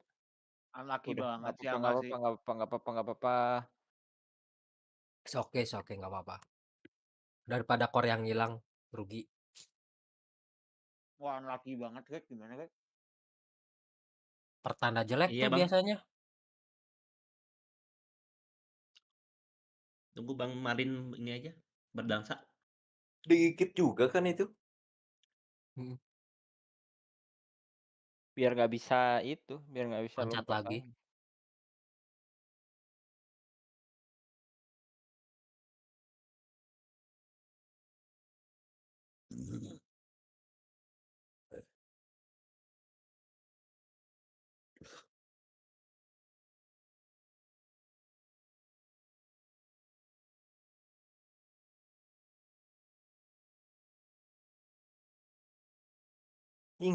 Cuma 1.400, ini kasihan banget ya. Apaan? Tuh. Ex Ini. Nova. Iyalah bro, biasa. Support miskin biasa, support 5 udah nggak aneh.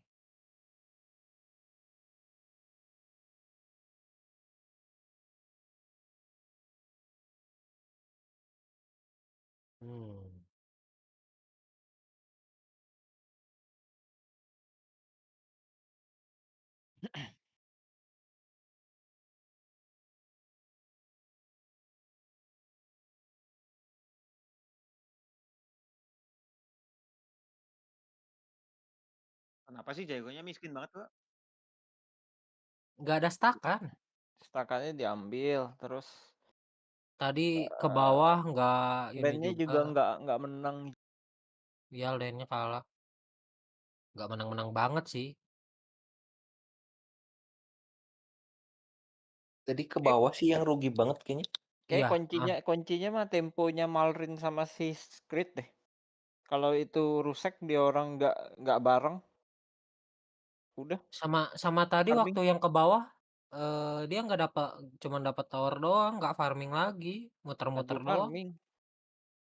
Kalau tadi kan anjir.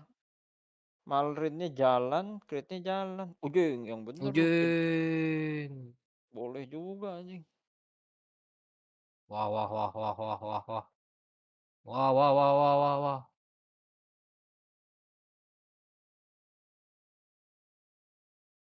Anjing. Pada Beastmaster sama Giro sih anjing. Pas habis Ganem.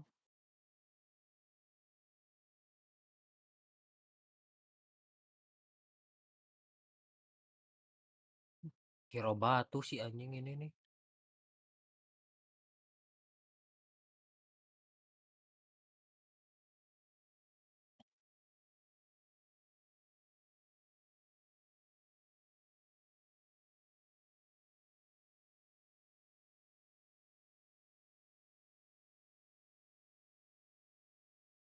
Ini tadi yang cosplay ini nih, skin ini ya? Cosplay non? Oh, si Beastmaster? Heeh. Bener? Gua nggak lihat Iya, tadi betul. cosplaynya. Siapa yang udah shard anjing? Makanya dimenangin nih. Parah. Bener loh. Si cosplayernya menang. Dar. Oh.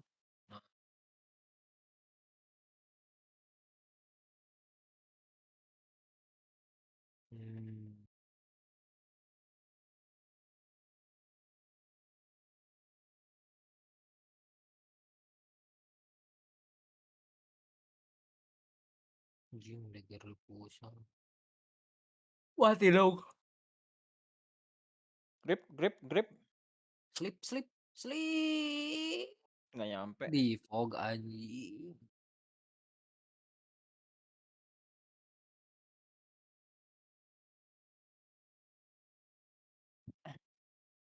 Anjing spine-nya mendadak naik ke atas cuy networknya. Mati dong. Oh. Nice.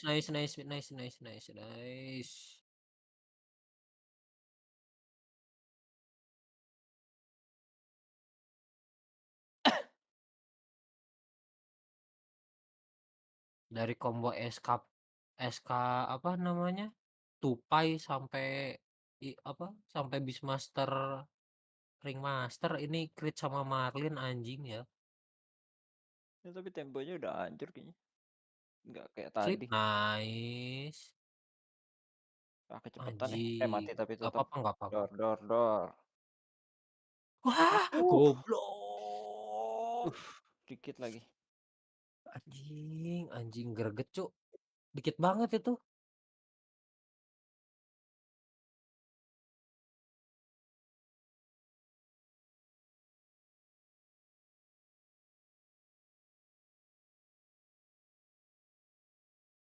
Wah sumpah ini gironya harus dimatiin dari sekarang sih supaya nggak berkembang. Bro, Sven ini bro aman aja. Sven sama Fingrip bro aman aja.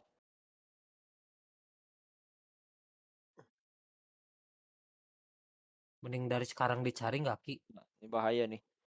Wah. Bukan bahaya lagi sih, mati. Mati sih itu. Udah meninggal itu. Dagger aja dua-duanya maksud. Oh, Marlinnya enggak. Enggak, Marlinnya enggak, roar dari rank aja. Kaya mon. SF-nya Dagger. Ya, muter yo.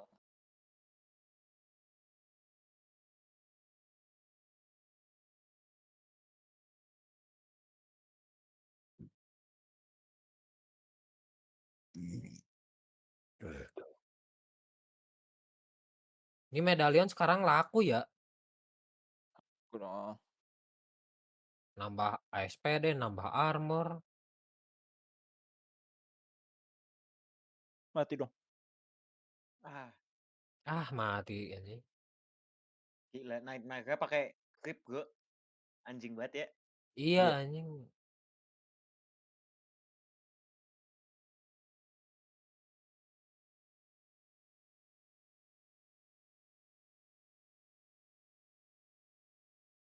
Oke, network masih di atas.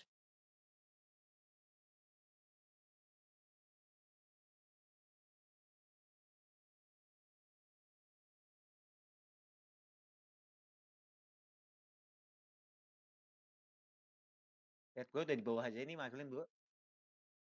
Kenapa? Iya tadi TP deh. TP. Critnya lewat gate. Iya, twin portal.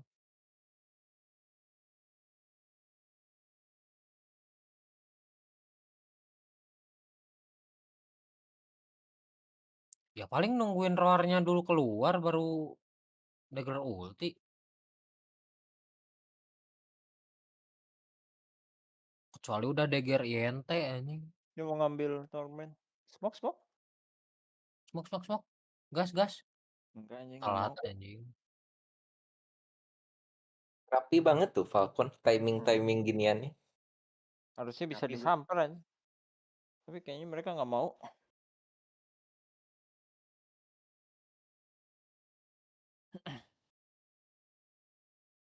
Soalnya sarnya nggak ada yang bagus. Kayaknya Ki, makanya nggak diiniin juga. Nggak cari kill dong. Cari kill dong. Apa mereka Wah. lebih enak? Dapat nih. Cuk. Ayah. Oh, sama-sama takut, bro. Dua-duanya kaget, Cuk. Dua-duanya kabur, bro. Sama-sama takut aja.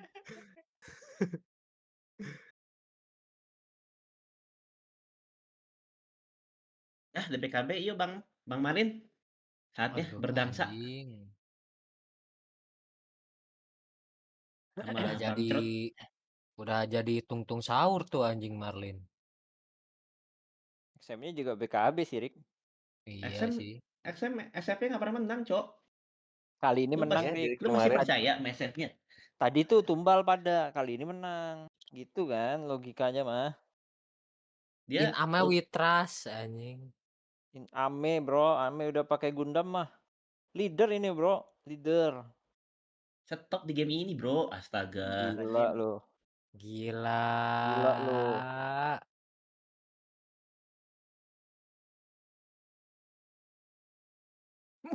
Anjing, hampir modar. Dah. Seperti biasa, bro. Ya, kalau si Samsak ini snaking. Anjing, udah arcade bosen DD. sih jadi snaking kalau main ya, bangsat mati mulu. Di Samsak anjing. Tumbal anjing. Jadi tumbal proyek anjing, kasihan. Siapa Lotus? Iyalah Lotus supaya nggak digigit anjing.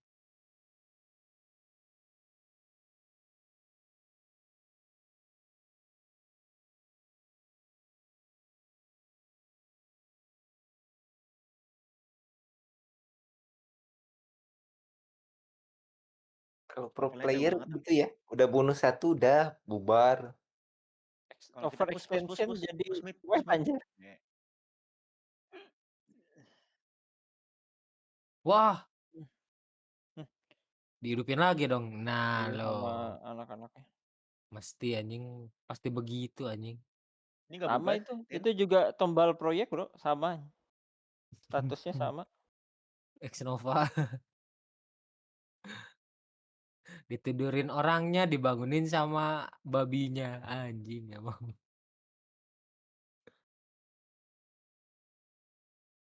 War. Ada GS. Dia mah ngejaga bokong terus dia terus yang kena sih.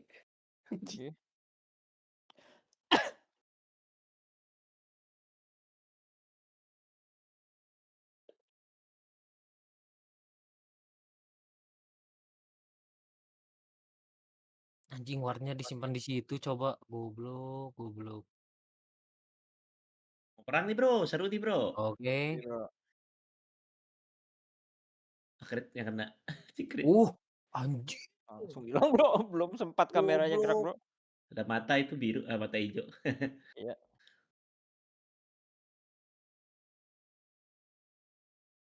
Udah ditandain tuh.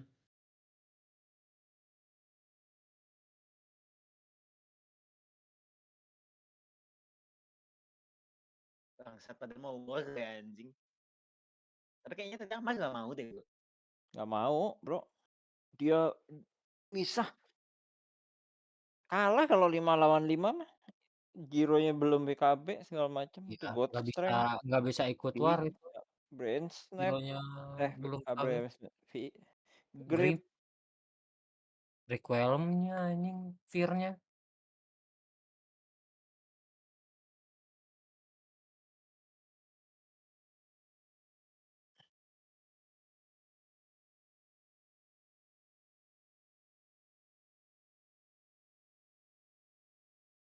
Shin-Q-nya ngikutin bokong SF terus anjing. SF-nya Aganim, Refresher. Sudah, bro. Udah. Aganim Refresher udah ke kontrol berapa detik itu, Ki? Banyak. Lumayan. 6 detik ada ya? Lebih. Nah lo. Gimana nih Amar, Rik? Aksi doang. Sound system doang. Anjing.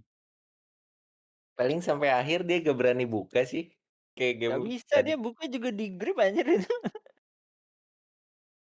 Mau nunggu Lotusnya beres kali. Udah Lotus dia. Tuh. Udah Lotus. Oh itu tuh. Udah Lotus dia.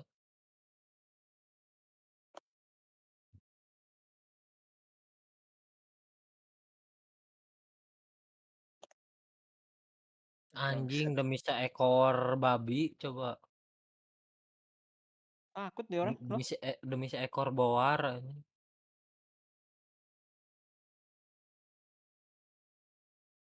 Anjing SF-nya goblok udah aganim coy. Oke, smoke. Gak berani ini. Rosannya Rosan.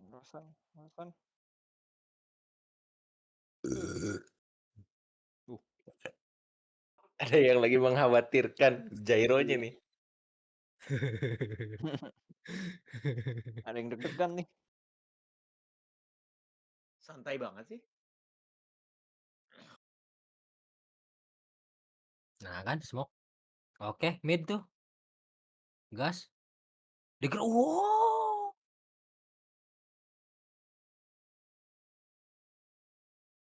Anjing, pas banget goblok, belok ke bawah anjing.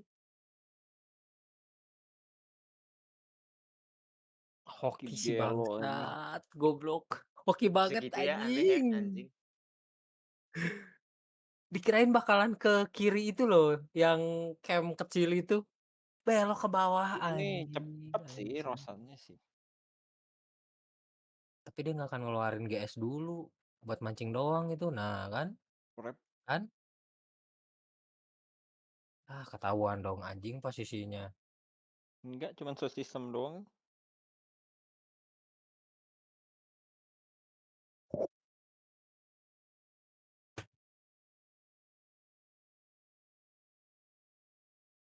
Wow.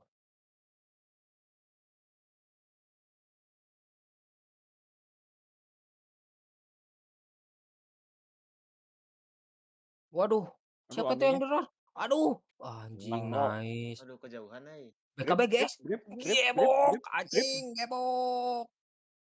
Gebok, gebok.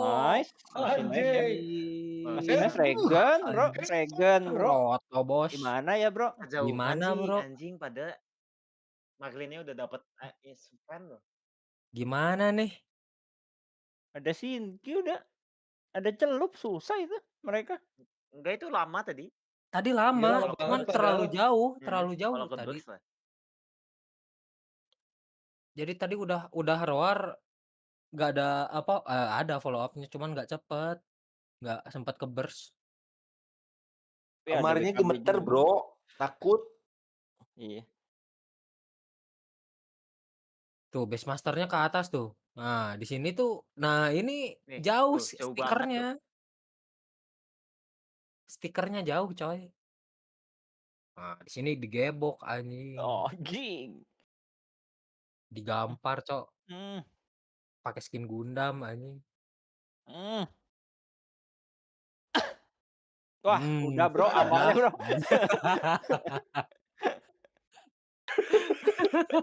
Bete bro, Amar. Butuh gua kasih install nggak amarnya?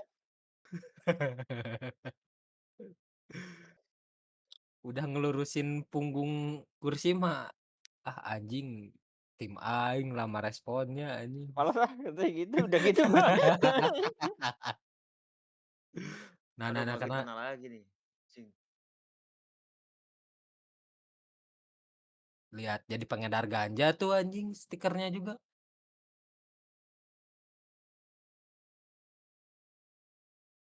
Dia kalau belum satanik sih skitter juga susah anjing. Dia maksa satanik dulu tuh. Kenapa yang lain di lock gitu ya? Daedalus-nya nanti nggak ngerti ya. Apa yang di lock? Dijual itu? Di lock tadi nggak tahu dijual. Oh dijual tuh. Ya masa mau ngelok ranting sama magic stick?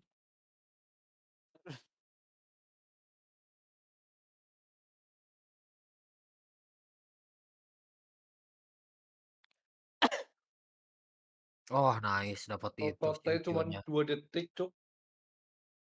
Padahal nggak pakai itu, Cuk. Nggak Nggak pakai pakai Cuma GS. Godstrength GS. anjing. Wah. Hmm. Lu bukan Enchantress sekarang bangsat. Aduh. Ya. Wah. Oh, Dendam pribadi, digerayangi Bro. anjing. Dendam pribadi, Bro, kalau itu, Bro. Di ulti, Bro. Itu Iya, tidurin dendam padahal pribadi. cukup. Dendam Sambil pribadi pencet, kalau itu. jangan gue dulu, jangan gue terus yang mati, anjing, sambil Anjing. kesel. Digerayangi anjing. Game sebelumnya kan nggak bisa mati tuh Enchantress. Nah, dia pakai Ame ya highest apa? anjing. Highest Tim lead leader di Seven menang di pro turnamen. Scan tuh leaderboardnya dia nomor hero 1. span ya. Iya. Seven 109 kali. Paling banyak pakai hero span ya? 109 kali menang bukan pakai. Oh, menang. Iya, menang. Oh, menang anjing. 109 apa berapa tadi ya Wait, di Wikipedia ya? dulu, Bro. Ya 109 matches 78 win. Anjing. Berarti berapa persen tuh? 70 ya? 78 gede banget. Iya. 75-an. 8. Iya.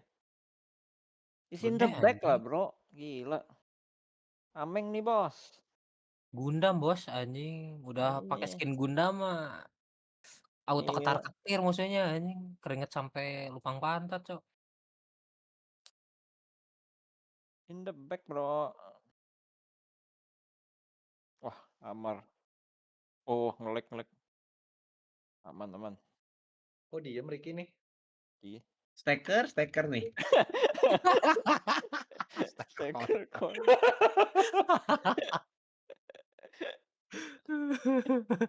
Miskin banget anjing. Gila, Cok. Tadi Gyro loh, padahal gyro loh. Tadi ini Rick, salah stakernya rotasinya. ditolong terus dia rotasi 2 kali enggak Enggak, udah dapet. ganin cepet gak sih anjing? Enggak, early-nya dia salah. Early-nya salah dia. Sampai beda ceban, Cuk. Petang farmingnya nih anjing bermasalah sih. Tapi sekitar emang bukan farmer kan ya? Enggak, gak Falcon tuh farming semua, Bro. Iya. Masalahnya mah. Amar harus dikasih Amar farming. Iya. Gak ada lahan. Si Malrin farming, nyari BKB, nyari apa? Semua farming. Kalau Marlinnya SK mending. Iya, dapat dagger dia jalan soalnya. Nyari-nyari hero ya. Celup. Gak nyampe, ngentot. Tung. Itu genderang kekalahan sih, Rick. Kalau sekarang, Rick. Kesalahan anjing. Gak mau buka BKB. Gak bisa lah. Buat apa? Kan sayang best. juga anjing buka BKB buat ini. Ya, sayang.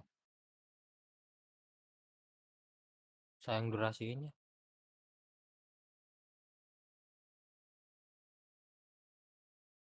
Iya ya anjing, semua Falcon pada farming ya hero-nya. Ini modelan Tundra Kristalis nih kayak gini nih nasibnya nih. BCM farming, 33 farming. Pantesan carry-nya gak bisa ngikutin ini.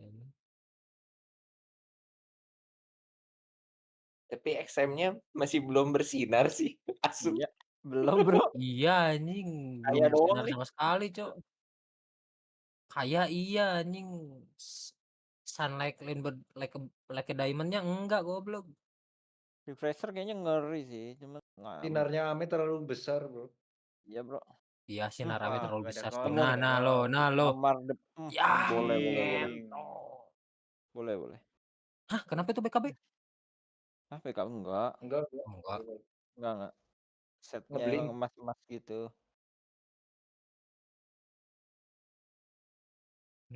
Anjing. Hero supportnya udah ini belum? Udah siap belum? Belum. Bro, standing support gyro-nya. Gyro support. Beda ceban, Bro. Harusnya siapa namanya? Marlin jangan dikasih hero begituan ya. Di band tadi Itu hero-hero harus Makanya yang di-ban, hero-heronya di-ban. inisiasi sama stun murah anjing. Soalnya hero kunciannya diambil tuh Enchantress, sekarang udah nggak ada lagi yang bisa di depan. Kayak tembok. Mending apa? Kayaknya mending ininya siapa bolanya itu si Marlin, bola-bola itu. Anmar. Pango. Iya, lebih ngacak kayaknya. Anmar kebanyakan farming anjing. Betul. Gak salah sih.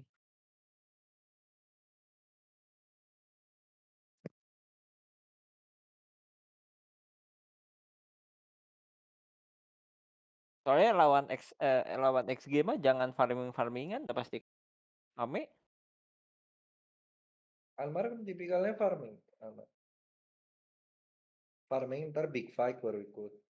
Tapi sefarmingnya apa Pango mau ngapain aja?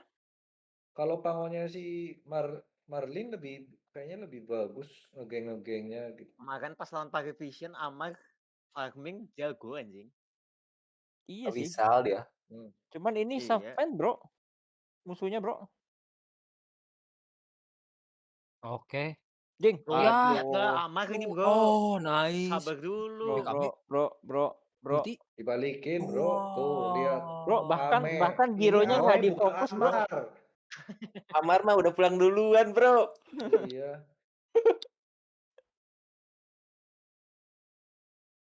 Lolong anjing. Bang Neking masih sini, Bang. Mana ada solo kill tuh. Dikepret, Bro. Awas gitu. Ditampar, Bro, anjing. Hater semua nih kayak anjing. Orang gua fantasi gua Ame masa gua routing Amar gimana? Fantasi gua juga Falcon sih, gua harus Falcon anjing. Iya. Ini mah kepentingan Prediknya pribadi, Bro. Falcon anjing. Ini mah bukan hater, Bro. Masalahnya orang prediknya Udah Extreme lapor. Gaming, Bro. Oh, Extreme. Enggak, yang terakhirnya Extreme Gaming anjing. Kalau gua mah bukan hater, fantasi gua Ame. Iya sih, fantasi gua juga Ame, Cok. Refresher. Ini mah namanya pribadi, Bro. Ah, udah sih. Tinggal dagger. Oh, tinggal dagger lagi ya? Enggak dagger INT ya? Siapa? XM? Takut kecepatan kali timing ultinya. Masa iya XM dagger AG mah? Hah? Itu di ininya di apa backpacknya yang di marknya dagger Agi. Oh, nggak tahu deh. Serius. Tuh, dagger Nggak Agi. ada nih. Itu dagger Agi Eagle Song. Oh iya.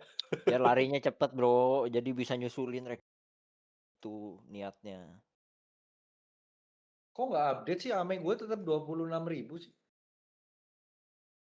Belum. 20.000 anjing Itu bukan tadi kita 26.000. dapat gede banget harusnya di yang lawan si siapa? PV itu. Gila anjir. Besok sih kayaknya update-nya yang hari Ceng ini. anjir itu creep Itu kill. lampu apa, Bro? Shardnya si badut. Satu. Itu. Bangsat ini gak ada rasanya anjing jago. Bangsat. Udah tuh, klik iteknya udah nih, Bang. Support kok Gabek malah kabel loh, colek-colek Bos. banner anjing. Bangsat nih staker Jos anjing, staker. Iya anjing. No buyback. Iyalah no buyback gak ada uang support anjing. Chat lagi ke ini ke Alah mau Twitch-nya. muter-muter nih. Stiker kontol.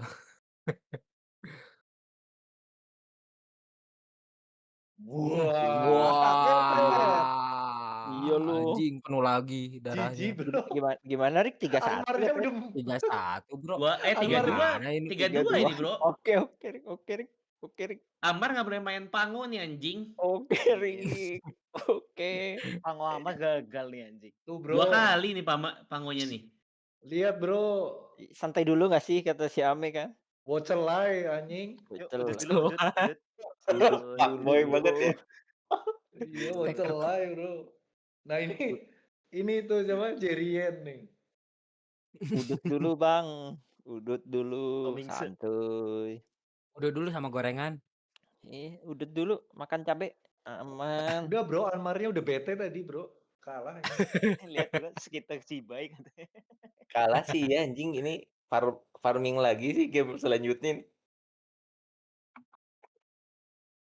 Farming simulator gitu anjing. Kalah kalau misalnya ngajakin farming Chinese team mah.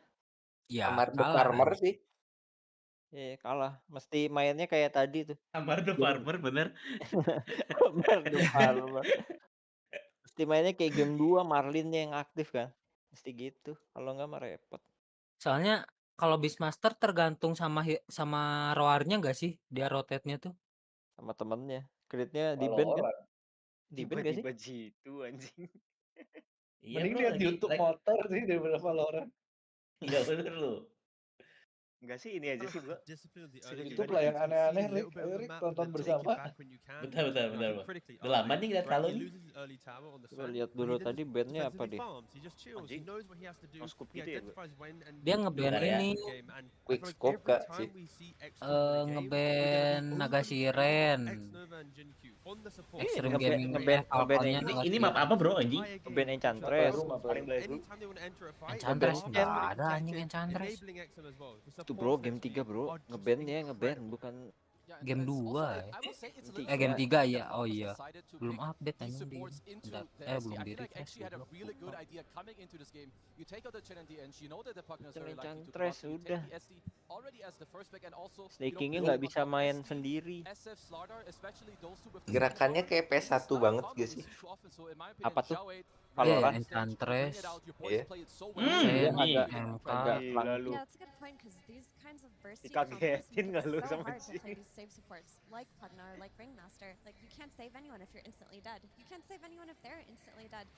Ini apa sama apa? Apa tuh? Itu sama TH. TH apa nggak tahu. Tidur tidur ya. Kayaknya Tidur kayaknya. rebahan lagi nih Karena orang. begitu aja. Mantap. Dor. Ido tuh manusia paling santai seluruh dunia ya. Paling sih tapi iya anjing gua cek. Paling pokoknya besok matahari masih terbit bos. Aman aja. Siapa Red si Kido? Iya. Nothing to worry about, tau gak lo? Kalau ketemu dia ngobrol sama dia tuh kayak ya udah gitu. Ada Ya, ini bro, terjadi. orangnya bro. Iya. Lagi chill nih.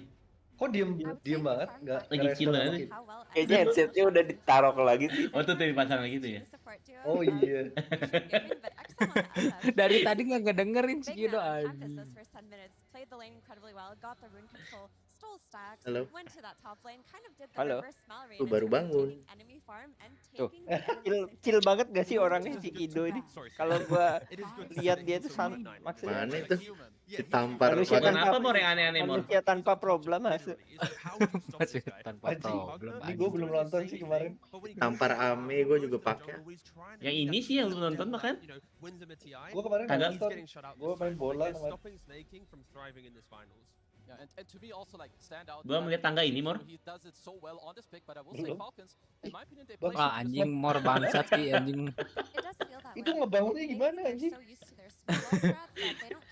Jangankan ngebangun Mor, ada yang naik aja takjub anjing ngapain naikin tangga. Maksudnya orang anjing. caranya orang ngecantelinnya gimana? Benar.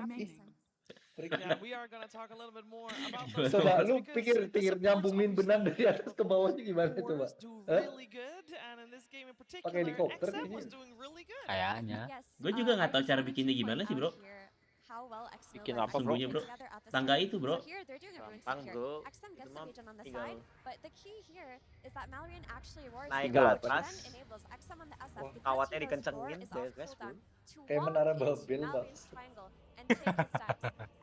Menara Babel mah nggak Dari cuma atas ke tiga, bawah Bang. pasti situ. Gak mungkin Ya, dari bawah ke dari- atas dari aja. Iya dari atas ke bawah, nggak mungkin lah dari bawah ke atas.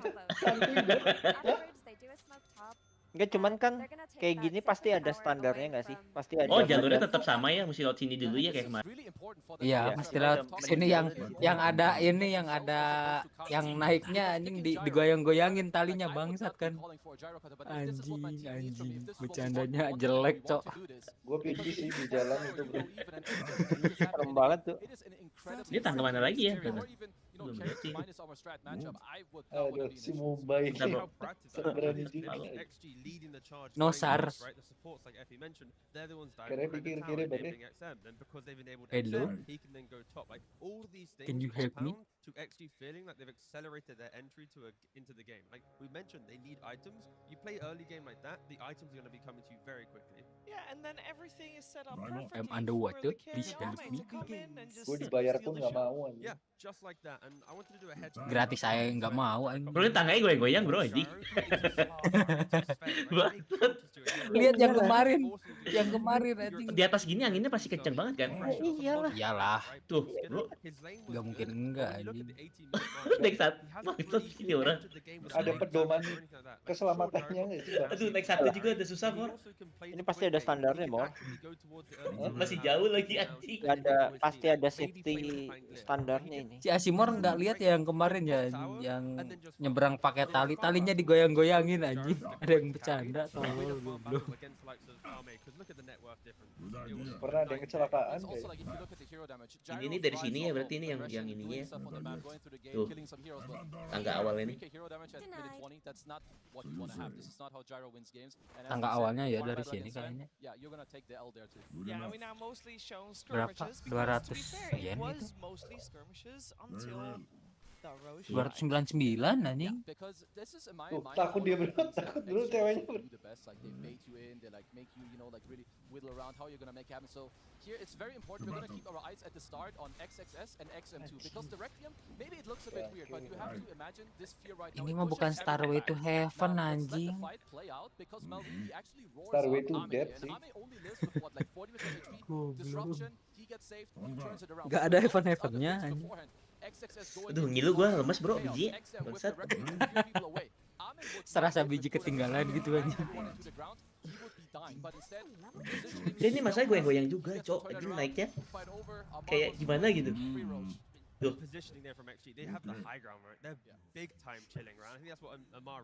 Anjing si Sar masih sempet-sempetnya ngecil gitu goblok.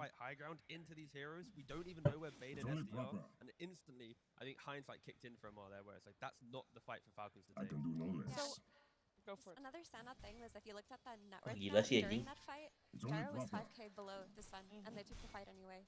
It was tough. It was a tough game for Falcons.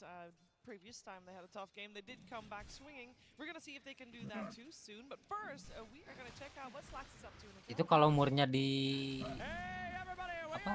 dilonggarin satu, ketahuan nggak ya? Tapi kalau ada zombie attack gue kesini sih. Gak mungkin zombie bisa manjat kayak gitu kan, banget. Dia kan cuma lari-lari, pasti jatuh. Do you like Falcons? Dude, I saw a TI5. I saw him win. I wanna see him again. Di tebing-tebing bangsat, dan ini jadi wisata goblok. Gak ada yang bayar mahal buat kesini anjing. Ini pemandangannya bagus banget nih ya. Oh, bersih ini gini, Bang. Tukang sapu. Anjing, ada tukang sapunya, Bang. Anjing, Bang. Oh, gak usah disapu. Kena angin aja terbang gitu, Bang. Oh, gila, bro. Bro. Jatuh. Anjing di luar nalar anjing. Bro, gila bro anjing. Batu disapuin gua.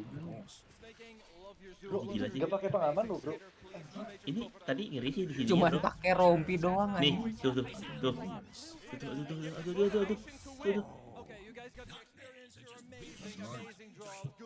Anjing lu kalau Green flash screen apa ya? gimana anjing? Enggak anjing, green screen. Mana ada green screen-nya anjing? Green screen anjing. Goblok. Kakinya gemetar gitu bisa dibilang green screen anjing. Oh, ini ngapain nih?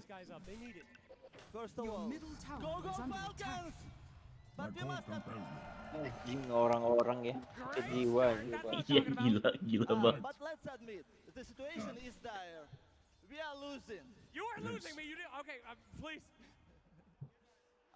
We need one thing. Nabrak tebing kelar sih. Mars positive mental attitude. So do some out chat. Gak usah nabrak tebing sih, nyangkut di mana gitu. Nyangkut di nyangkut di pohon udah kelar aja. Iya, siapa yang mau nolong?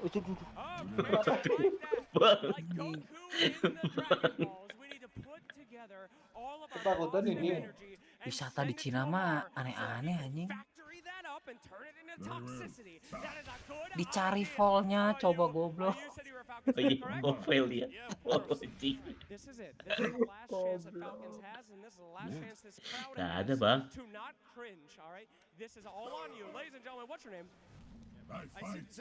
Oh kalau ini ya ada anjing. Itu ketololan sih. Anjing nggak mau lihat. Bro ini kan di layar bro. Apa aja. Tapi emang ada beritanya ini yang kayak gini jatuh anjing. What's your name? My name is Laura. Alright, that's a good step one. Fantastic. Okay. You have to hype these Mati gitu ini orang. Iya, mati bro anjing. Mana ada yang selamat dari lantai 68 anjing. Gak kuat gua. Gitu. Makanya gua udah keringatan bro nonton doang. Gitu. Terus apa lagi Mor? Ini jadi algo gue jadi gini semua anjing sekarang.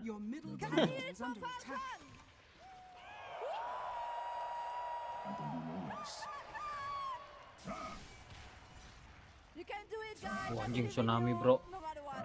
You're the best. Anjing. Hah? TP.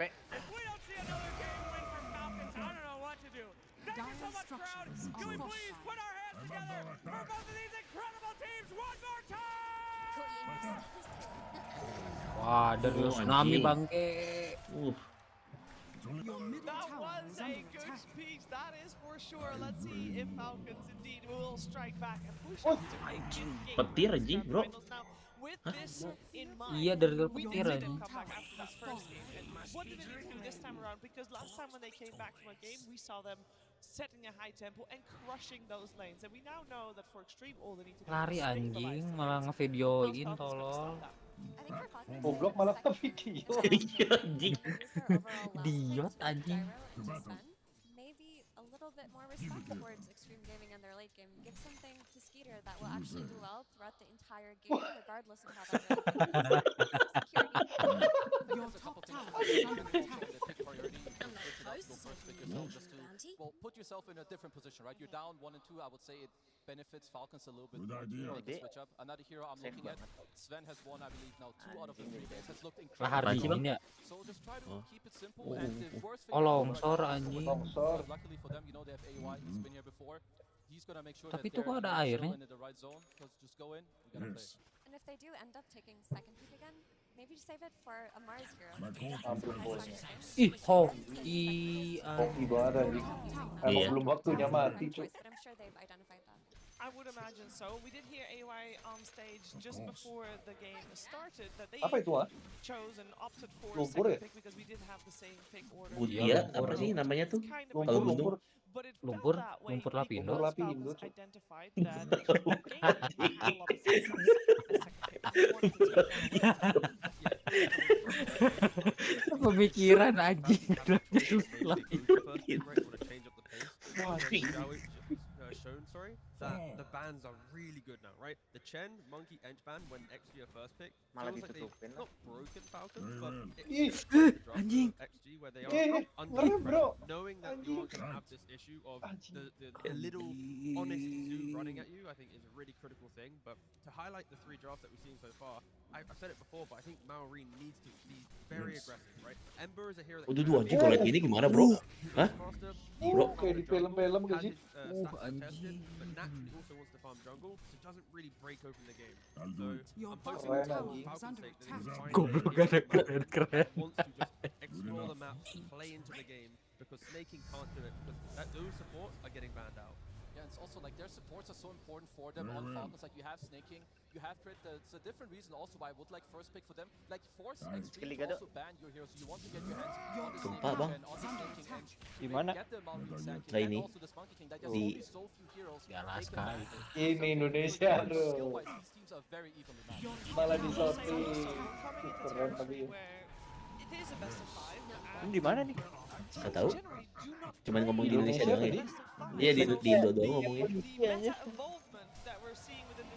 Ini ngeri banget ya, Bang. Untung di Indonesia nggak ada tornado aja. Anjing ngeri banget, Cok.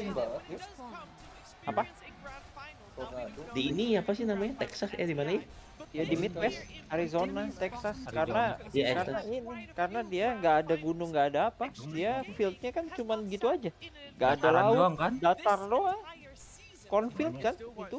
Ya udah bro, anginnya nggak ada yang ngehalangin. Gaspol ya kan. Ada tornado ya wassalam gitu aja. Plus minus itu.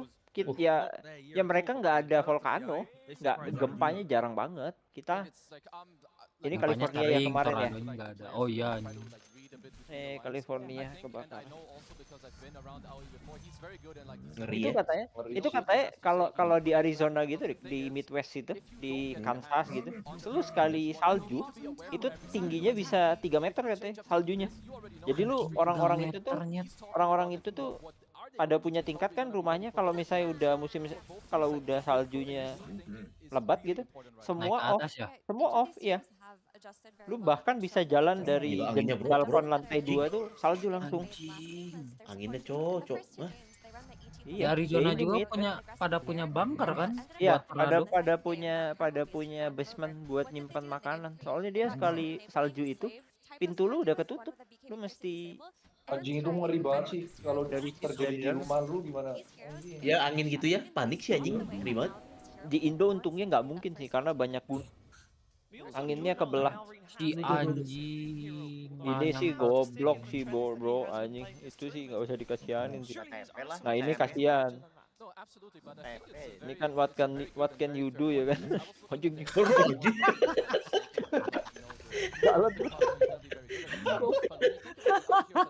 Ada aja maksud yang konyol. Apaan tuh bang? Batu jing. Waktu itu di mana ya? Ada yang dia lagi naik mobil nih, di depan longsor aja. Oh ada di berita itu. Iya itu Taiwan apa Hong Kong ya? Lo cari dong. Ngeri banget bro. Kalau di laut mah ini cuman bisa berdoa sih lu. Mau ngapain lu?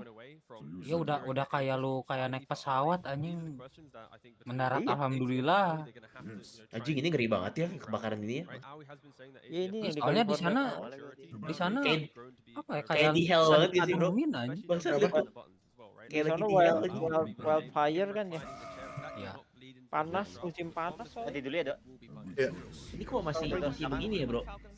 Anjing ini gokil sih, reporternya sih harus naik gaji. Anjing naik gaji ya. Gokil sih memang. Ini Hawaii kayaknya kali yang kayak gini-gini nih biasa. Lavanya turun dengan damai gitu anjing. Pelan-pelan. Assalamualaikum. Bang, ini sih anjing jalan ke situ aja lihat itu. Iya mendekati anjing orang-orang lihat tuh berhenti. Kayak ini reporter atau something sih. Tapi ada saintis loh anjing yang ada dong, pasti ada. Buat meneliti tornado anjing. Glacier. Wah, ini katanya bahaya banget. Kelihatannya emang kayak bagus gitu. Tapi katanya kalau udah biru bawahnya bahaya banget. Dalam tuh. Itu kalau ini kan glacier kan. Kalau birunya kelihatan itu awalnya bahaya. Kayak aman gini ya, Bro. Tapi bahaya kata itu. Ini. Bahaya kenapa? Ya kalau lu lagi di dekat situ bisa naik dia. Tuh, kayak gini nih tuh. Nah itu kalau lu ada kapal di situ, habis sudah pasti. Dalam. Iya. Bahaya katanya kalau udah kelihatan birunya mending lari. Kalau birunya udah biru. Masih di foto, coba goblok. Fotografer po, salon. Ya udah wassalam anjing. Badai. Doa aja. Oh, dia bisa nggak? Kena petir nih kayaknya nih. Hah? Tuh pesawat. Buntutnya.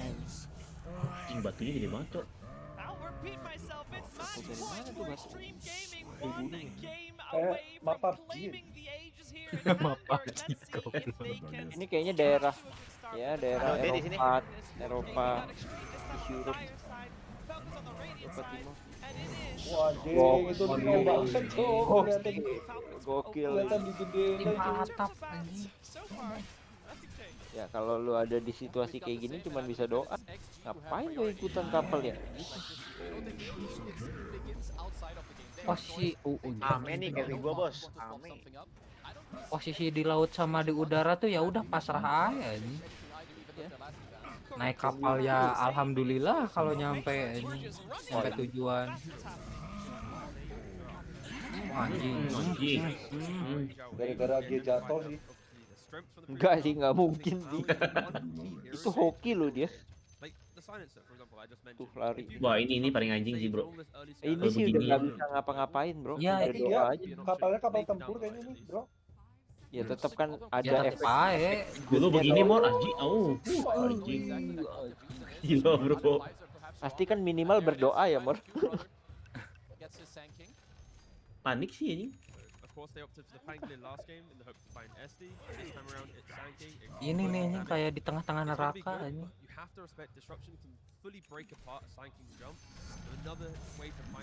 Yang kebakaran atau petir.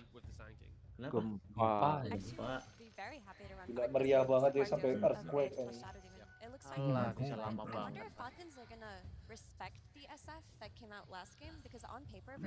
Masih ada yang di luar tuh orangnya. Gitu.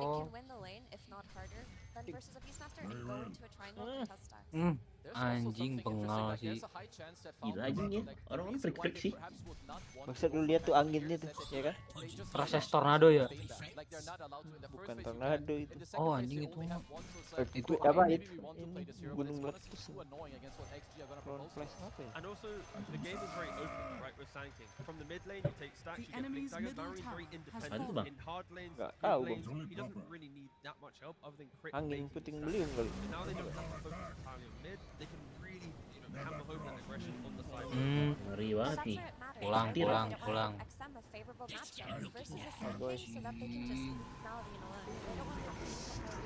Santai itu, santai. Lu lihat nggak Oh, sih? dia nyerep ya kayak magnet ya? Iya, muter. Awas BM dong. Mati kamu tuh. Jauh banget ini. Rick ini tuh bukan masalah typhoonnya bahaya, dia kan bawa barang dari jauh kan. Yang bahaya tuh barangnya itu muter, Bro. Iya, benar. Goblok. Kan atap segala macam ikutan panjang. Anjing ini sih ya udah sih wassalam bangsat. Bagus sih kalau gua ada di situasi kayak gini mungkin aku berhenti foto terus kabur ke Iya, kabur aja. Itu paling rasional anjing. Itu paling mendekat. Blasier lagi nih jatuh ya. Iya, jatuh lagi tuh. Biru pasti bawahnya. Lihat, masih moto Jack aja. Gila, udah kayak di Dragon, udah kayak di Dragon Ball tuh banyak. Apakah Skype-nya itu ada anjing? Nah ini masih fenomena nih anjing. Slide. Banyak kan di Cina tuh yang tiba-tiba ambles. Iya banyak. Kalau gua kayak gitu udah menepi sih gua.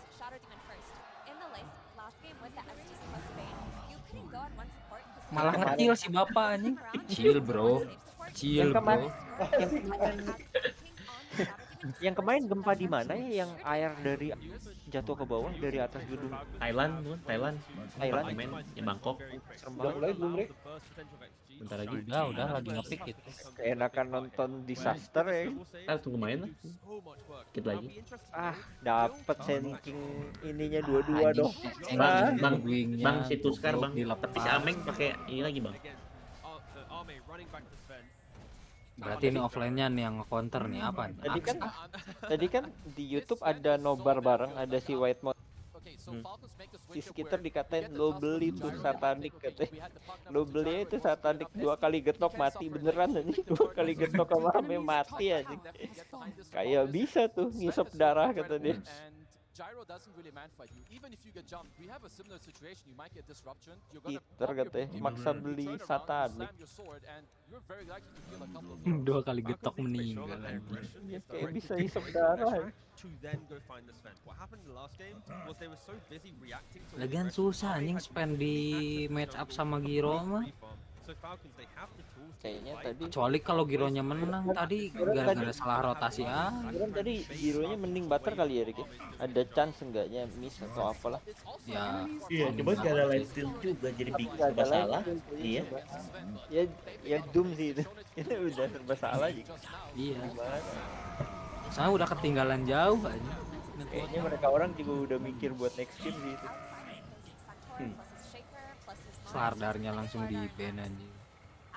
Slardar Benny-nya di ban goblok. Kalau ini XG menang berarti langsung juara ya? Iyalah, juara. Dia hero-nya XX di ban semua Rick. Mars, Kenta, Archeker, Slardar. Emang membayangkan anjing ini orang. Hero emang rada-rada sih anjing. Kudu diperhatiin aja SS-nya. Dia pernah main Enigma nggak ya? Ada sering sih, itu hero pool juga. Waktu di IG gue sering lihat. Dia mainnya LC, SF itu Enigma. Abaddon offline gak sih? Enggak. Bukan hero buka. Semua hero sini XSS. Dulu kan ya waktu di IG juga Magnusnya main, Magnus juga sih, hero poolnya gede sih dia. Magnusnya ngeri banget dia cok. Kasih deh sekali Magnus di band. Hero-hero yang buka gitu memang. Ini enggak sih apa dinosaurus? Magnus bisa amplify damage banyak banget tuh. Makanya dikasih SK Hudbi. Iya makanya gue bilang 2-2 aja. Combo murah anjing. Tapi ada itu, tapi ada apa? Tapi ada si Dodimon minimal. Ya, destruktor. Bisa selamat Dodimon. Dinosaurus enggak sih? Marlin senyumannya kayak Mr. Bean. Magnus ya. Signature-nya ini, bro. My guy's pointing. He forgot to ban it some years ago, but now he's picking it. He knows what he's doing. Semua ada pada XXS ini, bro. This is a grudge pick. This is a grand finals hero. In XXS with trust, bro. Mana offline-nya musuhnya? Amar. Amar harusnya bisa BB. Bisa BB sih.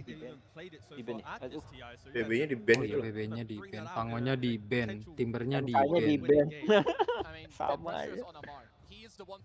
Abaddon Amar nggak main Huskar sih. Di ban itu. Udah di ban Huskarnya. Pas bandnya Huskar. Aks nggak sih? Amar nggak pernah lihat gua Amar main Aks. Amar cuma tinggal Razor ya sih hero poolnya. Ya Razor. Ya Razor sih. Tapi masa iya Razor anjir. Aneh ya, picknya XSS-nya juga tuh. Dia di band semua. Penta, Mars. Penta, ES, Mars, Sladar.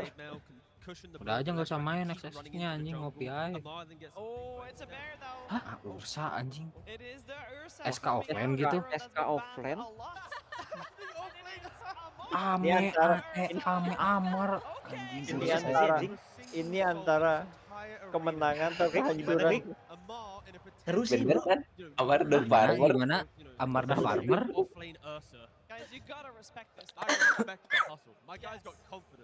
Oke bro, kita serius bro nontonnya bro, ini seru bro ini bro. Harus seru ini. Liking sih nggak suka banget ya mukanya. Anjing gitu.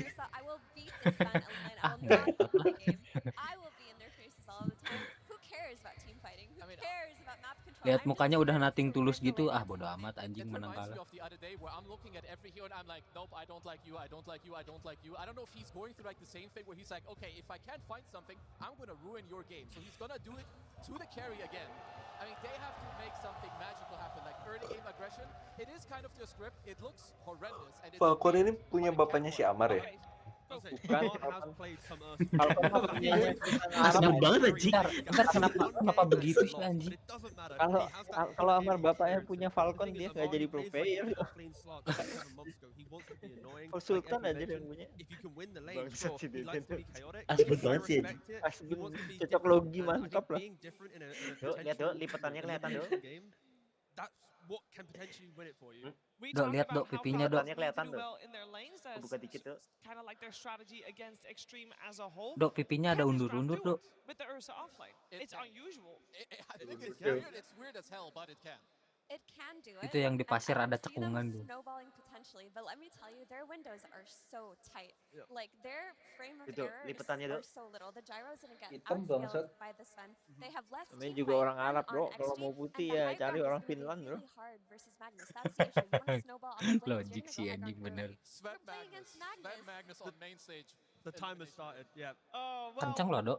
they need to do all these things, and they also need to beat Gara-gara the dicukur Ame pakai Sven, which jilet, is bro, a tricky hitam. one as well. Let's find out what's gonna happen in this fourth Gile. game. We are maybe crowning a king after Gila this tim one. 3.000-an. It will definitely happen. It was up to this guy. Let's head over to the 3.000-an. stages. Jawed with Tsunami. Yang biru ya, Den. Iya. Itu nggak 3.000 aja mahal cuk. Ada anjing yang satu packnya. Yang merek Indomaret nih. Oh. Kalau yang jilet nggak mungkin mahal cuk. Mau pakai gue. Yang biru jilat kayaknya 7 berapa ya? ribuan apa ya? 7 ribuan dia kayaknya. Iya. 我觉得他们会像区一样的输掉。 I think they will lose like a maggot. Anjing. Kasar. Goblok. Overconfident gak sih anjing? Kasar kabur bangsat. Tapi ya itu Ursa offline sih, Bro. Gimana ya? Iya sih. Nggak salah sih. Kayaknya si Amar pernah pakai sekali menang sih. Yang gua pernah lihat ya. Dia pakai Ursa offline. Digendongnya sama siapa dulu anjing. Ursa banget ya. 叉 CS 的猛犸也是世界一流水平，我们训练也玩过非常多。 XXS, his Magnus is also world's top tier, and we played it a lot in our scrims. And we're gonna see how good it is Hello? in a potential championship game. Oh, God. Hamburg, put your hands together as we get to this game number 4. Kalau di situ atmosfernya kayak seru banget ya. Iya, bro. Kalau ada orang Indo di situ, wah stiker kontol. Ada, pasti ada orang Indo mah pasti ada tiap game. Mahasiswa situ mah udah pasti nonton. Iya sih. Gua kalau masih kuliah dan kuliah di situ. Just kalau masih di situ juga nonton deh Just. The man in his element. I felt like it was XXS having his Bagle itu hero kalau pool. masih emang Saying, dewa sih. how many more Nggak ada cards do you miss. have up your sleeve Nggak than ada Amar? miss, bro. Perfect ini, He perfect. had to pull something out. Perfect Pegangannya adit. sih Nobody itu could bro. have predicted this pick in the Kedinai world. pula. It is absolutely out from left field. He does have experience on the hero, but man, what a pick to bust out in an elimination game in a TI Grand Final. Amber, I trust you to give it to Leleh me tapi straight. kayaknya nih. Yeah. Oh 3. Melting sih ya Pale said biasanya. It's possible. It's possible. Well, anything's possible in the world of Dota. Is this actually going to happen, or is this just cope? What good is the off-lane Ursa? It's a hell of an Ursa game. Okay, break it down for me. I mean, it's a great Ursa game. You know, he has great core matchups. Not a lot of control against him. Demonic Purge is probably the one spell you're most annoyed by. Oh, beliin lagi sentry, pasti gitu ya. That was on the gyro, and it just felt like that gyro pick was not going to get it done. We saw it suffer in the last game. Falcons felt like they needed more scale. They were not going to tempo this game out. This is the pick to do it. Kaget nggak ya All si Ame eyes ya? on Ursa Amar. anjing. How much did you learn during your brief stint Terus as a side-nya ada carry? nggak sih? Terus side sana? How much Nggak ada. did he Udah learn? nggak How ada. much did Terus Extreme Udah learn? nggak pegang Taking internasional the kan? Magnus. Oh udah nggak pegang lagi. Enggak. PGL yang This pegang. hero, man, it always comes back in a TI final. The Kan sekarang playmaking is replaynya yang too host good. PGL, The bukan Dota displacement 2 is lagi too channel. valuable. Buram lagi tadi Potential for the 1080 big juga plays in anjing. the team fight is Anjing always jelek on. banget. Gue XXS is bingung a kenapa Magnus PGL master, yang right? dikasih Who license aja it's a mendingan very ISL. underrated ISL hero lebih that niat is. jauh. We often forget about Ya, it, but ISL lebih Atau bagus kayaknya. it's only going to take a atau few Blast, good skewers in Blast this juga game to bagus break tuh. it open. Terrifying hero to play Udah against when terbukti there's itu everything CS. on the line. And there's not kita really a galak good nih. counter to it. If you look at the Falcons lineup, your best interrupt is if Kayak you can Skitter land one of lebih these ke stuns, ganker nih. but you know, it's not that Amar yang ridiculous. farming, It's Jo. not the insta-hex. No, it's going to have to be a blink, snowball, or Nggak punch mungkin from Snake King, I think is their best option, Amar or juga a quick throw kasetnya from Sand King. But if he has itu, Cuk. BKB mag, Apa? there's almost nothing Yang stopping us. Beard Down. Then there's only Beard tuh blink ngapain? punch. Cooldown ini kan. That feels Seduction. Cooldown impossible. ini I do like apa? the Tusk pick, though. I Overpower. think this is a hero that has worked really Cooldown well ini. for Falcons in the Apa past. namanya? Both of their Yang support players are ulti bukan sih? absolute masters Kok nggak on bisa it. sih? Could have Kok gone either nyangkut ya? way. And it's a hero Minggu. that gives you that BKB pierce that I Extension, think they felt switch. the pressure of lacking in that game 3. You know, when Ame goes Refresh in aja on this coba Sven, Lorik. and he is Pelut just nggak threatening to extensionnya choke you mumpung down, masih di what is sini? the interrupt? What happens to stall his BKB direction out and be able to turn those fights around? Tusk is a hero that can give Debuff, that to you with last punch longer plus dulu. the snowball save. It can do a lot here. Ursa can be a hard hero to jump. It's not Nggak as bisa. straightforward of a Sven game. Nggak kelut ya? Ya That said, you udah, always nggak have the Magnus to apa-apa. bail you out if it really comes Kalau to dipencet another just terrifying scaling Yang meleleh XM, Den. from Ada Action. itu. Another game Harusnya where if you're kalau Ini Falcons baru want muncul to tuh, get baru out muncul. ahead, Oh, you harus. do not want to fall behind against this lineup. Yang meleleh XM, Den. No, certainly not. Feels like a lot of pressure. Like, sure, a lot of attention on Amar. Oh, Beda berarti sih. ininya ya, cakar di atas kepalanya tuh ya, yang lebih lama ya. Iya. Free swipe-nya. Ya. Free swipe itu anjing. Di buff berarti semua item yang buff nggak sih? Kalau dia beli apa gitu? Misalnya bukan spesifik skill soalnya. Nah, coba baca lagi, Rick. Di buff Ursa, Endred di sih buff mah, lepas Endred kayaknya. The buff inflict by Ursa last longer. The buff Inflicted kan berarti inflicted apapun the buff. ngasih ke dia. Itu loh, Ursa gain more damage tuh dari HP-nya. Maulnya. Itu mau The buff itu the buff. aset ini. Aduh, capek banget. Jadi the buff inflict tuh the buff yang dikasih Ursa ke Dikasih musuh. ke musuh berarti kalau Kayak free swipe terus slownya earth shock. Itu kan the buff. Tapi kalau dia beli semacam nullifier gitu di buff kan itu kan. Iya. Lebih Kan lama nggak? apapun yang dikasih sama Ursa ke musuh harusnya lebih lama. Ganking. Mati dong. Masa? First blood. Geser aja sekalian, nah gitu aja sekalian. Ginjing body. Oke. Sedap.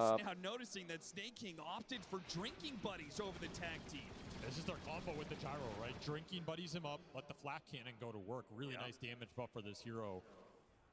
They have really strong combinations in this game, plus an Ursa. Good start sih ya, Rick ya. I'll Ya, let you dua-dua lah ya. decide what that's worth. Tapi Ursanya Dua offline bisa sih. game 5 gitu. Tetap Meragukan Ursa offline ya. Nih, Berat sih. wah anjing combo murah bangsa. Oh, aduh anjing. Selamat, Sok. Tetap mati sih. Terlalu low, nggak bisa. Tapi ini dua pakai hero gacho aja sih. Iya, Sok. Iya, makanya. Ada CMQ aja nih, rese Takes nih. it straight to the track with a timely rotation from Crit. Probably called it over, and now Crit, he Tes can go boot kali straight ini, to the double stack with the Ancients, defended against that Nova, look back towards lane, and then look into that Wisdom Shrine. Very nice sequence for him.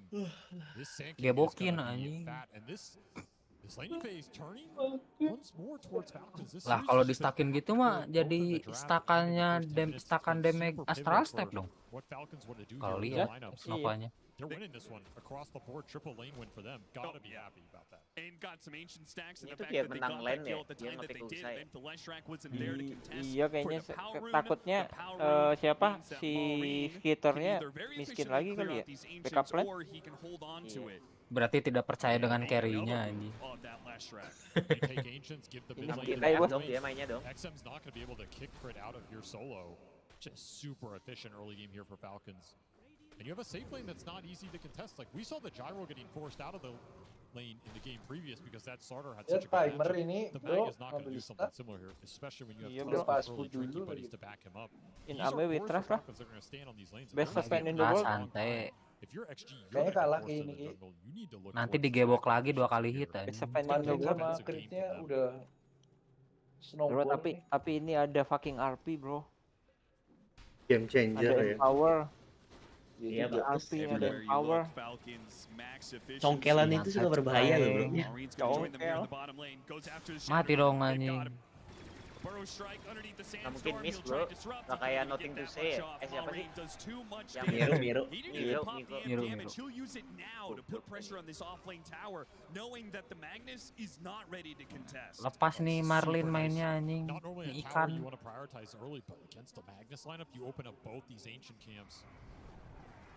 Or both these side camps and the ancient camp. It's going to feel Ya great. udahlah, kasih lah, Make a run kasih. for it, crit. Malah nggak Nggak mati. mati Slowed malah. down a little bit, Amar. Challenging Melting himself lah with anjing this early urusannya. level 6. Malah He can jauh. stand up Nah, to ini the mati damage of nih. the Diabolic Kali Edict. ini. Crit though, he tried to make his way, weave his way Mati through those lah. trees. Too Itu many kayaknya kalau heroes plus gaming 1 up here. Amar berani maju sih. I think you just let Iya. Lamar exist up here. Tapi masih You ada have to celup expect sih, XG are going to Shin. bring some numbers up here a Aman couple aja. times. Try and punish this offlane Ursa, but it's also not the best hero for you Celup. to play through if you're Falcons. With that enrage on cooldown, Extreme GS. have to punish him. He comes Masalahnya forward udah to nggak try and ada collect some Earthshock CS. lagi, nggak That bisa is greedy. loncat. Need another Will he poison. pay the price for it? One more poison should do it. He managed to juke that one. Can't juke this one. Shin Q, he gets a little bit. No, he jukes it. He gets Anjay. dodges the stomp. Now Anjay. Oh, Anjay. Anjay, gila, gila. Boleh lah ini beruang anjing. So much God Bro, strike itu time wasted. kelas banget itu bro. Kelas, bro. Iya, Tower pressure. That tier 1 bottom fell. Sangat He's licin ya down bisa pretty dibilang. damage to this tier 1 mid. This is not a lineup you would have expected to be taking tier 1s this fast. Tuh, in this di game. zoning He just forced anjing. heroes off the Kalah lane. nih bro. And now the rotations coming through. Ini digas Skeeter lagi nih. TPing into mid with this gyro wants to Intel. secure the objective. 400 udah Maureen dagger backed him tuh. up in taking the offlane tower, and Skeeter will return the favor to Maureen. And XG, they're just stacking jungle. But this is a jungle that might go straight into the Sand King if you can't Awalnya defend tuh your bisa own side miss of the ya. map. Yeah, you have two different stack. Iya, karena itu facetnya. Facet Watch it, blind. Get in here right now. This is the recovery for XM. Facet He's blindnya trying to clear Sandstorm through gak this sih? So it doesn't get Iya, stolen. jadi He's just low mana. kadang-kadang miss. Maureen so close to a blink dagger. Once he gets that, X-Nova, I think he made the read there. Snake King taking down the tree for a more optimal ward, but probably gives a sign to X-Nova to what's going on here. They do clear through most of the stacks for the Lesh. And now they're hunting for Ame, but Ya, Ame's atas already gue, backed atas, out. atas. Nah. The Sand King already has Blink, 20 gold. Another deep ward place. This is all to set Maureen menit up around blink, the bro. map. Let him control the plays. Every jump from the Lepas, Sand lepas, King with lepas, support nggak apa-apa, follow should be a kill. lepas. Battle Fury TF Ursa. lu, tapi lu We're aman, gonna see bro. maybe some fighting build. You know, there used to be like Anjing, the Fusel builds of the past or something, but yeah. no, Amar I'm just gonna the carry farmer. this game. Don't worry, Skeeter. Greedy as fuck anjing. I'll put you in my backpack. Tapi kaya banget sih masalahnya bro. It's exactly, it's just so Amar. Kok XXS ditarik chased gitu, after bro? missile. And a Oh, snowball. digendong Kan kayaknya. bikin body. Over the top. Apa? Biar lari, nambah mod, nambah movement speed. Connection there. This is Sama why I attack. like the Tusk for them so much. I almost think they forgot about this hero for a little bit. They're like, oh yeah, we're super good with this hero. We have some of the best Tusk players in the world, and it'll give us a lot of more scaling comfortability. Nice combinations with our cores, great catch around the map. This hero gives you everything as long as you can get it Kaya to the lane. banget Cuk They did Marlin just that. Cuk. Similar play, Maureen Iyalah, has been nggak kayak hiding his gimana way here akan for a dapat. minute here. Finally picks it up as Nah, Crit udah is nih. ready Combo to smoke murah him to a mulai part of the map jalan. that Extreme Gaming are inhabiting. This game is just flowing. Mbak ini lagi beruang ngamuk ini. Everything is just coming together. Bro, dua-dua sih ini bro, udah 3K lagi bro. Smoke is Just gonna coming. Two-man team looking Iya for anjing, Ame. jauhnya udah 3K, goblok nih torchnya.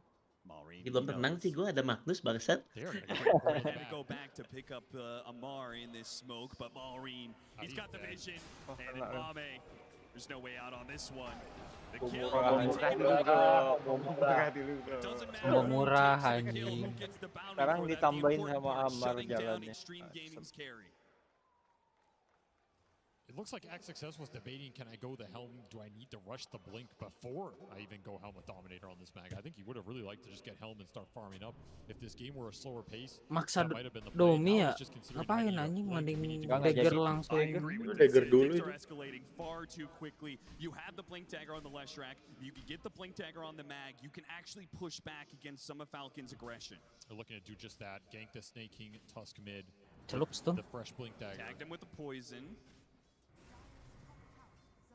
Hesitant to go. Apaan? Kok ada guys? Itu udah stuck-stuckan sih. Stuck-stuckan ya. They're gonna smoke instead. Look for a bigger target. They want to core off this. Tetap beda I'm 1000. not sure if they're gonna find one. Ngambil Crit stakan. is in prime placement here to break that smoke. Extreme Gaming have actually just pinged on him. Shinkiwi's not even gonna get in range.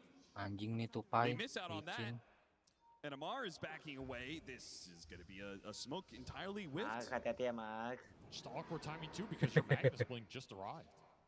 So you're trying to make a small play with the Sledge, but you do commit the smoke to it. And now XXS sitting here like, guys, I rushed the Blink. Time to make a play. Yeah, play around me.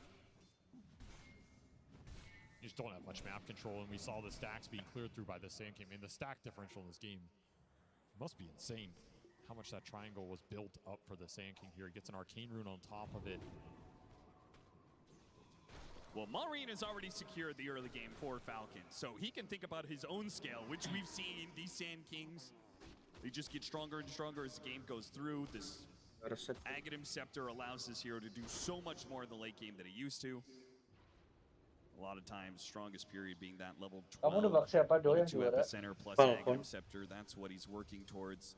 Falcon's taking full Let's go advantage of the Falcon. fact that they own a good 60 to 70% of the map.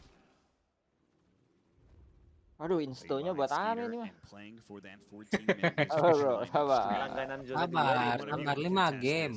Santai. It's gonna have to be Ini bahaya nih, XXS Greg, pulling anjing, out a Greg. sick play. Harus He's menang got nih, the anjing. distance. He can maybe Ya kalau kalah langsung use that pulang, bro. tier 2 tower area. Ini gol gini. Gotta scout with the Inky Spirit here. Gain some sort of vision advantage. Wah, ketahuan. Scan lands, Wah, they udah know mundur He mundur blinks mundur backwards. mundur. Skeeter, he's the one to play on the front lines. Gets a little vision. Spots XM. XM, he's in danger of being blown up right away, but holds the gyrocopter. He's pulled back. WRP-nya, bro. Aman sih, tapi Nggak ada follow up-nya. Awas Ame kesangkut, Ame kesangkut. Ame kesangkut. He's blocked off. He is blocked off, and now Falcons start making their retreat. Nova desperately with the stomp. Stun. Keren, bro. Nice. Santai. Wah, kasih itu They'll anjing. try and get Snake King, Oh, but disemprot sama si Inju sih goblok. Iya anjing, blunder sih itu. Jadi bangun anjing. was blocked. 6 shards from Snake King there, salvaging that engagement. As Sven gets in there, you are all done. Oh, taunting bro. 4 versus 5 game, bro. I wasn't sure. At first he was Terus talking Mar, about bacot Sven, dulu but Mar, now he's biar talking seru Mar. about Lu mah, himself. kayak mah. I was just about to say the same thing. That was a fight without the Ursa Sombong there. si That's the fight you're supposed to win. You anjing landed ini a satu. massive RP. The only downside of that is he skewered him out of the Earth Splitter. He was trying to get him Mereka closer pada to senyum the semua loh, ketawa loh. Earth Splitter's damage, Iya, and then udah Pasti ada yang bacot apa itu, Ahmed ada yang didn't pay off bacot. because he got stuck behind the shards. Amal. I also think in that situation, Tadi kata you si just simply Awets kan juga cannot afford the last bakal track to be Falcon able to bakal jump meleleh first. kan? He does the Ya most tapi kan nggak damage and he denger rushed the mereka bro, Blink Dagger. udah Iya, lembut. kan dia bilang kan. Tanky at all. Anjing bacot dia. Sacrificed himself on the front line to try and get the clump. Pasti Coachnya kan banget. bukan, coachnya kan I don't bukan think that's a player bro. terrible recipe for the team fight. They just Amar couldn't bacot clean aku, it bro. up. Dia pasti ngomong kan tadi sebelum dia keluar dari ruangannya. Free farm the whole time. Well done, team. Iya ngomong pasti.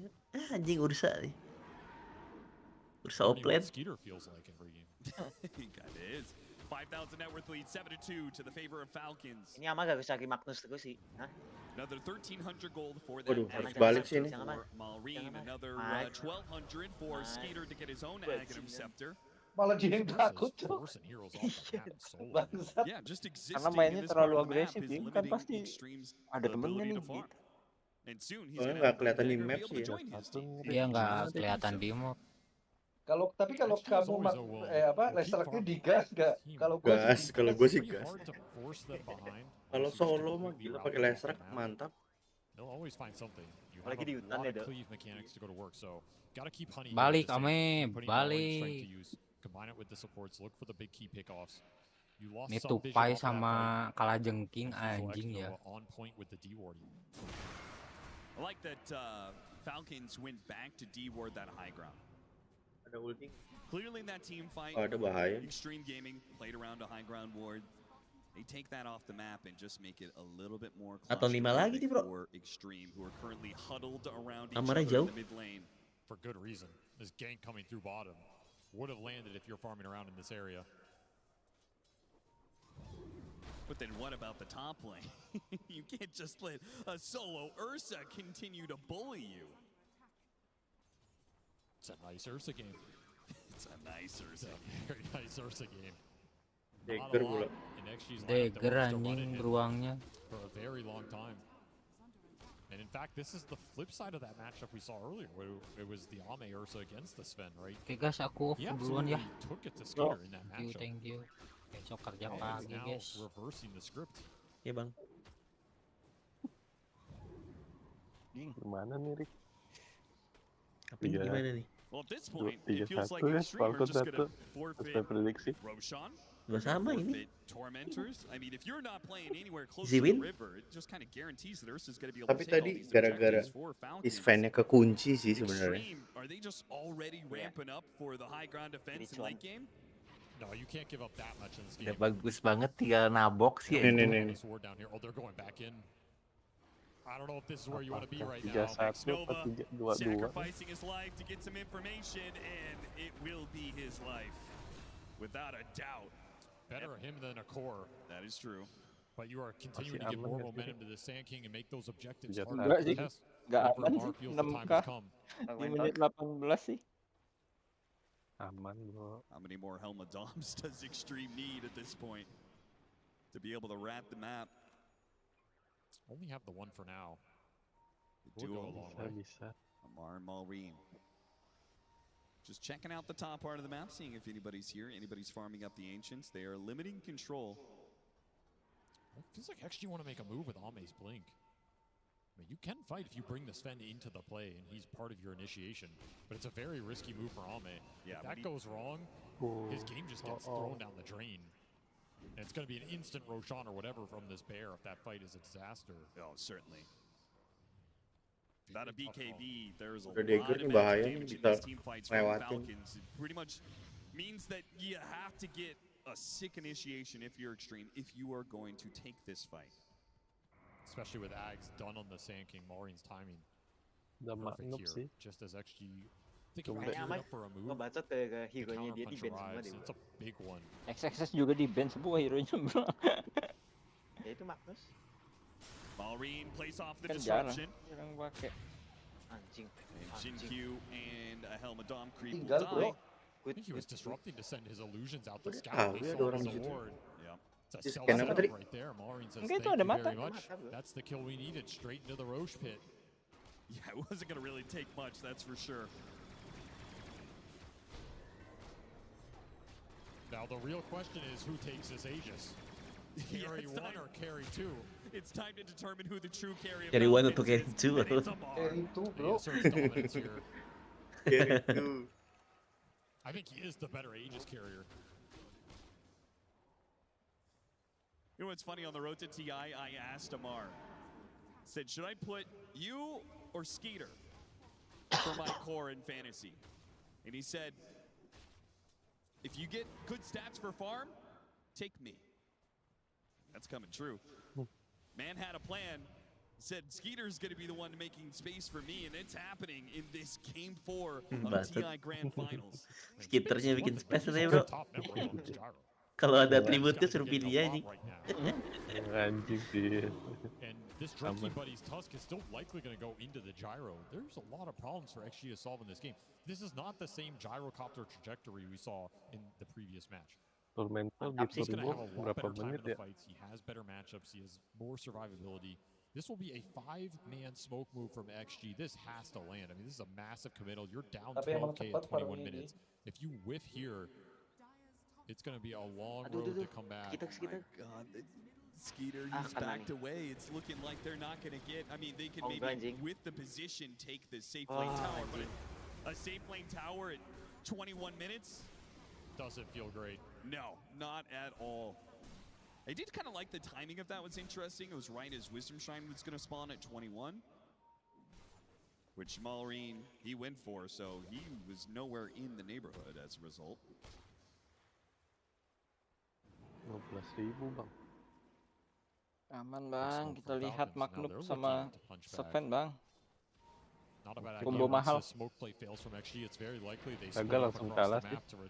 Counternya combo murah ya di combo mahal. Yeah, snaking, shoving them back. Absolute, On the other side. absolute all in bro. True threat is here. The two-man power team. Aduh, So combo much mahal burst kena damage with bro. this epicenter. They've got the mag dead. He tries to skewer away, but he cannot escape. And now, Waduh. X-Nova, he can't escape the bear as well. No, wait, the Purge, it slowed him down just enough, but even worse, it's XM sinking. Now he arrives back into the fight, gets the stun, up burrow strike to finish him off. Cantik Two banget cores lah, dead cantik on the banget. side of Extreme. The supports limp back to the base. Nice, nice. Harus butuh BKB anjing. But he pays a big price for sacrificing his positioning. No way you're fighting this bear with 2 lives. Basher already online. Agak dimas. He's a catch hero now too. He's a problem for the Sven. This pick has worked out beautifully. It's just dissuading Ame from joining in these early fights. And both of these carries are getting massively overfarmed right now. Maybe you take down one, but are you going to be able to take down both? It seems incredibly unlikely. Karena diambil Back to semua the gini. Magnus pick, you're going to have to make some magic happen if you're XXS here. I mean, this has been a player that XG have gone back to time and time again in their Kalau run to high these ground, finals. aduh, He has Magnus made bro. the plays. Betul, itu yang bahaya di situ tuh. Once more, it'll fall on his shoulders to find this Tapi skewer mereka score, juga find the berpikir opportunity. kayak lu tau, Rick. Mereka pasti Apa? menyulik dulu. Towards BKB Ags of his own would give him a lot more capability to do that. Mereka pasti punya pemikiran itu. I'm telling you, man, it's just Kecuali underground Amar ya, dia defense. bilang high ground tai, sikat. Extreme Gaming don't really have any other options but just playing defense. And that's not going to feel good against Falcons, who are not known to speed things up. I was just going to take the entire map, continue to hunt you, build an insurmountable lead. Yep, In theory, your lineup is great at high ground defense, but I Skin don't care how kayak good punya your lineup gua is, anjir. you're down 30, 40K. It's not going to matter. XXS, gotta get something here. Snaking, he'll make it as costly as Link dong. possible. Stormhammer dodge. Sikat dari kanan dong. Reset Ame doang. trying to Iya, get the disikat dari cleave hit kanan. on him. Does not get the timing for it. So is Ame's BKB as well.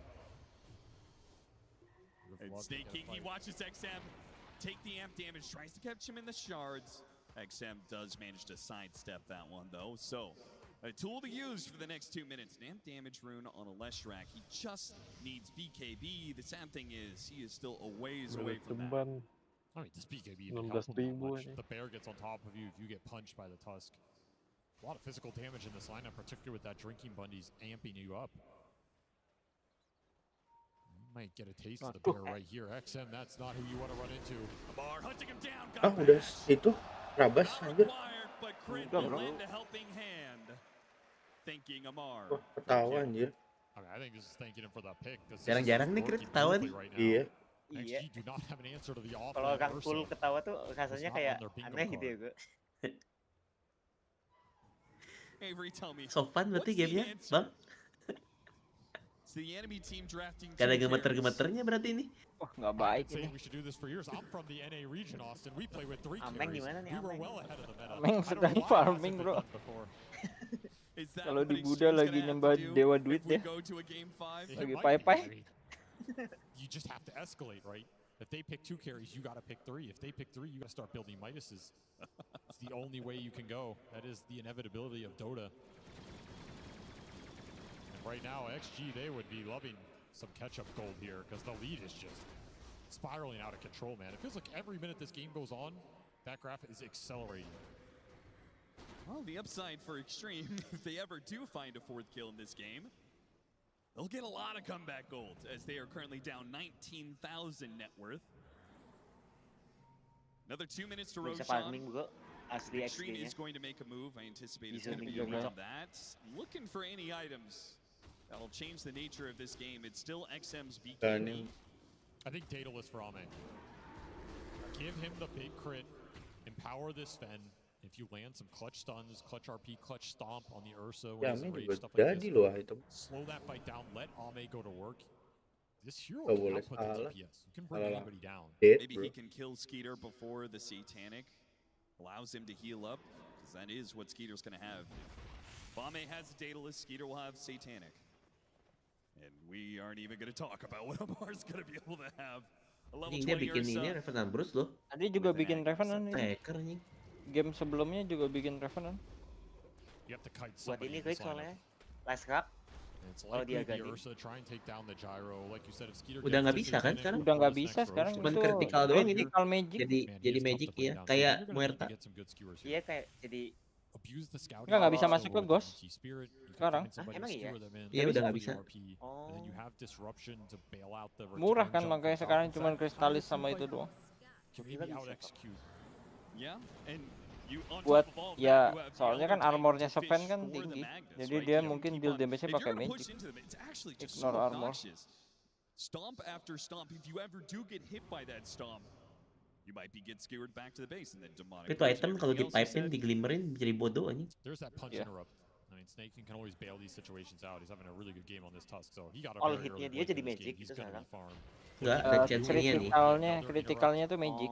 Of course, Ada Magnus chance-nya tuh. BKB prevents a couple of these shenanigans. Kayak ya mirip kayak Muerta lah, jadi pukulan magic BKBs gitu. for XG. I mean, this is their best time to strike back, right? Triple BKB core timing, long durations on all of it. If you can try and land an RP, all in some of these heroes, yeah, Amar is strong. Farmingnya di mana sih? Cepet nato. Against seemingly insurmountable odds, Extreme Gaming, 5-man smoke, push out. They get somehow a pick-off or a team fight that works for them. A fast Roshan could allow them to start changing the narrative of this game. Wah, Amar duluan. Amar, though, he's fearless. He just jumped straight to XXS. Look at the damage he did. Both to XXS and Shinkyu, who was in the way of that Battle Fury cleave. And X-Nova is way out of position as his team got jumped. He hides away in the corner, gets a good ward down to contest Roshan. Masih bisa diwart di situ ya. Ame spotted. He really doesn't want to have to use his BKB here. Amar looking for another entry. Has this deep ward on the lane. ABKB Is up. That's an Axel too. Can't go on him first. They will get the D ward though. Valuable D ward here.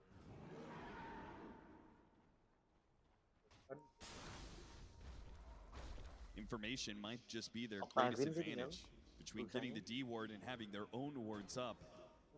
These 5-man smokes are just usually not the ticket. And we're seeing XG all in their base again. When you're in this position, it's very tempting to just pop that and look for something, but it almost never works. And you're still closing in on this data list for Ame. You really want that item to try and make this comeback possible. You know, Avery, it's kind of fitting. I feel like there's been a lot of nostalgia at this TI.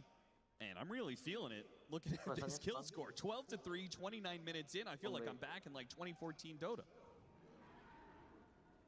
It's one way to look at it. Yeah.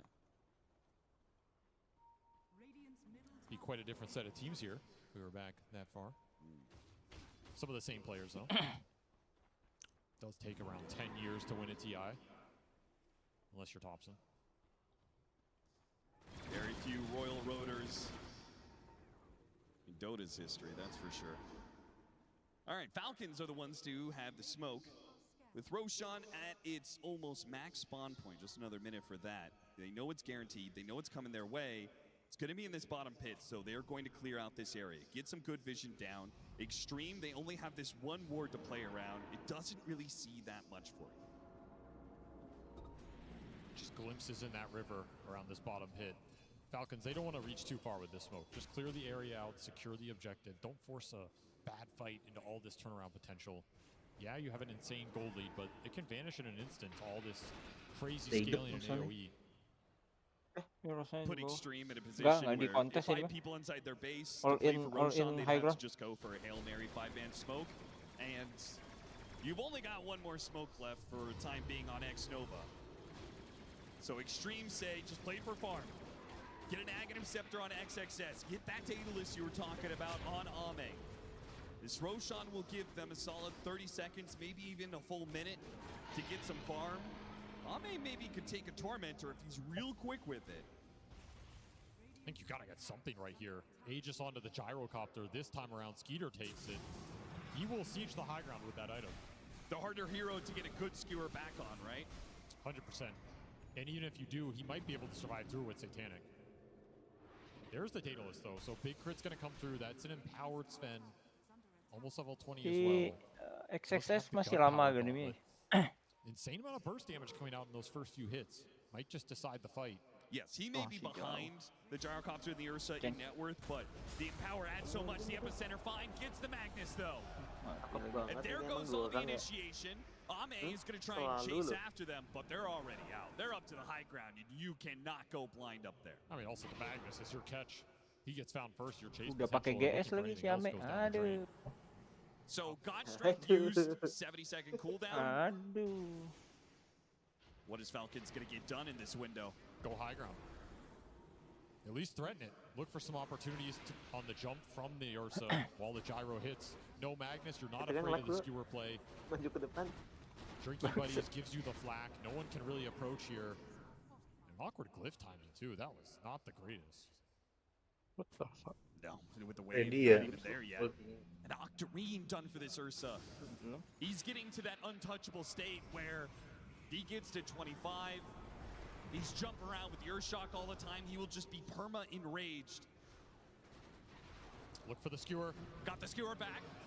Oh, No save mantap this time. bro. Snaking trying to pull him back. Shockwave dilutes him a little bit deeper. XXS got to be careful though. The second kill. Ganggu ya? Bubble size to a bar, but a Jangan, demonic nggak purge is bisa, there from belum pasti. Shinju. Good responses from Next, satu Extreme, lagi, satu but it lagi. simply doesn't feel like it's enough. Gotta find Aegis ways to itu, output bro. damage. Enggak, without itu waiting si for Godstrike. Amarnya kenapa berhenti ya? If Ame's available for that jump, there's Serem. turnaround. But he's still waiting on the cooldown. 2 Oh, seconds smoke left for this semuanya. ultimate.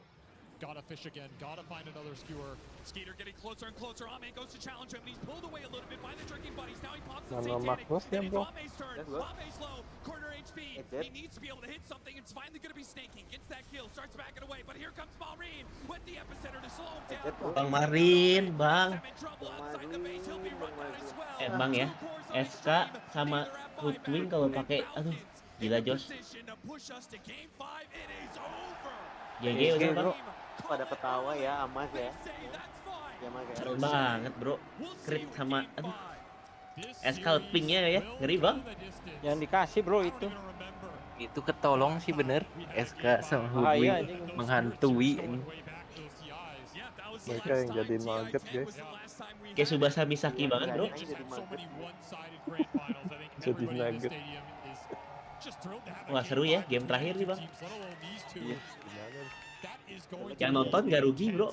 Single game of Dota with so Game-nya juga much seru on lagi. the line, so much legacy. Yang berdiri bilang apa gue. So many first timers that would love to lift that Aegis. Ben SK sih anjing. A couple of Wajib. two-timers in there, a three-timer potentially.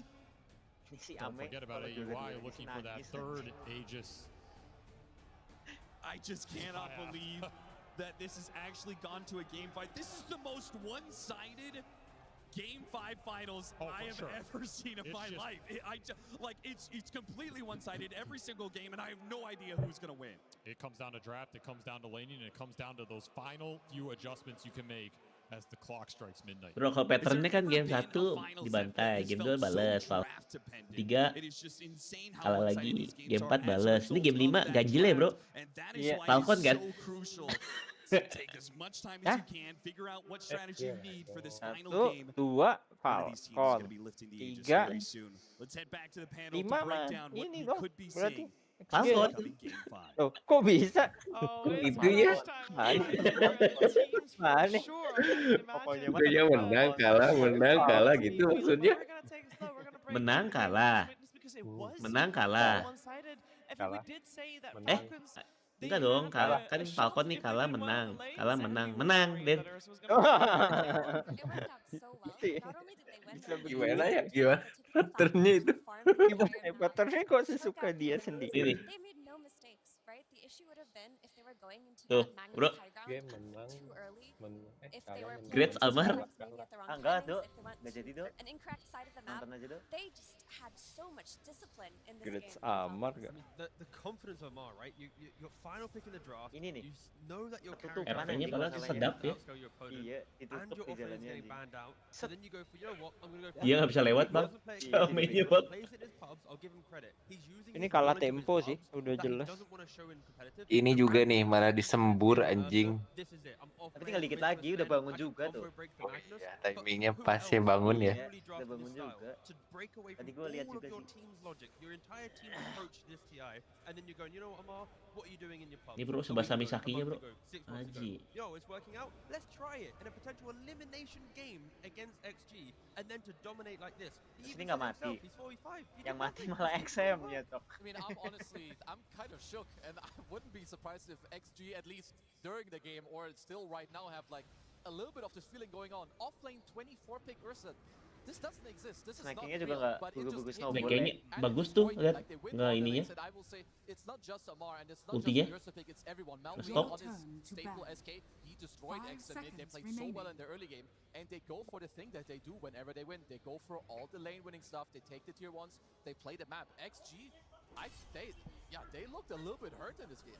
I love the fact that Snaking also went for drinking buddies on the Tusk, right? They turned this lane into such a dominating bit of aggression, right? You apply the drinking buddies onto the gyrocopter, you can chase down the lane. You also then have the saves throughout. So if the game was difficult, Snaking would have been able to step up. But it was so snowbally that we didn't really get to see it in shine. But changing up the facets, playing for the offlane Ursa, I don't think XG was ready for any of this in this game.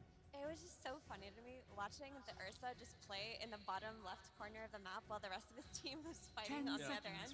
He just bought a Battle Fury from the offlane, but here we can see Malrine as one of the standout players. We can talk and talk and talk about this Ursa, but the real factor of this game, which is what it has always been throughout all of Falcons wins, if Malrine gets his Sand King, if he ini gets sih his pair bro up with Ben. Hoodwink or Crit Iya, Sand Snapfire, King-nya they take over the entire game. sombong In nggak di game contrast to the anjing. last game where he had his stacks Merasa di atas invaded by angin. XM's Shadow Hah? Fiend, his stacks were untouched, he hit all of his timings, and he took over. Hoodwingnya juga dilepas Critical bang. thing Falcons identified during the draft is that Leshrac, Sven, Magnus, all these heroes, they kind of farm the lane and then go farm the jungle. They keep doing farm, right? They're never overlapping their heroes. They're never really fighting. You might throw like a Stormhammer here, or Lesh might rotate, but it's not as explosive as the likes of the Sand Kings and the Gyrocopters and Tusk. Like, they want to sweep through the map. And I think XG, that farm game has been punished once again. I mean, to me, like, what I see also is I think this game is a good indicator of that gold can fix kind of everything for you, because I wouldn't, like, this is not a traditional Dota 2 draft. But this also goes to show you that this game is so complex, you can do so many different things. Because I'm pretty sure if you ask a lot of people after this draft, I did not think the Falcons draft was going to work out. I'm not going to lie. 30 seconds And to battle. that's one of the beauties of this game, where you don't know whether it's going to work or not until you actually see it played on like the highest level. Yeah, and we've seen Sven so dominant, so I also thought, okay, this Sven's going to be a tough puzzle piece to solve. It didn't look like it, Kezu. No, and it's like, it's honestly so crazy. Like, I'm still in halfway of like disbelief. But Sama support attack kayak jelek banget deh sebenarnya ya. Carry to carry comparison. This is offlane Kenapa guys pada bad, you gitu ya? know, last pick goes for like some Amar Kan versus null against armor, Ame's win. Dan. Because Ame on this hero has looked incredible, but at this point in the game, look at his hero damage. Kalau lagi apa? He hasn't dared Itu auranya. Auranya kan reset armor. Probably apart from the laning stage. Aura ya. Higher net worth, Iya. perfect items, got the axe to break it free. The bash Ditambah Sven sih ngacak banget kalau bisa ngetol. The fact that he was just farming so freely on the Ursa, and key, he had the gem on him, right? Because Amar, the way that he played this Ursa is when, you know, he had that short stint playing offlane Snark. I just had like deja vu watching him. Like, you basically get 2 or 3 items, you run through the map, you keep warding, you're inviting the enemy onto you, right? That's kind of a Falcons thing, right? Some player at some point, if they're thriving, tries to bait their opponent. And when Amar got the gem, he was doing it exceptionally well. Yeah, it was, I mean, you might have thought at some point that it looked like a carry Ursa, but it was a frontlining tanky Ursa. Yeah, exactly. I have a very brief clip to kind of summarize what I was, or show you what I was talking about just there. But yeah, the way that Amar played it, of course, they have a 20,000 gold lead. It's easy to kind of say this is good, but even if this game was closer, Amar would be playing in the same way. If this was a 4K lead, 3K lead, a 100,000 gold lead, he's still going to do the same thing. He's going to run in, use the gem, jump the backline, and in the pressure of the draft to identify how do we stop Magnus and have additional scaling. Now that you think about it in hindsight, of course, like, that's a really cool pick. So again, props to Amar and Aoi to kind of collectively come together and find this very, very, very niche pick. Ursa aside though, and again, it was so cool, very fun to see it on the mid stage from the offlane. Falcons did what they always do, no punishment in that early game. Before Ursa could even be a factor, the best thing that he did for his team in that first 15 minutes was win the lane. That's what he picked the hero to do, right? But still, you got this Snake King on a save support, different than the ones he's been playing, but he got it. Malrine, he got his Sand King. Crit got his Hoodwink.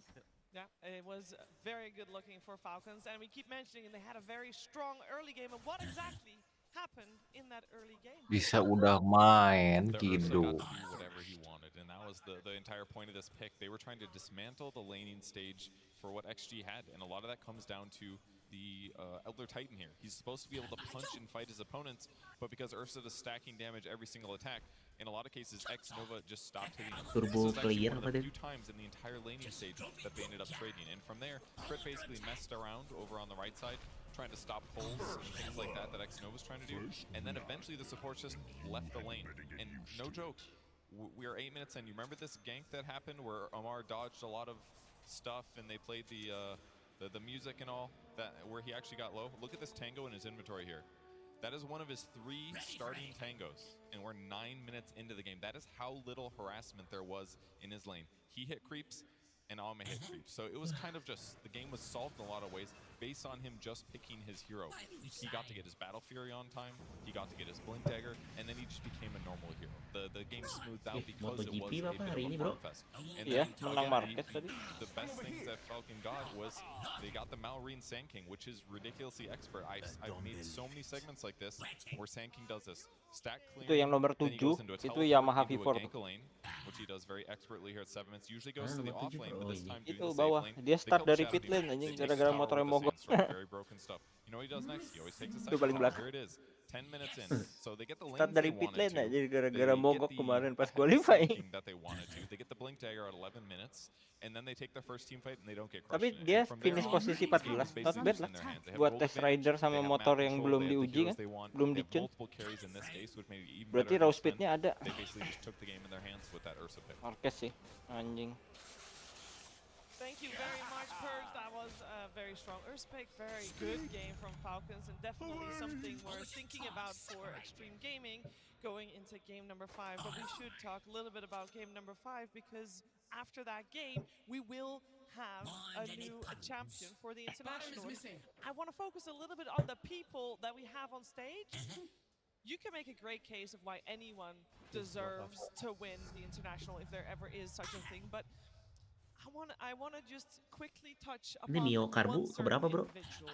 Mio And Karbu we might kalau just nggak salah run us ke-5 through, ya. I think for one certain individual, it's not Lumayan the lah first ini. time he goes to game 5 Kalau nggak salah kan. of a grand finals. It doesn't happen very often, guys. It does not. Tapi di udak dua Ducati, 2 KTM. Cing ini jatuh apa berdua Honda ini? Satu tim? That is Loh, lifelong trauma. LCR sama itu. But it's not only that, like he's going to game 5 again, it's too Nih easy, bisa but juara it's like 5 sama Magnus Mio, is also mantap like bro. the bane of their Mantap existence. bro. Whether you pick it Cing yourself dia ininya aja or they ketiga have it, tadi like ya, you have to like watch posisinya. get the hero like Ininya, out apa sih namanya qualificationnya? it's really Ketiga. in your head right now. Kencang banget coy. Quartararo mah Cing kalau motornya soal kalau iya, motornya bagus habis ya. Quartararo sih cuman dia yang bisa nyaingin Mark. Gak ada lagi. Lihat temennya semua di sini anjing. Bro. Temen-temennya yang lain Beyond San Mori bro. Motor jelek ini saya di sini. Sama kayak Marquez tuh, banyayanya di mana nih? Emang Emang gifted aja itu. Yeah, Maori feels like the Nggak most dapet speedy, motor as aja. much as, like Effie's mentioned, it's the hype of everyone else. I fully echo that. Maori has to Tuh, be shut down. pelannya lu lihat pas mau masuk corner. Iya. Tuh banget aja scrolling speednya. Yes, it would be fantastic and a whole full circle situation for Ame to Ini hampir salib tuh. king with the squad, of course, in Extreme Udah Gaming. terkelurus But on lagi the ya. other side, I do want to highlight that there is another person that could be an Oh, uncrowned king bisa as well dulu in the inline 4 tuh masih lebih halus who masuk. has attended Sekarang Shanghai orang-orang udah jago. International, the longest consecutive amount of TIs Kembang ya. of Juga any iya player halus that's been juga. on TI Terus powernya udah season. pasti udah lebih kenceng. Kalau dulu kan Lewat. terkenalnya kalau tikungan aja. Iya. Enggak gara-gara aerodinamik, jadi dia masuknya lebih enak gitu loh, lebih stabil. Jadi inline 4 malah Like when you look at the other players Alah. like Amar and Marine, I'm sure that they give so much not just in like your own gameplay, but how do you help them, how do you keep them cool, how do you go into the next game. So yeah, I mean, you can't really say that someone doesn't deserve it, but you have so many, like all of them, they're just playing their hearts out, and just gonna have to wait and see. Tuh udah kalah, Your taruh middle tower is under udah attack. 5 di udak 2 Ducati bro. Best team win. May the best uncrowned king win. Yeah, I mean, for both, it is quite an achievement to get to this point and then I'm gonna have my heart broken and be happy at the same time at the end of that 5th game. That is for absolute sure. And I do want to talk a little bit more Ini about the kocak coaches banget in the sih. draft and how Rantainya important it putus is, as nih. our commentary team mentioned as well, because there is one thing that I have noticed in these Nanti last lu lihat 3 abis ini ada yang drafts, and mungut rantai aja. I'm not as Dota nerdy as some other people, so I look at other things. I look at how much bonus time people have left. Di fuck you-in aja motornya. The draft in my head as fast as obviously the pros on stage Oh iya tuh bro, rantainya bro. Rantainya putus aja. do it a lot faster than others. The bonus time left for the teams at the end of the game generally is about 10 seconds and sometimes 0. I mean, it's high pressure stakes, totally normal. On the side of Extreme Gaming, they seem to have come in with a plan every time, leading into 1.5 minute, 2 minute bonus time being left over. Your middle tower is under attack. It doesn't really show it. Actually, it does. All right, the Extreme have always been first pick. Falcons Yes. have always been second pick. Apaan tuh copot ya bro? If you really remember the grand finals, Terlalu pick rebah and side, also pick specifically, sorry, has always been the same way. Normally, you kind of Oh bounce iya, back anjing. and forth, like, oh, okay, they can second pick, they win. Let's take it away from them next time. Let's try and show them our side. The fact that we have 4 games in a row with the same pick size, pick order, is incredibly rare, at least. Jatuh tuh, Eko. Like the Iya. way it works is that first pick you set up your stuff, like you make it happen, and the second pick team needs to respond to it. And I think it also goes to show that Falcons were kind of pressured when it comes to the draft too, because they're running out of the clock. They had to go for a last pick reserve, Kalau which pembalap is, MotoGP again, jatuh it's kayak gini incredible, sih and I think amat. also, like, Lamar deserves a lot of praise. Like the first time you're on the final stage, you're playing the grand finals. Padahal itu 100 kilo lebih juga pasti. It is not for the last time. Give it up, people. These 10 players and their coaches. This is an absolute marathon in this best of 5. And they are heading into the 5th game of a grand finals of the international. Wah, I mana cannot bro? imagine Offside bro. the Hebat. pressure and the emotions they must be Udah dong. feeling right now. And Udah. the trick Lewat, to Bang. be able to let it all Nggak, tapi fade di away and focus udak aja. only on that game of Dota, that is a trick that you don't get to practice very often, Tino. No, not at all, right? To be in this position, it is so rare, right? And of course, that is now going to be tested. Kemarin kan dramanya pas sprint si Marquez jatuh. Crash di posisi 1, di fuck you-in anjing sama ini Tribun Rossi.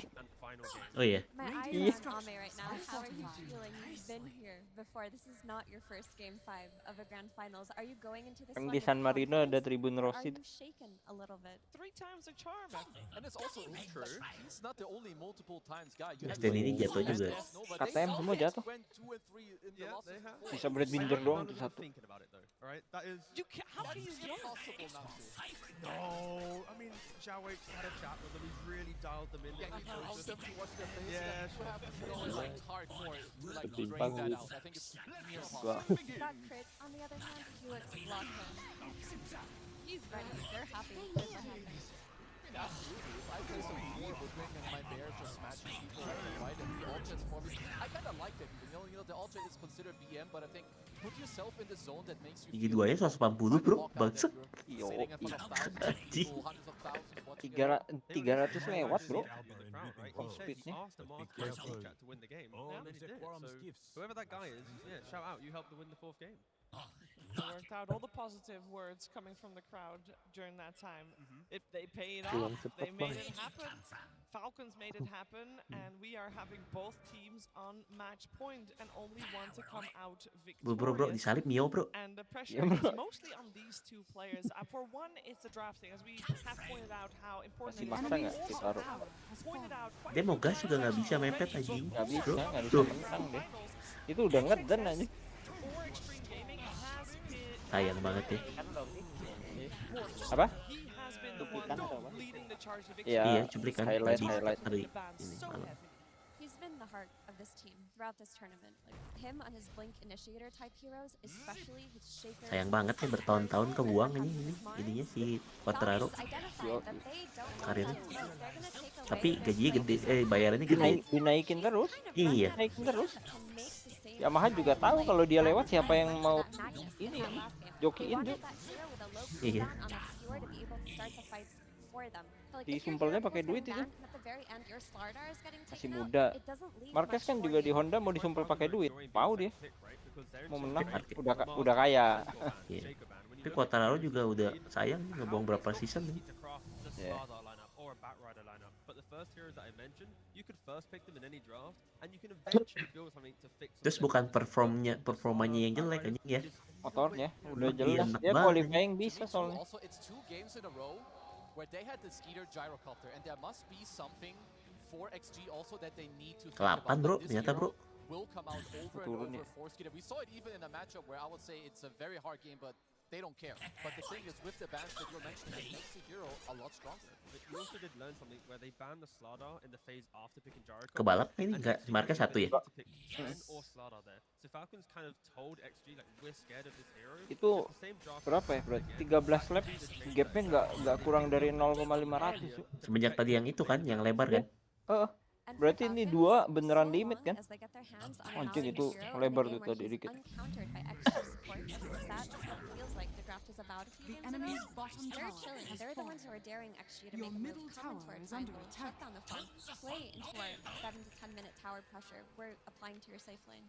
I mean, the momentum is definitely on the Falcon side. Like, you go down, you learn a few things, and then you win this last game in that fashion, where you gave XG a lot of the things that they wanted to. The Ames ban, Bannya udah ini bro. Udah habis ini. Ini bro, udah limit. And you went straight through it. All games though have been, Gue nggak kebayang sih ini pembalap ini nih badannya sekuat apa. Badan sama fokusnya. Ini lu salah naikin gigi jatuh nih. Berapa jam ya dia balap? Lu nikung kayak gitu 200 bro, bangsat tuh motor anjing. Nikung 200 anjing. Nikung 200, top speed 300 plus. Terus lu kan harus eksak kan, setiap tikungan lu harus tahu kan turun gigi berapa. Lu mau cobain nggak Ming? Masuk ke gang lu Ming, coba Ming. 80 aja coba langsung nikung.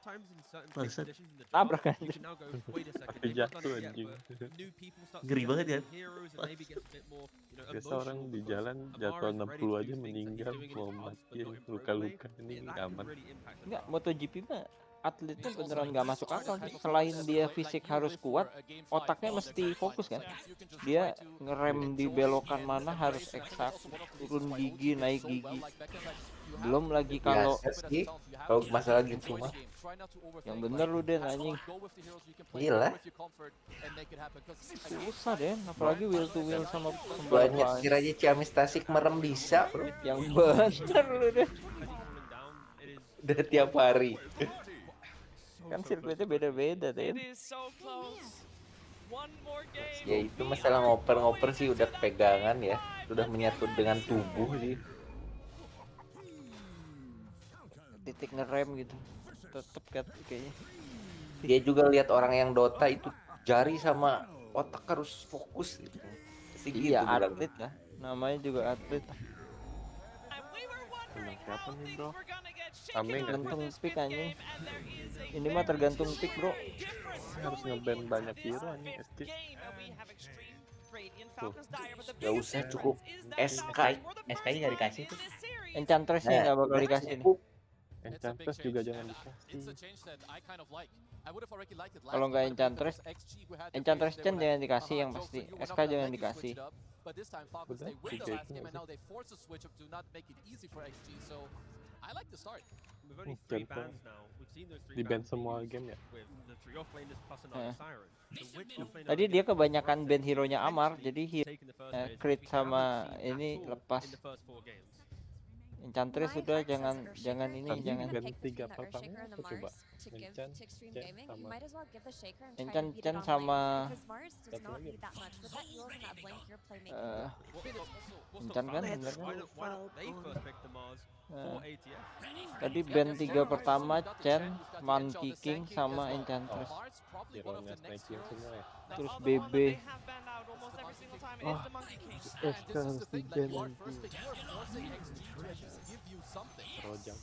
Pick your poison or you leave both in. And you get the chance to pick up one of them to yourself. If that is a good trade, I'm not sure. We'll see where Extreme Gaming goes with this one. As they are thinking about this, it will still be the Monkey King fan. So we're leaving that Mars in the pool for now. Mars is in the pool, Shaker can be in the pool. Cosplay apa dia? Nggak tahu ya, kayak gaun gitu. Cinki udah ngantuk ya. Best hero. It's been one of the heroes of the tournament. You can slam in the Mars, but of course, this is game 5. There's a lot of mind games going on too. Like, Emang you know, the matanya most sipit. obvious might not Males sih ini. right there. Because there's so much going on. Main Dota kayak gitu. Ini pasti yang di ban sekarang hero-nya XS lagi. Earthshaker atau Bannya 4 ya anjing. 4 Earthshaker nih. Paknya dibiarin aja. This is the most time Antara sniper atau PS.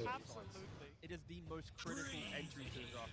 Itu kameranya Wrong berat. band here, the wrong pick, it can set a domino effect to a Berat very lah. I'm of the opinion that if they want to first pick something else like the Jangan Tango pick or the kali. Beastmaster, Mars cannot be the hero that's given away. Iya, tapi It's kan gotta be dikasih the input Shaker. sama ini. If they ban the Shaker, then as you guys mentioned, you have to take the Mars for yourself. Gemetaran. The enemy's middle Tense tower has moments fallen. in the booth.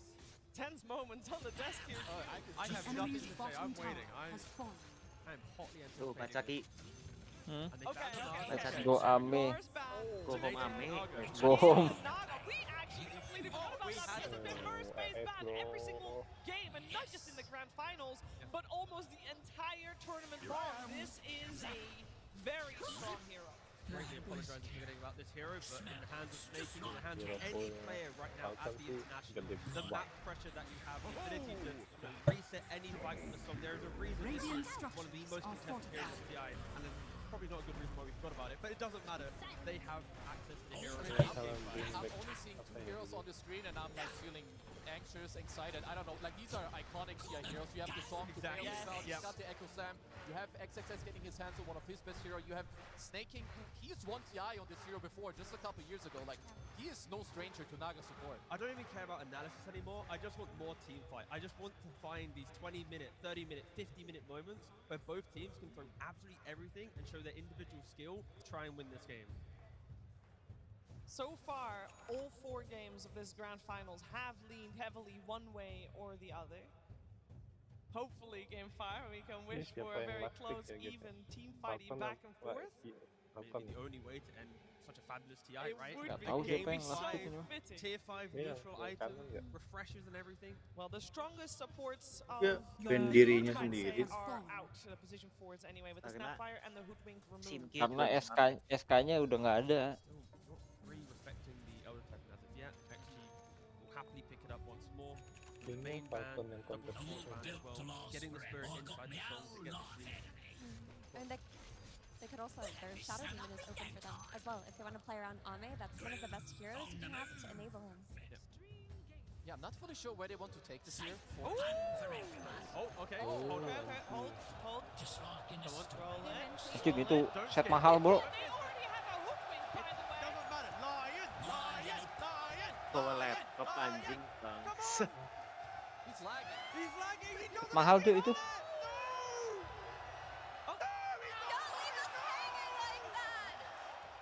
Lo internet, bro. Lo internet. Cliffhanger I've ever seen. That's more important than Ame winning TI at this point. Get this man some internet. Hot on him. Crimson anjir itu. All good. We're focusing our Belasan juta ya, Ji. on the pick coming out from Kemarin Extreme Gaming. ada They yang have buka banned out satu kotak 2,2 the ya. Amar Bristle. Kemarin gue di And market. it's up to them to see if they still see a good 2,2. hero in the pool. Setengah, Shadow lainnya Demon once 3,5 again. juta. Xingqiu played it phenomenally earlier today.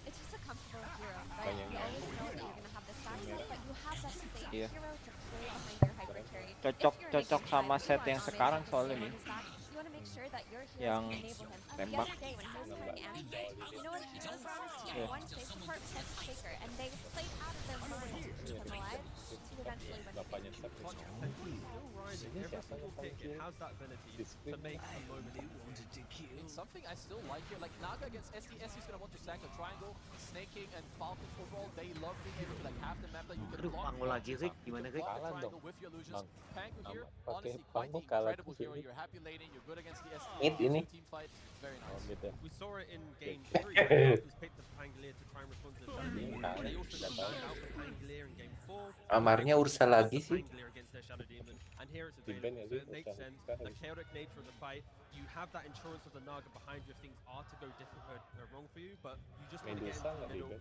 ban, provide that information. If you have information from the Naga, The you have enemy's top information from the tower has Pangolier fallen. Rolling Thunder, Falcons will be able to initiate.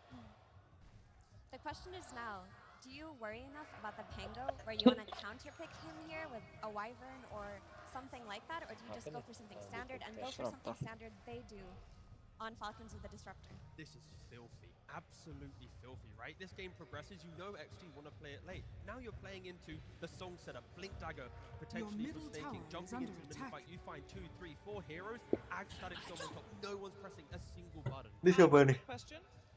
Normally not. Skitter. Kayak tertekan gitu dia. Catbot, bisa gendong ya. Apa? Yang gendong amat.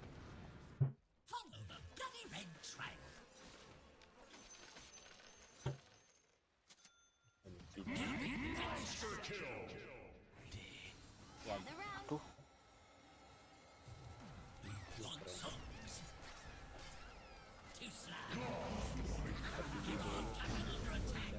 Ini NXXS we trust sih.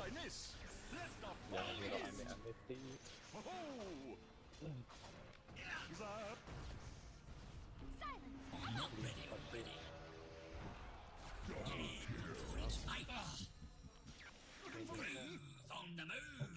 Nutupin Sania ya itu. Yang mana? Oh itu yang jaga ya, yang jaga boot ya. Kemarin gue lihat juga gitu lagi aja. Jadi admin. Mau sih gue jadi admin TI. Anjing. Siapa deh? Maybe next year Ame. Batuan. Ame pensiun nggak sih abis ini? Enggak lah, masih muda. 26, 27. Apa tuh? Dia bawa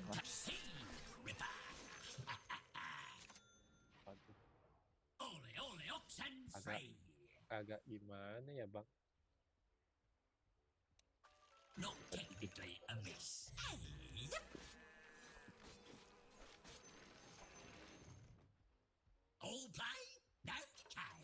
Money changes hands. Now we're on it. Silly creep. Duh, pangonya bukan Amar kan? Gak tahu. Jangan bro. Medusa. Wah si Raiden lepas, mantap sih. Snaking si Raiden juga ngeri bro. Ya. Resek.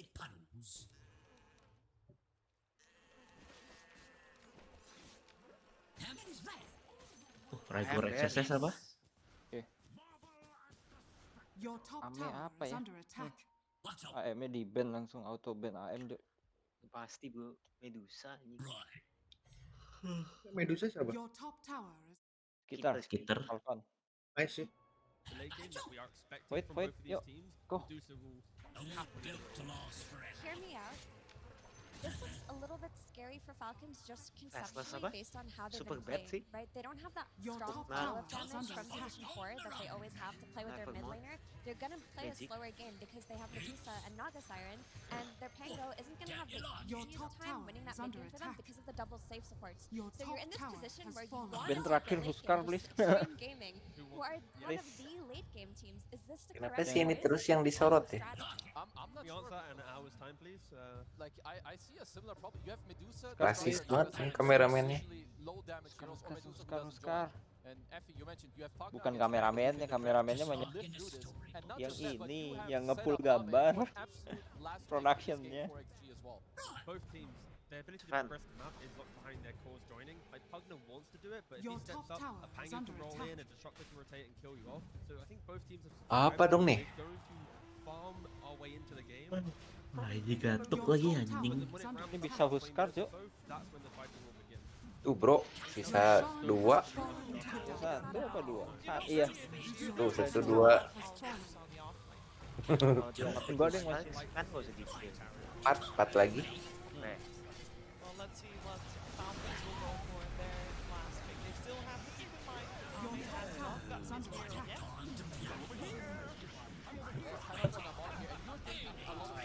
You're gonna be discussing small Marine that can dissuade this pick that we don't want them to have. Or if they do go for it, then at least they can feel as good about it. I think for Ame, just anything that goes in. Kalau Just Ame get sih in the fight. berpikir You have keras double gini flame Amar. supports. Kalau You Ame have sih. Shadow Ame Flame, he's troll going to ini. provide a lot of range damage, and that's why they took out his Ursa and Anti-Mage, two of his go-in heroes. What does that leave for him? A Faceless Void, or does he want to switch to a completely different archetype and try Menang to play emang lawan ranged Medusa. carry versus Medusa? Personally, I would prefer if he just went Bisa in menang. this game. Beku sih. On the lane setup, right? If they see a weak offlane based on hanging into mid and there's something exploitable, then that could potentially change. 5 detik anjing. And they go for the Magnus Mas. themselves. XG could not. Berarti ini panggung tengah. For the Magnus. Panggung tengah. And then Falcons take the Magnus themselves. Magnusnya Amar biasanya. In game time. Nice. Nice on the Magnus too. I will say this can be poetic either way. Let's just leave it at that. They are trying to cause mental damage right now on Falcons. They want to force a game 5 Magnus game. Benernya jelek tapi Magnus ya. Jagger, Jo. Now yesterday you guys said that Outworld staff, doesn't matter if team gets Outworld staff as a result because it's good anyway. Can be. Benernya jelek sih. Tadi aja Chelsea ngamain. The enemy's top like Ame has had years to think about what he wants to slap Magnus with. He's come to Ya the benar shot, di collapse. Ya ini pakai Magnus lah. Banyak ya. Hampir nggak pernah malah kayaknya. Exactly. I mean, he found a carry that at least in the kind of skirmishing of the early to mid. Collapse tuh ngerinya slide. Masuk keluar masuk. Ya brawl. Kayaknya collapse TI ini kebanyakan Mars, Radar, BB. Tanggung lah aja. So far though, every time it gets Last knocked game, bro. off later, it meant that the early game was stable. I do Gawe think juga that's gas how full, things bro. will play out. Are we gonna have stable early? Still stable for both sides. On both sides, and it really comes down to individual choices in the game, individual items and how they approach it. My only concern right now is that Falcons have made a Sempat tuh ya. This is not the style of Dota that they have been playing throughout this entire TI, and they just want to out-execute in that late game. Whereas for XG, this looks like Mantap their lah ya. depths. This looks like their bread and butter. And Ame called for this last week Juggernaut. It looks like a great Juggernaut game. Gimana caranya sih, Bro? It's all about XXS on the Earthshaker, Amar on the Magnus, and Nggak tahu. and the rest will happen on its own. Critically for Falcons though, Marine at least Itu tadi play Freddy. into the game. That's what we would want the Freddy team nggak to juga. play. When he's not on that, they struggle. But he 38.000. the rest of his team, even though the style feels different. Marine, he's All staying in. true to his guns. When they win, he's an aggressive hero. And Mantap, bro. he can do it all. Itu apa sih? May the best team Nggak tahu. Poin. May the best team. Yeah, Kesu, it sounds Bisa like both teams kinda got beli what apa? they Bisa wanted beli from this emoticon round. gitu-gitu. Ubah segalanya nih si Vicky ini. All in sih. Oh, we're gonna let All the in gameplay nih. speak for sure, but first we're gonna let Iya, both Bang. of the coaches. Kapan lagi? Gua ya? klik terus gue spam aja. Community, we've been waiting a long Dah habis, Bro. time for a grand finals that went all the way. We're going to game 5, baby. Ini lucu sih kalau dua-dua yang ngomong bahasa Mandarin.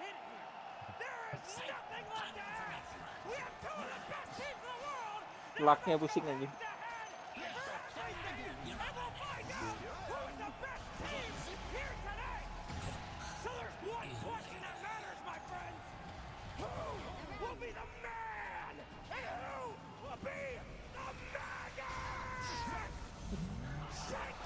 Gue banget tadi dia maksud. Pemain lama ini. Tadi wawancara kan? Nggak ada translatornya, bro. Di Xiao tapi bisa ada agak ngerti-ngerti kan dia. Ngerti lah, cuman Bisa. kayaknya ngomongnya nggak pede. Ya.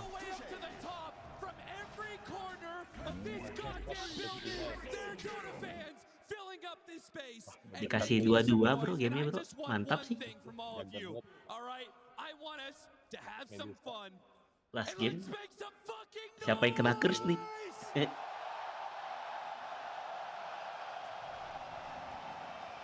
5, Falcons versus Extreme. Let's get it on. Kandang war. A Terus series juga goes the Falcon, distance. semua Think about how Falcon. many hours, how many thousands of scrims, tens of thousands of pubs hundreds of thousands of moments thinking about what you would do if you were here in a Game 5 TI Grand Final and you biasanya know udah these two 3-0 teams have thought about it a lot. 3-0 3-0 gitu You deh, do not makanya want to leave this imbang stage sih with ini. regrets. Not now, not when you have come this close to tasting immortality. There is so much history behind TI, so much history behind these players. So many of them have been working at XG-nya sih udah 8 game ya. for years. They've been dreaming Iya gila about sih, this capek. moment. And now it's all about to happen. Nothing will be clean. It is going to be a dirty game without a doubt. Pure magic as the only term for it. Man, if you are a coach of one of these squads, I would not want to be backstage watching this unfold with no ability to control it. The draft is set. The players are just going to play out your picks, and I mean, my God, a last pick juggernaut for Ame. You have to remember, this Ame juggernaut was the only thing that took a game off of Team Spirit in their perfect EWC run. The only thing Yatoro could not defeat. Ame will go back to it here and face his demons in a Grand Finals Magnus. This is what he chose. This is what he has to live with and what he has to make work here. I will lie, I felt a pit in my stomach when I saw the Magnus come up for Falcons. I saw Ame facing a Magnus in a TI Grand Finals. WC yang menang Spirit apa Falcon sih? Okay, let's talk about it. Let's break it Spirit down ya. draft-wise, because the games have been incredibly one-sided. We've been here before. We've all been here. Well, maybe some of you haven't, Yang but a long Falconnya time bawa ago, we had bocil anjing, TI3, bawa buzzer. right? Goes to a game Waktu besok 5. berangkat Those were ini, some Rick. one-sided games to lead Enggak. up to it. Belum. Tahun depan Drafting, there was katanya. a lot of back and forth all the way back then. Udah jadi There pasukin is kame. now today in Iya, this mau bikin series, kosan dengan 2000 pintu sekarang. Itu tadi diajakin judi kan, bro? with the draft win. Mau This jadi is sabung honestly ayam lagi. impossible to call. I cannot call it one way or Return the other. 25% I tadi, give kata a Thomas. very slight edge Gila to sih. Falcons because they got Naga Semua Siren, jadi and this tukang hero judi has yuk been kalau a returnnya teamfight fix terror. 25%. But XG got some decent answers to it. They got the Shaker in response. It's a great Wiki matchup. udah You road have trip long 3 range minggu stable. sih. You have team fight. They got the XM Shadow Fiend that was a Ya benar, Udin. monstrosity in that game 3. They have Itu the kemana range aja sih itu supports. anjing. Iya. Dari 500 kilo kayaknya gua. This is everything they want in a lineup. Lebih All sih the bulan ini, scaling Bang. that they will need. So much team fight. Just a matter of execution. Can you make these picks pay off? Road trip. XXS looking for some pressure on Skeeter. Would love a first blood in this lane. Yeah, gets another enchant totem. And with Shinkyu getting so many hits Bang off, it's SSS-nya amping Raigor up the lagi. damage. Don't forget about that innate, the menace that he's able to apply. Skeeter loses a lot of mana for that and may lead to something in the future. But for now, no kills just yet. But the CS score is looking mighty fine for Extreme right now. And honestly, that has been part of the story of this series. It feels like who pulls ahead in the early game is who pulls ahead more in the mid game and who closes it out. Do you think that this is supposed to happen? When it comes to the look, I mean, we've got the Shadow Fiend versus the Pango. I feel like that is just a write-up. Pango's gonna, or excuse me, the Shadow Fiend's gonna walk away with a victory on that. Auto lane win there. I think this juggle free farm no matter what. You can't stop him with a disruptor force. This looks like a lane victory for XG. They put themselves in a solid early game position. And this is also not the fastest lineup we've seen out of Falcons, right? They went for Medusa, they went for Magnus. This is not a classic Skeeter hero for a reason. It doesn't make early rotations. It doesn't join the fight super early. It does give you more scale. Will that scale come back to haunt you, though, if it gets reflected off of some Shadow Demon illusions? You can turn this Dusa back against the team itself. There's a lot of small interactions like that in this game. And of course, you have Naga Disruptor. I mean, this is a combo. I don't know how many times I've heard AUI talk about his love for this combination. I played on a team where he played carry Naga to set this all up. He loves this little combo. I've been waiting to see it in this event with how popular the heroes have been. It will finally get busted out in this game 5. Absolutely deadly in the late game. The sleep into the lockdown status storm. You have the disruption to soft bail you out of that situation. But there's a lot of team fight to back that combo up. There's a lot of burst damage. And then can you favor Falcons going into that late game? If we get to that scenario where the teams have not been able to roll over each other with an early game advantage and we push it late? I mean, honestly, I hate to say this, but it might come down to Omni Slashes. It's a gamble of a spell. I mean, you go in there, there's Lotus Orbs, there's Outworld Stabs. So much can go wrong, and yet so much can go right here. If you land the perfect ultimate, it can break that late game fight open. Disruption setup, Fisher block off, a bit of damage, Snake King though. Naga Siren, a very tanky support, and once again, Crit's gonna make the early TP rotation for the punish on Extreme Gaming. That should lock it down. XXS has nowhere to run to, and first blood is claimed by Crit. He makes the same rotation top he did in that other prediksi, game. Turn that lane around, force mantap, Skeeter, Bang. secure this safe lane farm. Do not let XXS get aggressive or have a free Granite nih, Bang. time up on this off lane for XG. He has been their biggest playmaker. He is their playmaker in this draft. If you shut the Shaker down, the game becomes a lot slower for Extreme Gaming, and then you're relying on the lane win from this Shadow Fiend to power you through. Which, by the way, he is winning the lanes, yes, but this Pango has been farming jungle incredibly efficiently. Malrine is getting through this matchup. XXS, he knew there was going to be some sort of glimpse shenanigans here, and now with the Fisher, he's trying to save his support, pull back in. Once again, this Gorgon's grass is turning out beautiful when he's got so much set up for it, both the pull-in of the ensnare and the glimpse. You have to find a punish somewhere on the map. This is just a straight tri-lane now from Falcons, and guaranteed kills with the net plus the glimpse. You can't really punish the solo offlaner here. It's a double Bracer Magnus, and you've got Pugna Juggernaut. You're just not going to get a kill with that duo. It's the downside. No disable on this Pugna to set up the spin kill. Means X-Nova's going to have to win. Early Rolling Thunder goes after XM. Malrine gets stuck on the cliffs.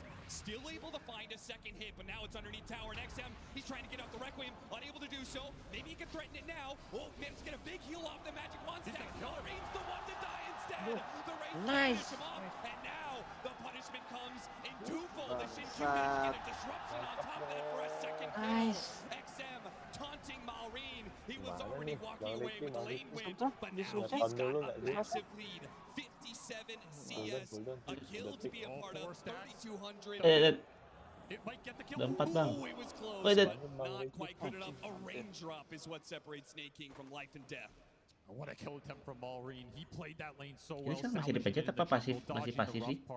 Went for Apanya? the all in play, but Pencet. XM, he had Fairy Fire, he had wand charges, he's able to boost back Enggak, up, turn that sekarang play pasif. around, and the support's there at the The right Luch time. kan? That's a huge turnaround play for XG. Yeah. When you pick XM, Pasif, these lane pasif. dominators, you cannot let him fall. His Sniper and Shadow Fiend have been go-tos for Extreme for a while for a reason. They build a lead, they take the map over, they take that tier 1 mid incredibly fast. If you gank that hero once or twice and he falls, a lot of the momentum goes out the window. So keeping him alive is pivotal here for Extreme Gaming. Also building up a lot of stacks for the Shaker. This is something Falcons are eyeing. They would love to get in there and either contest the experience or steal it away with this Pangolier. But we talked about all tournament long how it feels impossible to do so. You get too close, you're getting echo slammed, you're too far away, you don't get all that experience and certainly none of the gold. Snake King, the best he can do for now is block extra stacks. No echo yet on XXS. Miss Skewer. X-Nova, though, still taking so much damage. Thanks to the healing ward, he will stay alive. And Amar battling out with Ame, but I don't think he's expecting an extra hero here. Shin-Q can't get there in time for a disruption. This will be Malrine gets away with some highway robbery on these stacks. Again, no ult on XXS because his lane was so rough. He got tri-lane. Can't go here and threaten that echo. 8-minute power rune, spawns top. Invis will go to the Pangolier here. No luck for XM on that one. Nice sih. Dapat invis. Invis rune pickup for Malrine. See what he does with that. I mean, it's actually a decent rune pickup if you're going to be invading Extreme Gaming side of the map constantly, as they're trying to push XM along. Still has a decent net worth lead. He's already kind of rolling. XG, they missed the D-ward with the Sentry in the river, so Malrine knows what's going on here. They're just baiting this SF out. I mean, they do not want to let XM fall in this early game. You can see the prioritization from the supports. At the same time, they're not kicking people out of this lane, and they're not hitting that tower, which is the progression we saw with the SF when they played it earlier. That game spiraled really fast. This is getting stalled out a bit. This is buying time for the two side laners of Falcons to scale up here. And More Amar, stack contesting. he's feeling like on his Magnus game that the game is going to be slow enough that he can go for that Helmet Dominator. He's not going to be rushing the Blink Dagger, which, considering the lack of pressure so far from the Shadow Fiend, I'm inclined to agree with him. This is the normal progression you want right here. This is going to help you scale Early Omni Slash, and Amar, he levels up the RP, but he will not be able to outlast the Omni Slash. What a find from Ame. The timing on that is tight with the next wave coming in. You really have to get it on point. He had the exact damage. I think that was the last slash of that ultimate. Ame asked for the Juggernaut. You better be perfect with these Omni Slashes because this hero is so hard to work otherwise. Omni Slash is just such a fickle spell in that regard. But he is a Juggernaut master, right? This is his hero. He asked for it in this moment. You have to deliver. Meanwhile, stacks have been being built up for Falcons, and at the same time, the Naga Siren is denying the stacks over on the extreme triangle. Snake King has been a menace with the blockage. Yeah, 9-4. Extreme doing a lot more of the stacking, but considering the fact that Maureen hijacked probably 3 or 4 of those. They did not get them all. Yeah, feels about even. Still is XM picking up the farm rate here. You did not get that early kill on the Shadow Fiend, so he's going to continue to power up. You just have to trade it out with some Empower efficiency of your own. Diffusal done for Maureen. Haste Rune in his bottle. Could be a nice little point to look for something if you're Falcons. He's really strong around the map right now. Not a lot of ability to control this Pangle either in the fight. That's the one downside for this lineup against the Pangolier compared to some of the ones we saw earlier with that Bane being banned out first. You don't have a VKB Piercing disabled to control Rolling Thunder in this game. Timing of this is going to be pretty tight because Extreme are also almost online. XXS just needs another 200 gold and he will have a Blink Dagger. So if they make the play right now, which they are, 2-man smoke, Crit and Maureen. They want Ame. If he gets spin off, this might not work, but you have RP. RP straight to the Static Storm. He gets off the spin initially. They're still going to go for the kill. The teleports are coming in. He may need a disruption to bail him out here. He got off that disruption right before the Static Storm finishes him with the silence, but it's not enough. Too much with the Rolling Thunder on top of everything. Falcons, they just bring too many heroes to this. And Extreme, desperate to bail out their carry. Just too much ya. Let's go. Such a nice timing to hit with this Pangolier. You even get to hold the haste. Gerakannya udah crit Marin lagi, You bro. always have this RP threat on the jug. You can't just spin Too TP much out. sih You itu didn't pakai have RP healing tapi available. yang Didn't have ngegeng. Omni Slash available for 5 seconds. Beda No tapi nggak turnaround murah. potential. They will take this Juggernaut down. An important kill in this laning phase. That Shadow Fiend is still powering up, but if you can disable the rest of the team, it's going to be a lot of weight on XM's shoulders in this game to carry it alone. Skeeter's been having a peaceful game. Any pressure that he got was matched by Falcons rotating supports up here. And while he's not quite up there with the Shadow Fiend, he's gotten a lot of farm off lane. He's been a part of a couple of kills. And if he wanted to, he could keep this tower alive. Anjing, tuyul nyolongin tower ya. 3 points in the blast. X-Nova will eventually get it here. That's true. You inevitably will open up the map if you're XG. In theory, this is good space for the Jug to use later when you can, aggressively split push with the spin TP out threat. But again, you have Stone Gaze, you have RP in this game. It's not guaranteed, especially when this Blink eventually comes out for Amar. You're going to be worried pushing these lanes super deep as Ame might have to play this game a little safer than you Amar tuh nggak normally bisa want. miskin nih bro ya. Still scale up really well, but he has to get that Battle Fury online and start putting it to use. Maureen. Look at another power rune and a great one. Amp damage for this Pangolier. Yeah, it feels like he's just getting everything he needs right now. I'd be really surprised if Falcons don't try and start something around this mid lane with this rune. Sweeping through the jungle, they are going to be spotted by this ward. Shin-Q just sitting behind this tree, seeing if anybody on Falcons oversteps themselves. Those have Demonic Purge for the power runes. Maybe that dissuades you a little bit, especially if you don't catch the Shadow Demon at the start of the fight. It's kind of the dream catch every time. Take the save out of the equation, take the Demonic Purge out of the equation, no reflection on the Medusa later on.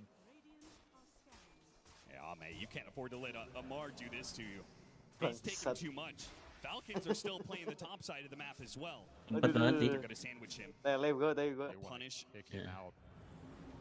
Don't want to go for the Medusa, but they'll catch Amar on the other side, go through the gate, hit him with the Blink Dagger. And with that as skewer, there's nowhere really to run. They try the Static Storm to give him some time here, but another 5 seconds till a skewer, and he's just completely surrounded. Kill to Ame. Boosts that Juggernaut up. It's going to finish his Battle Fury right on time. Nice little kill to snag. I almost wonder if he could have TP'd out under that Static Storm. It would have been tempting. Still have a free farm Medusa in this game. This Medusa Juggernaut matchup is... It's a really tough one to measure. In theory, it's good for Jug because he has a little bit of sustain. He can build the mana burn items if he really wants to, Disperser later on. He has a great tool against you in the Omni Slash to kind of bypass the Stone Gaze, but it can also just go horribly wrong and do some hits her timings, gets a fast butterfly, is taking Roshan's against you, and is just barreling down lanes. Yeah, she's such a damage soak that a lot of times these Omni Slashes are going to feel ineffective if Medusa's in the middle of them. looking at Amar again, but without the shaker, you don't have the damage and control to bring this guy down. 2,000 HP with those bracers while on shreds. Yeah, he dies once, he just runs it back down the lane. Says, go ahead, give it a try if you want. Yeah, he's just running at him. And X-Nova's trying to run away, but Crit, he'll catch up with a glimpse here. X-Nova doing what he can, but of course, too many disables, not going to be able to teleport away. A 5th kill for Falcons, but on the other side, a much bigger one. Skeeter, hit by the disruption. He got off the stone gates. They're going to turn themselves away. The Croakers stall him up a little bit, but he's already out. Extreme really didn't commit too much for that. They could have tried to go for the Requiem, but it's hard to get that angle. Unless that SF is already on top of when you disrupt. It's difficult to walk in there and get that Requiem, believe you have the DPS to bring him down. He had full wand double Lotus. Yeah, that is pretty tough to get through. A tanky hero at this point in the So game. why not make the same play as last time? A little bit of feint up to the top lane and then back through the gate. Sandwich Falcons again on this play. If you want to keep playing aggressive down here, we'll keep picking off the heroes. This time they only get the support. Malrine bait an illusion, but he does not have a TP scroll, but he does have Rolling Thunder. They're going to see he does not have TP. Can they get in front of him anyway? Nah, he's too fast. And they TP'd XXS down here as well, maybe feeling like he was backed into a corner, but the catch will not be there in time, and this is going to give up a lot of map control. Mid wave pushing in, top wave pushing in. The Deuce illusions, adding fuel to the fire here with some Dark Troll. Ada munculnya Amar bro di situ bro. Tower denied by Malrine. A game of such close margins. Look at this smoke. Without the initiator though, this could be awkward. Oh, it's going to be very awkward. Spotted by a Helmadom creep. They'll get the 100 gold for it, maybe take some neutrals, but it's not the smoke that they wanted, especially with all this damage on this top tower. If you're XG, you also don't want this game to turn into some sort of, Naga ratting the lanes fest where you can't catch anything and you have very little information. This hero can make the map miserable to play. There's a rune denied. Nice deny from Snake King. But I like that dead even in this game 5. This was not a game that was just auto one off the lanes, and I don't think it's a game that's auto one off the draft.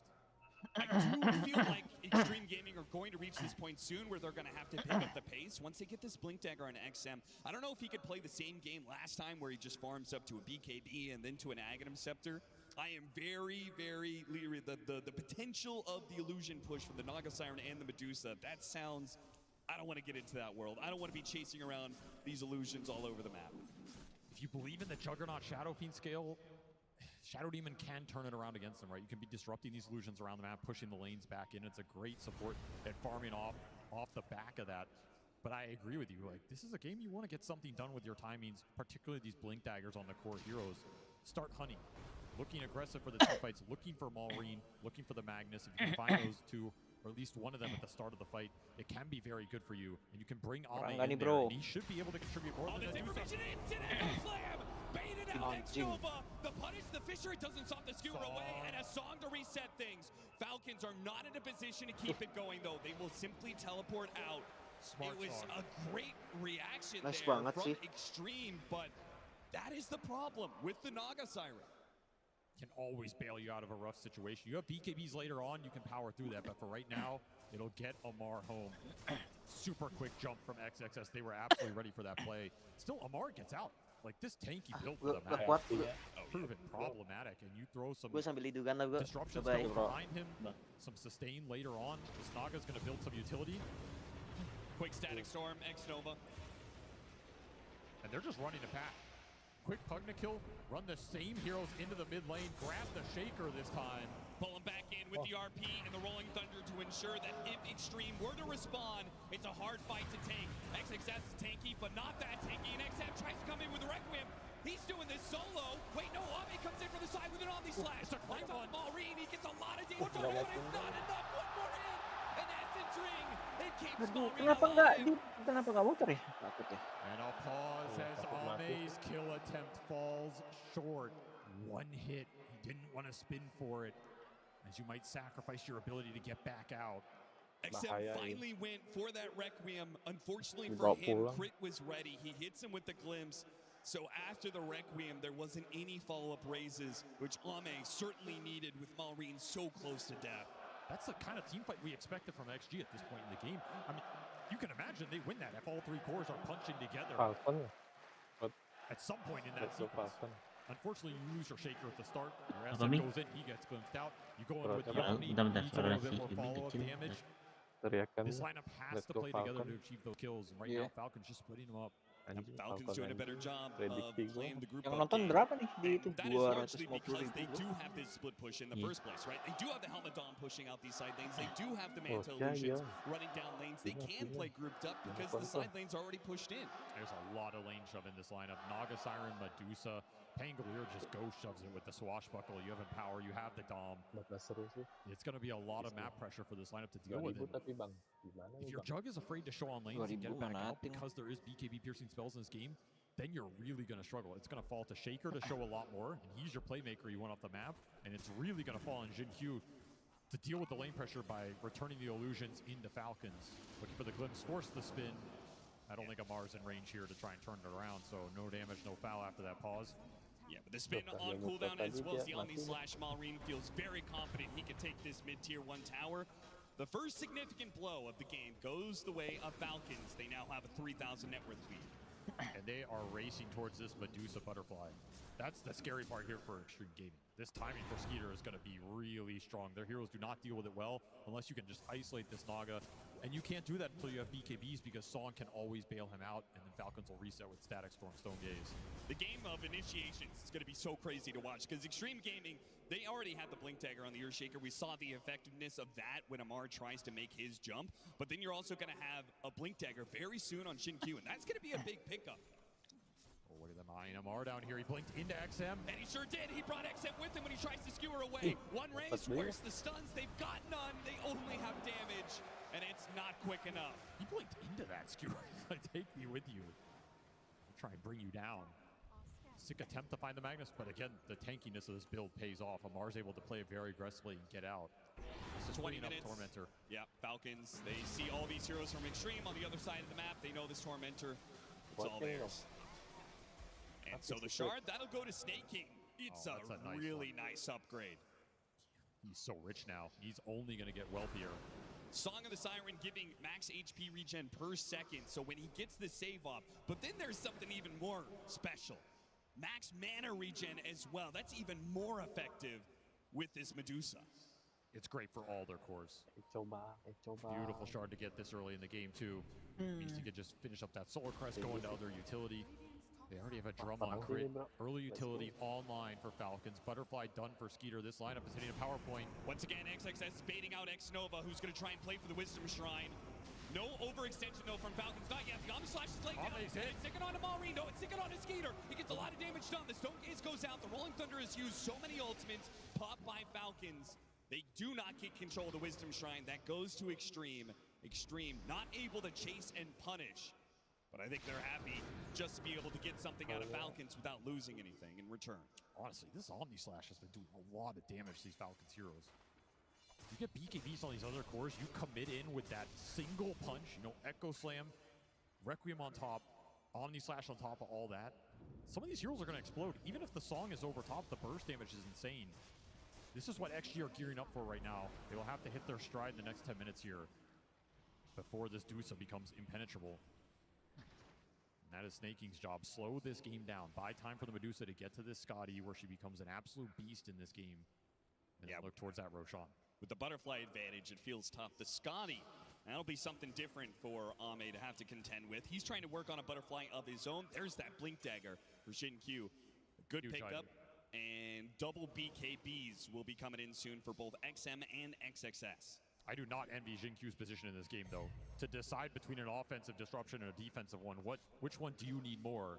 It's very tempting to go for that offensive disruption on the Dusa and turn those illusions against Falcons. At the same time, you use it offensively and you don't have it to bail out one of your cores that gets RP'd or Static Storm, you're going to really regret it. That's true.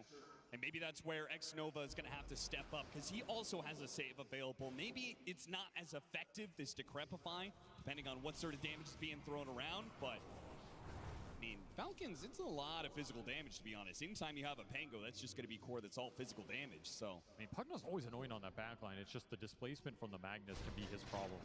You pull this hero away from XG's formation. Very hard for Pugna to turn that sort of fight around. And once again, Falcons having the advantage. Push the tempo of the game. They're going to take this Roshan. And Extreme not really in position to contest. They're going to play for farm, play for that double BKB timing that we were talking about. Believe in Ame, believe in the Juggernaut. That's all you can really do right now because Skeeter is untouchable with this Aegis, and that'll finish up the BKB for Amar as well. He feels untouchable at this point. You'd have to land a massive synchronization of these ultimates to bring these heroes down and win the fight overall. The Naga Siren with a Blink Dagger. Snaking's going to be playing way off in the back to try and come in with those song saves. But the BKBs can't allow them, if Extreme get that advantage, to just push through the song, get these kills anyway. Such a terrifying hero to play against. Even if you get the perfect team fight, this Naga can put you all to sleep and reset the entire situation. See how much Skeeter can get done with this Aegis. He's got a long time on the clock.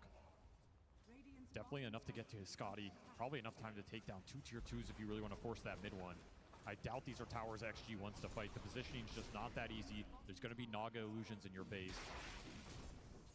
And it's all about the Juggernaut's timings. Ame, he wants his butterfly before he has to be pulled into a fight for his life here. Yeah. You need the damage upgrades on this hero.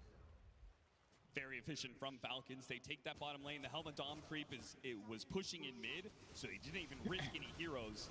Falcons staying grouped up together. Now the Medusa is going to hit that mid tier 2, and it's going to disguise a smoke push in from Falcons. 3-man smoke into the triangle, not finding anything just yet. Extreme, they've called their forces back to base for now. Oh, but they did not recall Ame. He is so close to being in range for that RP. He backs away just at the right time. I mean, you've got to remember, he doesn't have BKB. If you RP skewer him into Static Storm, that's it for him. He's gone. Kind of poke at Skeeter here. Of course, with the Aegis, it's a Medusa. It'll take forever to kill her the once. There's no way that Extreme are going to go on this, and Falcons know it. At the same time, they're smoking out. Since they're not afraid to take some sort of engagement or at least look for a pickoff while this Aegis is online. There is a lot of information from Falcons with these deep lane wards once again. These are some nasty obs in this jungle, not being killed right now. XXS, he'll try and cut that mid wave. Thanks to a shard, it's made a little bit easier. Falcons instantly running back to this part of the map. Oh yeah, they've got so much vision here. Double wards in this jungle area. Back. The disruption goes out. And on the return, X-Nova, he's fine. Amar, he thought about stretching out for that skewer attempt, but... I mean, you gotta know there's vision here now. You either find it or you vacate the area. XG getting corralled early in this game. I mean, the net worths don't look too bad, but they're losing a lot of space, a lot of ground right now. Jinq going for the offensive disruption. Little harass in the Skeeter here.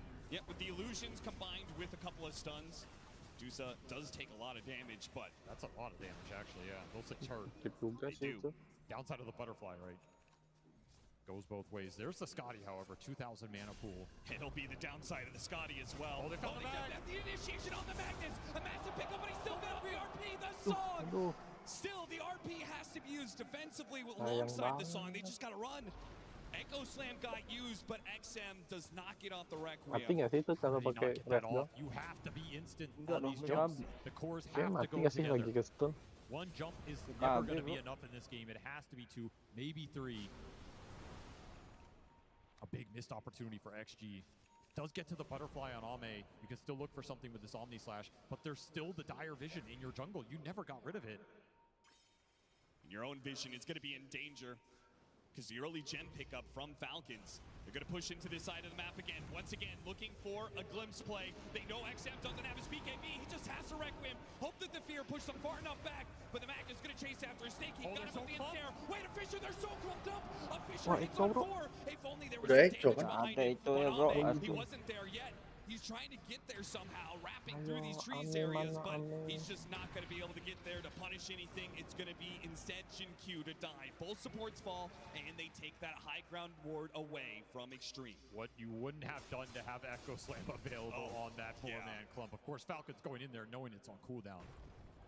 I mean, even just an Omni Slash probably would have won them the fight. But Ame, understandably, he has to work towards his MKB. As soon as he gets the MKB, he can take that man fight against the Medusa, perhaps. But until then, it's so difficult. He believes in his scale here. He believes in the matchup. Once again, XM spotted. Another ward, another deep ward that spots him on his way up here. And now Skeeter's on the other side, trying to get in front of him. He's going to go for the TP away. And Skeeter He does. No, wait, the glimpse back. He gets a BKB. That is very close. It was so close. Sorry Just banget, ran bos. out towards the end of it. Wearing through this Aegis. It is now expired for Skeeter. Playing field is even once again as some Blink Daggers coming out for a lot of these heroes. And the more important one, Ame, opting for Blink Dagger before he heads into that MKB.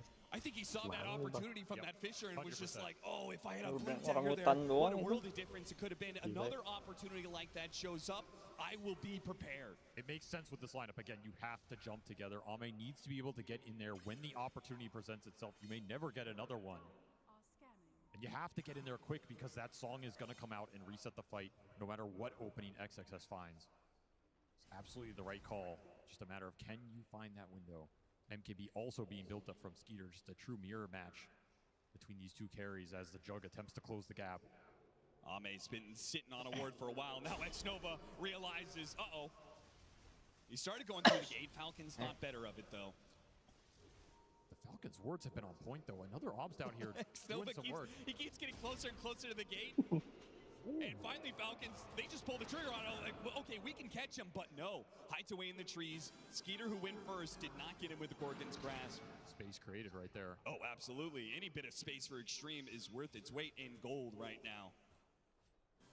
As Aghanim Scepter is almost done for XM alongside that level 20. It's a big power spike to have. So much execution necessary here for XG to win a fight, though. Yeah, and they're going to need every bit of that because it feels like they're going to have to contest Roshan. Hati-hati semua, nggak ada yang mau kalah, bro. This is a scary Aegis to go away. Your high ground defense is not great. Other than disruption, you're likely getting skewered off it. 2 lives on Skeeter, that's just too much mana, too much HP to get through. Especially with Horn Toss available for Amar. That win probability has swung considerably here. Oh, man. XG, they have their work cut out for them. There are pathways to victory in these fights. It is a very thin margin. Yes, this is not quite like Game 4. It felt pretty much undefendable for Extreme Gaming. This situation, you can definitely see they have the scale, they have ways to be able to make big team fight plays, but it is without a doubt in Falcon's advantage. It probably will be for some time. So much can go wrong, right? Like you go in with that Omni and bounces to a random Naga illusion and dies. There goes a lot of your team. Yeah, you get songed on the jump in because someone doesn't BKB, that team fight can be over. You get stuck in the stone gaze while you're trying to requiem. XM can just be a sitting duck. All these little interactions can just absolutely ruin what you're trying to do right here with the burst jump. And Falcons know it. They're going to send illusions out. They're going to play for the vision. They're not going to try and give you an easy opening. And if Amar sees a jump, he will take it. And grind it out. Another Tormentor. Another Shard for them. Roshan's going to be, spawn point's going to be soon. Somewhere in this next 3 minutes. Extreme Gaming, get the map control while you can. Amar is rewarded. Extra skewer range, really nice here. Udah dipukul tuh sampai jam 4 mati anjing. Yeah, you move these heroes far enough away, it may not matter what kind of team fight Extreme Gaming is able to put together. You just can't reach the hero that is pulled apart. To me, it's on Ame and this MKB. Can he land a good Omni Slash in that fight? Can he output the DPS? He gets here, he has a chance to bring this Medusa down. He has a decent shot to bring the Pangolier down, even in a Rolling Thunder. Malrine is very susceptible to just getting burst down by this Juggernaut. Doesn't have a defensive item. No Ghost Scepter online yet. Buys it out, flying it now. That's going to be a huge pickup for him. Yeah, we've seen part of the problem with this matchup for Pango in this tournament. He Rolling Thunders in. There's really not much he can do if he gets Omni Slash. He just has to steer his way into neutrals or his own team and hope that the Omni Slash bounces off of him. But if he is isolated, it's just 100-0. Falcons are building up the cheap answers right now. Double Ghost Scepter across their 2 cores as the MKB arrives. The Mag and the Pango. Goes fishing, finds the Horn Toss. Disruption, but only halfway through. And Malrine's going to ensure the kill, at least trying to with the Rolling Thunder. X-Nova protects himself. There's an Omni Slash. He may make it to his team. Malrine is still on. No, he goes down. And Shin-Q finishes him off with the Demonic Purge. Is this the opening? XG, can you find more right here? Oh, if they could just catch Skeeter, but the Fisher was just a little bit off the mark. Now he's teleporting away. The Croaker stopped. The disruption. It's not disruption. Oh, he was halfway through that animation. Jin-Q, you were on the precipice of finding the biggest opening in this game yet, and he was mid-animation. You cannot get any closer than that. Robbed what could have been an opportunity for Extreme to take the Roshan, but instead, Falcons will have their heroes up to contest. Still very clutch disruption. They got confused as to where that target was going to come out. That Omni was dicing up the Pangolier, did not get the Ghost Scepter off. A lucky bounce kind of bailed him out, but he ended up dying anyway. They do get a gem out of that fight. Big gain for Extreme Gaming in terms of that vision advantage. And a misstep there for Falcons. I mean, they were thinking they were getting a free 5. Yeah, out with Blink Aether Lens on this Shadow Demon. The turnaround potential is immense. Still, Falcons, they feel strong. They're going to push into this area. Even without the they know some of the ults are on cooldown. And Extreme Gaming, they are very dependent on some of these ults, particularly that Omni Slash. Yeah, Extreme need another 45 seconds for that Omni Slash and Roshan. They're going to leave a Medusa illusion inside the pit. We'll see it as soon as it spawns. I cannot believe they're pushing up like this without Ame. I don't think you have the damage to take down the front line without him. Roshan roars, and that's the call to action for Extreme. They bring their 4-man. What about Ame? He's trying to make his way over here. They don't know how quick they switch up. They go disruption out, and on the side, there goes that Requiem. Blowing up Maureen. Skewered back onto the Shadow Demon. He got off a Demonic Purge. That is excellent. And Decrepify goes down as well. They have the Static Storm. This Shadow Demon just to get the kill on him. This fight is open right now. It is. Ame wasn't even a part of that one, and now he's got his Omni Slash. Extreme Gaming, there is an opening here. They do not want to press it. Can they force the fight? Can they take the Roshan, or are they just going to sit back and play for more time? It was such a clutch find from XXS. He saw that Pango for a brief second, try and go up to that hill. That ward did so much work and just instant jump. You can see the difference now between here and that fight earlier. You get the stun on the Pango, XM, you better instantly get in there. You have about 2 seconds to make your play or it's gone. Skater is still playing inside this pit. Another roar goes out. Extreme Gaming well aware of what's happening here. Stalling and stalling. Ame is just farming. He's doing Ancients right now. Yeah, he's almost to a Swiftling. It's like calling their bluff. It's like, you're not going to do Roche. And you would be right about that with Roshan now swapping over to the other side of the map. Just another minute of farm time for Ame. He made the most of it. Omni Slash back up, almost level 25. Do smoke and try and contest this. Yes. XG will not give up this Aegis for free. Tough angle to contest. Dire Ward scouting the entry to their triangle, but does not see them deeper in. There's so much vision of They blink backwards on XXS. There were creeps scouting. Deal with the Watcher. Roshan's already dead. The smoke up Falcons. Now on the offensive, looking for the glimpse pickoff. Found it on X-Nova. Pull them back inside the Static Storm. These supports are worth the ultimates. The saves are too annoying for Falcons. They let the Medusa lead the charge. They don't have to risk anything else. The Swift Blink, it's done for Ame, and he's pushing to level 25 soon. Can this Juggernaut, can Ame carry this for Extreme? They have put everything in this Juggernaut basket. I don't think there has ever been a more important Omni Slash in the history of this game right now. And if this is the spell you have to rely on, the tension in that booth must be at an all-time high. Yeah, it doesn't matter how good you are with the spell. Sometimes it just doesn't go your way. It just doesn't go your way. Luck can play against you. You leave it up to fate.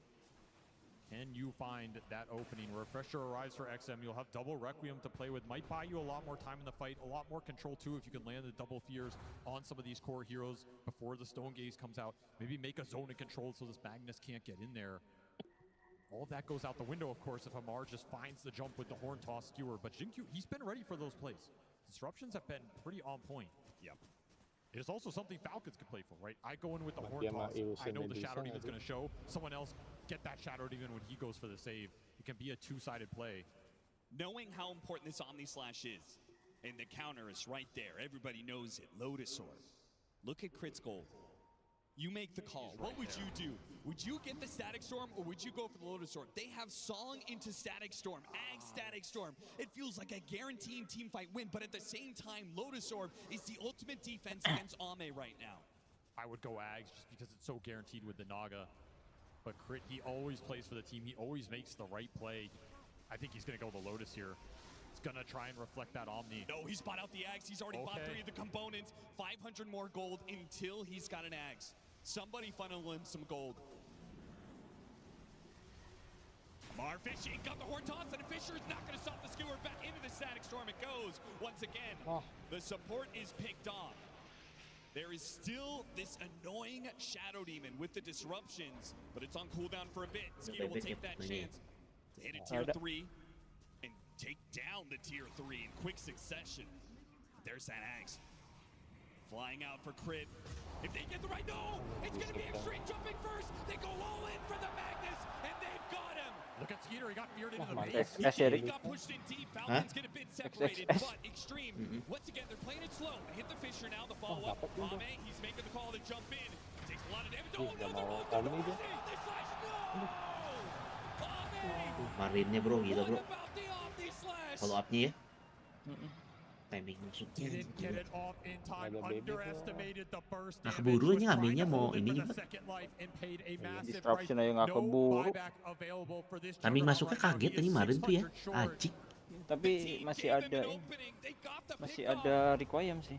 He got too greedy with it. And now the team has to hold for him. Can they weather through Skater? A minute and a half left on the Aegis. They're trying to chip away and see if they can take it for free. It's like you have to wait for the Juggernaut here. I mean, you go in Ntar lagi nih, udah ulti lagi, Cok. it's just not doing enough right now. Gaganim lagi anjing. You have good stall mechanics at least. This is not going to be the fastest push. But this will be a lane. And there are no tier 2s left. Falcons won. They can keep this going. 40 more seconds till Ame's back up. 1 minute on the Aegis. Falcons have made the call. They're going to go another. Or maybe not. You might not get another chance like that in this game, especially with that Ag Static Storm online. RP available. All the ults up for Falcons in 2 seconds. And you still have Aegis for 30. Iya dong, masa mau commit. Do XG even have any smokes left? They pop so Inside of the many. Ace, Amar, a horn toss. Oh, if he could find XXS, that would be a beauty. He wants to return the favor. Maybe it's X-Nova once again. The Pugna. Nova lagi, Cok. There's nothing Extreme can do about this. It's just time and time again. Udah buyback tapi dia. 20 detik. And they have to play 4 versus 5. Ame's finally back up. The tier 3 is almost dead though. Skeeter keeping up the pressure. 14 seconds till the Aegis will despawn. They'll back away, let the regen kick in. And a smoke up from Extreme, hoping that Falcons would continue to take the fight as the Aegis expires, but they'll make no mistakes here.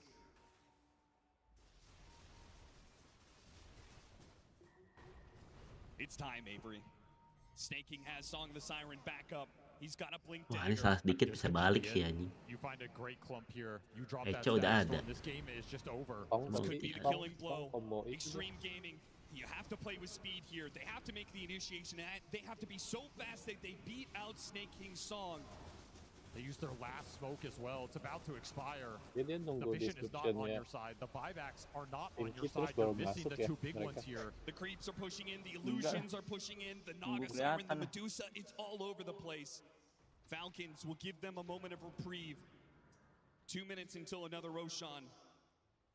They've got such an advantage. There's no need to rush things with these high ground pushes. They are dangerous. Let the Naga illusions do the work. Let your high ground wards do the work. You have so much vision control right now.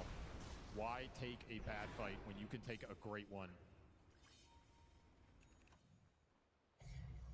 Skeeter is capped, man. He is 6 Belum slotted. He kayaknya can udah. hit Ags, buy something else, but Bentar, Yeah, udah they jadi already sih have tapi all nggak ada the buyback tuh. shards. There's nobody to get it from this Tormentor. nothing left to get here.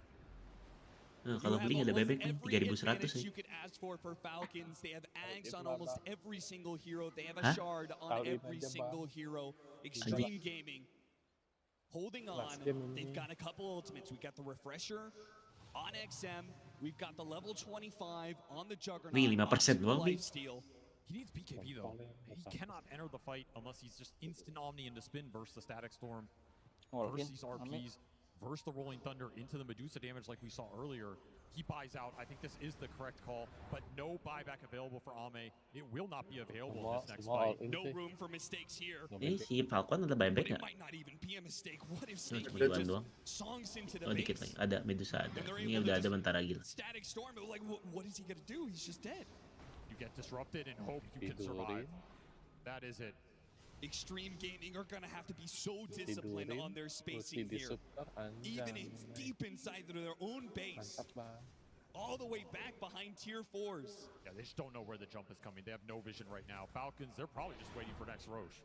But you don't know that if you're XG right now.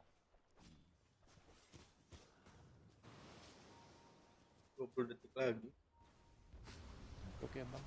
The illusions are just non-stop 6%. Win probability-nya tahi banget kayaknya. Extreme are backed into a corner. Udah habis semua gini. Will they contest for the Roshan? Can they contest for the Roshan? Is Falcons even give them that opportunity, or they just make Roshan roar and then smoke into you? Yeah, there's no way they just sit in the pit. I mean, maybe you sit Skeeter in there, but it's Kurang not lagi going to be a fun kayaknya. fight that you can take advantage of. There's always going to be Naga who's Push deh, aja ngantuk tapi tunggu nanggung. running out of Dia mau smoke. tidur nanggung banget anjir. And the big question for these cores, do you buy out in these situations? How valuable is your buyback? Nanggung tapi lah bentar lagi kali lah. On that shaker, Paling lama juga 20 menit lah. 40 lah. It's do or die. The refresher might win you that fight. It could win Nggak you the mungkin game. sampai menit 80 kan, Buyback Bing. can also win you a base fight. Rick, lu lihat wasitnya Ame berapa, Rick? Might not even be able to get to the shop. That's another concern here. Gimana lah sih? Cast speed, so we're gonna have some instant requiems going out. He's got 2 of them. That is so much damage if you are right on top of a hero. But think of how much control Itu di scoreboard bener, Jo. Ada LH itu.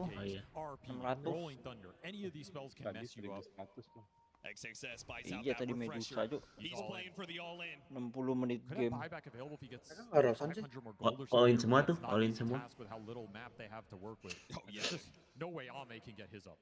They're getting the crumbs that are falling off of Falcons. Rosannya menit berapa sih? Udah ada ya? Udah ada terrosan nih. Falcons know it. Udah They're ada, gonna Cok. play it safe. They're gonna play it disciplined. They're gonna play for Roshan. Put an Aegis on this Medusa. There's a decent chance he just becomes untouchable. They're getting more Omni/counter ability. E-Blade available for this Magnus. They can build into some more Lotus Orbs. E-Blade, a Ghost Scepter. Blade udah ada, Bang. That's about it. Nih, setnya crit mahal nggak tuh, Bing?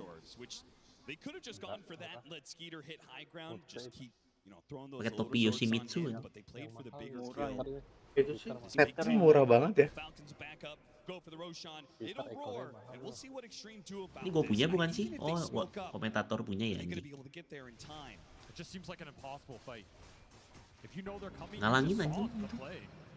You make them BKB early to have to commit. There's going to be some RP interrupt. Got the horn toss once again, the Pugna. Punish time and time again. Somebody has to die for this horn toss skewer combo. They'll get the pick off. They force the buyback and they still claim the Emang Roshan. gimana ya, Samsak bisa di-kill dia doang anjing. Doesn't want to let them just push back into Semuanya the di belakang, base. Cok. Try and play for this high ground, but again, Sinking juga di belakang scouting anjing. things out. Falcons leaving Di nothing belakang to juga chance nggak sih here. harusnya?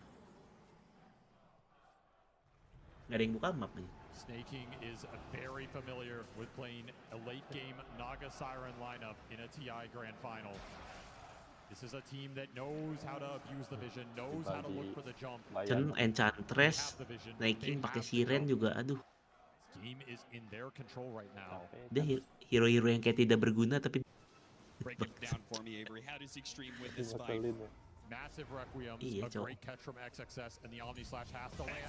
sirennya lepas dia yang pakai. Ini bagus banget aja. Nice. Gila. It's all me, baby. I've got this. Gila ya. Finds an opening on 2. Now Ame has an opportunity. Oh, that Emerald Staff, man. It's just too good of a counter to the Omni Slash. Access tapi gila sih openingnya bro, mantap bro. Ngeri banget dia cuy. Iya, bagus banget aja. Gila. Skeeter is getting quite low. They do have a refresh Requiem available. Yeah. XM hiding in the trees, looking on this ward. Skeeter backs Masih up. belum That's a refresher one-team apa? fight for XG, stalling out this Aegis. XXS does it again. This man finds openings out of nowhere, and he has been decisive on the trigger. XS bro. Gila dia ngeri banget loh.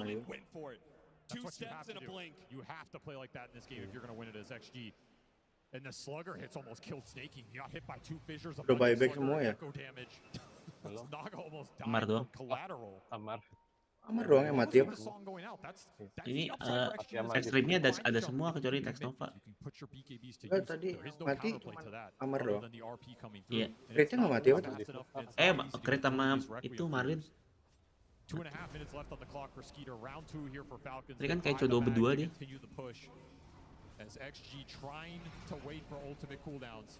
The banner gets dropped, and the damage, it's coming so fast. Berapa detik lagi sih itu That's a cobble together some si sort of ultinya IG si here. Ame, he'll blink forward, deal with the banner. Does have buyback Spin on now. cooldown. It's worth mentioning 2 Rolling lives on Thunder, the that's start. going to be a bit wasted here. Malreem tries to blink it again, very awkward. Very far forward. There's no punish though. That'll be a second lane. No response from Extreme on that.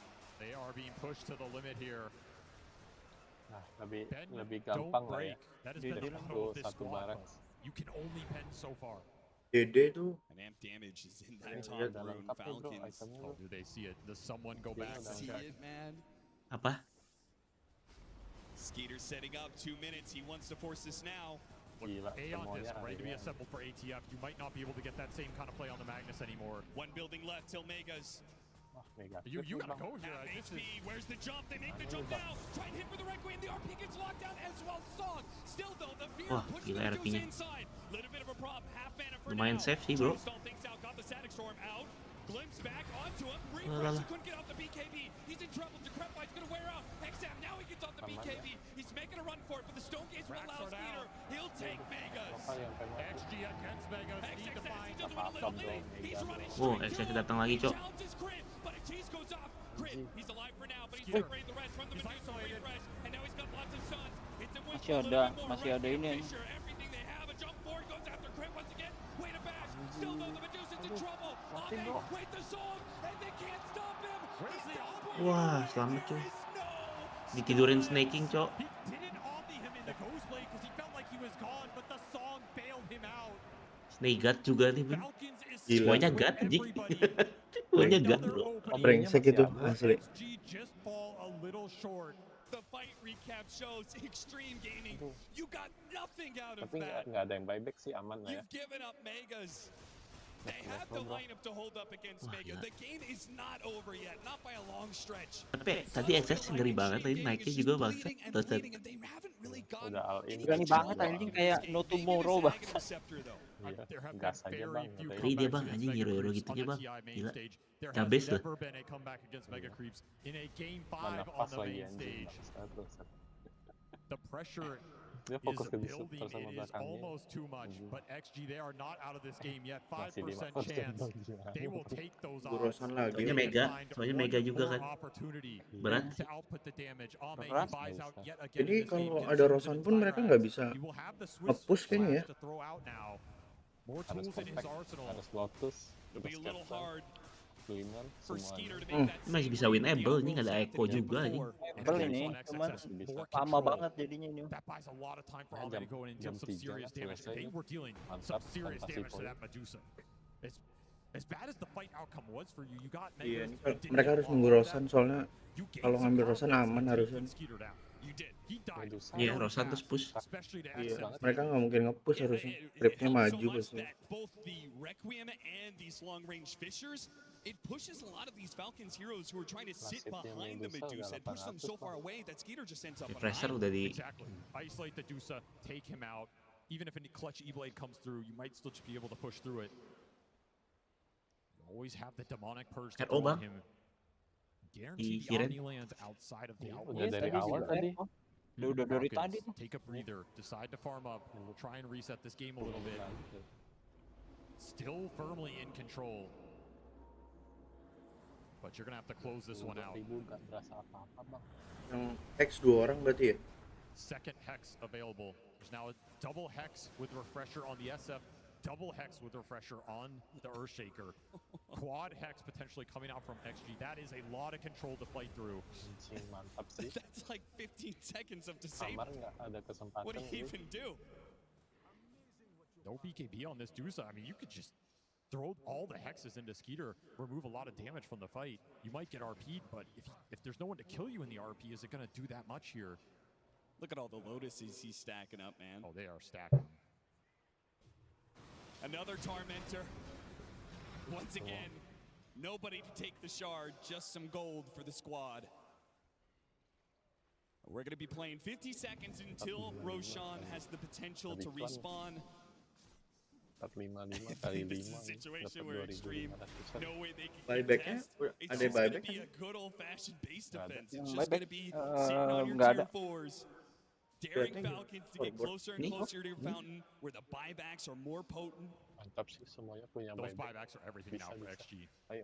Ame, you're pretty much capped out. You just got to play for maybe a refresher, maybe a nullifier somewhere in this lineup, but buyback is a lot more important at this point. I mean, if he Buyback could udah get some semua refresher, buyback juga.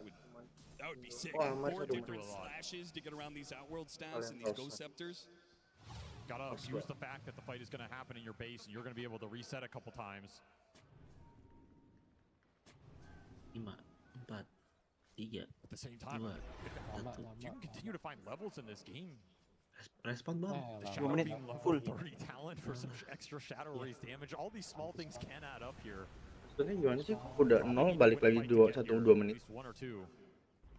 Roshan tuh ada 2 timer, satu tuh You look at this network, potential a lot of spawn, this satu network for lagi Falcons is on that random support time duo, spawn. which can play a huge role. Yang kalau Dia May 5 menit. respon berapa gitu loh. Ya 5 menit tuh And we've seen respawn how quickly count that fight pertama, can udah go gitu dia XG's random. way. Berapa? Is not 0 easy to end right now. sampai 2 menit. Has an Aeon Disc. Ini Cing, mau mentok. naik mereka bro. Put together. If Ya. this initiation Bebeknya goes siapa? wrong, Oh but ada it sekitar doesn't ada matter. lah. Another Enggak. Shadow Fiend straight to the Static Storm. That's gonna be a buyback. Dapat bro. No disruption in time. Ada back. A clutch pickoff. Tapi nggak ada distraction, Terusan nggak ada dulu sih rolling. bang. He will reach Bentar lagi 25 bang. off that extra RP stun Menit. duration can also be Gimana very si gendut? impactful. Si gendut. Sam doesn't use his buyback right away. No, He's going to you wait will. for Falcons to make another push. And Falcons are certainly going to go for that push. Jadi ini XSS nih anjing masuknya. But how many Bangsat. Bahaya times bang. can they find this fissure opening? Every single time he goes for it, there's this risk that XXS responds fast enough that somebody, one of these supports, managed to get off some sort of save. The awkward Nunggu timing here, Roshan sih. Roche up in 40 seconds. Nggak You sampai have to know that this is in the range for the Mega spawn juga. interval. Bodoh lah. Yeah, maybe Falcons, maybe they just go back. Maybe they've taken this So SF kill, tempting. but maybe they can't actually force the buyback for the risk. What if they lose this fight? What if they give up Roshan? The safe discipline play is to take Roshan here. 2 lives on the Dusa is what lets you break the high ground. They'll As do tempting just as that. it is to force the fight without the SF, it could go horribly wrong. And then if you lose that Roche, it could all slip away. They're thinking about both. They went to the pit, now they're back to the base. ATF, he's made the call. He wants to look for somebody. Once again, the Pugna, because why not? A disruption, okay. Gets thrown out onto the Magnus. Lotusaur bounces it back, and it's still the death of Ulti dia X-Nova. loh. Man is just not getting to play any Dota right now. Still, though, they popped another Stone Gaze for this. The XM's back up in 10 seconds. It's actually feeling like even though Falcons are getting these pickoffs, they still can't get a buyback out of them. They just have to go to Roche. Most important things in this game right now are the buybacks for XG Tower and their aja sih. cliff.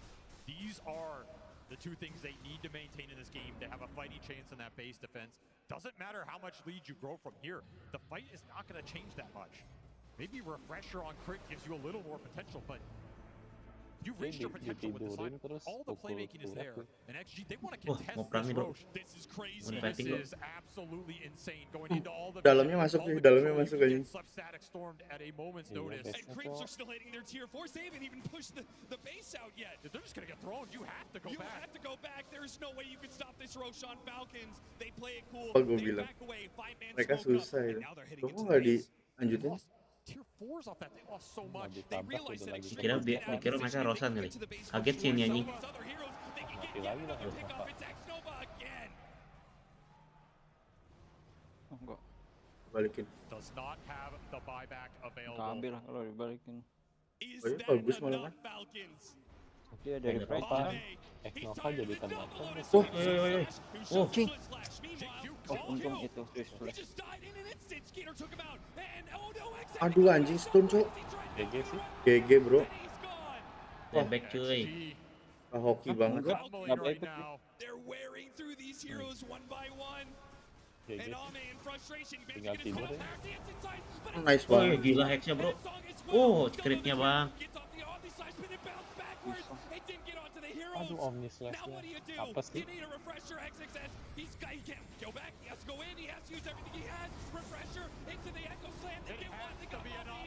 Nice banget cok.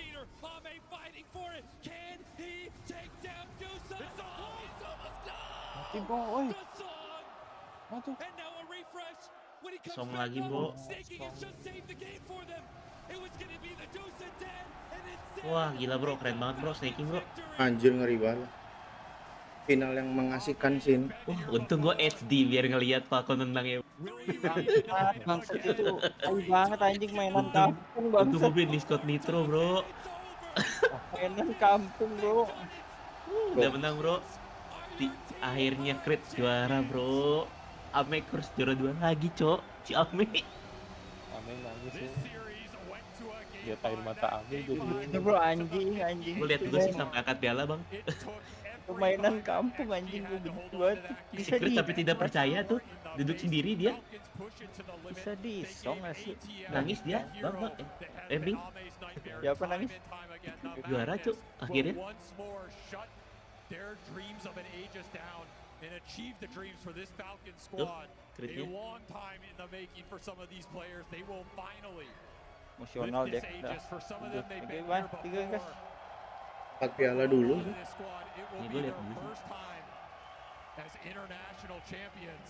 Snaking and Skeeter now two-time TI winners. Sesuai dengan prediksi Rick.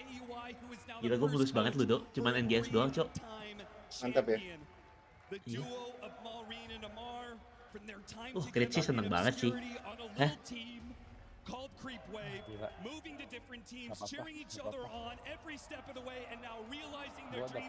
Amar juga juara TI cok. Amar. Jalannya udah beda bro.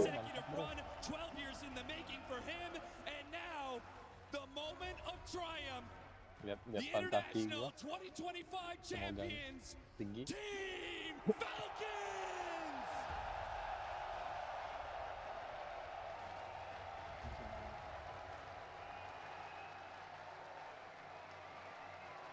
Bro, si Ame gagal lagi Bing. Ame Juara 2 lagi cok kena kurs. Crit. Komennya gue liat 2. Nggak hoki. Congrats kid, crit. Nggak hoki nggak tuh itu Omni Slash-nya efeknya. Terakhirnya.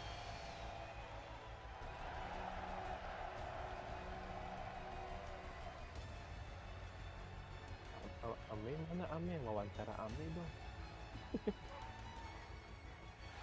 Ladies and gentlemen, Ame dapat 52.000 gua. Anjing.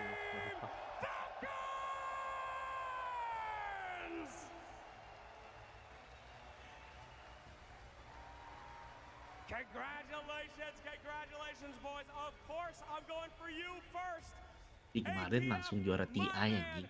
You have told the world Gila.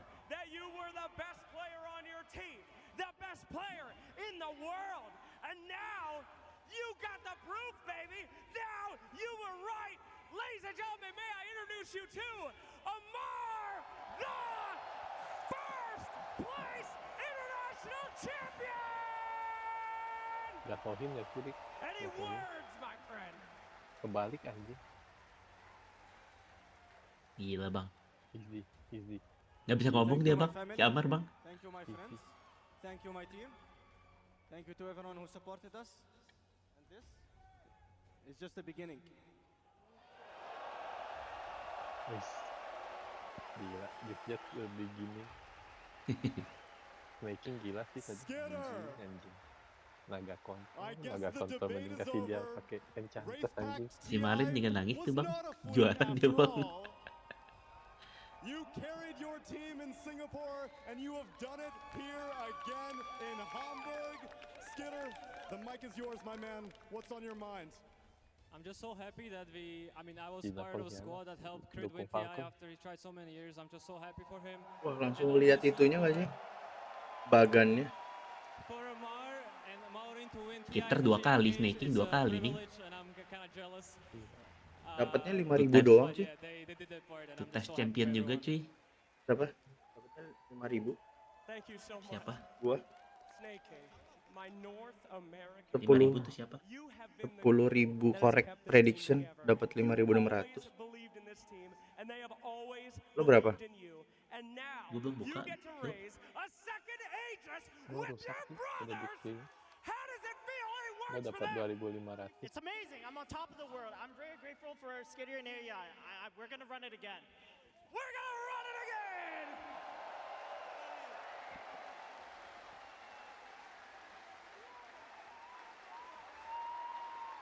Amar makan kertas ya. Maureen, may I bother you for a moment, and you think you could maybe lift the Aegis for me as well? There are only 11 different mid laners inscribed on this trophy, and now you are joining the ranks of Dota history on just your second TI. Now I know generally you got a lot to say, Maureen, but has a TI made you speechless? I barely can talk, but I never would dream and think that I would have any chance winning TI, especially as a earliest. It is a reality, Maureen. Pantes sih permainannya.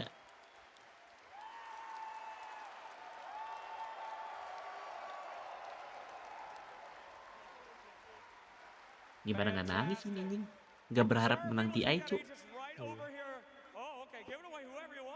Terus masih muda gini anjing, kemarin berapa ya? Lu kok nggak diwawancara?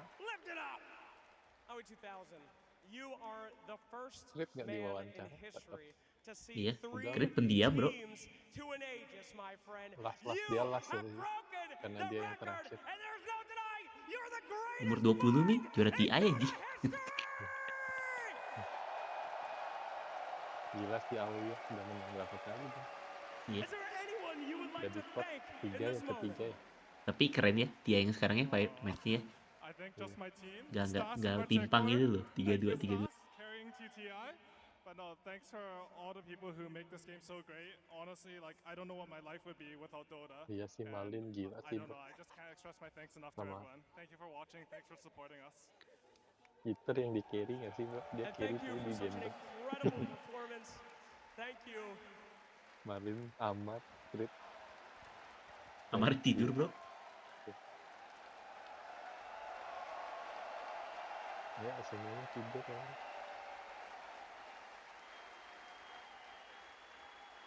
And last, but certainly not at all the least, Crit. Harusnya.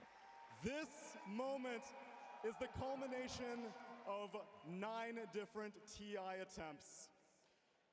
When many people would have given up, Fred pilihnya tim apa? no matter what the Fred? rosters, no matter what the setbacks, no matter what the Ini region, Crit ini. you never gave Apa? up. And now Di Crit. Falcon bukan? Di nggak tahu sih. Lo yang juara loh.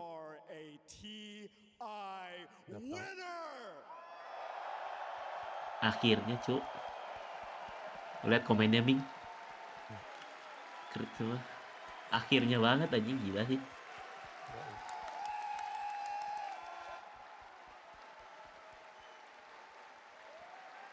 Sekian kali TI aja. Crit namanya siapa sih? Andreas Nielsen tuh nangis dia cuy. Andreas. Iya, Andreas Nielsen. Instagramnya ada nggak? Andreas Nielsen. Oh, Crit Dota. Kalau itu mah Crit Dota. Pakai 1 dok. Ya udah nih.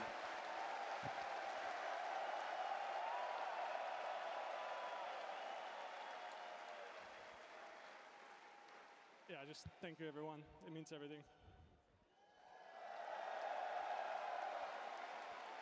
Enjoy the moment, my friend. If anyone has earned it, it is you. And all of us, please, can we celebrate in this moment and make one more round of applause for your TI14 Tapi hadiahnya champions, kecil ya anjing. Team Falcon! $2 juta. Tapi udah gaji Falcon sih tim Arab itu Ming, gimana Ming? Gede Ming. Mereka mah gajinya lebih gede daripada Iya menang. kayaknya loh. Ini dapetin Agisnya doang sih yang udah 33M dapatnya. Sekarang 6M. Nggak tahu dipotong berapa ya. gajinya mereka sih Falcon tim Arab gimana ya?